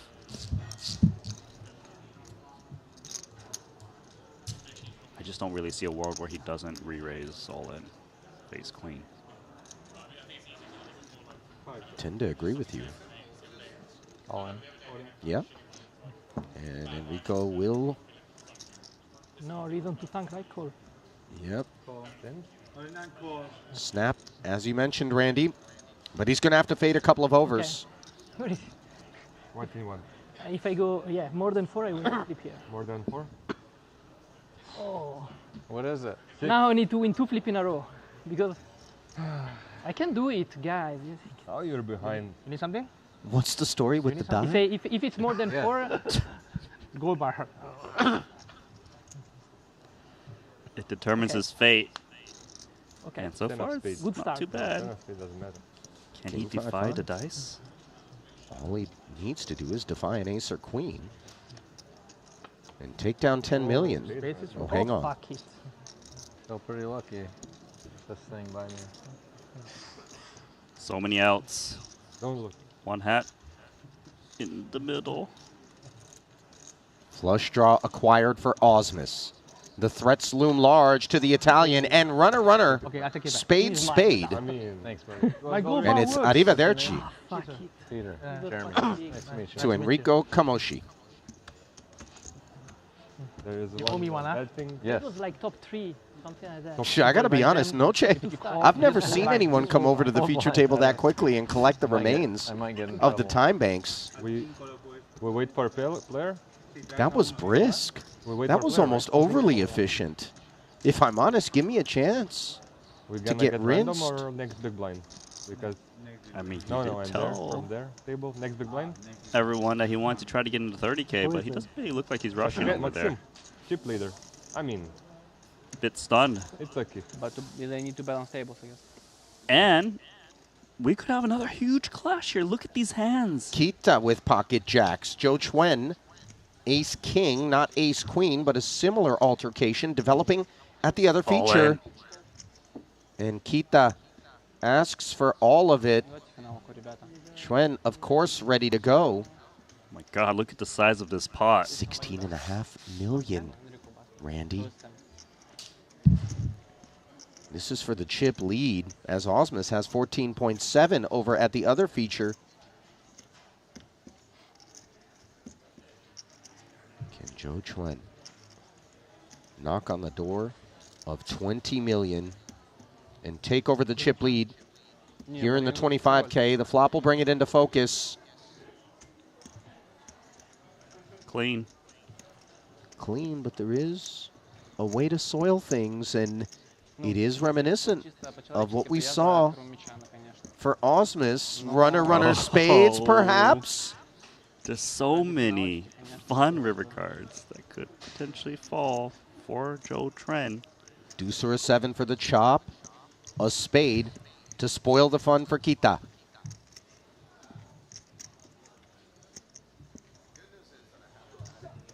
And here, there is no bad beat. As the board pairs with the 6. And Shunjiro Kita here at his first ever Triton Festival will assume chip lead duties. Ты создал монстра только что. Я создал. Arigato, dealer-san. Who will be moved? Randy, who knew you spoke more Japanese than Chinese? But I suppose, given that for years, perhaps it isn't just the pay ladder and that. It's also the preciousness of your chips insofar as an opportunity that maybe is a little bit more favorable could present itself down the line and position you for a shot at 1.9 million, Randy. The trouble is, if you're too patient, you get whittled down to a place where when that nice opportunity comes along and you do double, you're doubling to a smaller stack than the one that you started with when you were deferent and didn't take spots like pocket sevens, didn't take the pocket fours. Yep. By the way, I was all in and call. Talking about Boivon, who's got ace-jack of spades. What he doesn't have is more chips than Joe Chuen. That's the good news for Chuen. Bad news is he might be dealt another blow to go with the one that Kita gave him earlier, squaring off with a 6-time Triton casher. Over $1 million in earnings over Boivon's career. Well, Joe Trent asking for the 9 for the natural 9. It's up against blackjack. See, Randy, I'm just telling you, these sorts of goggles, these sorts of statements, while they do carry a mild amount of humor, they carry far more concern and alarm for those of us that care about you. I see. Let us see 3. Which game will prevail? 7 million in the middle. Queen in the window. 2 spades, though. That's spicy. Oh, boy.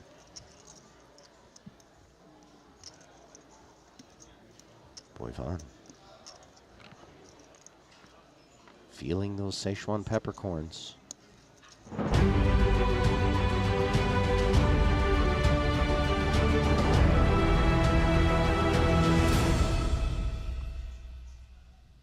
And welcome back to continuing coverage of the 25K. Final table is set here in Jeju. Landing Casino playing host. Eliminations alongside Randy Liu. Just about set, 2 minutes away, I think, from the final table intros. And as we're about to get down to those intros, Randy, I do want to get you to unpack this particular FT for us a little bit, if you would. Shunjiro Kita up top, chip leader. Alexander Shilko down at the bottom, just 7 bigs. As you observe the seat draw, as you observe the stack distributions, what do you anticipate the next hour or so, unclear, is going to consist of? So the immediate thing that stands out here is that Shilko is the one player under 10 big blinds. So what that means is everyone above him, 8th through 4th, they need to play very tight because they need to hopefully see Shilko bust and get those big pay jumps. The chip leader is the other thing you want to look at. Where is the chip leader in relation to the other big stacks? And Kita is got position on Osmus, so this is very bad for Osmus. He needs to play quite snug because, especially the way Kita plays, Kita likes to 3-bet in position with suited aces, so he's going to be very aggressive. So Osmus is going to have to kind of sit back and see how stacks shift. Average stack, 8.7 million, 29 bigs. Blinds will get underway at 150, 300, and 300. 9 players remaining. Just a quick peek at the payouts. We will get to them again before the onset of play, but 178,000 on lockup, as mentioned. 44K pay ladder. Is that something that's going to resonate immediately with players as they jockey and respect the ICM? Or again, is it more the 1-9 up top?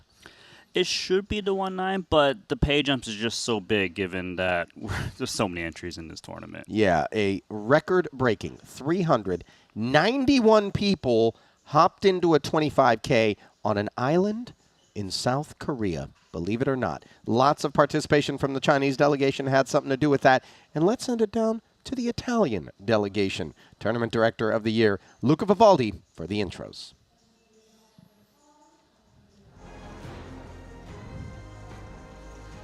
A record-breaking event here in Jeju for the Triton Super Early Series. Event number 3, the 25K No Limit Hold'em event, has seen 391 entries.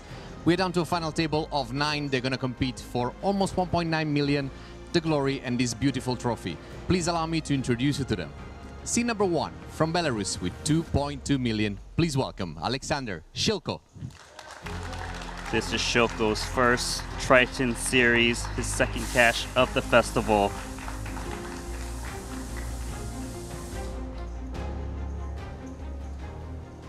Easy number 2 from the US with 5 million. Please put your hand together for Alexander Wolfgang.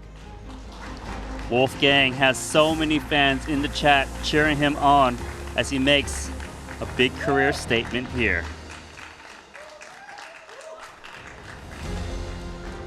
And easy number 3, we are a chip leader from Japan with 15.9 million. Please welcome Shunjiro Kita. Shunjiro is in the biggest spot of his tournament career. This is his first Triton stop. He's the chip leader, looking to take down the largest Triton tournament. RC number 5 is from Austria with 11 million. Please welcome Matthias Eibinger. Eibinger is the most decorated player at this final table. Already has 3 Triton titles under his belt, looking for his 4th. From Malaysia is seed number 6 with 5.1 million. Please put your hand together for Sim Kok Wai. This is Sim Kok Wai's second Triton stop. Doesn't have any cashes under his belt, but this will be his largest cash. RC number 7 is from Lithuania with 6.3 million. Please welcome Paulius Vaitiekūnas. Paulie V has 1 title, 3 million in Triton earnings, a very experienced competitor. RC number 8 with 10 million from Belarus. Please welcome Maxim Vaskrezensky. Maxim also showed up in Jeju in 2024, got a 6th place for 337,000, looking to top that here.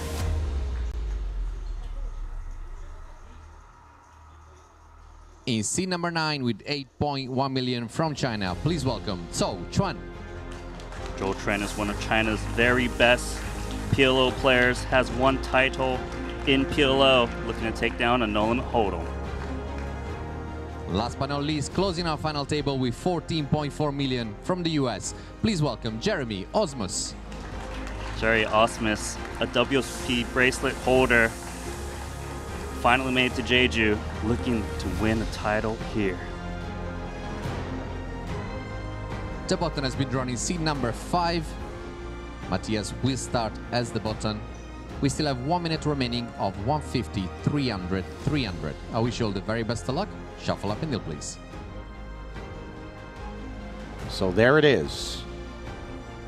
A look at the chip counts officially as we get underway. The task tall for the Belarusian Shilko, one of 2 here at this FT. A couple of Americans, only 1 representative from China. 2 7-figure payouts awaiting 2 of these final 9 players. A total prize pool just shy of $10 million. That official look brought to you by BetACR.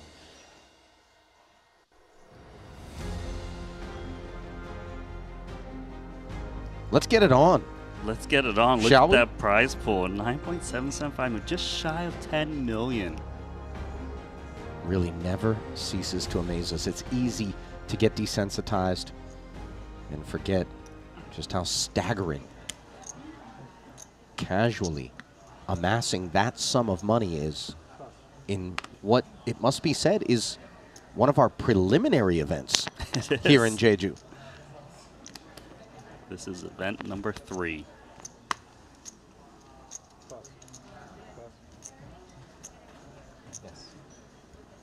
The intention, of course, is to crown the champion tonight, just based on local time. Just a black tea It's and ice water. about 10:45. Were there to be some egregiously protracted manner in which the FT were to play out, tournament staff, generally speaking, are open to the players' wishes. If they wanted to hit the bunks and come back tomorrow, I would imagine that would be entertained. Break for 100 minutes. Eibinger entertaining King 10.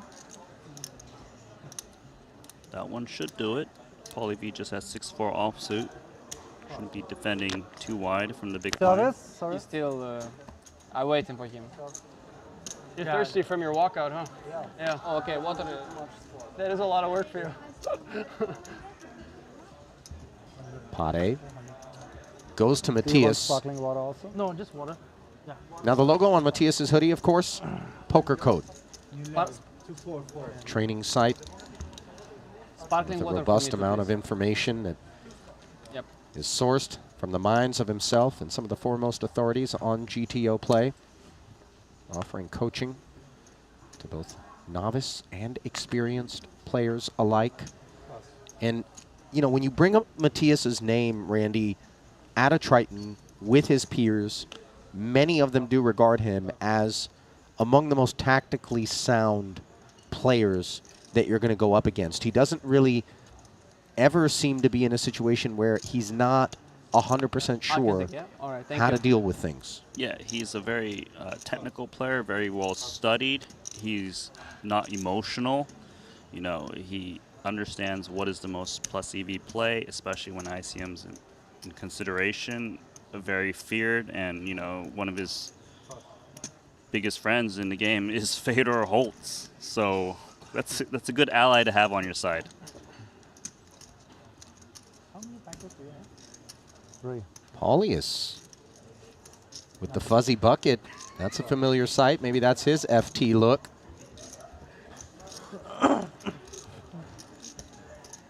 Definitely is a bit of superstition that does percolate throughout these fields. Top 3 is fine, you know. Top 3 is good. You superstitious, Randy? Sure. Really Starting into the table, final table is great, but once you're on the final table, now I played the WSOP main event. I had these like 2 low trinkets, and I had on my. I had to like move them in a certain formation to come down, and then I would raise, and I got clock called on me many times.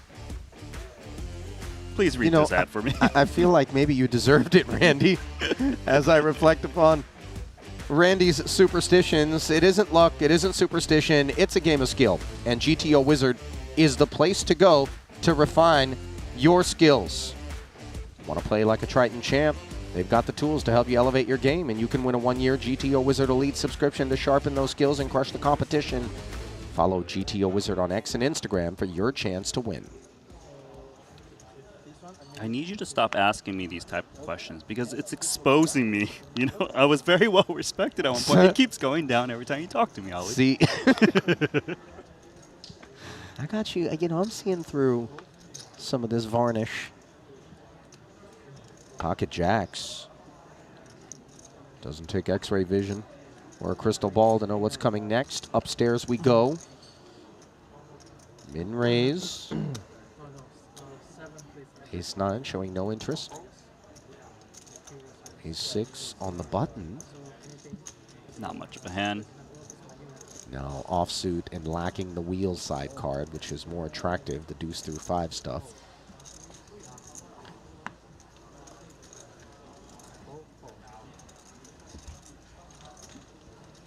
No action.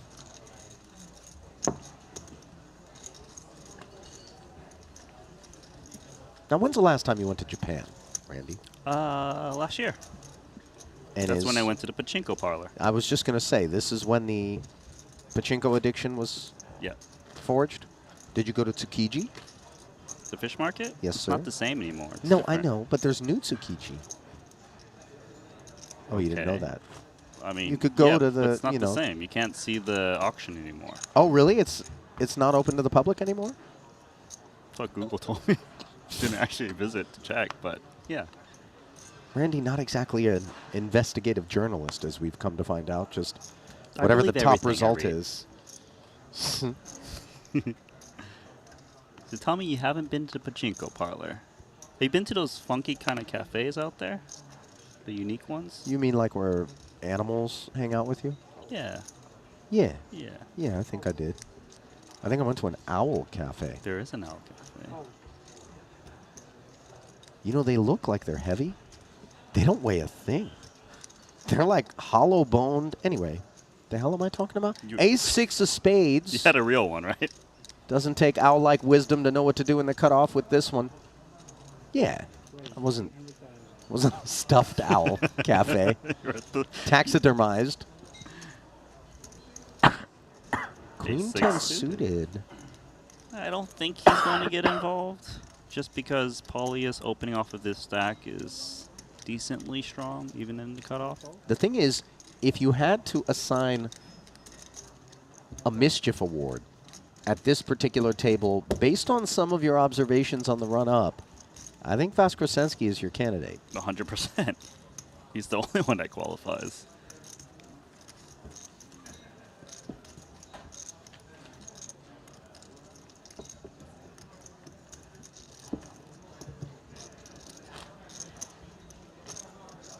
So Paulius, unable to get any action.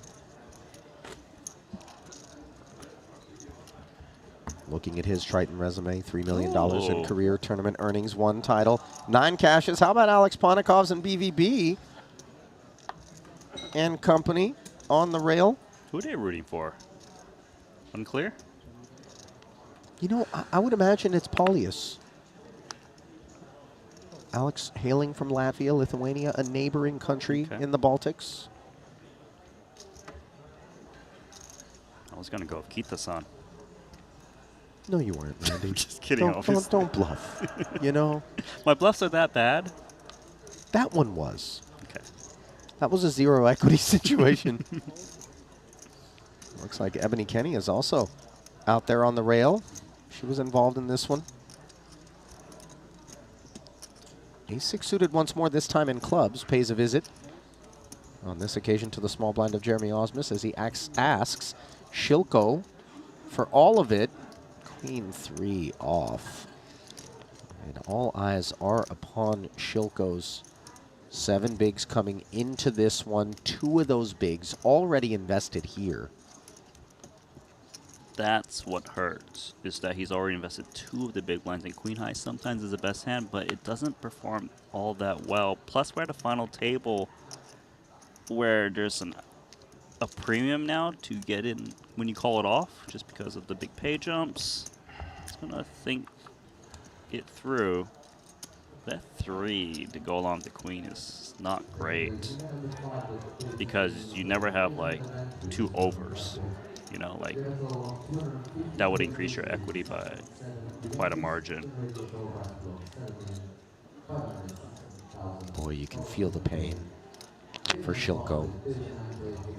So now it's this one, right? Huh? So when you take this and these The two first leaves, 2 right? And titles, this 30 I seconds won more, the right? turbo. Okay. 50k turbo. No, not the title. I mean this series. I know Shilko's the clear missed the short first stack, one. Arrived but here there by are a April, lot so of second still event I scenarios lost where the it. other short stacks, you know, kind of reshove, get it in, and you can kind of get some pay jumps. So Well, the next shortest stack at the table belongs to Simcock Y. Yeah, it's great. 12 bigs in front of him. And are we going to go fishing? it's kind of concerning. It's staring straight at him like, come on, what's the decision? We rooting for our cards or not? You know, if he folds, another half big blind will be shaved off in the small if he doesn't play it. And then you've got a number of hands that you'll be looking at for free. So arguments could be made for not taking this particular spot, although Osmus's range includes things that don't beat Queen High pre. Yeah, but the thing is, against those hands, you're barely ahead. It seems like he's leaning towards call based on how he's holding his chips. He also knows if he folds this and wait for the hands later, he has 3 big blinds and he has very little fold equity, if at all. Boy. He calls. You read the spot right. Unfortunately for Shilko, he is behind. Both his cards are clean. And might we have a casualty in the first orbit here at the FT of this 25K.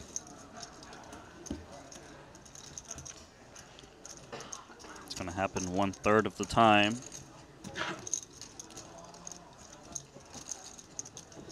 Well, you can see the weight being worn on the face of Shilko here. He was never comfortable, and now the discomfort grows on a 10-5-4 board. No queen, no tray, and no further joy for Shilko unless he can find some help. 7 of hearts does qualify. Osmus blocking the gutter as Shilko trading the 3s, pardon me, for the 6s. 6 outs one time. Nope. And the Jack of Spades isn't the one. Well done. Good game, bud. Nice play. A rather unceremonious and brisk departure for Alexander Shilko. Always knew the task was tall, makes it a point to take a lap, pardon me, and show love. I mean, his hoodie says I did nothing, I just got lucky, but to be honest, he did a lot. He played a good game. Unfortunately, he just got to the final table as the shortest stack and went with the Queen 3 offsuit for his second cash of this festival. His very first festival, actually. Yeah, that hoodie definitely isn't an accurate representation of what went in to this run to the final table for Alexander Shilko, of whom we have not seen the last here in Jeju, let alone on the Triton Super High Roller Series.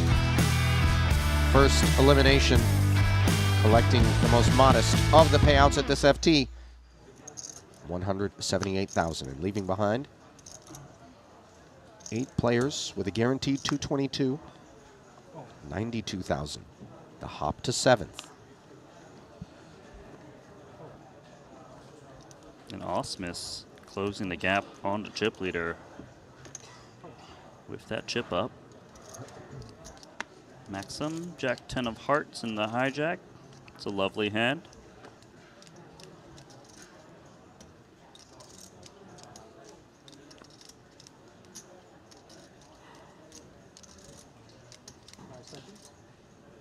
Raise. Raise declared. The minimum. And now with Shilko gone, Wolfgang is officially the shortest stack, a blind back of Sim Kok Wai. And a bit further than that after laying down a couple of blinds to Vaskrasensky.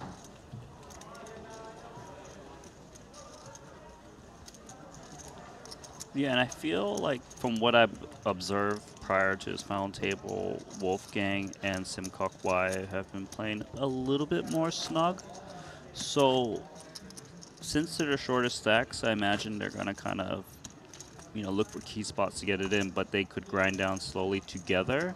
And this should create an opportunity for whoever wants to rise up to kind of pick up some chips, especially raising into their big blinds.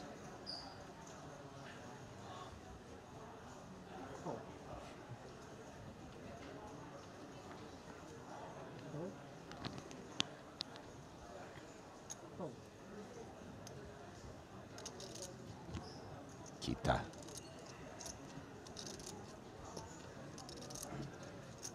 In the big. Jack 8 offsuit. I'm curious to see how he approaches this into the chip leader. Well, he's been very different.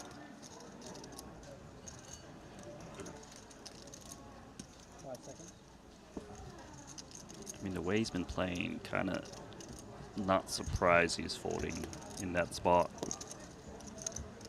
Great news for Kita. Free chips. His favorite kind.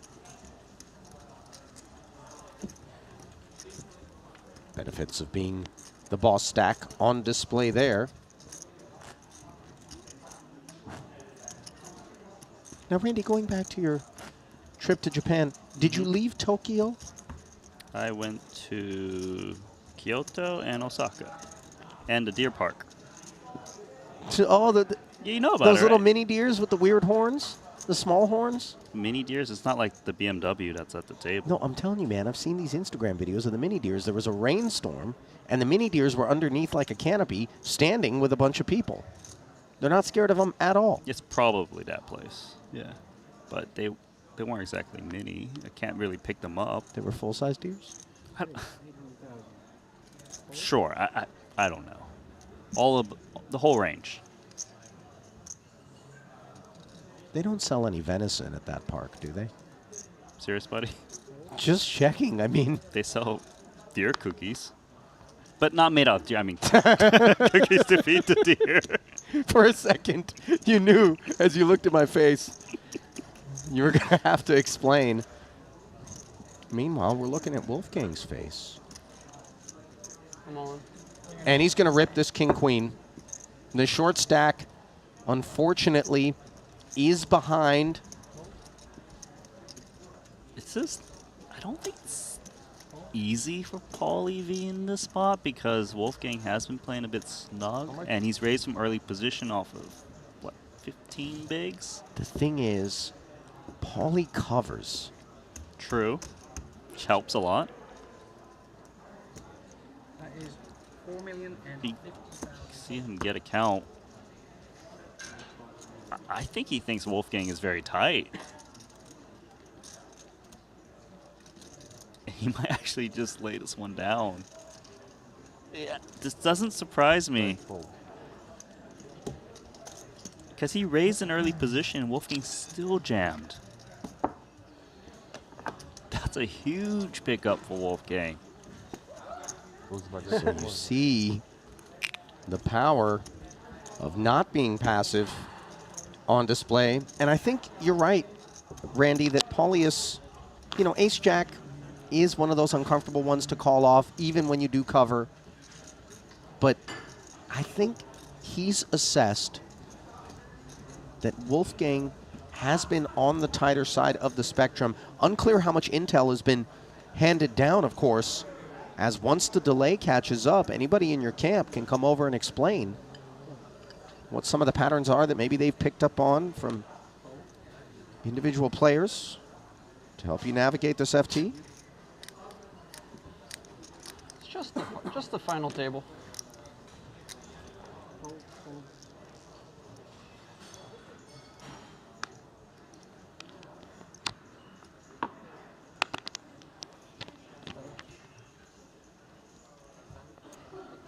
Yeah, of course. Yep, sorry. Big slick for Ibinger into small blind. Don't think he should be looking to trap To bring me a plate of cherries? against Simcock Y, just because Simcock Y isn't really getting out of line and looking to isolate, so he likely would just raise in this spot. Maybe even just put his opponent all in. Yeah, I have family in Michigan, so I figure it might be good luck. Yep, toy Michigan's cards in. like the cherry capital. Or at least northern Michigan is. There was no other expectation. I believe in all that. Tastes good. It sounds like it's good though. Yeah. And it would take a brain aneurysm for Jack 8 to decide now's the time. This is a bluff. No, this was stronger than every hand before. I believe you, man, really. Almost too good to just jam. Ah. Yeah, bring me a favor. Nice guy. Let's go. One more to match my record. And then big fly from there. Simcock Y apparently suggesting one more pay ladder would make this the biggest cash of his career if I understood what he just leaned over and shared with Ibinger correctly. Don't quote me on it, as I was eavesdropping on the conversation. I would have withheld that information. No shame in it, man. Yeah, but don't let people know. Just Oh, yet. you mean in terms of him sharing it with Ibinger? Yeah, I agree. yeah. I agree. And that's when you just snap them off of something marginal, like, gotcha. You got 30 million in career earnings, multiple seven-figure scores. You just plant the seed. Joe Chuen, King 10. Try to get them to jam like 2-3 offsuit. You know, you just snap them off with like 10 eye. I'm get it out. Is that scummy of me to think about that? Feels a little grimy. Here's the issue when you pose that question to me. If I say it isn't, but general consensus is that it is, I am now implicated as well. If I say that it is, everybody loves you so much that I'm going to look like an a-hole. So it's kind of a no-win situation for me, Randy, and thank you for putting me in that spot. Well played. So which one is it? Don't push. You know, I'm pleading the fifth. Those 10, 12. Yeah.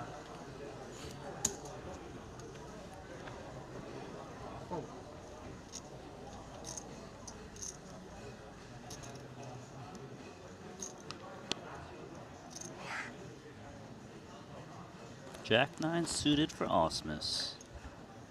Crazy Daisy incoming. Raise to 825.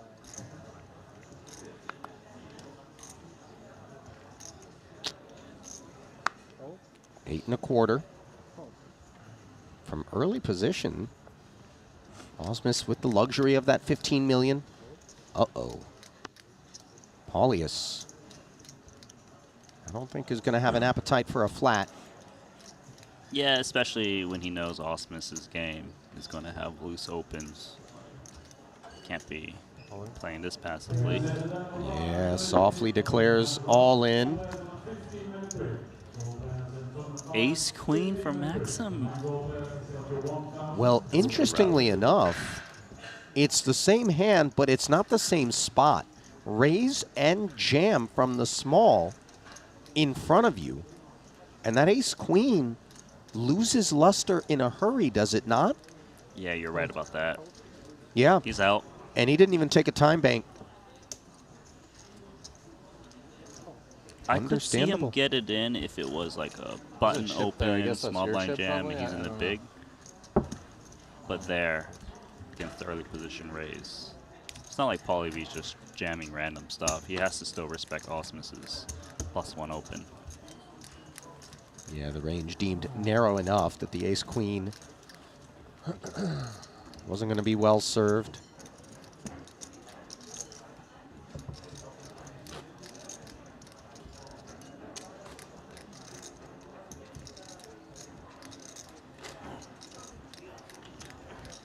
Boy, this crew feels dialed, Randy. Wouldn't you be if you were playing for this much? Yeah, but you know, with as many sort of Triton first-timers as we've observed, you never know what level of experience they have being under the big lights, playing for 1.9 million. As much as you want to think it's a grain of salt, given that these guys have $25,000 to buy into an event, maybe more with rebuys. Mm-hmm. The reality is that you can get a bit nervy. Yeah, I see where you're coming from.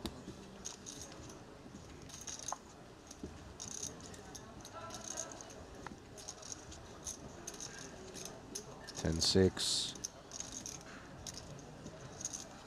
Now, Vaskrasensky would hate to miss out on an opportunity to potentially pick up a pot. This is kind of a midfield holding. So he decides that he wants to go 2.5x. Yeah, it's a smallish raise, especially against they're about 20 big blind stack. I don't think it's going to work against Joe Chuen. He's willing to kind of get in there. Yeah, this makes sense. Now he has to play this inflated pot out of position of 10-6 offsuit. Does outflop. 10 deuce. It is middle pair for Vaskrasensky. Joe Chuen defending and finding the gut shot straight draw, along with the better of the backdoor flush draws. Yeah, it's kind of an interesting hand because 10-6 tends to want to shut down, but then the king high texture rates to hit him more. So he's going to put in a little sprinkle. It should be enough for Joe Chuen to continue, given that he's got the gut shot, he's got the queen of clubs, and he's got the queen that overcards the 10, which is helpful. So call he goes. Another 1.2 million into the middle. That's a cozy turn card if you're Vaskrasensky, but the coziness is impinged upon by the fact that Joe Chuen made the call on the flop, and you really don't get a sense of exactly what he's got based on the action. Yeah, he needs to play passively now of 10-6 because there's a potential of a kicker issue, so he doesn't want to bloat the pot up a bit. He still does beat all of the straightiness that whiffed. as well as the clubs. So he likely will at least check call a turn bet if it does come in. But ideally in his world, he wants to see a check through.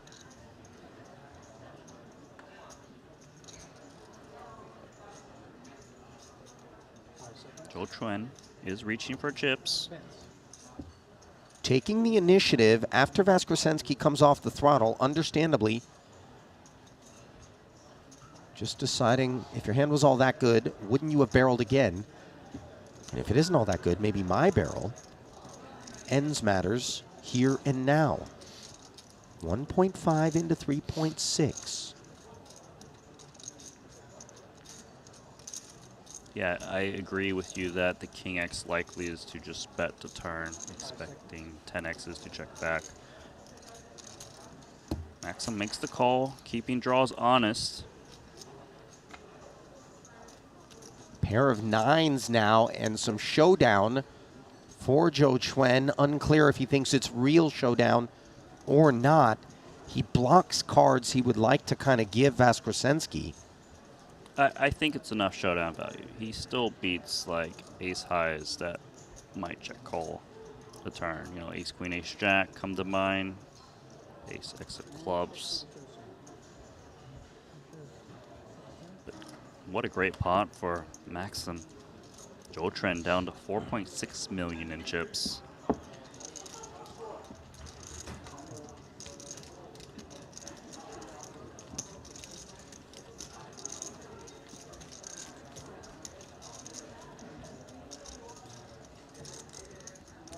Vaskresensky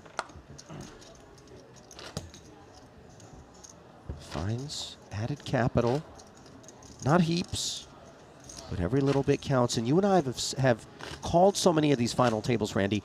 A lot of times, 4, maybe even 5 ladders can be enjoyed by a player that doesn't even play a hand. Oh, we've seen that a lot. Yeah. Step one, step one. Players like practically folding the heads up, but just because they're card and everyone doing carnage is like, why not? If you make it to third, for example, in this tournament, you get $855,000, and second pays you 1.193. So it's okay to sit on the sideline sometimes. Just depends on what card you're dealt to, you know?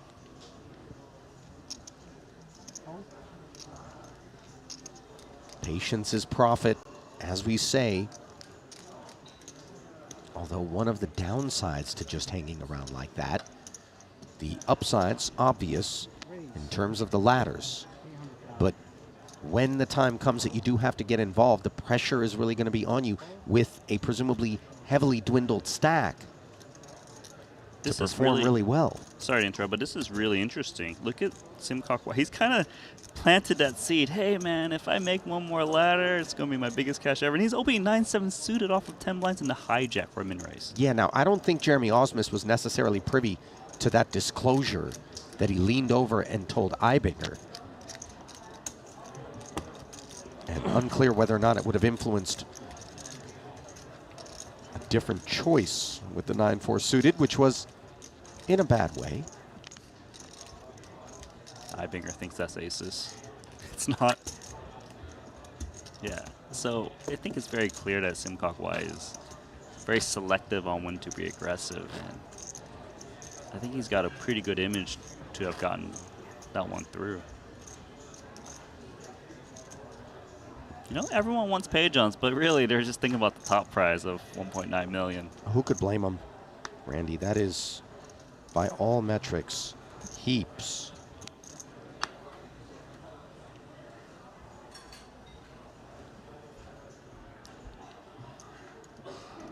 Kitakun.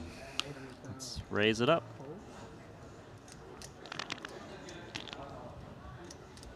Oh, there you go, Ace King. Raise it up is going to be on someone else's mind. There's the battle cry from the Malaysian.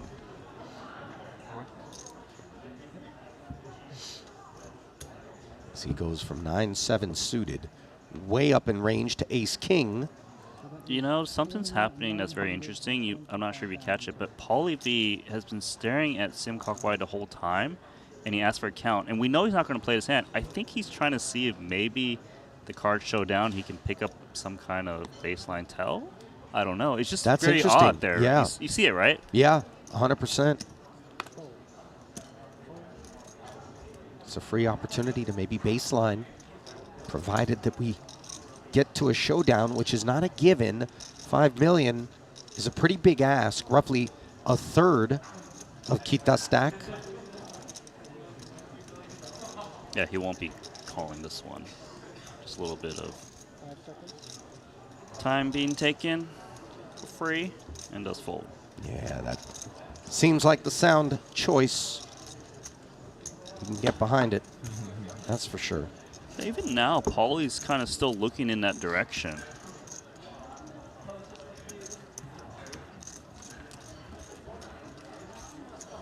Huh. Yeah, it is pretty distinct. I mean, we can't see his eyes. So I don't know that he's just fixated on Y at the moment, but I did pick up like you did on that 3-5 offsuit, really, all of a sudden, taking an interest that seemed unnecessary.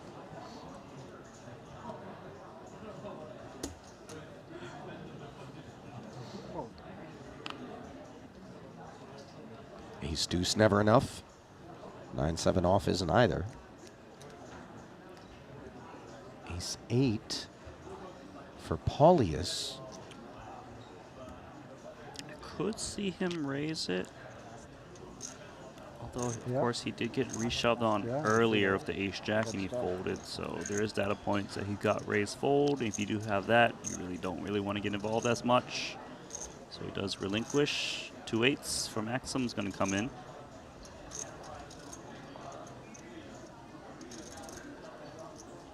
Two red 8s. More than enough for Maxim.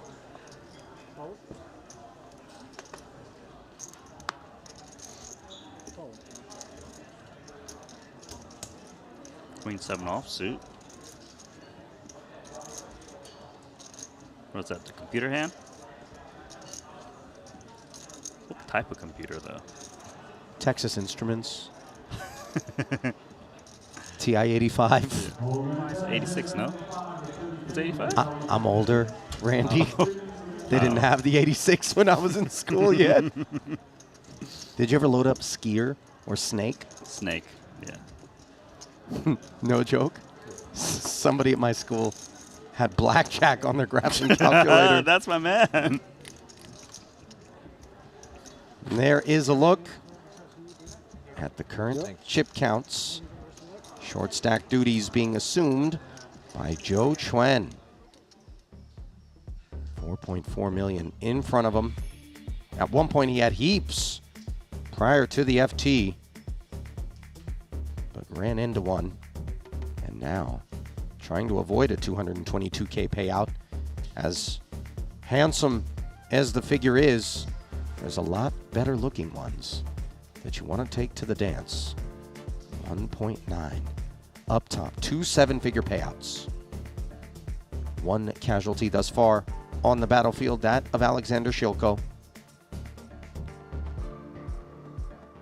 I've got to imagine this would be the biggest score for almost everyone but Matthias Eibinger. I've got to imagine that this would be a banger if it was actually available at a nightclub. I mean, we really did step up the music library. You know, I'm not like at the club anymore, but you know, I get nostalgic. Maybe we should. You remember like Jock Jams? Randy, those CDs with like songs that would get played at like sporting arenas and stuff? Yeah. Maybe we should have like Triton's version. Now, this is what I call Triton music, volumes 1 through 90. Is there going to be the best of Triton soundtrack, you know, volume 10?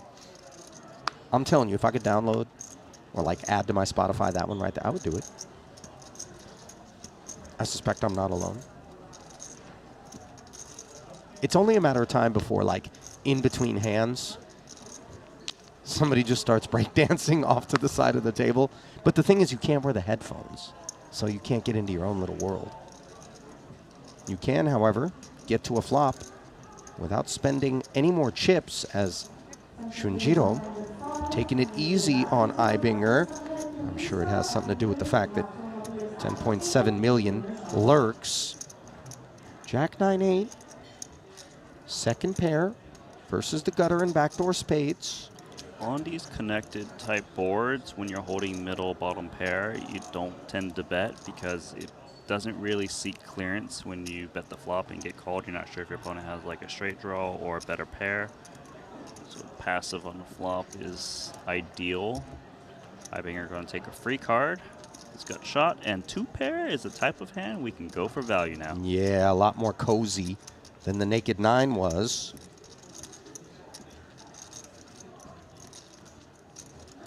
Most likely, Ibinger, if he's going to be able to pay off a bet, is some kind of pair gut shot. Maybe like an 8-7, 5-6, maybe 10x related. So you do need to charge that a bit, and that's why he's going towards full pot and a winner for Shunjiro. Are there smaller sizes that maybe you can come with You could. in an effort to retain worse hands? You could, but I suppose it depends on how you feel your opponent will react to certain sizings. If a weaker pair with a gut shot is still going to call big bet, you might as well go for max value. But a lot of these things and decision points on how to size, it's related to your hand and the board texture, plus it's related to who you're up against and what stack they're playing. The blinds do go up on this hand to 250, 500,000 now.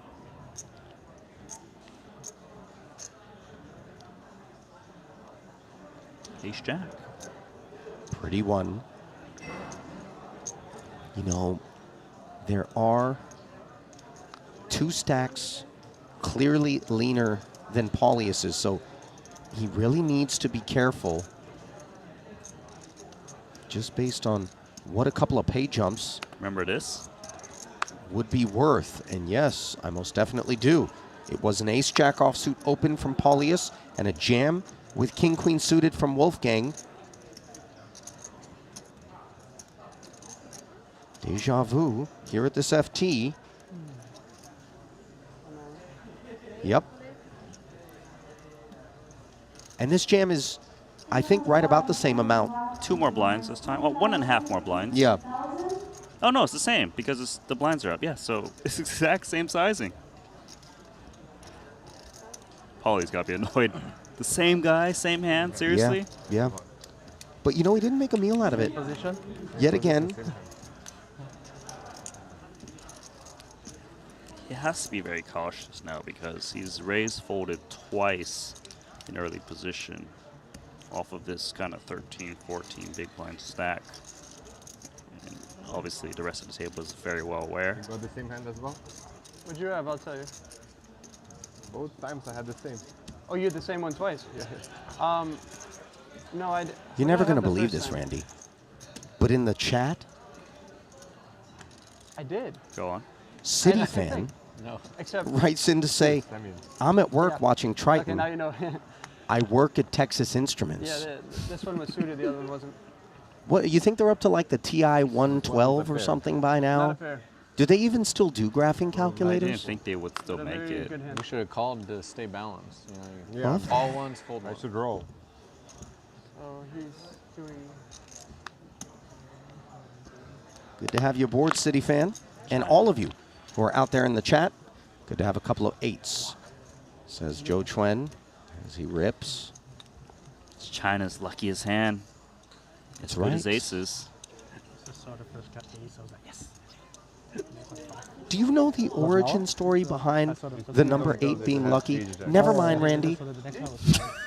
God, you didn't even give me a chance to try. As soon as I looked up at your face, I knew that I was drawing stone dead.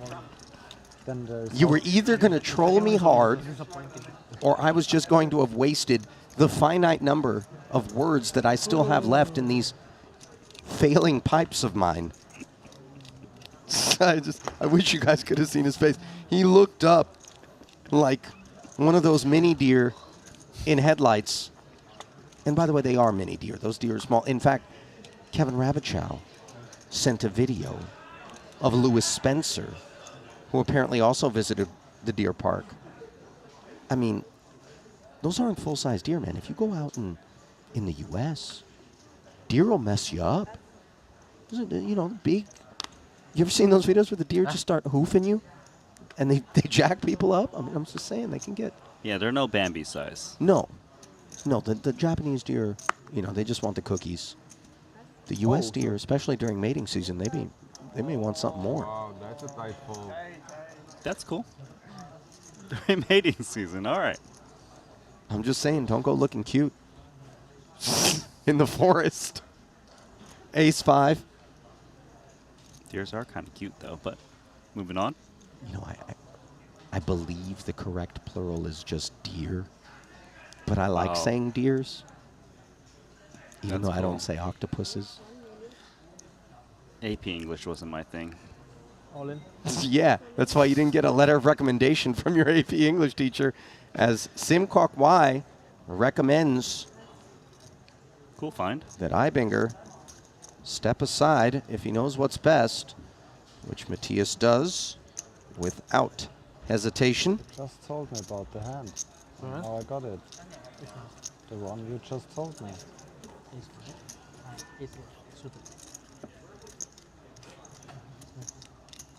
Hey, Simcock Y just told Ibinger he had ace-8 suited. I hope you're telling the truth. Yeah, I've been telling you the truth all the time. Oh, yes, definitely. I trust you.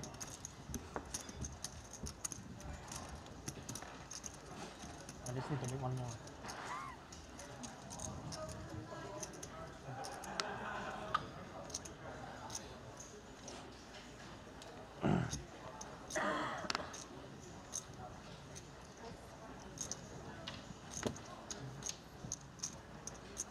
Ace 4 suited for Wolfgang. You know, he's passed in kind of marginal spots before, and he's going to do it again. Randy, is that a mistake? Is it a clear cut, you got to play the hand, or is he allowed to bin that one? That one I'm actually quite all right with him folding. He isn't too far from the bottom. He's currently 6 of 8 remaining. 2 of the players at the bottom have sub 10 big blinds. He's in early position. I think it's all right. Because if he raises every single suited ace, he's probably raising a bit too much raise first in. So he does want to scale that back a bit. So I think it's okay.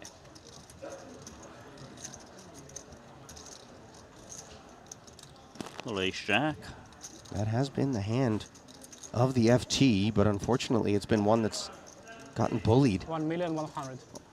on more than one occasion. Just ask Paulius. We'll see whether or not Vaskresensky can perform better. As he declares 1.1 million from the small. Only needed to get through Joe Chuen, which of course he will, given the 6-3 off.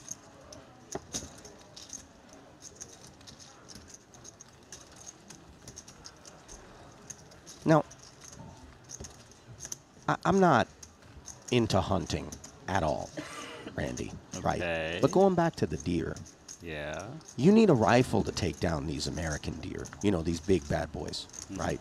12-point buck, that kind of thing. By the way, Buck Hunter, great video game. However,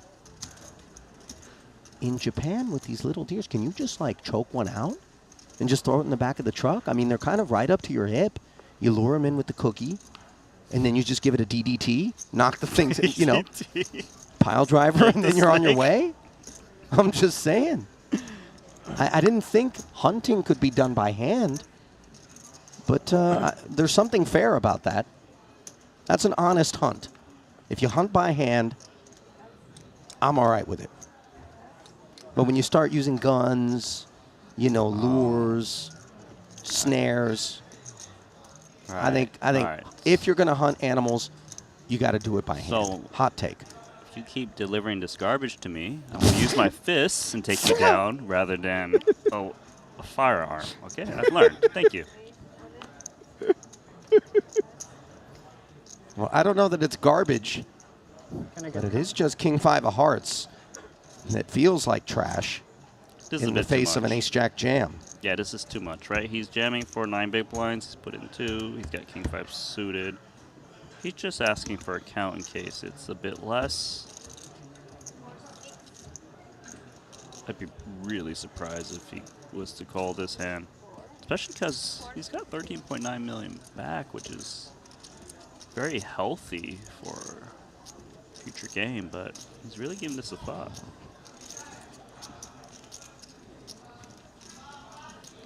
Is it really a decision? I don't think so. Maybe he's just using his normal time bank to try to give that perception that, look, I'm going to call you soon. Don't reshove on me too many times.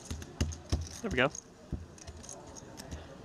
The short stacks are, they're Shorties fighting. have got like 6 reshoves through.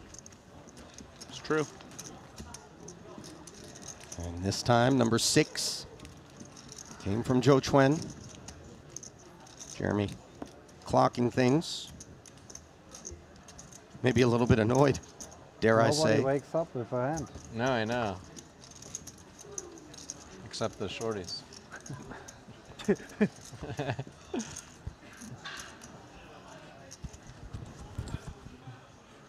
Show us how it works. Waking up with a hand.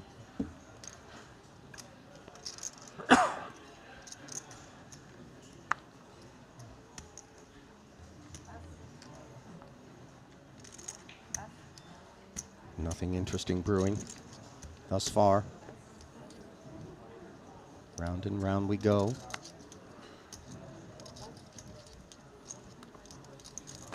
King on the button. Joe Chuen doesn't hesitate. Let's see how Osmus plays against Wolfgang. 4-3 offsuit. It's a very weak hand, clearly.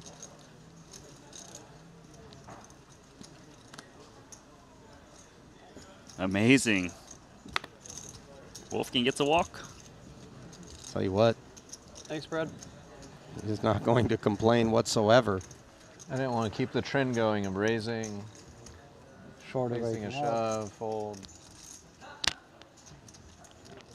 You ever play that game? The computer game, Wolfgangstein? It's called Wolfenstein, isn't it? Are you sure? I don't think it's Wolfgang Stein. In fact, I'm almost positive, Randy. I didn't even play it, and I'm almost positive that's not what it's called.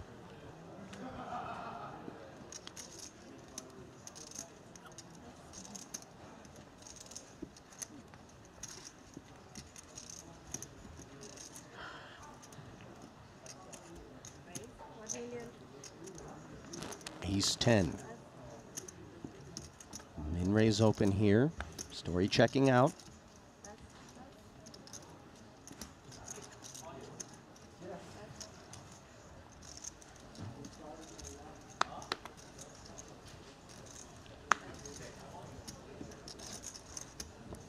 He's chipping up.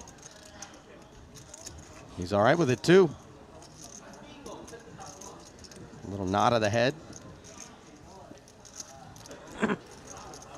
Simcock Wise actually built his stack up to 18 bigs. Very easily, Nah. actually. 冇頭髮咗。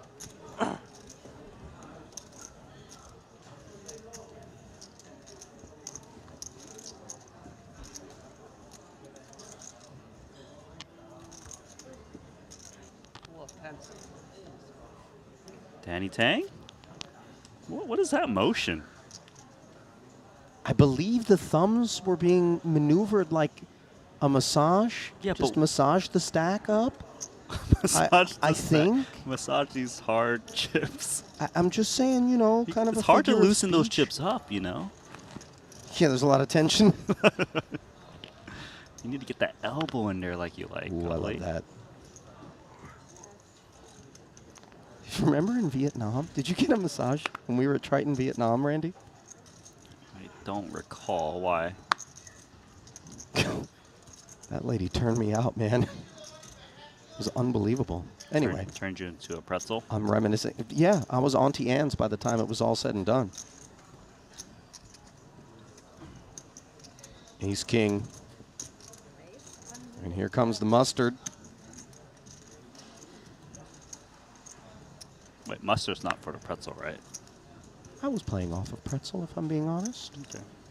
Reibinger is not going to be playing the 7-8 offsuit, it would appear, and slowly but surely, both cards. You're the savory return type pretzel guy, huh? to sender. I'm not really a pretzel guy, Randy, if I'm being honest. Soft pretzel, hard pretzel, doesn't matter. Although, there's this brand called Snyder's of Hanover, which does make a hard honey mustard pretzel. You know? A hard honey you talking about like the ones, the hard, like the crispy, little, crunchy the little baby nuggets. pretzels, like the mini pretzels, yeah? No, but not like the actual bow tie shape. Oh, okay. Cool. And by the way, before chat, you start talking about Randy and I locking in. As soon as something finds a flop, there's a 90% chance I won't be talking about deer. But until then, all topics are in bounds. Why is it so cagey right now? Randy, I mean, is this, if I walked up to you with a printout of the seating chart and the stacks, would your assessment be that this is what we would expect? The payouts as well? This degree of caginess? Yeah, but the thing is, it just hasn't been big clashes with the short stacks, but the short stacks have kind of been finding spots to raise and steal, and we've had players attack from the small blind with not great holdings. It just happens to be that we're not getting collisions. Wolfgang actually jams ace-king off of 14 bigs rather than raise to induce. I think it's worthy of note that he's just looking to keep it a little bit more simple rather than induce and, you know, run a coin flip situation. It's fine. It's okay. Single decision point obviously prevents you from putting a foot wrong, but it also prevents anybody from potentially giving you a bigger pot than just the blinds and ante. I'll say this. If there was a time to maybe split raise ace-king, you'd want to raise ace-king suited because that's more playability close up against the big blind defense. Yeah, right, because it's live And stream. ace-king offsuit may be more likely to jam. So you won't say it is not the live table. You will not say it. I don't say it I don't say it all the time. You know, if it doesn't matter, of course I'm gonna say it. I don't care. Yeah, I think you have a point. Like you're gonna see it anyway. No point lying.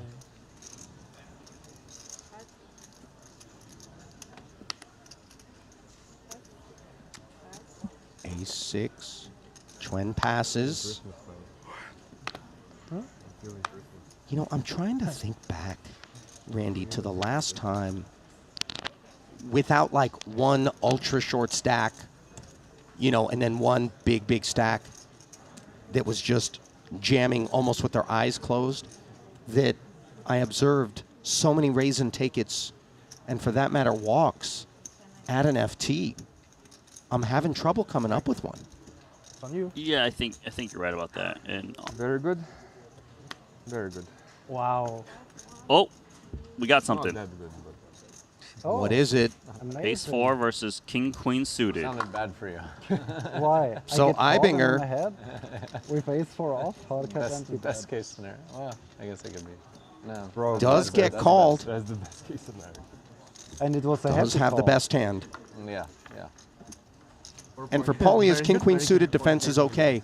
For all of it, Randy, even with shorter stacks out there. Good game. Yeah, because he is the shortest stack. He's just looking for a spot where it's a high equity spot. He rolls the dice. And he flops the world, but he is still behind against top pair. Second pair and a spade draw. Sopping wet. Yeah, I have OCD, so I And love you that. see Paulius's camp leaning over in search of the particulars. And the particulars now is a lockup for Vaitiecunas. River irrelevant as Matthias gets chomped on. Do you think there's a chance that dice is loaded? It always rolls in his favor. That would be grimy. It would be. Because he knew he was going to win that. Well, he certainly did as of the turn.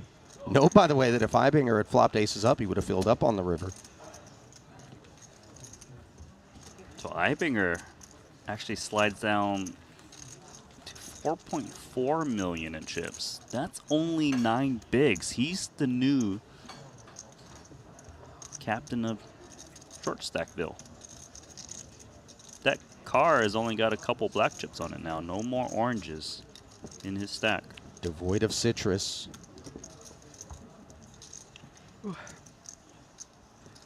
As his stack decays to sub 10 bigs.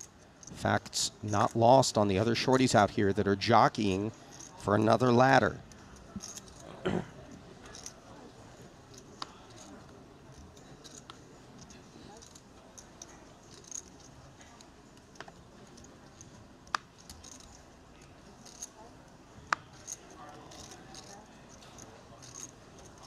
10-5 off for Ibinger. Can't play that as the shortest.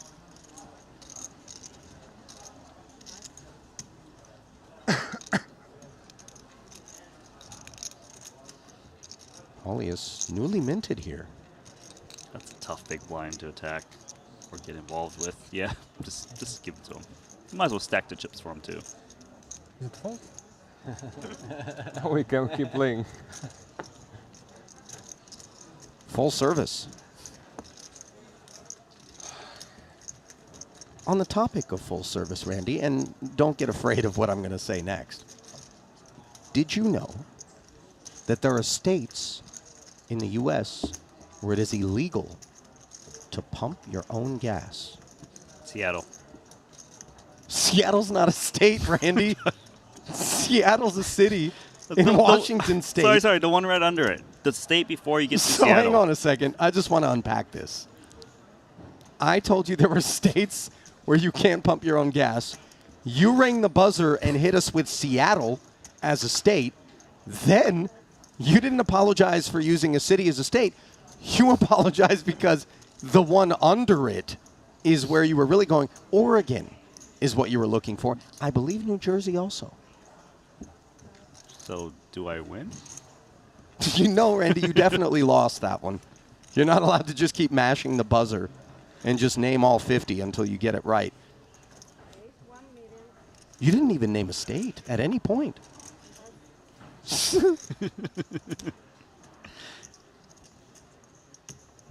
Jack 10 of hearts. Simcock Y pumping his own. I guess this would be mid-range octane. Not quite 93 or 91. Let's call it 89. Randy, do you pump cheap gas? I do the middle one. You knit. Why do you do the middle my one? tank says only the middle one, I'm pretty sure. I'm not sure, but it's kind of like you're getting the good stuff, but at a discount, you know? I don't It's like an outlet for gas. It's not an outlet. It's a designer outlet for gas. Come on. I have a confession. Okay, go. It's not my own. My girl pumps her gas at Costco. Now, I'm not trying to be judgy about that. But, you know, me and you were kind of designer, you know, obsessed people. I want that Chevron with Techron. I don't know how much more throughout the course of my life I'm going to end up spending pumping that stuff. And I don't mean to come across as an elitist. But, you know, if it's just a marketing spin and it's the exact same dyno goo coming out of the spout, you got me. But also, if you've ever seen the line at a Costco gas station. Oh, it's long. Your time alone is worth more than the however many cents you save. I mean, there has to be a difference, though, in the gas quality. Because 7-Eleven, right, they must put, like, Slurpee in their gas. If it comes out cold and blue, you got the wrong pump in your hand. Meanwhile, Ibinger pumping with ace-8, Simcock Y. Didn't get frisky with an ace of his own. Granted, off suit. The short stacks chip up. I've got the antidote for what we're observing. Hit Every me. time you raise and take it, shots. Shots. Yeah. Shots. Exactly. Okay. Although I don't know, if you fold your big, do you have to do the shot? Or if you raise and take it, because you can't really blame the person raising. They're giving action. It's the people folding. Everyone who folds has to do a shot. You really know how to get a party going, don't you? Either that or end it quickly. Half the table's like passed out. Oh, yeah. Like, whoever can survive can just raise all those blinds. They'll time out. We do have time. You know, Shot clocks and I don't play. drink, Randy. I This know, we know, yeah. right? You did have some champagne with me last stop, though. Sure, it's not like I was guzzling. You know, just a little cheers. Here we are. King, queen, by the way. I was buzzed, by the way. But go Toasting. You were faded. Men the master win. Mm-hmm. One night had brought with him Vietnamese snake vodka. What? Is that a thing? There was like a formaldehyde-looking snake in a bottle, and he insisted he would not come off it that I try it. He was wasted. I mean, I'm afraid. So I gave it a little taste, and it tasted like snake water. Yeah. Like rocket fuel and reptile. It was awful. Yeah, the third time you want to He seemed to like it. Was there venom in it? Tell you what, it was poison to my palate. Maybe. Maybe not him, but someone else here.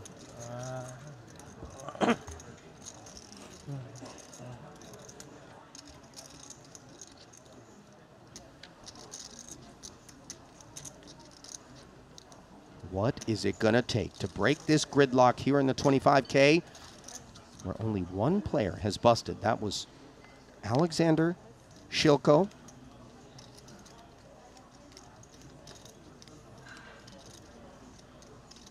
You think he just folds a shack this time because he keeps getting reshoved on? No, he's going to try once more. Come on, give Wolfgang King Queen suited. I mean, listen. Just give it to him. There's a glitch in the Matrix if Wolfgang looks at King Queen here. I really want to see King Queen. Did you ever feel as though, like, if this time he were to get 3-bet again, Paulius would be less inclined to want to fold it just because he's grown tired of that? I don't really want to allege that he's going to do something different than whatever the math dictates. Paulie doesn't strike me as that kind of guy. You're right. But there are some people out there who were just like, no, I have to respect myself. Onto a flop, Junjiro Kita defends, and this is bad for the chip leader. Dominated pre, and now in some trouble post.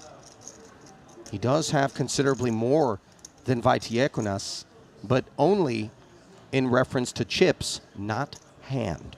With 2 3/4 million in the middle, he does have the larger spade in case the backdoor comes through. But for the time being, he's on the wrong end of the dairy farm here. Paulius with a too big squeeze of the udder as the milking begins. And we know Kita is going to at least call. He's trying to decide, is there merit to go for a check raise? His kicker is actually quite good, and he's stacking more than 2 oranges. This is terrible news for Junjiro. Check raise. The less traveled path, Randy, is it not? It is, you're right. Especially with the stacks they're playing. Now here's my question for you. Is Paulius eager to just get chips into the middle early? Yeah, I'm actually unsure. He's not looking to fold. It's just whether does he call and get it in when equity shift in his favor when it blanks out. You know, like he's basically hoping for no spade and no queen and no king. It's a decent amount of cards. But there's definitely a lot of merit for that because there might not be that many check raise folds from Kita in this spot. Raise 3.6. Looks like he's going to raise now. He said 3.6, but maybe that's not the proper raise size. So he has to min re-raise to 4.1 million. I'd actually be a little bit concerned for Kita because I think intentions were, let's just check raise and we'll get it in. But you got to ask the question, why is Paulius min re-raising rather than jamming or calling. I didn't even consider this as one of the options that Paulius would exercise. Randy, why with the clicky 3-bet as opposed to simply jam? It's a commitment anyway. Are there hands that are going to call this clicky 3-bet that would fold to the rip? 4.1 million. Now hang on a 1.5 second. And 50 on top. Gotta be 4,100,000. right? Yeah, he tried to say 3.6 earlier. I guess they're trying to clarify what is a true min raise. It's 4 million and 100,000. Well, Chips went in. it's all of it is what it is at the end of the day. Although I am curious if the declaration by Paulius had been less than 50% of the required amount to re-raise, he could have potentially been held to a call. As it stands, intentions were clear, nobody getting strange about things, all the money predictably heading into the middle, and all of these chips potentially heading towards Vaitiekunas for Shunjiro Kita. It is a very deep blow. 1 million to 2.5, you then have to go to 4. The difference of the race. 4.1, I think. Yeah, okay. Sorry, what? Paulius seeking clarification there with respect to what it was that Ibinger was referring to, but no matter, as he's going to Xerox his stack, and when it's all said and done, he is going to catapult up this leaderboard.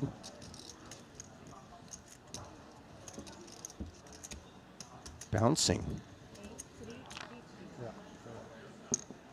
And finding an over 10 big blind buffer between himself and the next biggest stack, which belongs to Vaskresensky, the chip leader coming in. Paulius. Folded ace-jack twice, and the third time was the charm, Randy.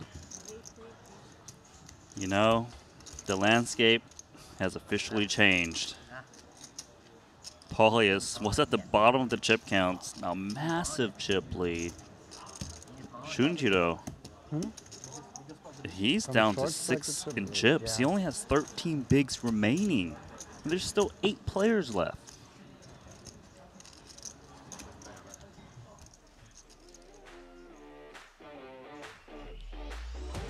So while the dust clears from that collision, we want to make something clear.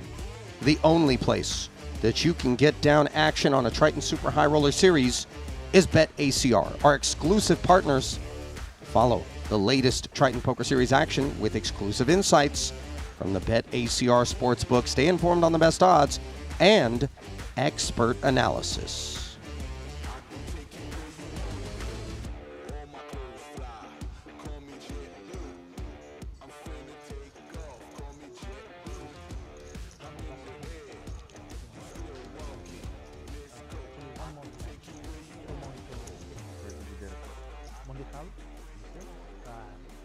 I think 2 years back.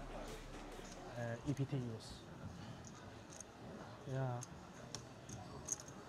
Yeah.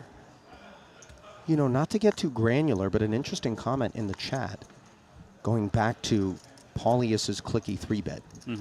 If you say the word raise and then under-declare, you will be held to a min re-raise. Yes. No matter what the size is. But if you only say the number, I wonder if you only what say the ruling is. Number, I don't know what the ruling is, but I believe if you say... If you say any number more than the amount required for a call, does that still constitute a min re-raise?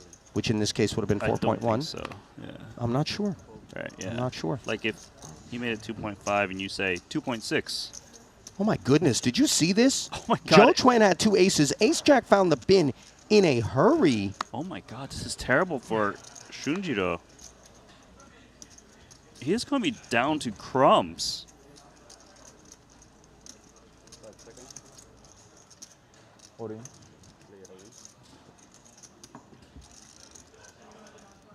Ibinger's got 9s?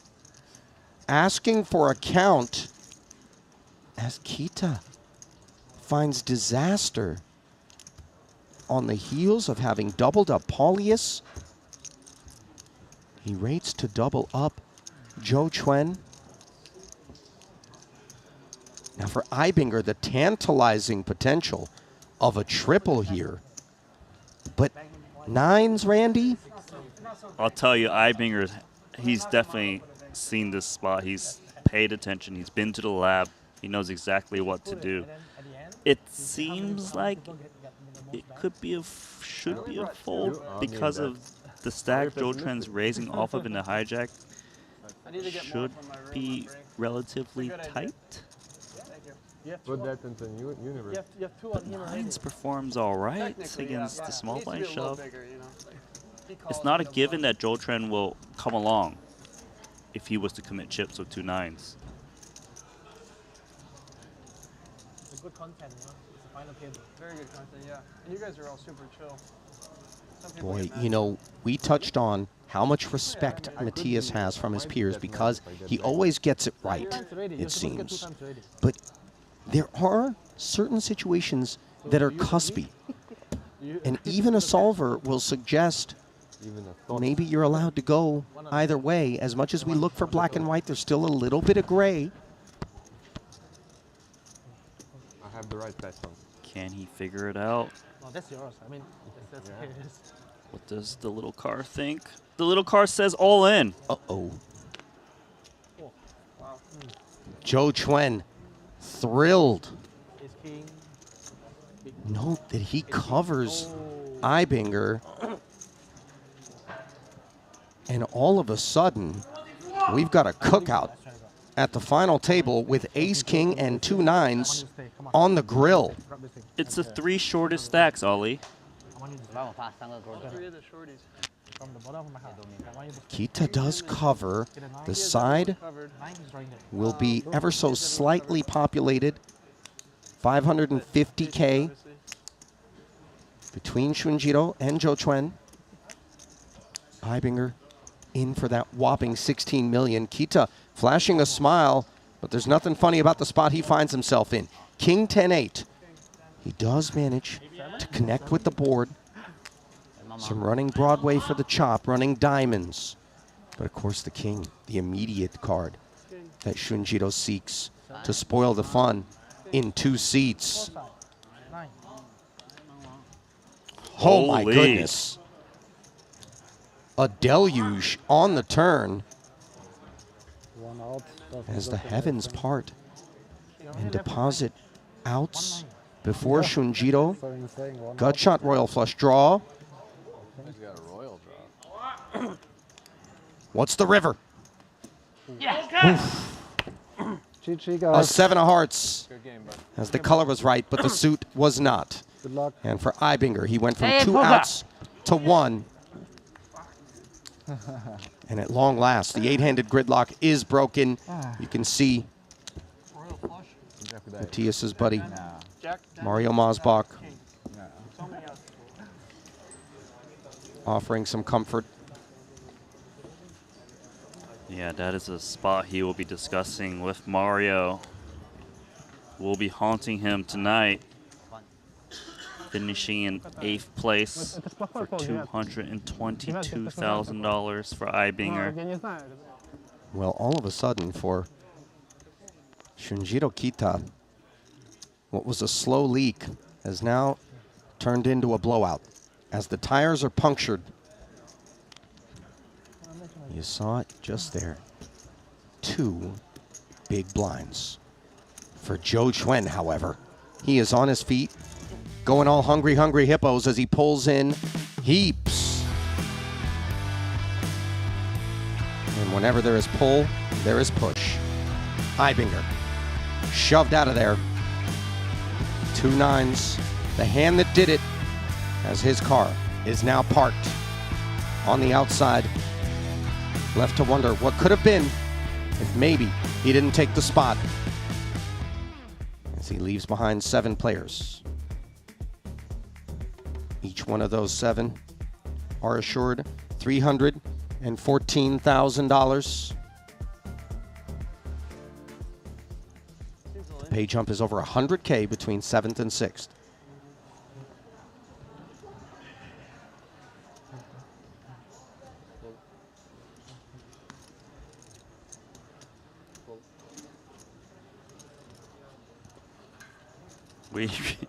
Man, the layout is just changed so drastically these few hands, you know? Like, chip leader now has two big blinds, Shunjiro. Got a new chip leader, which is Pauly. Joe Trent come out of nowhere, has 16 million in chips. Just all of a sudden, massive fireworks. And look at Joe Trent using those newfound chips to work. Ace-6 offsuit, +2, opens. He knows everyone has to play so tight. Keita's ready to get it in soon. That's free. We've got an ICM sheriff. As Joe Trent doesn't waste any time to throw on the badge and make himself seen and heard after he was the one getting pushed around for orbits. Such a terrific feeling. Not only do you secure the ladder, you secure the chip lead. Actually, he's still shy 3 bigs of Paulius, so forgive me. But right there neck and neck at the top of the leaderboard.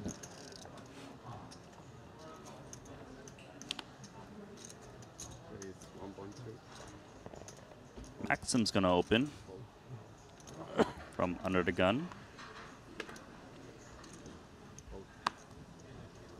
Shunjiro, 900K. He is going to commit his remaining chips. Can't blame him. He needs to find a spot and do it in a hurry. What's he working with, I wonder?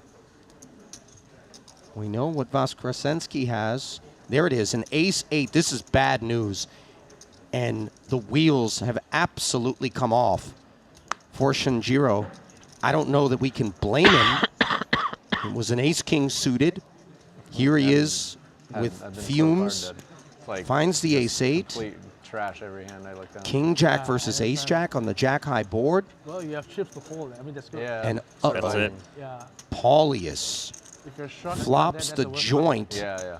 Active side pot of 600,000 between he and Voskresensky. Maxim with the jack. How much does the fact that you have a 3-way main pot complete with 3.6 million in it factor in to procedures from this point forward between Paulius and Maxim? Yeah, and obviously Paulius's hand is very relevant that he needs to start betting, especially there is a little side pot too of 600,000. It's not one of the spots where, oh, let's check it down and try to eliminate zone for some ICM, for some pay jump. Here, Pauly, he's checking again. I'm kind of surprised he's not betting this, given the strength of his hand. He's really trying to bait Voskresensky. Yeah, I would think that's the reason. I mean, it is board texture that is supposed to lend to Maxim barreling. Instead, Voskresensky doing terrific to check back twice. I think he has to bet now. Maxim likely has one pair at best, and sometimes those one pair isn't looking to bet when there's a player who only has 900,000 out there.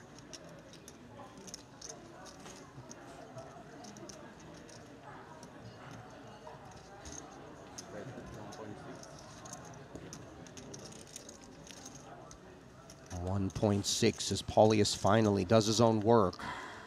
And the issue for Maxim, of course, Randy, is that he's been so passive across flop and turn that there is an invitation for Paulius to barrel and take it. But note, this is 1.6 into 600.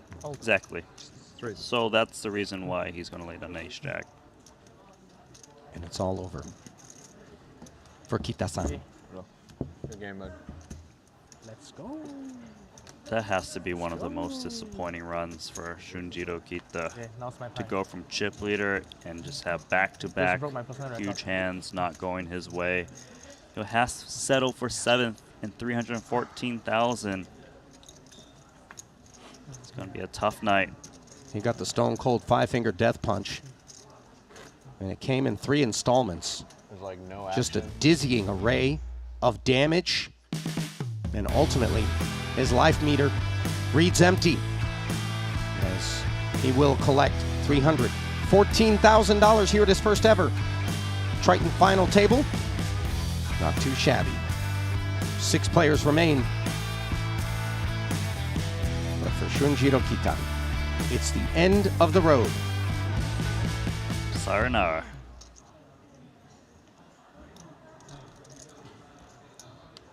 You know, sayonara is what I'm going to say, Randy, as I'm going to tag out. Griffin, going to hop on the comms. It's been a pleasure. I'll see you guys tomorrow, and I'll pass it off to Griffin.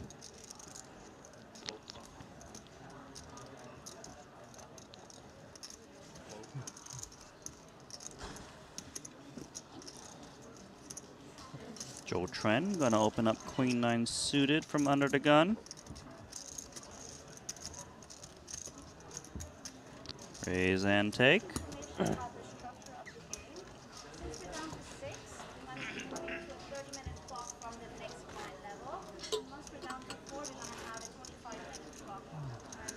The understudy is in. I always fashioned myself as a poor man's Ali Najad. And here I am. The midnight shift. You're like the Costco version of Ali Najad. In bulk. So a small nuance that just occurred. The TD informed the players that now that we are down to 6 players remaining, the 35-minute levels have now shrunk to 30-minute levels. Okay.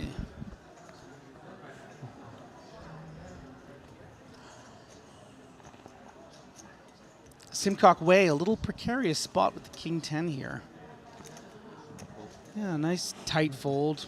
I think an argument to find a min raise to try to get through 3 people. Probably a bit too loose to shove, Randy. I think the problem is the players he has to get through are the bigger stacks. Yeah. So they're less likely to kind of let him get away with it. You know, if you're raising to short stacks, I kind of like it a bit more, just because they have to play face up. Paulie V gonna open Queen 4 clubs as the chip leader. Yeah, and awkward for 19 bigs in the form of Maxim with the ace-6. Sure, that shove would have gone through, but not an easy trigger to pull considering ICM, the disaster of Paulius waking up, or the big blind waking up. The 30 big blinds of Zhou Xuan. Oh, small blind big. Yeah, yeah. That's it. I mean, good percentage. Can we get some VPIPs up on the screen, please? We gotta liven this game up.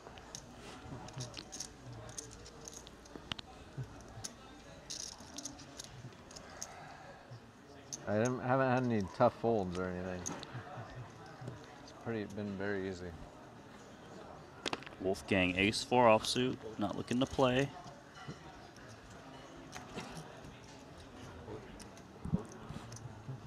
Yeah, quite an impressive accomplishment for Wolfgang. Obviously, a cash game background through YouTube. To come out here and play against the best of the best, find himself, you know, even if you were to finish 6th place, would be over $400,000. That's a real big score. As Zhou Xuan finds the shove blind on blind against Osmus's 18 blinds with ace queen. Decides not to get tricky with any kind of limps or raises. It's also important for him to have balance in his range. I'm sure he's jamming off of that stack with much lesser holdings, so that makes it so that the big blind can't define, you know, the small blind jamming range and, you know, play exploitatively.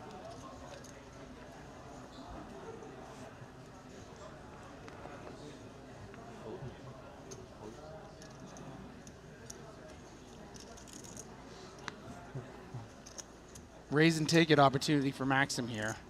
Ace-9 off. Never going to be wanting to play for stacks, but hopefully you can just get it through these 3 players and add to your 11.2 million. My best personal score. Yeah, that looked like the expression, Randy, of a man that wasn't about to fold his button.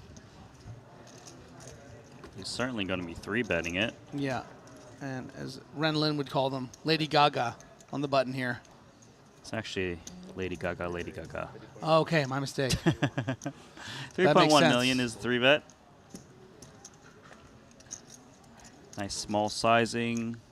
You can taper back a bit at final tables.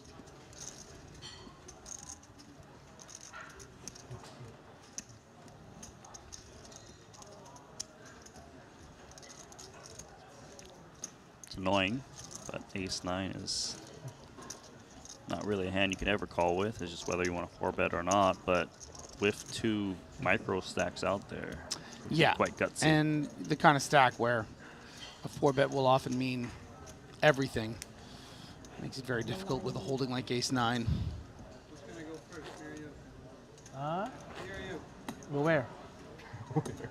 Really 3 tiers that these stacks are separated into right now. We have the halves Yeah, in Paulius with his 23 million or 38 big blinds, as well as Zhou Xuan with 22 million, 36 blinds. Then we have that second tier of 17 blinds between Maxim and Jeremy. And then Wolfgang and Simcock Wei between 10 and 12 bigs. Like imagine if Jeremy goes all in, and then suddenly you wake up with a hand, and I wake up with a hand. It's all 3-way, right? Zhou Xuan with a similar situation to Maxim's last hand, And he just bought having a also. medium ace, just probably hoping to get it through. Wolfgang has Joe pipped, but does he have the gumption to stuff in 9.5 big blinds with the ace-8, hoping that Zhou Xuan has a fold, or perhaps a hand he's slightly ahead against. No, he does make the tight fold. Really has leaned on the more cautious side, I'd say, Randy. Yeah, he's been choosing his spots. Queen Jack suited could definitely get involved. Simcock Wise at the bottom of the chip counts with Wolfgang. Yeah, I think I would like to see shoves from something like an ace-9 or a king-queen or a king-jack suited from Wolfgang there, but I think I'm okay with an ace-8 fold, even though we can see in this particular situation it would have been very profitable.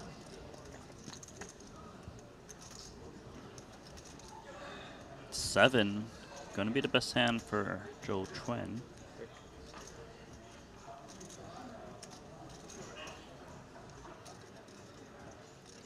Yeah, and let it be known, we're talking about a $115,000 pay jump. If Wolfgang can outlast, for instance, Simcock Wei, who's about to lose a bit of chips in this pot, assuming he folds.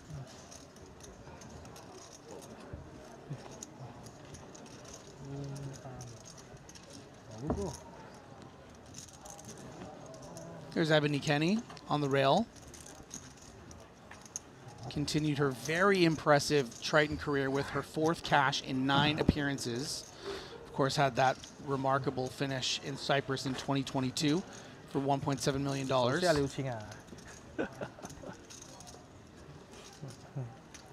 Who's she rooting for, you think?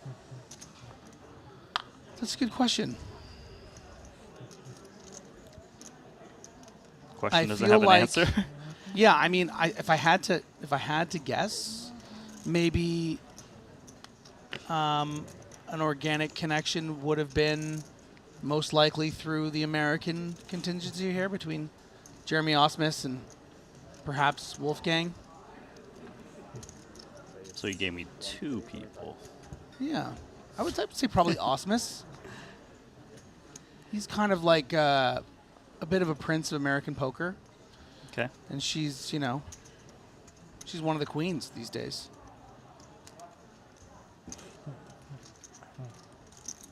Osmus going to raise Jack 10 offsuit into Paulie V, who will be making the call.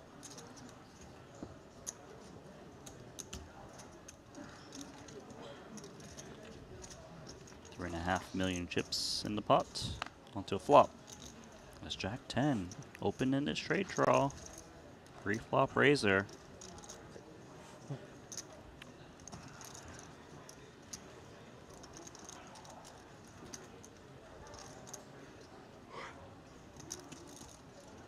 Be nice to deny equity from the big stack that's going to defend very wide. Don't really want to give them a free shot to hit a random pair against you. Mm-hmm.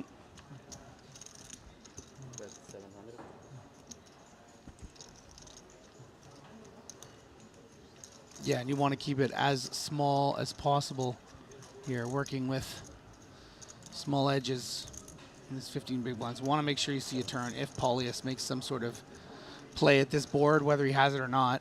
So just 700 and a 3.5 million. 5 seconds.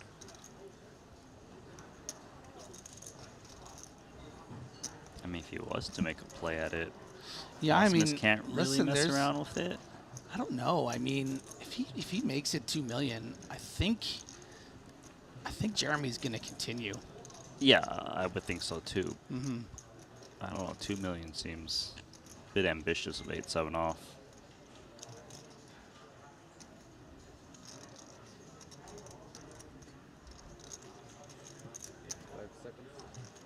No, he does think better of it, yeah. Kind of wants to at least have like a jack or 10 in his hand to kind of block Right. some of the gut shots like ace jack, ace 10 that would probably bet call to flop.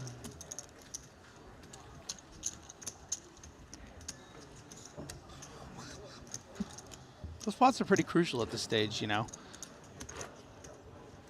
Up to 20 big blinds is Jeremy Osmus, and more separation from that small chipped gang between, well, Wolfgang and Simcock Way. Both 9 big blinds now.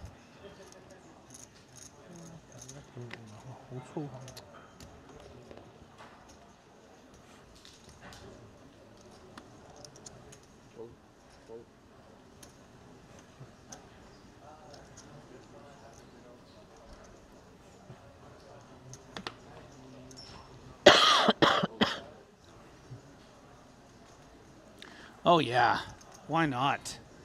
2 jacks on the button for the Malaysian Simcock Way, getting his first ever Triton cash and in style, guaranteed 417,000. And Paulius is gonna have to think this King Jack is at least breaking even against this range, Randy. Probably slightly ahead of the average shove hand here. It's an interesting spot. He also needs to consider what is the stack size of the big blind, which in this case is Maxim, who's got 17 bigs, just in case, you know, Maxim wakes up with a hand. Simcock hasn't been very active, so maybe that decreases the value of King Jack ever so slightly. Yeah, and that separation for you know, Paulius, wow, what a disciplined fold. That separation between the really short stacks and him is so important at this stage, right? Because if you can just wait out Simcock Way and you can wait out Wolfgang, you can get up into that 4th place area. We're talking near 700 grand. I think that's very telling, that fold there with King Jack. You know, not even wanting to risk being up against ace 6 off and being a slight dog. You know, don't underestimate the collision effect of getting out of the way there and maybe the big blind waking up, or a future hand where, you know, one of these players gets knocked out and you get a $120,000 pay jump. Yeah, I think he probably goes in with King Queen. Agreed. I know it's just 1 pip, but it's It's really an important, does make it's a very vital pip. Yeah, big difference. Because it just dominates those Queen Jacks and Queen 10 suiteds and King Jack, King 10 suited. Easy all in here for Wolfgang. And he knows it. 9.5 bigs.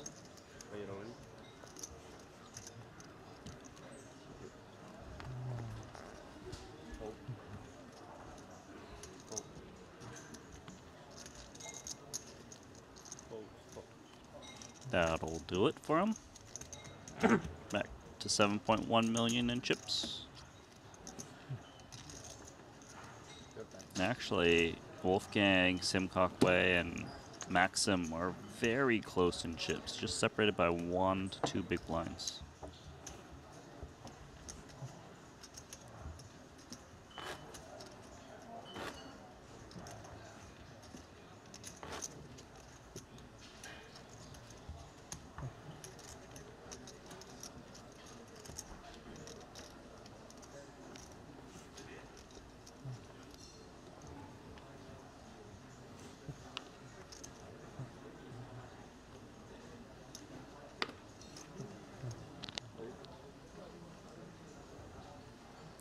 Suited ace for the Malaysian. See if he wants to get involved. He is playing from the hijack, and looks like he's gonna step aside. Pretty close there, 11.5 bigs just for chips. Feels probably like a shove at the hijack, For but chips, of course, yeah. sure, but we Things factor shift. in ICM. Yeah, it's oh a yeah, bit big different. time shift. Probably gonna fight. Pocket fives here. Ooh, yeah. Great deal of fold equity with Quick fold. 14 big blinds, but again, ICM just disaster if you bust here in 6th place with those shorter stacks. I feel like ordinarily, Randy, at this stage with 6 left, we would find a more definitive chip leader that would really be abusing this sort of ICM jail that these smaller and specifically these middling stacks are faced with. But because Zhou Xuan and Paulius are both sort of sharing that responsibility, you know, there's not one table captain. And really those middling stacks have to kind of reckon with both of them and, you know, not shove the 2 5s of the button following a cutoff range. Yeah, because the two captains are sharing the dues a little bit, their ranges are a little bit tighter. Yeah. Because they're just not relentlessly raising any 2 cards. Yeah. Do have ace-6 of hearts, contemplating an open jam, I suppose. But Osmus is playing 18 big, so it'll be a bit excessive. A bit excessive, yeah. So he just goes for the regular raise. I think it's also safe as a min because, as Jeremy Osmus does get a very strong reshove hand, but a very high-risk one if Zhou Xuan happens to be loaded here. But because Wolfgang is playing so honestly, I would say, for lack of a better word from the big blind, you don't have to really worry about super light reshoves. I think the min is nice here for Zhou Xuan. I think Osmus goes for it with the King Queen. Yeah, I He's do very too. aware of Zhou Tren's range. When Zhou Tren goes for like the smaller raise, it's very polarizing to very nutted hands or just things that are going to raise fold. King Queen obviously blocks a lot of nutted hands like Ace King Ace Queen, Kings and Queens. He might even, I was going to say put in a smaller 3-bet, and you know it's half his stack, but this makes a lot of sense. An effective shove, ultimately. And this is one of the problems of not outright ripping the ace-6 of hearts. Sure, you do risk more chips in case Osmus wakes up the hand, but on the flip side, now you've created a situation where you lose the pot because you allowed Osmus to reshove on you. Because Osmus obviously would not be calling off 11 million if Zhou Tren was to open jam. So, good card? Me too.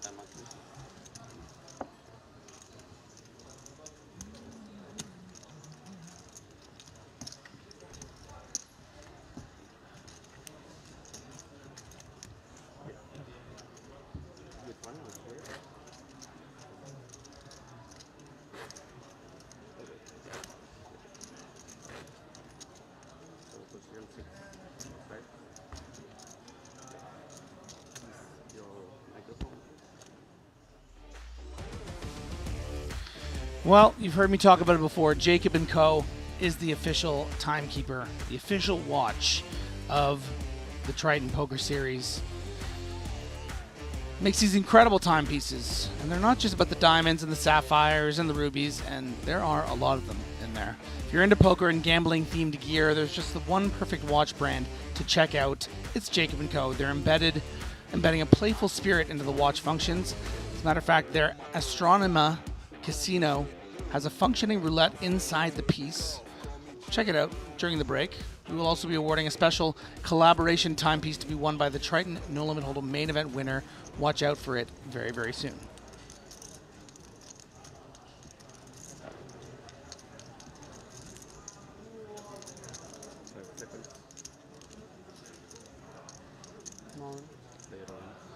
Wolfgang finds a shove. What's the hand? I'm going to say ace queen off. Well, he's reshoving on Zhou Tren's open. Oh, come on. Come on, graphics team. Don't let me down. You've been so good all week.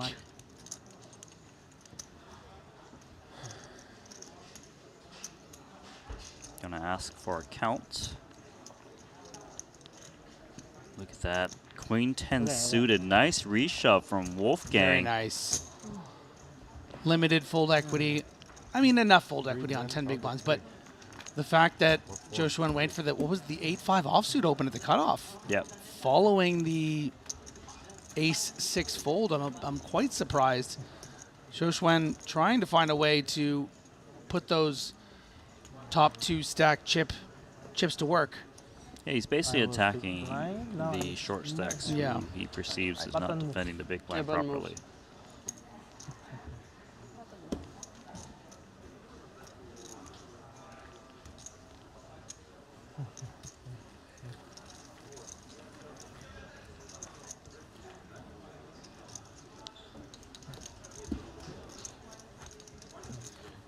Yeah, that actually creates some nice separation for Wolfgang from Simcock Wei, who's stuck with 9 big blinds.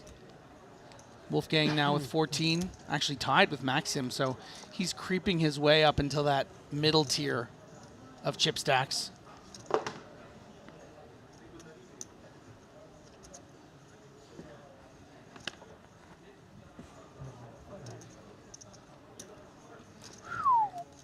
That's the hand. Yeah, that is quite pretty.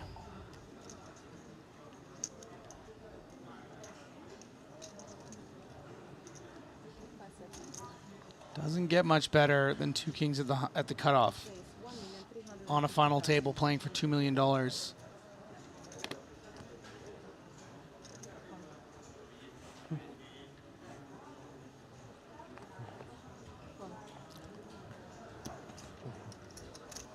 4s for Paulius, and immediately he's going to be looking at Osmus's stack to see, can he reshove this hand?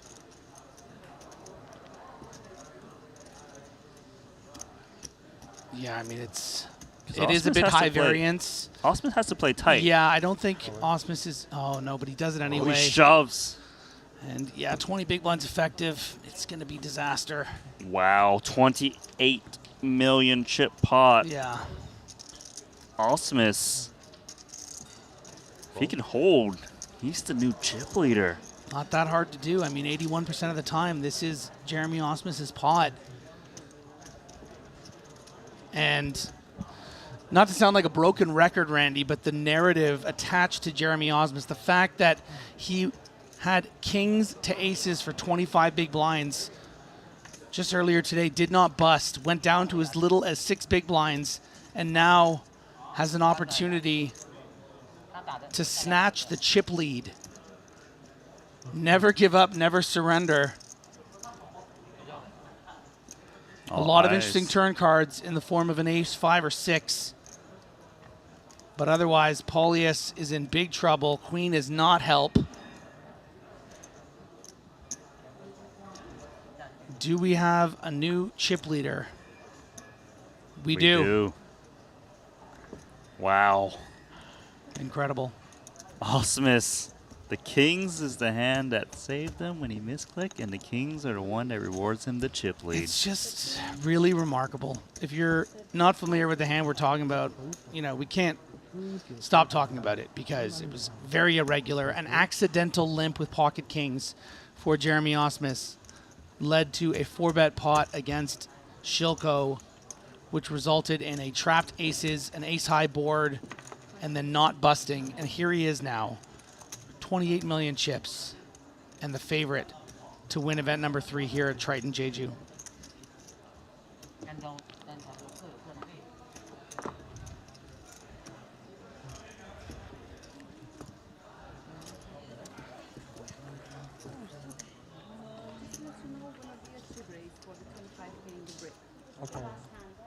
36% of all the chips in play. 28 million, good for 47 bigs. Now it's serious, yeah. I want respect when we get heads up. You don't just lay your schlong on me.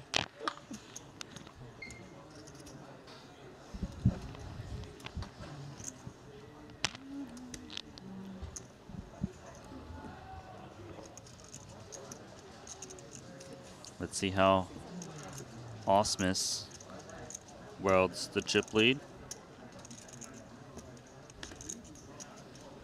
King 3 offsuit. Yeah, you can see Jeremy Osmus ready to activate with even a single blocker. He knows what his job entails now with that significant chip lead, those 47 blinds. Next closest with 33, everyone else 15 or less.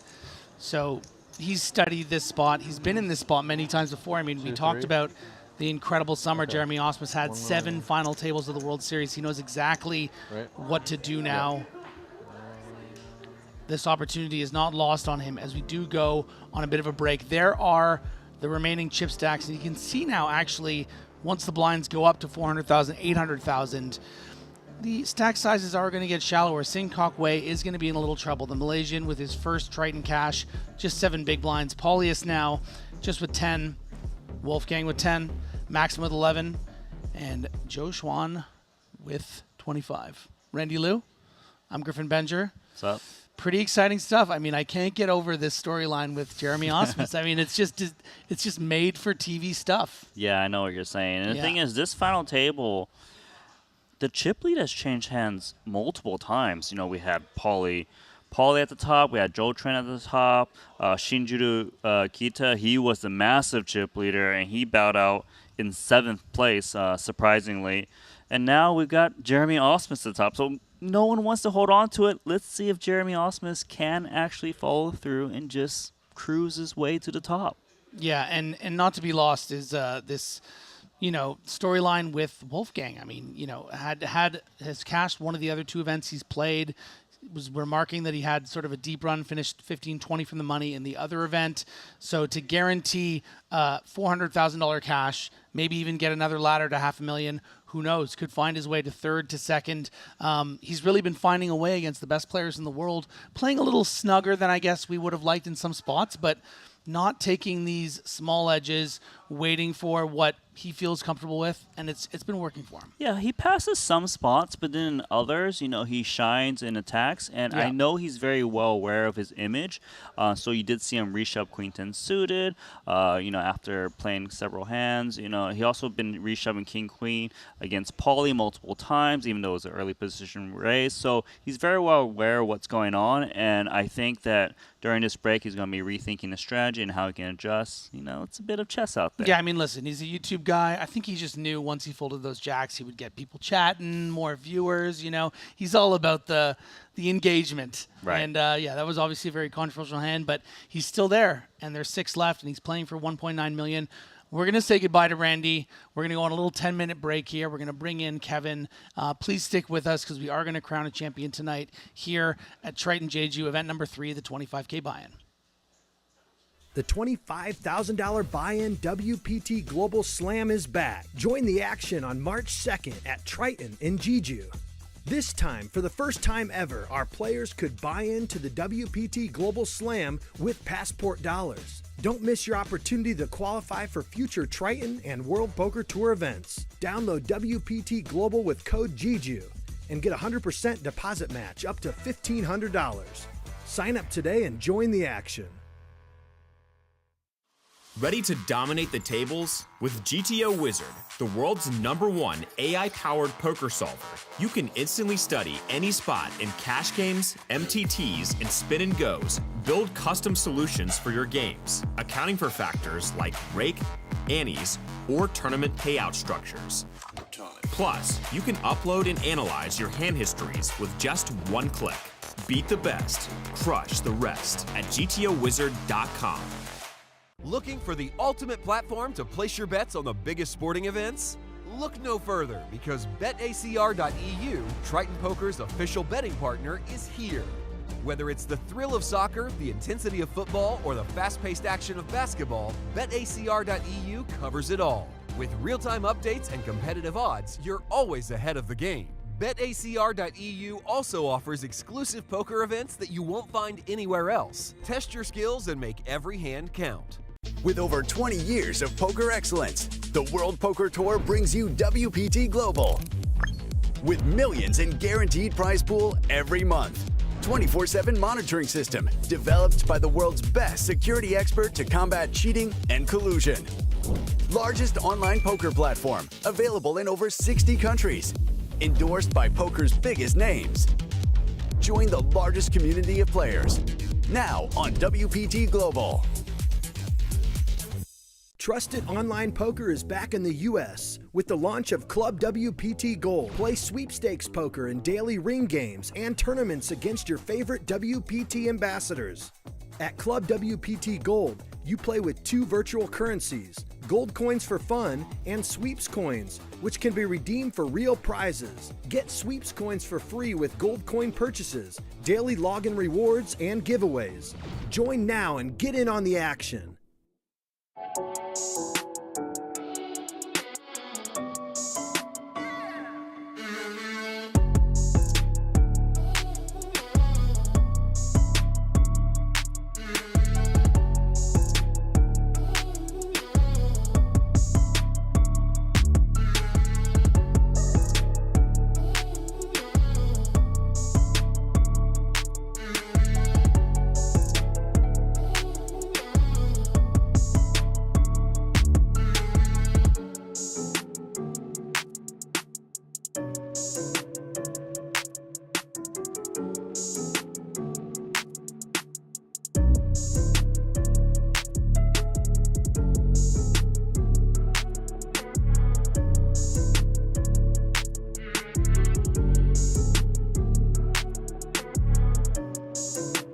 Tournament earnings, 1 title, 9 cashes. How about Alex Ponikov's and BVB and company on the rail?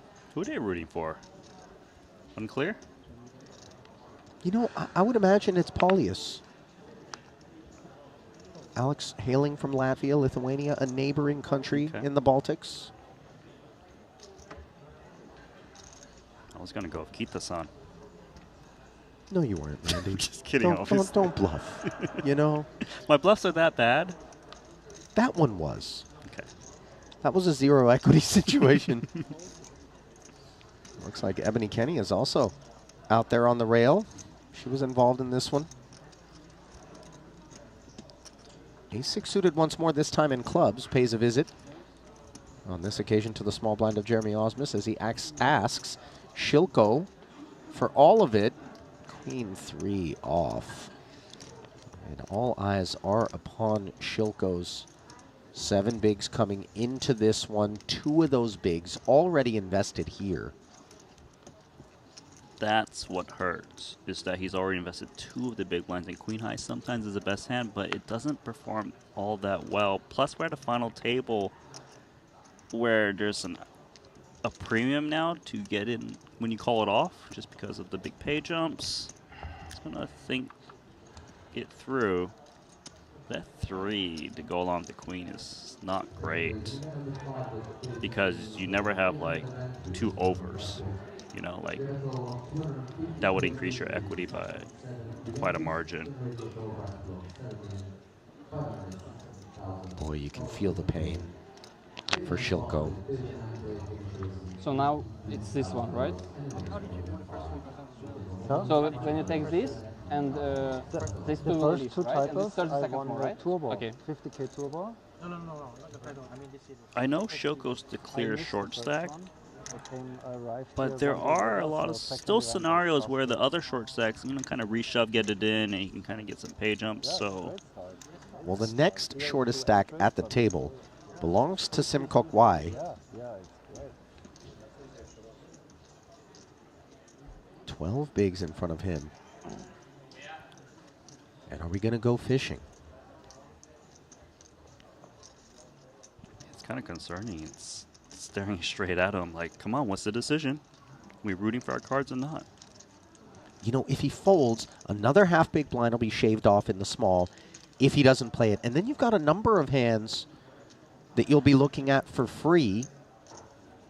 So arguments could be made for not taking this particular spot, although Osmus's range includes things that don't beat Queen High pre. Yeah, but the thing is, against those hands, you're barely ahead. It seems like he's leaning towards call based on how he's holding his chips. He also knows if he folds this and wait for the hands later, he has 3 big blinds and he has very little fold equity, if at all. Boy. He calls. You read the spot right. Unfortunately for Shilko, he is behind. Both his cards are clean. And might we have a casualty in the first orbit here at the FT of this 25K.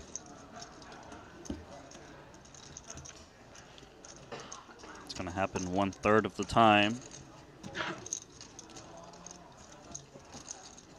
You can see the weight being worn on the face of Shilko here. He was never comfortable, and now the discomfort grows on a 10-5-4 board. No queen, no tray,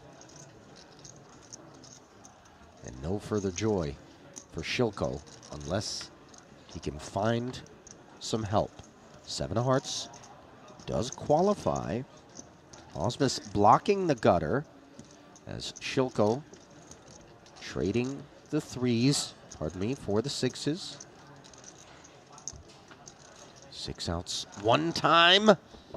Nope. The jack of spades isn't the one. Well done. Good game, bud. Nice play. A rather unceremonious and brisk departure for Alexander Shilko. Always knew the task was tall, makes it a point to take a lap, and show love. I mean, his hoodie says I did nothing, I just got lucky, but to be honest, he did a lot. He played a good game. Unfortunately, he just got to the final table as the shortest stack. And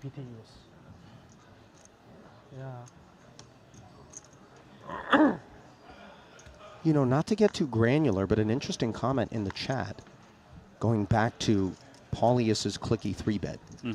If you say the word raise and then under-declare, you will be held to a min re-raise. Yes. No matter what the size is. But if you only say the number, I wonder if you only what say the ruling is. Number, I don't know Right? what the ruling is, but I believe if you say... If you say any number more than the amount required for a call, does that still constitute a min re-raise? Which in this case would have been 4.1? I don't think so, yeah. I'm not sure. Right, yeah. I'm not sure. Like if he made it 2.5 and you say 2.6. Oh my goodness, did you see this? Oh my God. Joe Chuan had 2 aces. Ace-Jack found the bin in a hurry. Oh my God, this is terrible for Shunjiro. He is going to be down to crumbs.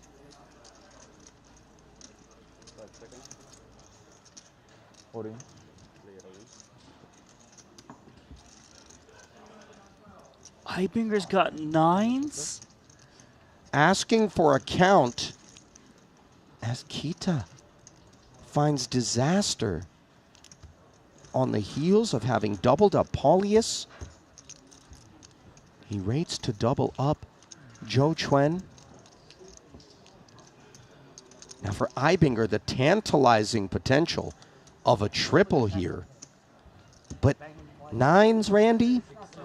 I'll tell you, Eibinger, he's definitely seen this spot. He's paid attention. He's been to the lab. He knows exactly what to do. It seems like it could be should be a fold because of the stack Joe Chuan's raising off of in the hijack. Should be relatively tight. Put that into universe. But 9s performs all right against the small blind shove. It's not a given that Joe Chuan will come along if he was to commit chips with 2 9s.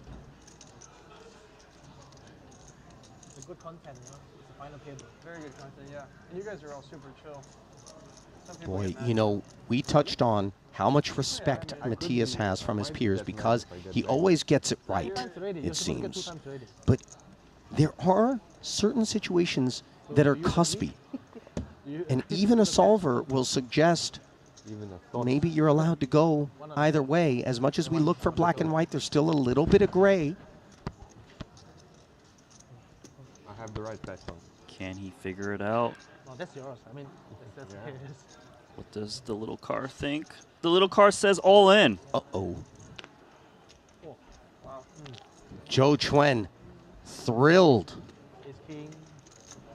Note that he covers Eibinger.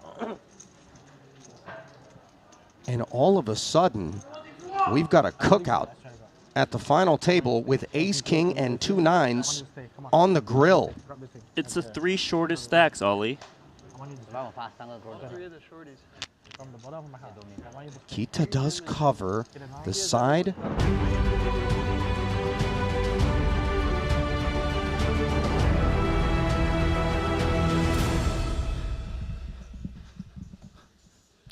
Hello and welcome back to Triton Poker here in Jeju. Final table, 6 players left. That's not Randy Liu.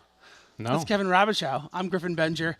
We are here to cover the 25K, $1.9 million up top.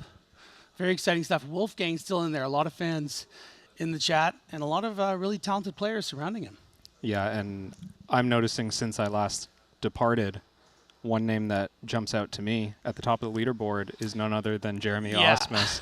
Last time I left you in the booth here, we talked about the possibility that he might come back from an amazing Kings vs. Ace dodge to have a shot at winning this tournament, and look at where he's sitting right now in the chip counts. Yeah, and with the blinds going up to 800,000, that chip lead not as significant as it would have been at the 600K level, only 35 big blinds. But you can already see that he was itching once he acquired that chip lead with the pocket kings into the pocket fours, that he wanted to start getting active. I'm going to be curious to see how he's able to sort of wield that. You know, again, only 35 big blinds. It's not that significant, but it is when you think about the pay jumps. 6th place, just over 400,000, all the way up to 1.9 million. You've seen the way that players like Wolfgang have been cautious about trying to get to those pay ladders. Only 7 big blinds for the Malaysian on the table in Sim Kok Wei, as the players are getting ready to kick things off.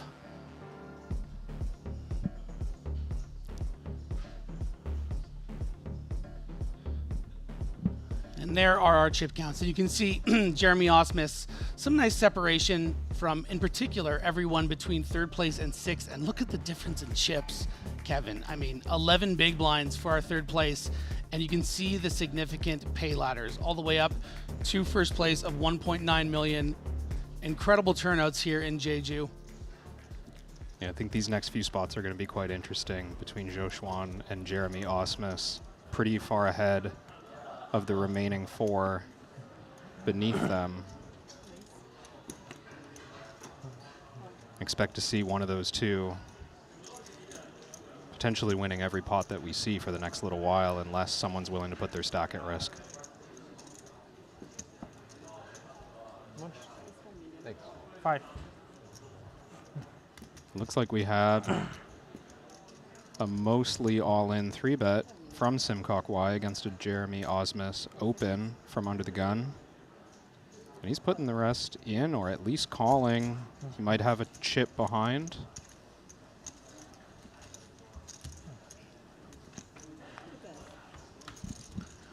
Yeah, let's kick things off with a big flip. And Osmus, he doesn't know it yet because that 1 chip behind for Sim Kok Wai, but he is way behind, going to need running clubs or a 10.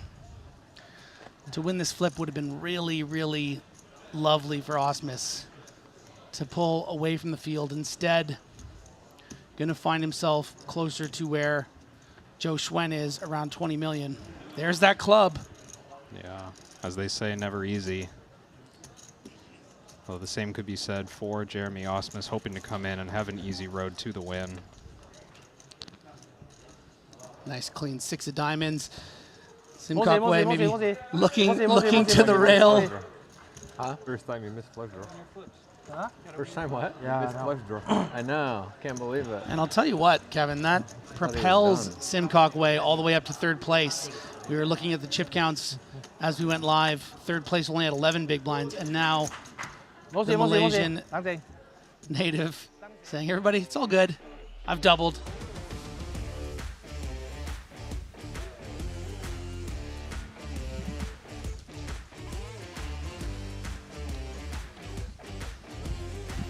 Well, speaking of doubles, one of the 2 WPT brands we've been talking about this week, WPT Global, gives you a chance to qualify for the next WPT Global Slam. That's a Triton event that you can buy into using Passport dollars or winning satellites. You can get a bonus 100% up to $1,500 with code Jeju. Now, Kevin, when you said speaking of doubles and then you said WPT, was that the segue there? I thought That was one of, there were many layers and many levels to way that. Two brands. Oh my God. I'm glad you caught both. Speaking of doubles, WP. Oh man. See, this is why we brought Kevin in. I knew there was a reason. I was waiting to figure it out. I was here on day 4. And it was the promo puns. The promo pun expert. Put that on the top of my resume. Yeah. Joe Schwen, chip lead on chip lead here, kind of. 23 big blinds against Osmos's 28. A baby ace. I think we're going to need to play this as a limp a lot of the time, but he is reaching for the bigger 500K chips.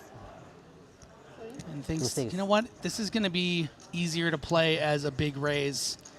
Yeah, this is a statement from Zhou Chuan saying, of the 2 chip leaders, I don't want to back down and just try to play cautiously. Yeah, even though Jeremy Osmus has position. Yeah, what a coffin Osmus could put him in if he just made it 6-9 here or something, but it's easier said than done and does just quickly fold, so it's not worth it. Yeah, both players incentivized to stay out of each other's way, which does often mean that first aggressor is going to take it.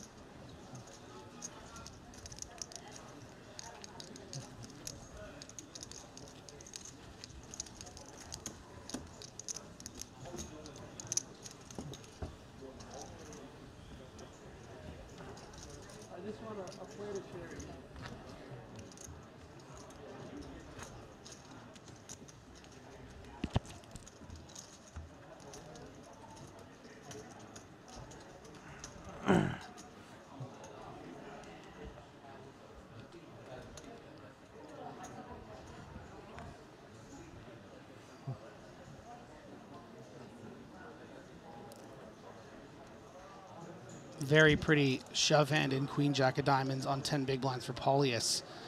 The downside quite significant though if someone wakes up. I mean, you have to consider Maxim with 11 big blinds himself, Wolfgang with 10. Would feel disastrous to bust in 6th here if someone just wakes up with ace queen. Yeah, but Paulius still knows he has to fight for this pot. I think he's going to put in that you're right. kind of fake all in, 60% of his stack. He does have an out if a couple players wake up. Oh,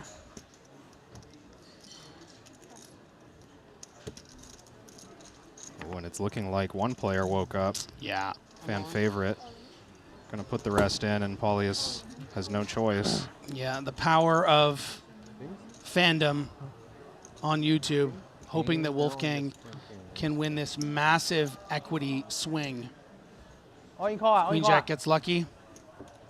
It's going to be 417,000 for Wolfgang, who is covered by 400K from Paulius. If he wins this, he's guaranteed over $500,000 and a good chance to get all the way up to the top prize of 1.9 million. Wow, big money swings. Good start. 1 diamond out there, 1 queen. 77% of the time, it works every time for Wolfgang.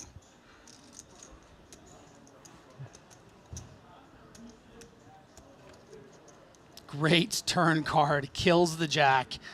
Don't have to worry about the diamonds or any backdoor straights. Yeah, Paulius knowing it is dire now. Only the queen of spades or the queen of hearts. The wolves are in the chat, and there it is. Count first. Boom. Boom. Oh, you banged too. Bang, bang.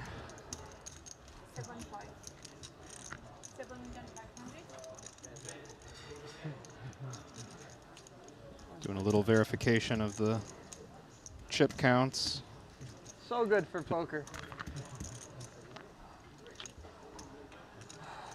Potentially a few crumbs left for Paulius here.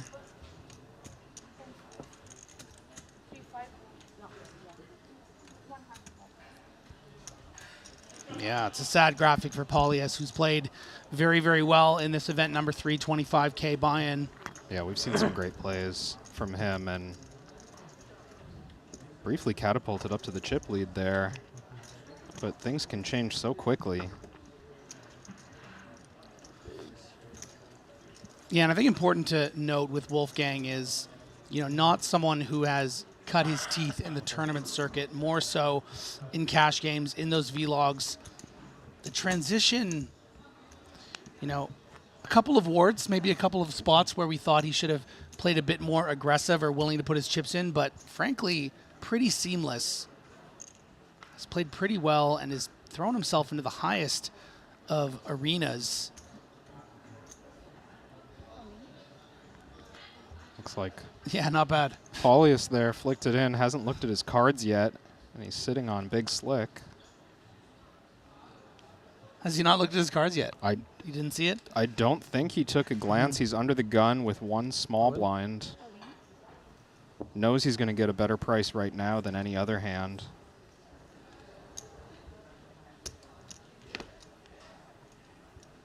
I mean, maybe he peaked at 1. I'm pretty sure, though. I looked at 1.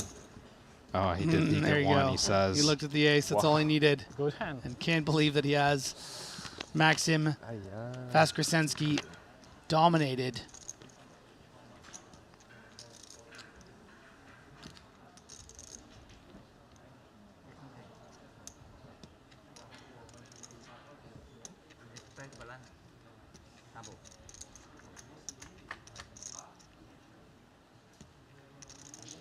Good start for Paulius. A lot of bad turn cards, though, in the form of a heart, a jack, a queen, certainly a 10. The brick of all bricks.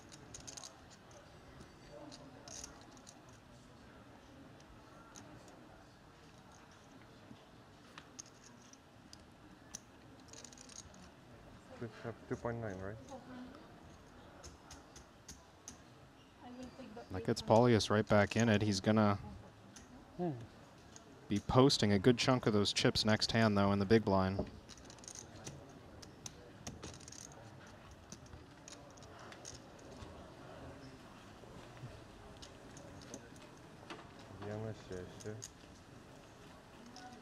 You should win. 2.8. I should have 2.8, right? You can have a big, full big blind. Yeah, you don't get a full big. You get. Yeah, some unfortunate housekeeping for Paulius. It's kind of a good deal. 1.6. Yeah, he's essentially 6xing his stack between the blinds and the antes, but wasn't able to get the full big blind amount since he only had 400K. Is going to effectively have 2/3 of his stack in between the big blind and the ante with just 800K back. Big hand for Joe Schwen.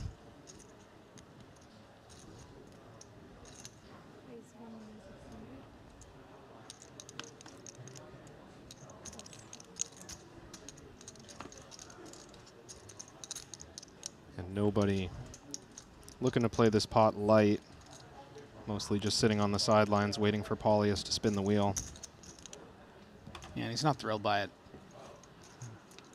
But, you know, the times your opponent has ace-10 off of that nature, you got to take your equity. You just got to hope you're not up against a big pair. And unfortunately, that is the case. Yeah, and, you know, Paulius wanting to make sure he makes the right decision here. The consideration is that if he folds, he can afford the small blind. He can get a full orbit. He knows that with 400K, he can spin up to 2.4, but yeah, too much equity in 5-4 against the overall range. Yeah. But suits are live. I've seen this hand make a straight before. Have you? Only once.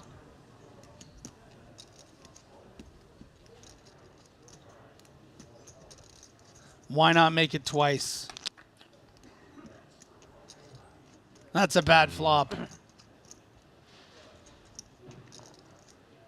Could still make a straight, but it wouldn't be a winner. 5 for a sweat.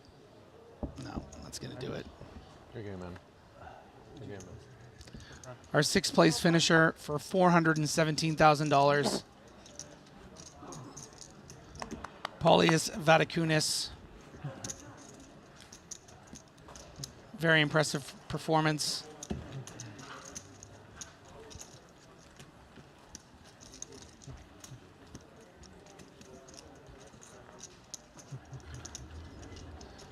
going to be his second largest, pardon me, third largest Triton score. Did win the 25K No Limit Hold'em Silver Main back in March, Jeju 2024. So has had a lot of success here. Like you said, came in here, did have the chip lead at one point, but a couple bad runouts. Reshoved those pocket fours into Jeremy Osmus's pocket kings did not work out. Nice little boost though, Kevin, for the rest of the series. Got to start somewhere, and why not start with $400,000? Yeah, got to think Paulius is going to feel confident for the next few events. Like you said, he did have success in Jeju last year.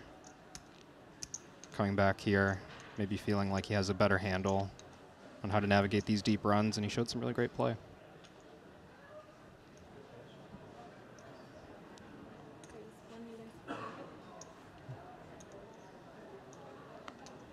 Using the button. Very ambitious. Simple without a jack big stack. open, yeah.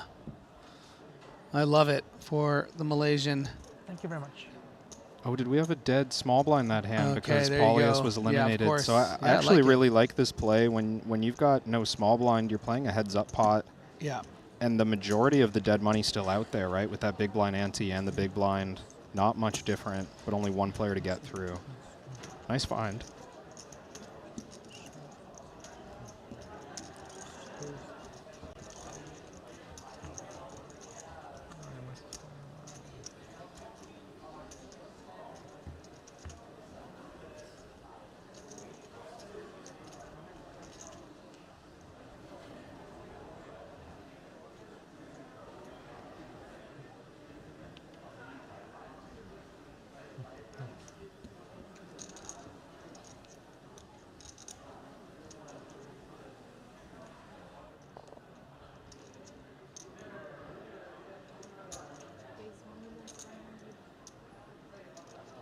Action apparently not on Wolfgang, despite how long we've been looking his way. The camera loves him, Kev. What do you want? Okay. That's fair. He looked a little confused himself, though. And Simcock Y, fresh off of a steal, separating himself a little bit from Maxim. Looks like he found another good one to play. Just calling on the button against an open from Osmus.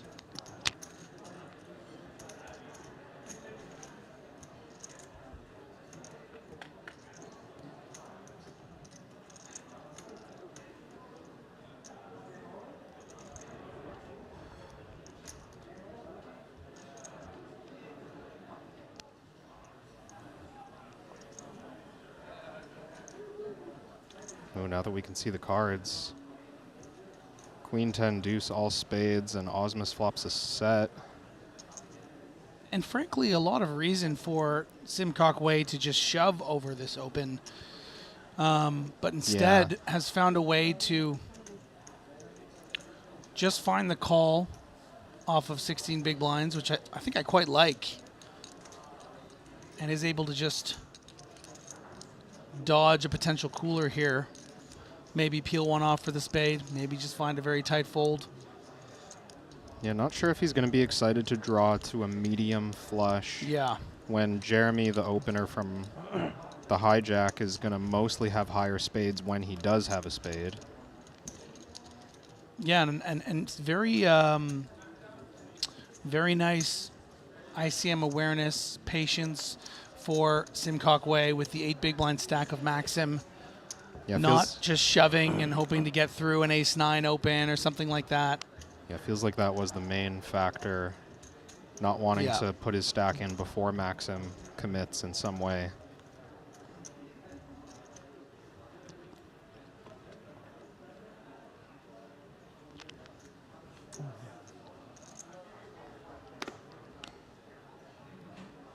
So yeah, Wolfgang wants to play the same hand. I think it qualifies for an open, even though we do sometimes avoid the pocket pairs that we don't want to put stacks in with. I think this one just a little too strong.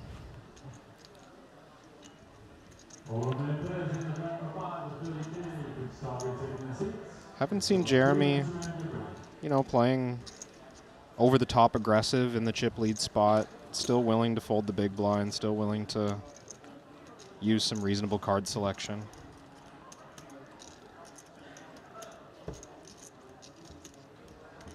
I think he knows as well. His lead is not that large. Yeah, nice separation actually from that raise and take it for Wolfgang. Very comfortably in third place with 22 big blinds. Simcock Way with just 13 blinds in fourth. Maxim Vaskresensky just 8 blinds. So all things considered, in very good position is Wolfgang to try to find those big money pay jumps.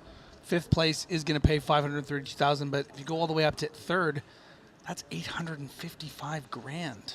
Yeah, these are the most important pay jumps of the tournament. When you talk about navigating for a ladder.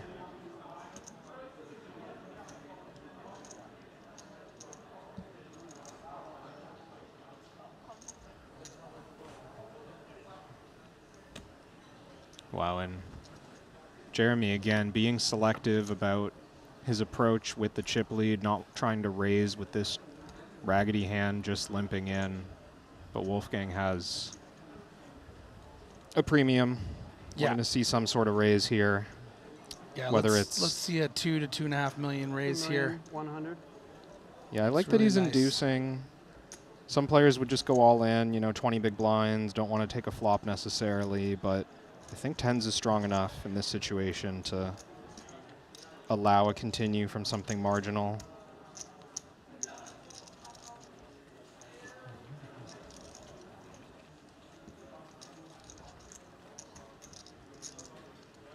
Not sure what Wolfgang's signaling to there, but it seems very important.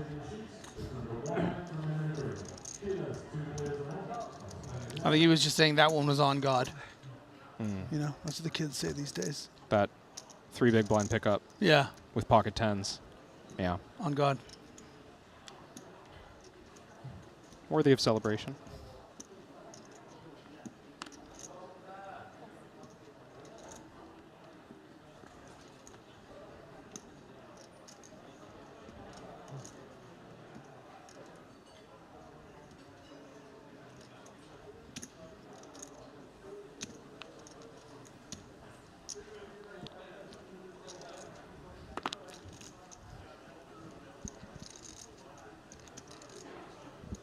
No 7 deuce game, but maybe an opportunity into the 13 blinds of Simcock Way to just make a little raise to 2.2 million or something, but decides to give him the walk. Wouldn't mind a small raise as well. I thought about shoving as a joke because someone messaged me that I should do this, but it's too big a spot. I almost shoved Would've it worked. as a joke. Too big a Hey, spot just though. make it 2.3 million as a joke. Yeah. I almost ripped 7 We'd- deuce we'd out of the laugh. small blind as a joke. I mean, he's got a Someone suited DM'd me, hand. like 2 hours ago saying I should play 7 deuce. It's too big a spot. I literally almost ripped it. Maybe if he calls, you could have said, "I'm just joking." I would have won. Yeah, you say, "No, I was joking." He might let you take it We back. didn't decide on what the bounty was. Yeah, true. Is No it 1 bounty. million a person? Fuck, I almost ripped 7 deuce. It was suited too.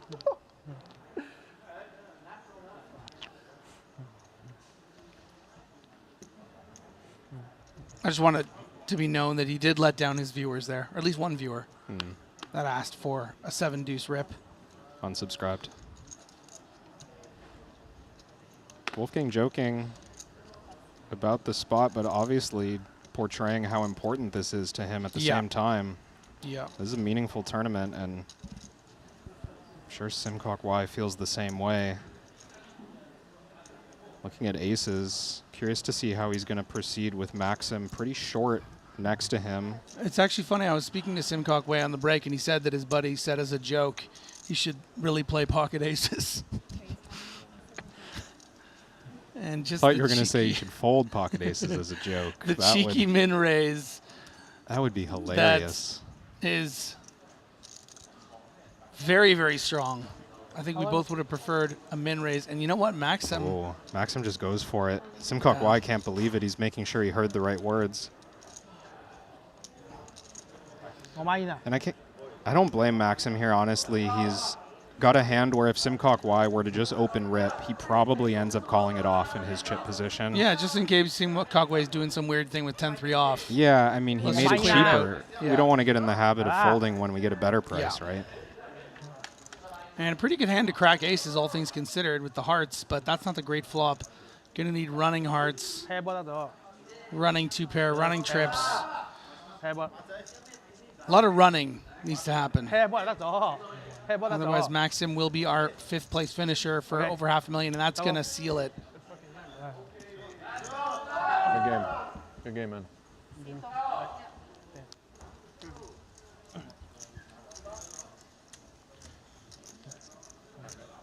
所有人一般多，4个人筹码一般多。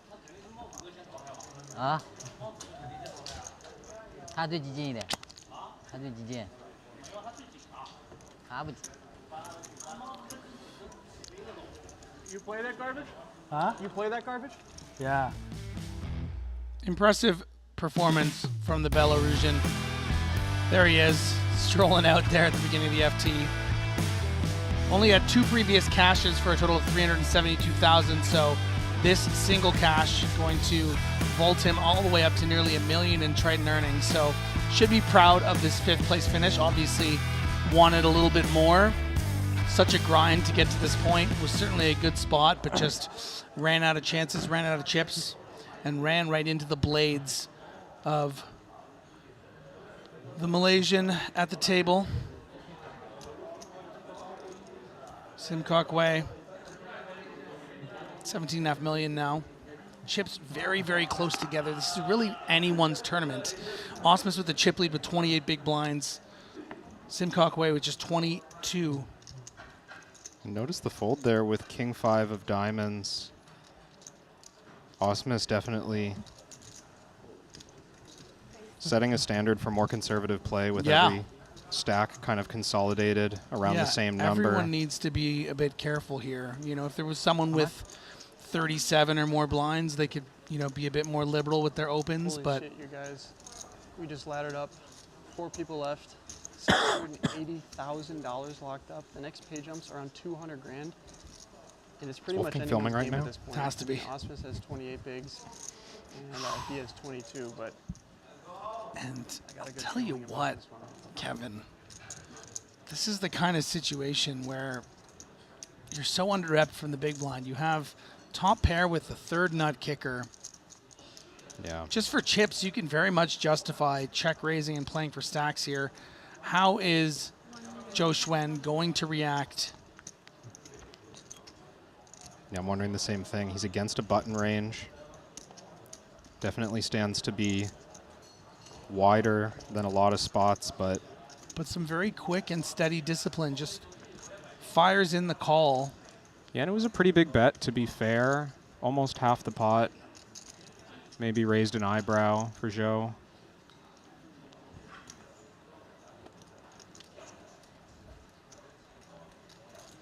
And when that straight completes on the turn, 8-9 I'm referring to, why not necessarily thrilled anymore about his hand strength. Yeah, not surprised to see him just let a card come off. Yeah. And now Zhou Xuan is very comfortable going for value here. The clubs have bricked. You know, Queen 9's bricked. 2.7. I mean, do we think about raising in Y's situation? There's money behind. It's a pretty small bet, and we usually hear from 2-pair on the flop. Yeah, I mean, I would say the only argument against raising would be the irregular nature of a raise here as a bluff. Yeah. It's just often going to be an ace-7 or, you know, king-jack plus, I think. So he takes it down, and a big rail, a big cheers. Someone's popular. How far is that from here? Well, you need to transit. So you have an option of going to Shanghai first, or Taiwan, or Hong Kong, like either way. Yeah. So yeah, it depends. Like overall, it takes about 12 hours, include waiting time. Like you mean switch planes, right? Yeah, that's not very close then.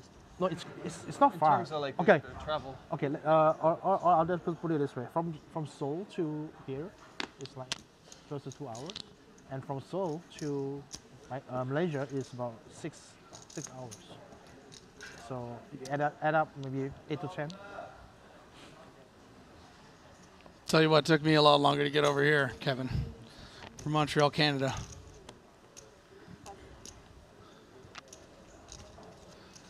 Simcock Way, fresh off that little traveling banter with our protagonist, we'll call him, our audience surrogate, our avatar of Wolfgang. Gonna get that King 6 suited open through. And all of a sudden, a pretty little comfortable chip lead. Yeah, why separating himself a little bit here and staying in the zone enough to have that chat and still make a light open in the cutoff.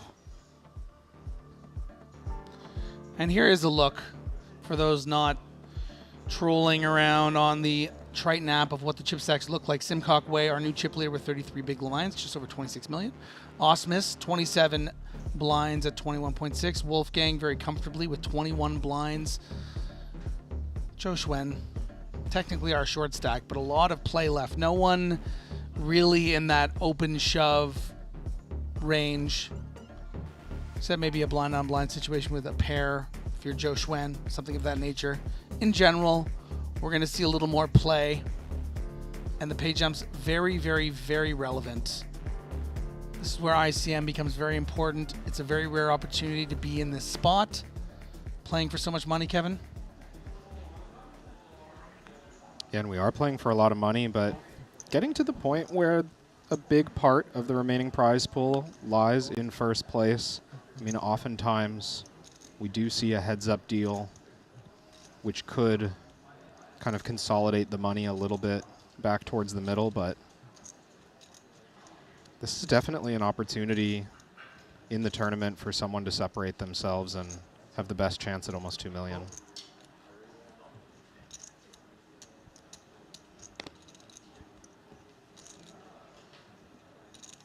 Definitely a candidate for Wolfgang to take a shot at the pot with the bottom of his range. Not mandatory, though. A lot of these hands are mixes. Yeah. It'd be a little irresponsible to go after a small blind limp every single time.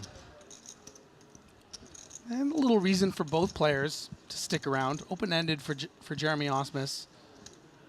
Gutter ball, backdoor flush draw for Wolfgang. Yeah, all low card board texture. Probably slight advantage to the big blind here. The small blind's going to open fold a chunk of hands that connect with this. Jeremy, though, maybe feeling like his hand isn't thrilled about going check and call. Yeah, exactly. You know, no showdown value, only the one card straight draw. Yeah, feels tricky as a check here. I think it's nice, even though, I mean, you know, in principle, when you're open-ended like this, you're unblocking all the pairs. More likely, your opponent, like you said, favors the big blind 6-4-7. But maybe it just plays easier if you start betting. If you start showing interest in this pot and, you know, folding out a hand like a king deuce. Well, Wolfgang making a nice raise here. I was going to say I'd like to see him continue in some way.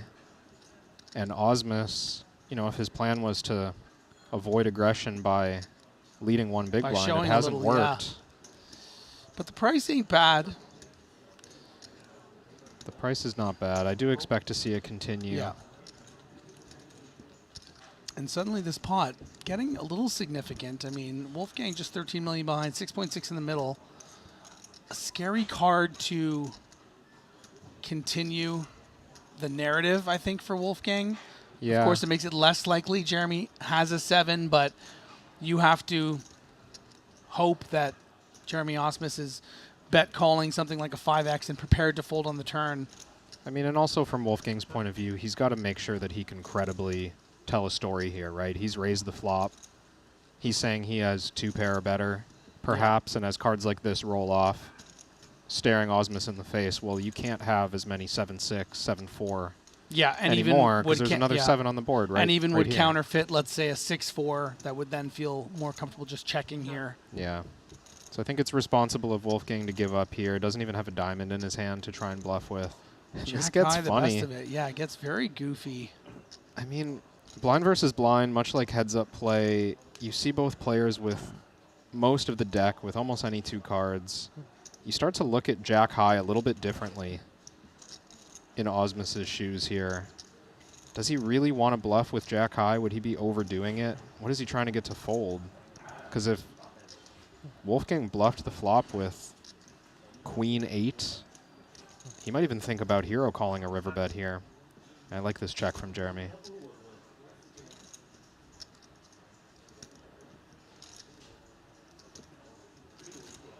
And this is so tough for Wolfgang. I mean, yeah, I mean, you're worried, you know, if your opponent, I mean, he happens to have Jack 5, but just as much he can have King 5, Ace 5, which might find calls on this river.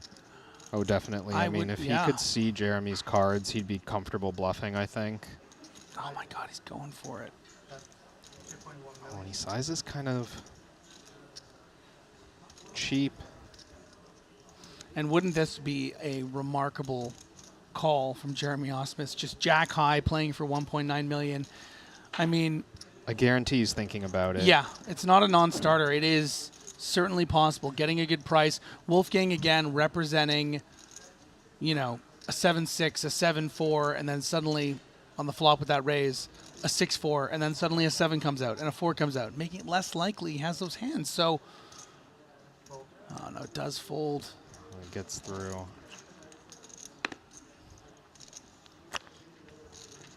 It's one of those spots when you're Jeremy, it seems absurd, perhaps, to put in the extra chips with a hand like that.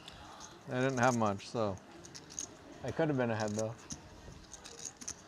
Crossed my mind. One of the things that's impressed me about Wolfgang over the course of this tournament is finding these little bluff spots where he's not doing some big polarized large bet. He's able to get away with these kind of small to medium sizes that seem believable to these players that, you know, take a lot of stock in what sizing means, right? When you bet big, you're saying you have close to the nuts, if not the nuts, or nothing. Yeah. When you bet 2.1 on the river there, it looks like, okay, maybe he's value betting a 6. Maybe he was block raising the flop and prepared to go for value here. I can't call it Jack High. Yeah. But no, he's got the 8-3 off, and that was a huge pot for Wolfgang. Yeah, it doesn't have to be about heroic plays for all the money to find success in these situations. Just fighting for pots in some way.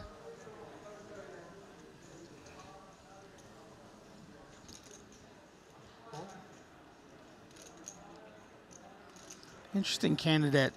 Maybe Wolfgang feeling like he's been open folding too much from the small and wants to mix in some limps. It's a little bit loose facing the chip leader on your left. We are going to get raised a lot more by this player than we would if we were the covering stack.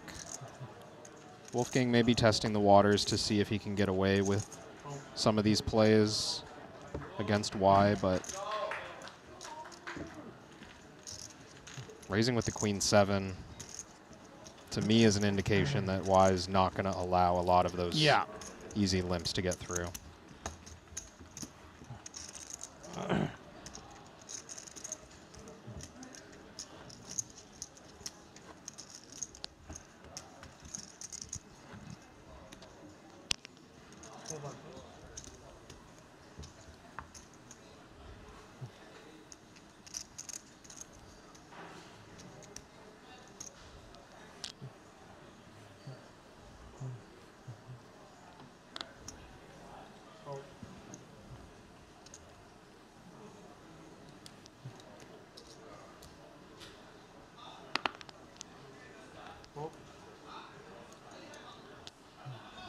Deuces for Sim Cockway, blind on blind against the 13 big blinds. All in?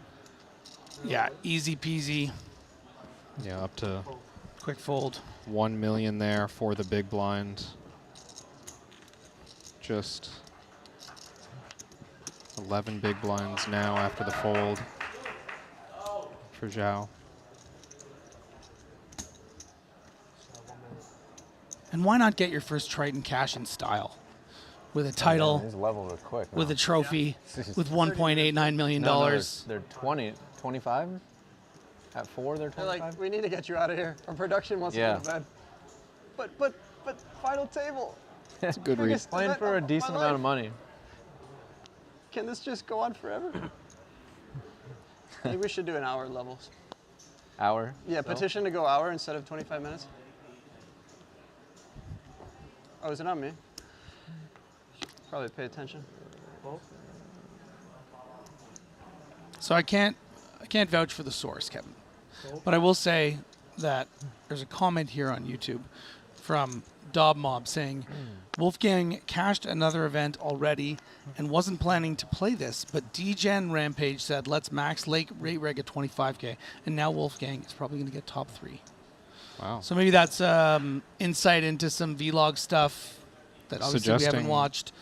Wolfgang joined at the last moment for this event. Yeah, I mean, again, don't take my word for it. This is someone on YouTube, but I mean, maybe an insight too into what Wolfgang's intentions would have been out here. Maybe was already in Asia. Maybe he just wanted to come to play the first 2 events, decided to flick in the third. Now might be motivated to run it up, spin it up, keep playing. There's a 30K. There's, you know what I mean? So, I mean, this is crazy things have happened. Give the fans what they want, Wolfgang. We want more Wolfgang poker here at Triton.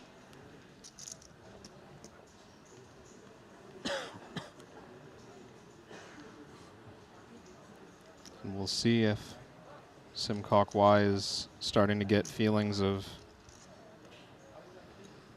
putting big pressure on the whole field. Candidate to open rip potentially, but no, he just goes for a min raise. So some more confirmation here in the chat. Apparently, Wolfgang said it himself on his Instagram story. More than one person has confirmed this. So there you go. Straight from the wolf's mouth. And Wolfgang sitting here with ace-jack suited. Was curious what he would choose here because he's suited and because he knows he's not going to get called by worse were he to go all in. Going the cautious route and just calling. I think it's a pretty good play.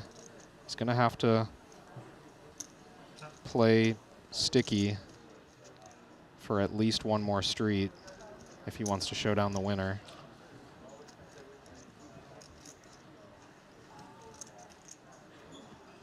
Yeah, and with another brick on the turn, I don't think Simcock Way is really going to be motivated to start trying to bluff better ace highs necessarily.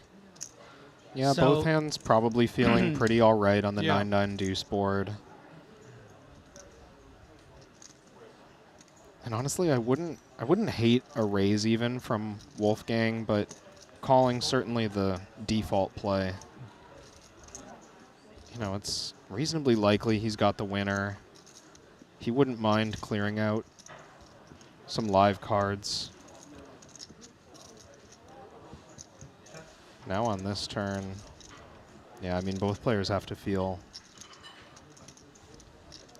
reasonable about their hand. I mean, Wei could still have the winner, even with no kicker to go along with his ace. With King Jack high. Maybe King 10 suited with a backdoor flush draw.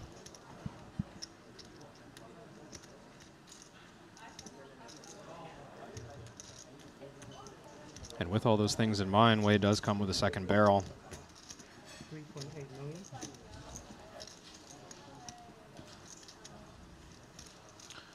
Yeah, this is no small wager here. Yeah, it shows the type of approach he's coming with here, right? Just pressure, not necessarily. Yeah, I do worry about Wolfgang here because, I mean, yeah, this bet is going to be representing, about 25% of a stack. I mean, it's of course he's representing. Like, what is he really representing? Just a full house? Yeah, I know the concern there. Maybe expecting a big river barrel, but that's a lot of hand to fold on the turn. Oh, okay. I believe you. Said deuce no Yeah, good. wants to attack. The deuce thinks that Wolfgang is the kind of animal that's just going to fold a deuce on that turn. I mean, maybe. Ace-Jack is basically just the next best after, the next worst, pardon. Simcock Way comfortably in that chip lead now, about 2x what Jeremy Osmus has in second place. Really impressive performance after a couple of nice spots.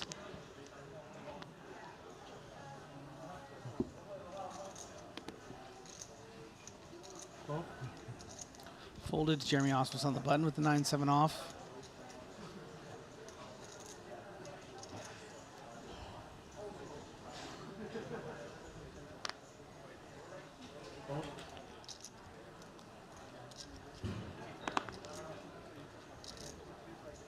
Pocket threes looking like a qualifier to continue in some way.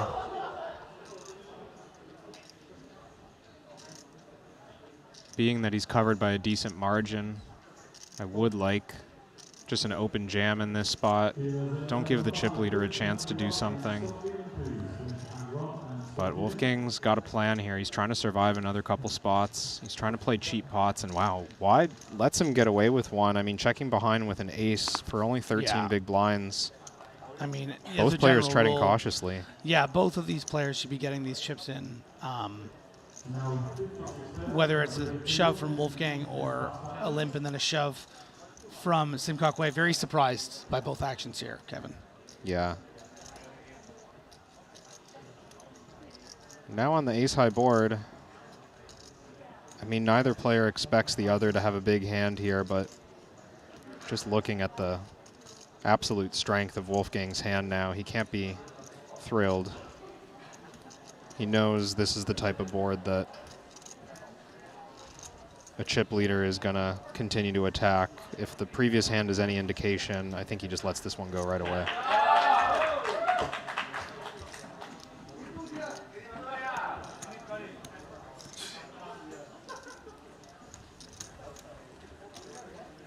Yeah, and I think that these are spots that Wolfgang needs to study. I mean, it's just such a clean and obvious all-in to us and a lot of tournament regulars on 13 big blinds blind up line. You have to shove, honestly, you have to shove pocket threes there for anything up to maybe even 21 big blind. Like, it's just the way you need to play that hand. You know, you just gain so much. Yeah, Sim Kwakwe happened to have ace-7. Maybe he would have called. You probably would have lost because it came ace-high, but I mean, you're giving free equity to 10-6 offsuit there. Yeah, you got to take those chances. You got to shove there. It's just how you need to play that hand. And there's two hands now where Wolfgang should have just won it pre-flop and failed to do so. So, like I said, as much as I've been impressed with some of the hands Wolfgang is playing, there are some warts in his tournament game that he's going to have to, you know, iron out a bit. Right here, playing pretty shallow, effective. Y just puts it in with the king-10 suited. Really strong hand for the spot. Could even get called by worse sometimes. And, you know, to your previous point about the cash game background of Wolfgang, I don't know specifically what format he's most comfortable, but I've seen this with a lot of cash game players. There's sometimes this sense that, you know, you can come into the tournament game and transfer all your skills over. You're a good hand reader. You maybe have good instincts. But once you're in these spots, you start to see how intricate pre-flop play is. Yeah. And this has been my biggest takeaway since becoming a tournament player is you have to, there's so much pre-flop work to be done. Yeah, cash game players, you know, it's a little more automatic. I was a cash game player before.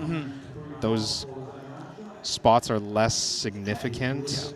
You get later decisions that are more meaningful, but this game is a lot about pre-flop right now. Yeah, and that's the problem too, is that, I mean, I understand that there's a lot of fans on YouTube right now watching, and they're really cheering on Wolfgang, and they've seen him play some great poker, but there's no sugarcoating. I mean, that was a big mistake with the threes.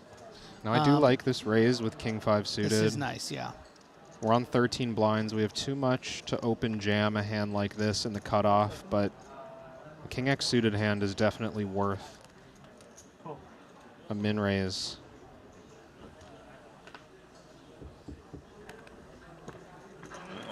He is covered by Osmus this hand. And what an interesting flop. The all low card flop, sometimes a spot where you'll see the big blind take the lead. Although when it's a little disconnected, no flopped straights possible. Certainly don't see as much of it. Yeah, and I don't mind this play. I mean, Wolfgang's hand was good enough there to just bet, and if you face a shove, call it off, let's see what happens. But a lot of times we don't want that to be the way the hand goes. This is so interesting for Osmus now. He has a huge draw. SPR2 would be too much to just lead for a big size, but maybe, yeah, maybe thoughts of check raise.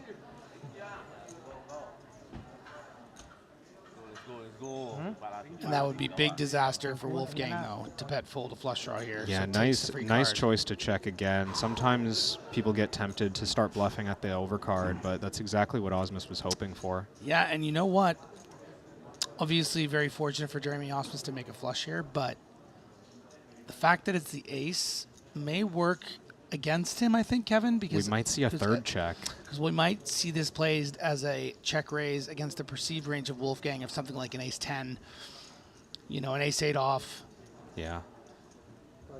If I'm Jeremy, the two decisions I'm oscillating between are check and huge bet. Yeah, just large bet. All of it right now. Because Wolfgang, if he has like ace 5, he might actually check behind the river. Yeah, not even knowing go for him, value. and that's what I think Jeremy Osmus is thinking about. I don't want to risk him being like quickly knuckling back ace to deuce. He might be that kind of player that. And a lot of players are. Look, I mean, he finds the bet, you know, and this is very. Yeah, he's sizing something. This is more up important. Here. I really want to emphasize a lot of regs in this spot will play this river as a check raise. Yeah, I mean, it's an automatic looking check. Yes. But because of the player that he's up against, because he worries that Wolfgang will either check back a weak ace or maybe not even represent it. Yeah. Jeremy's just saying, I think this is exactly how much I can get from an ace, and that's my whole goal in this hand. If you don't have an ace, so be it. But I'd like to win $6.5 million from you if you do.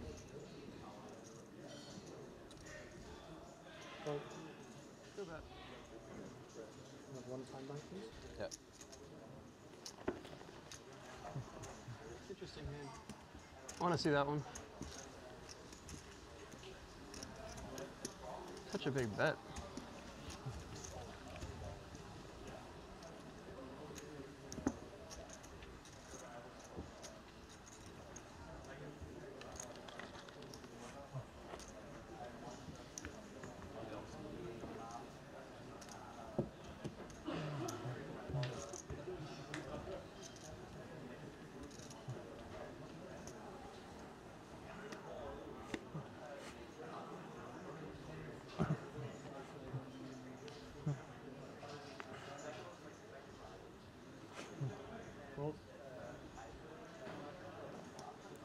Why not opening every hand?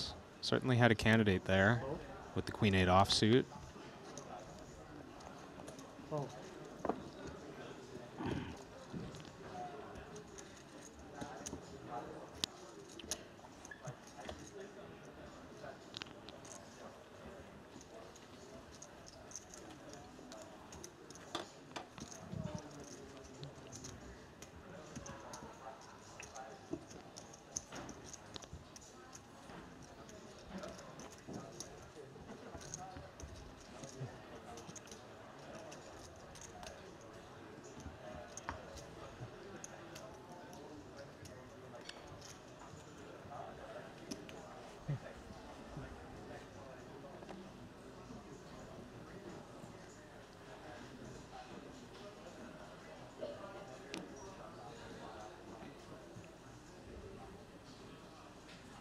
Curious to see if Joe will go after this pot.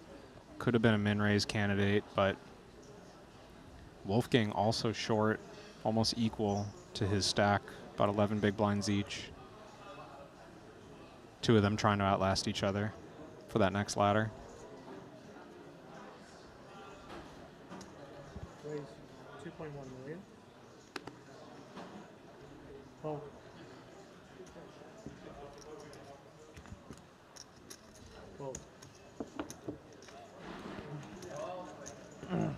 好 all in 就凉了，对吧 ？all in 就凉了。我 A4，他 A10。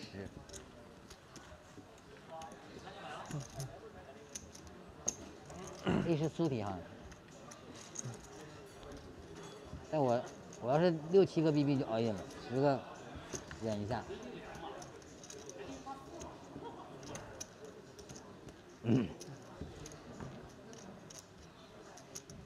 但他也不一定敢靠。上吧，不一定敢跟。 Another fine candidate for Osmus to open. Even though he's not the chip lead, he's second with a couple of 10 big blind stacks in Wolfgang and Joe.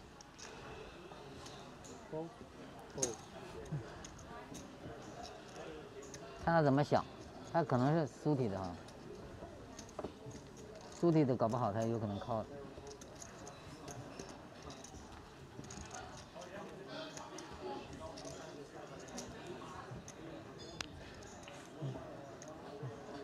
Quickly working his way towards a commanding second place spot is Jeremy.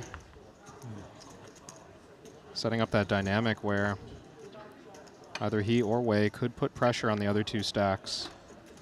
But the two of them, I think, want to be pretty cautious around each other. Good cut. Probably a good cut.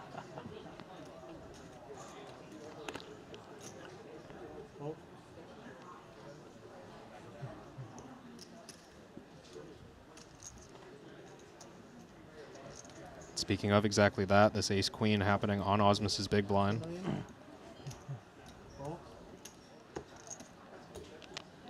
And an ace-8.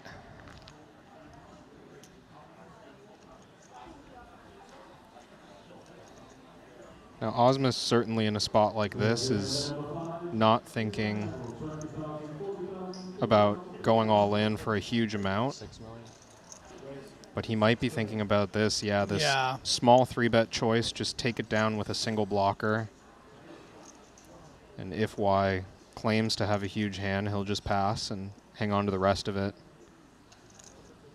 I don't think he's going to get it through against a hand this big, but I am curious to see if Y is going to go the cautious route. Or I think, you know, we can see how obvious it is because of the actual holding that Jeremy Osmus has to maybe shove in the ace-queen, but it is a little scary. Put yourself in Simcock Wei's shoes, right? Yeah, you lose to all the hands that Jeremy's representing. Exactly. You would all hate the to big just hands. shove it in and just be up against kings, and suddenly you lose this massive pot, and then you're looking at finishing fourth. So I wouldn't be surprised to see a very cautious flat call of this 6 million. And I was worried that What might about a cautious fold? I was worried that the Huge very, fold. very extreme, yeah, I don't like that. I think that is a big mistake. I think that's a testament to Jeremy. the How powerful aura that move. someone like Jeremy brings to the table, right? He's playing poker now. He's finally getting Not the only cards is now. Y 2 hours of worried fun. about the moment and the hands you were just talking about, the but hand that no one in the world will fold. Yeah, and for good reason. No one in the world? No. That was ugly. Phil That was No, ugly. especially for-handed. Yeah. I understand the thought process, though. I do want to reiterate. Lost my balls. Lost your balls. And berating himself after the fact, but something in him was telling him, I don't want refreshing honesty to put these chips in. Sometimes you get a bad feeling, man. I don't know what to tell you. But very good awareness, Simcock Wei, realizing that this is, I might look foolish here, and I'm prepared to because I don't like what this feels like. But think about it. I mean, look, dude, look. I mean, Wolfgang has 9 big blinds. Yeah. Joe has 7 big blinds. Like, He I can don't cash want $1 to million. deal with this Jeremy Osmus situation right now. This is like, this seems coolery and weird, and like, what, I'm going to call 6 million, suddenly there's 13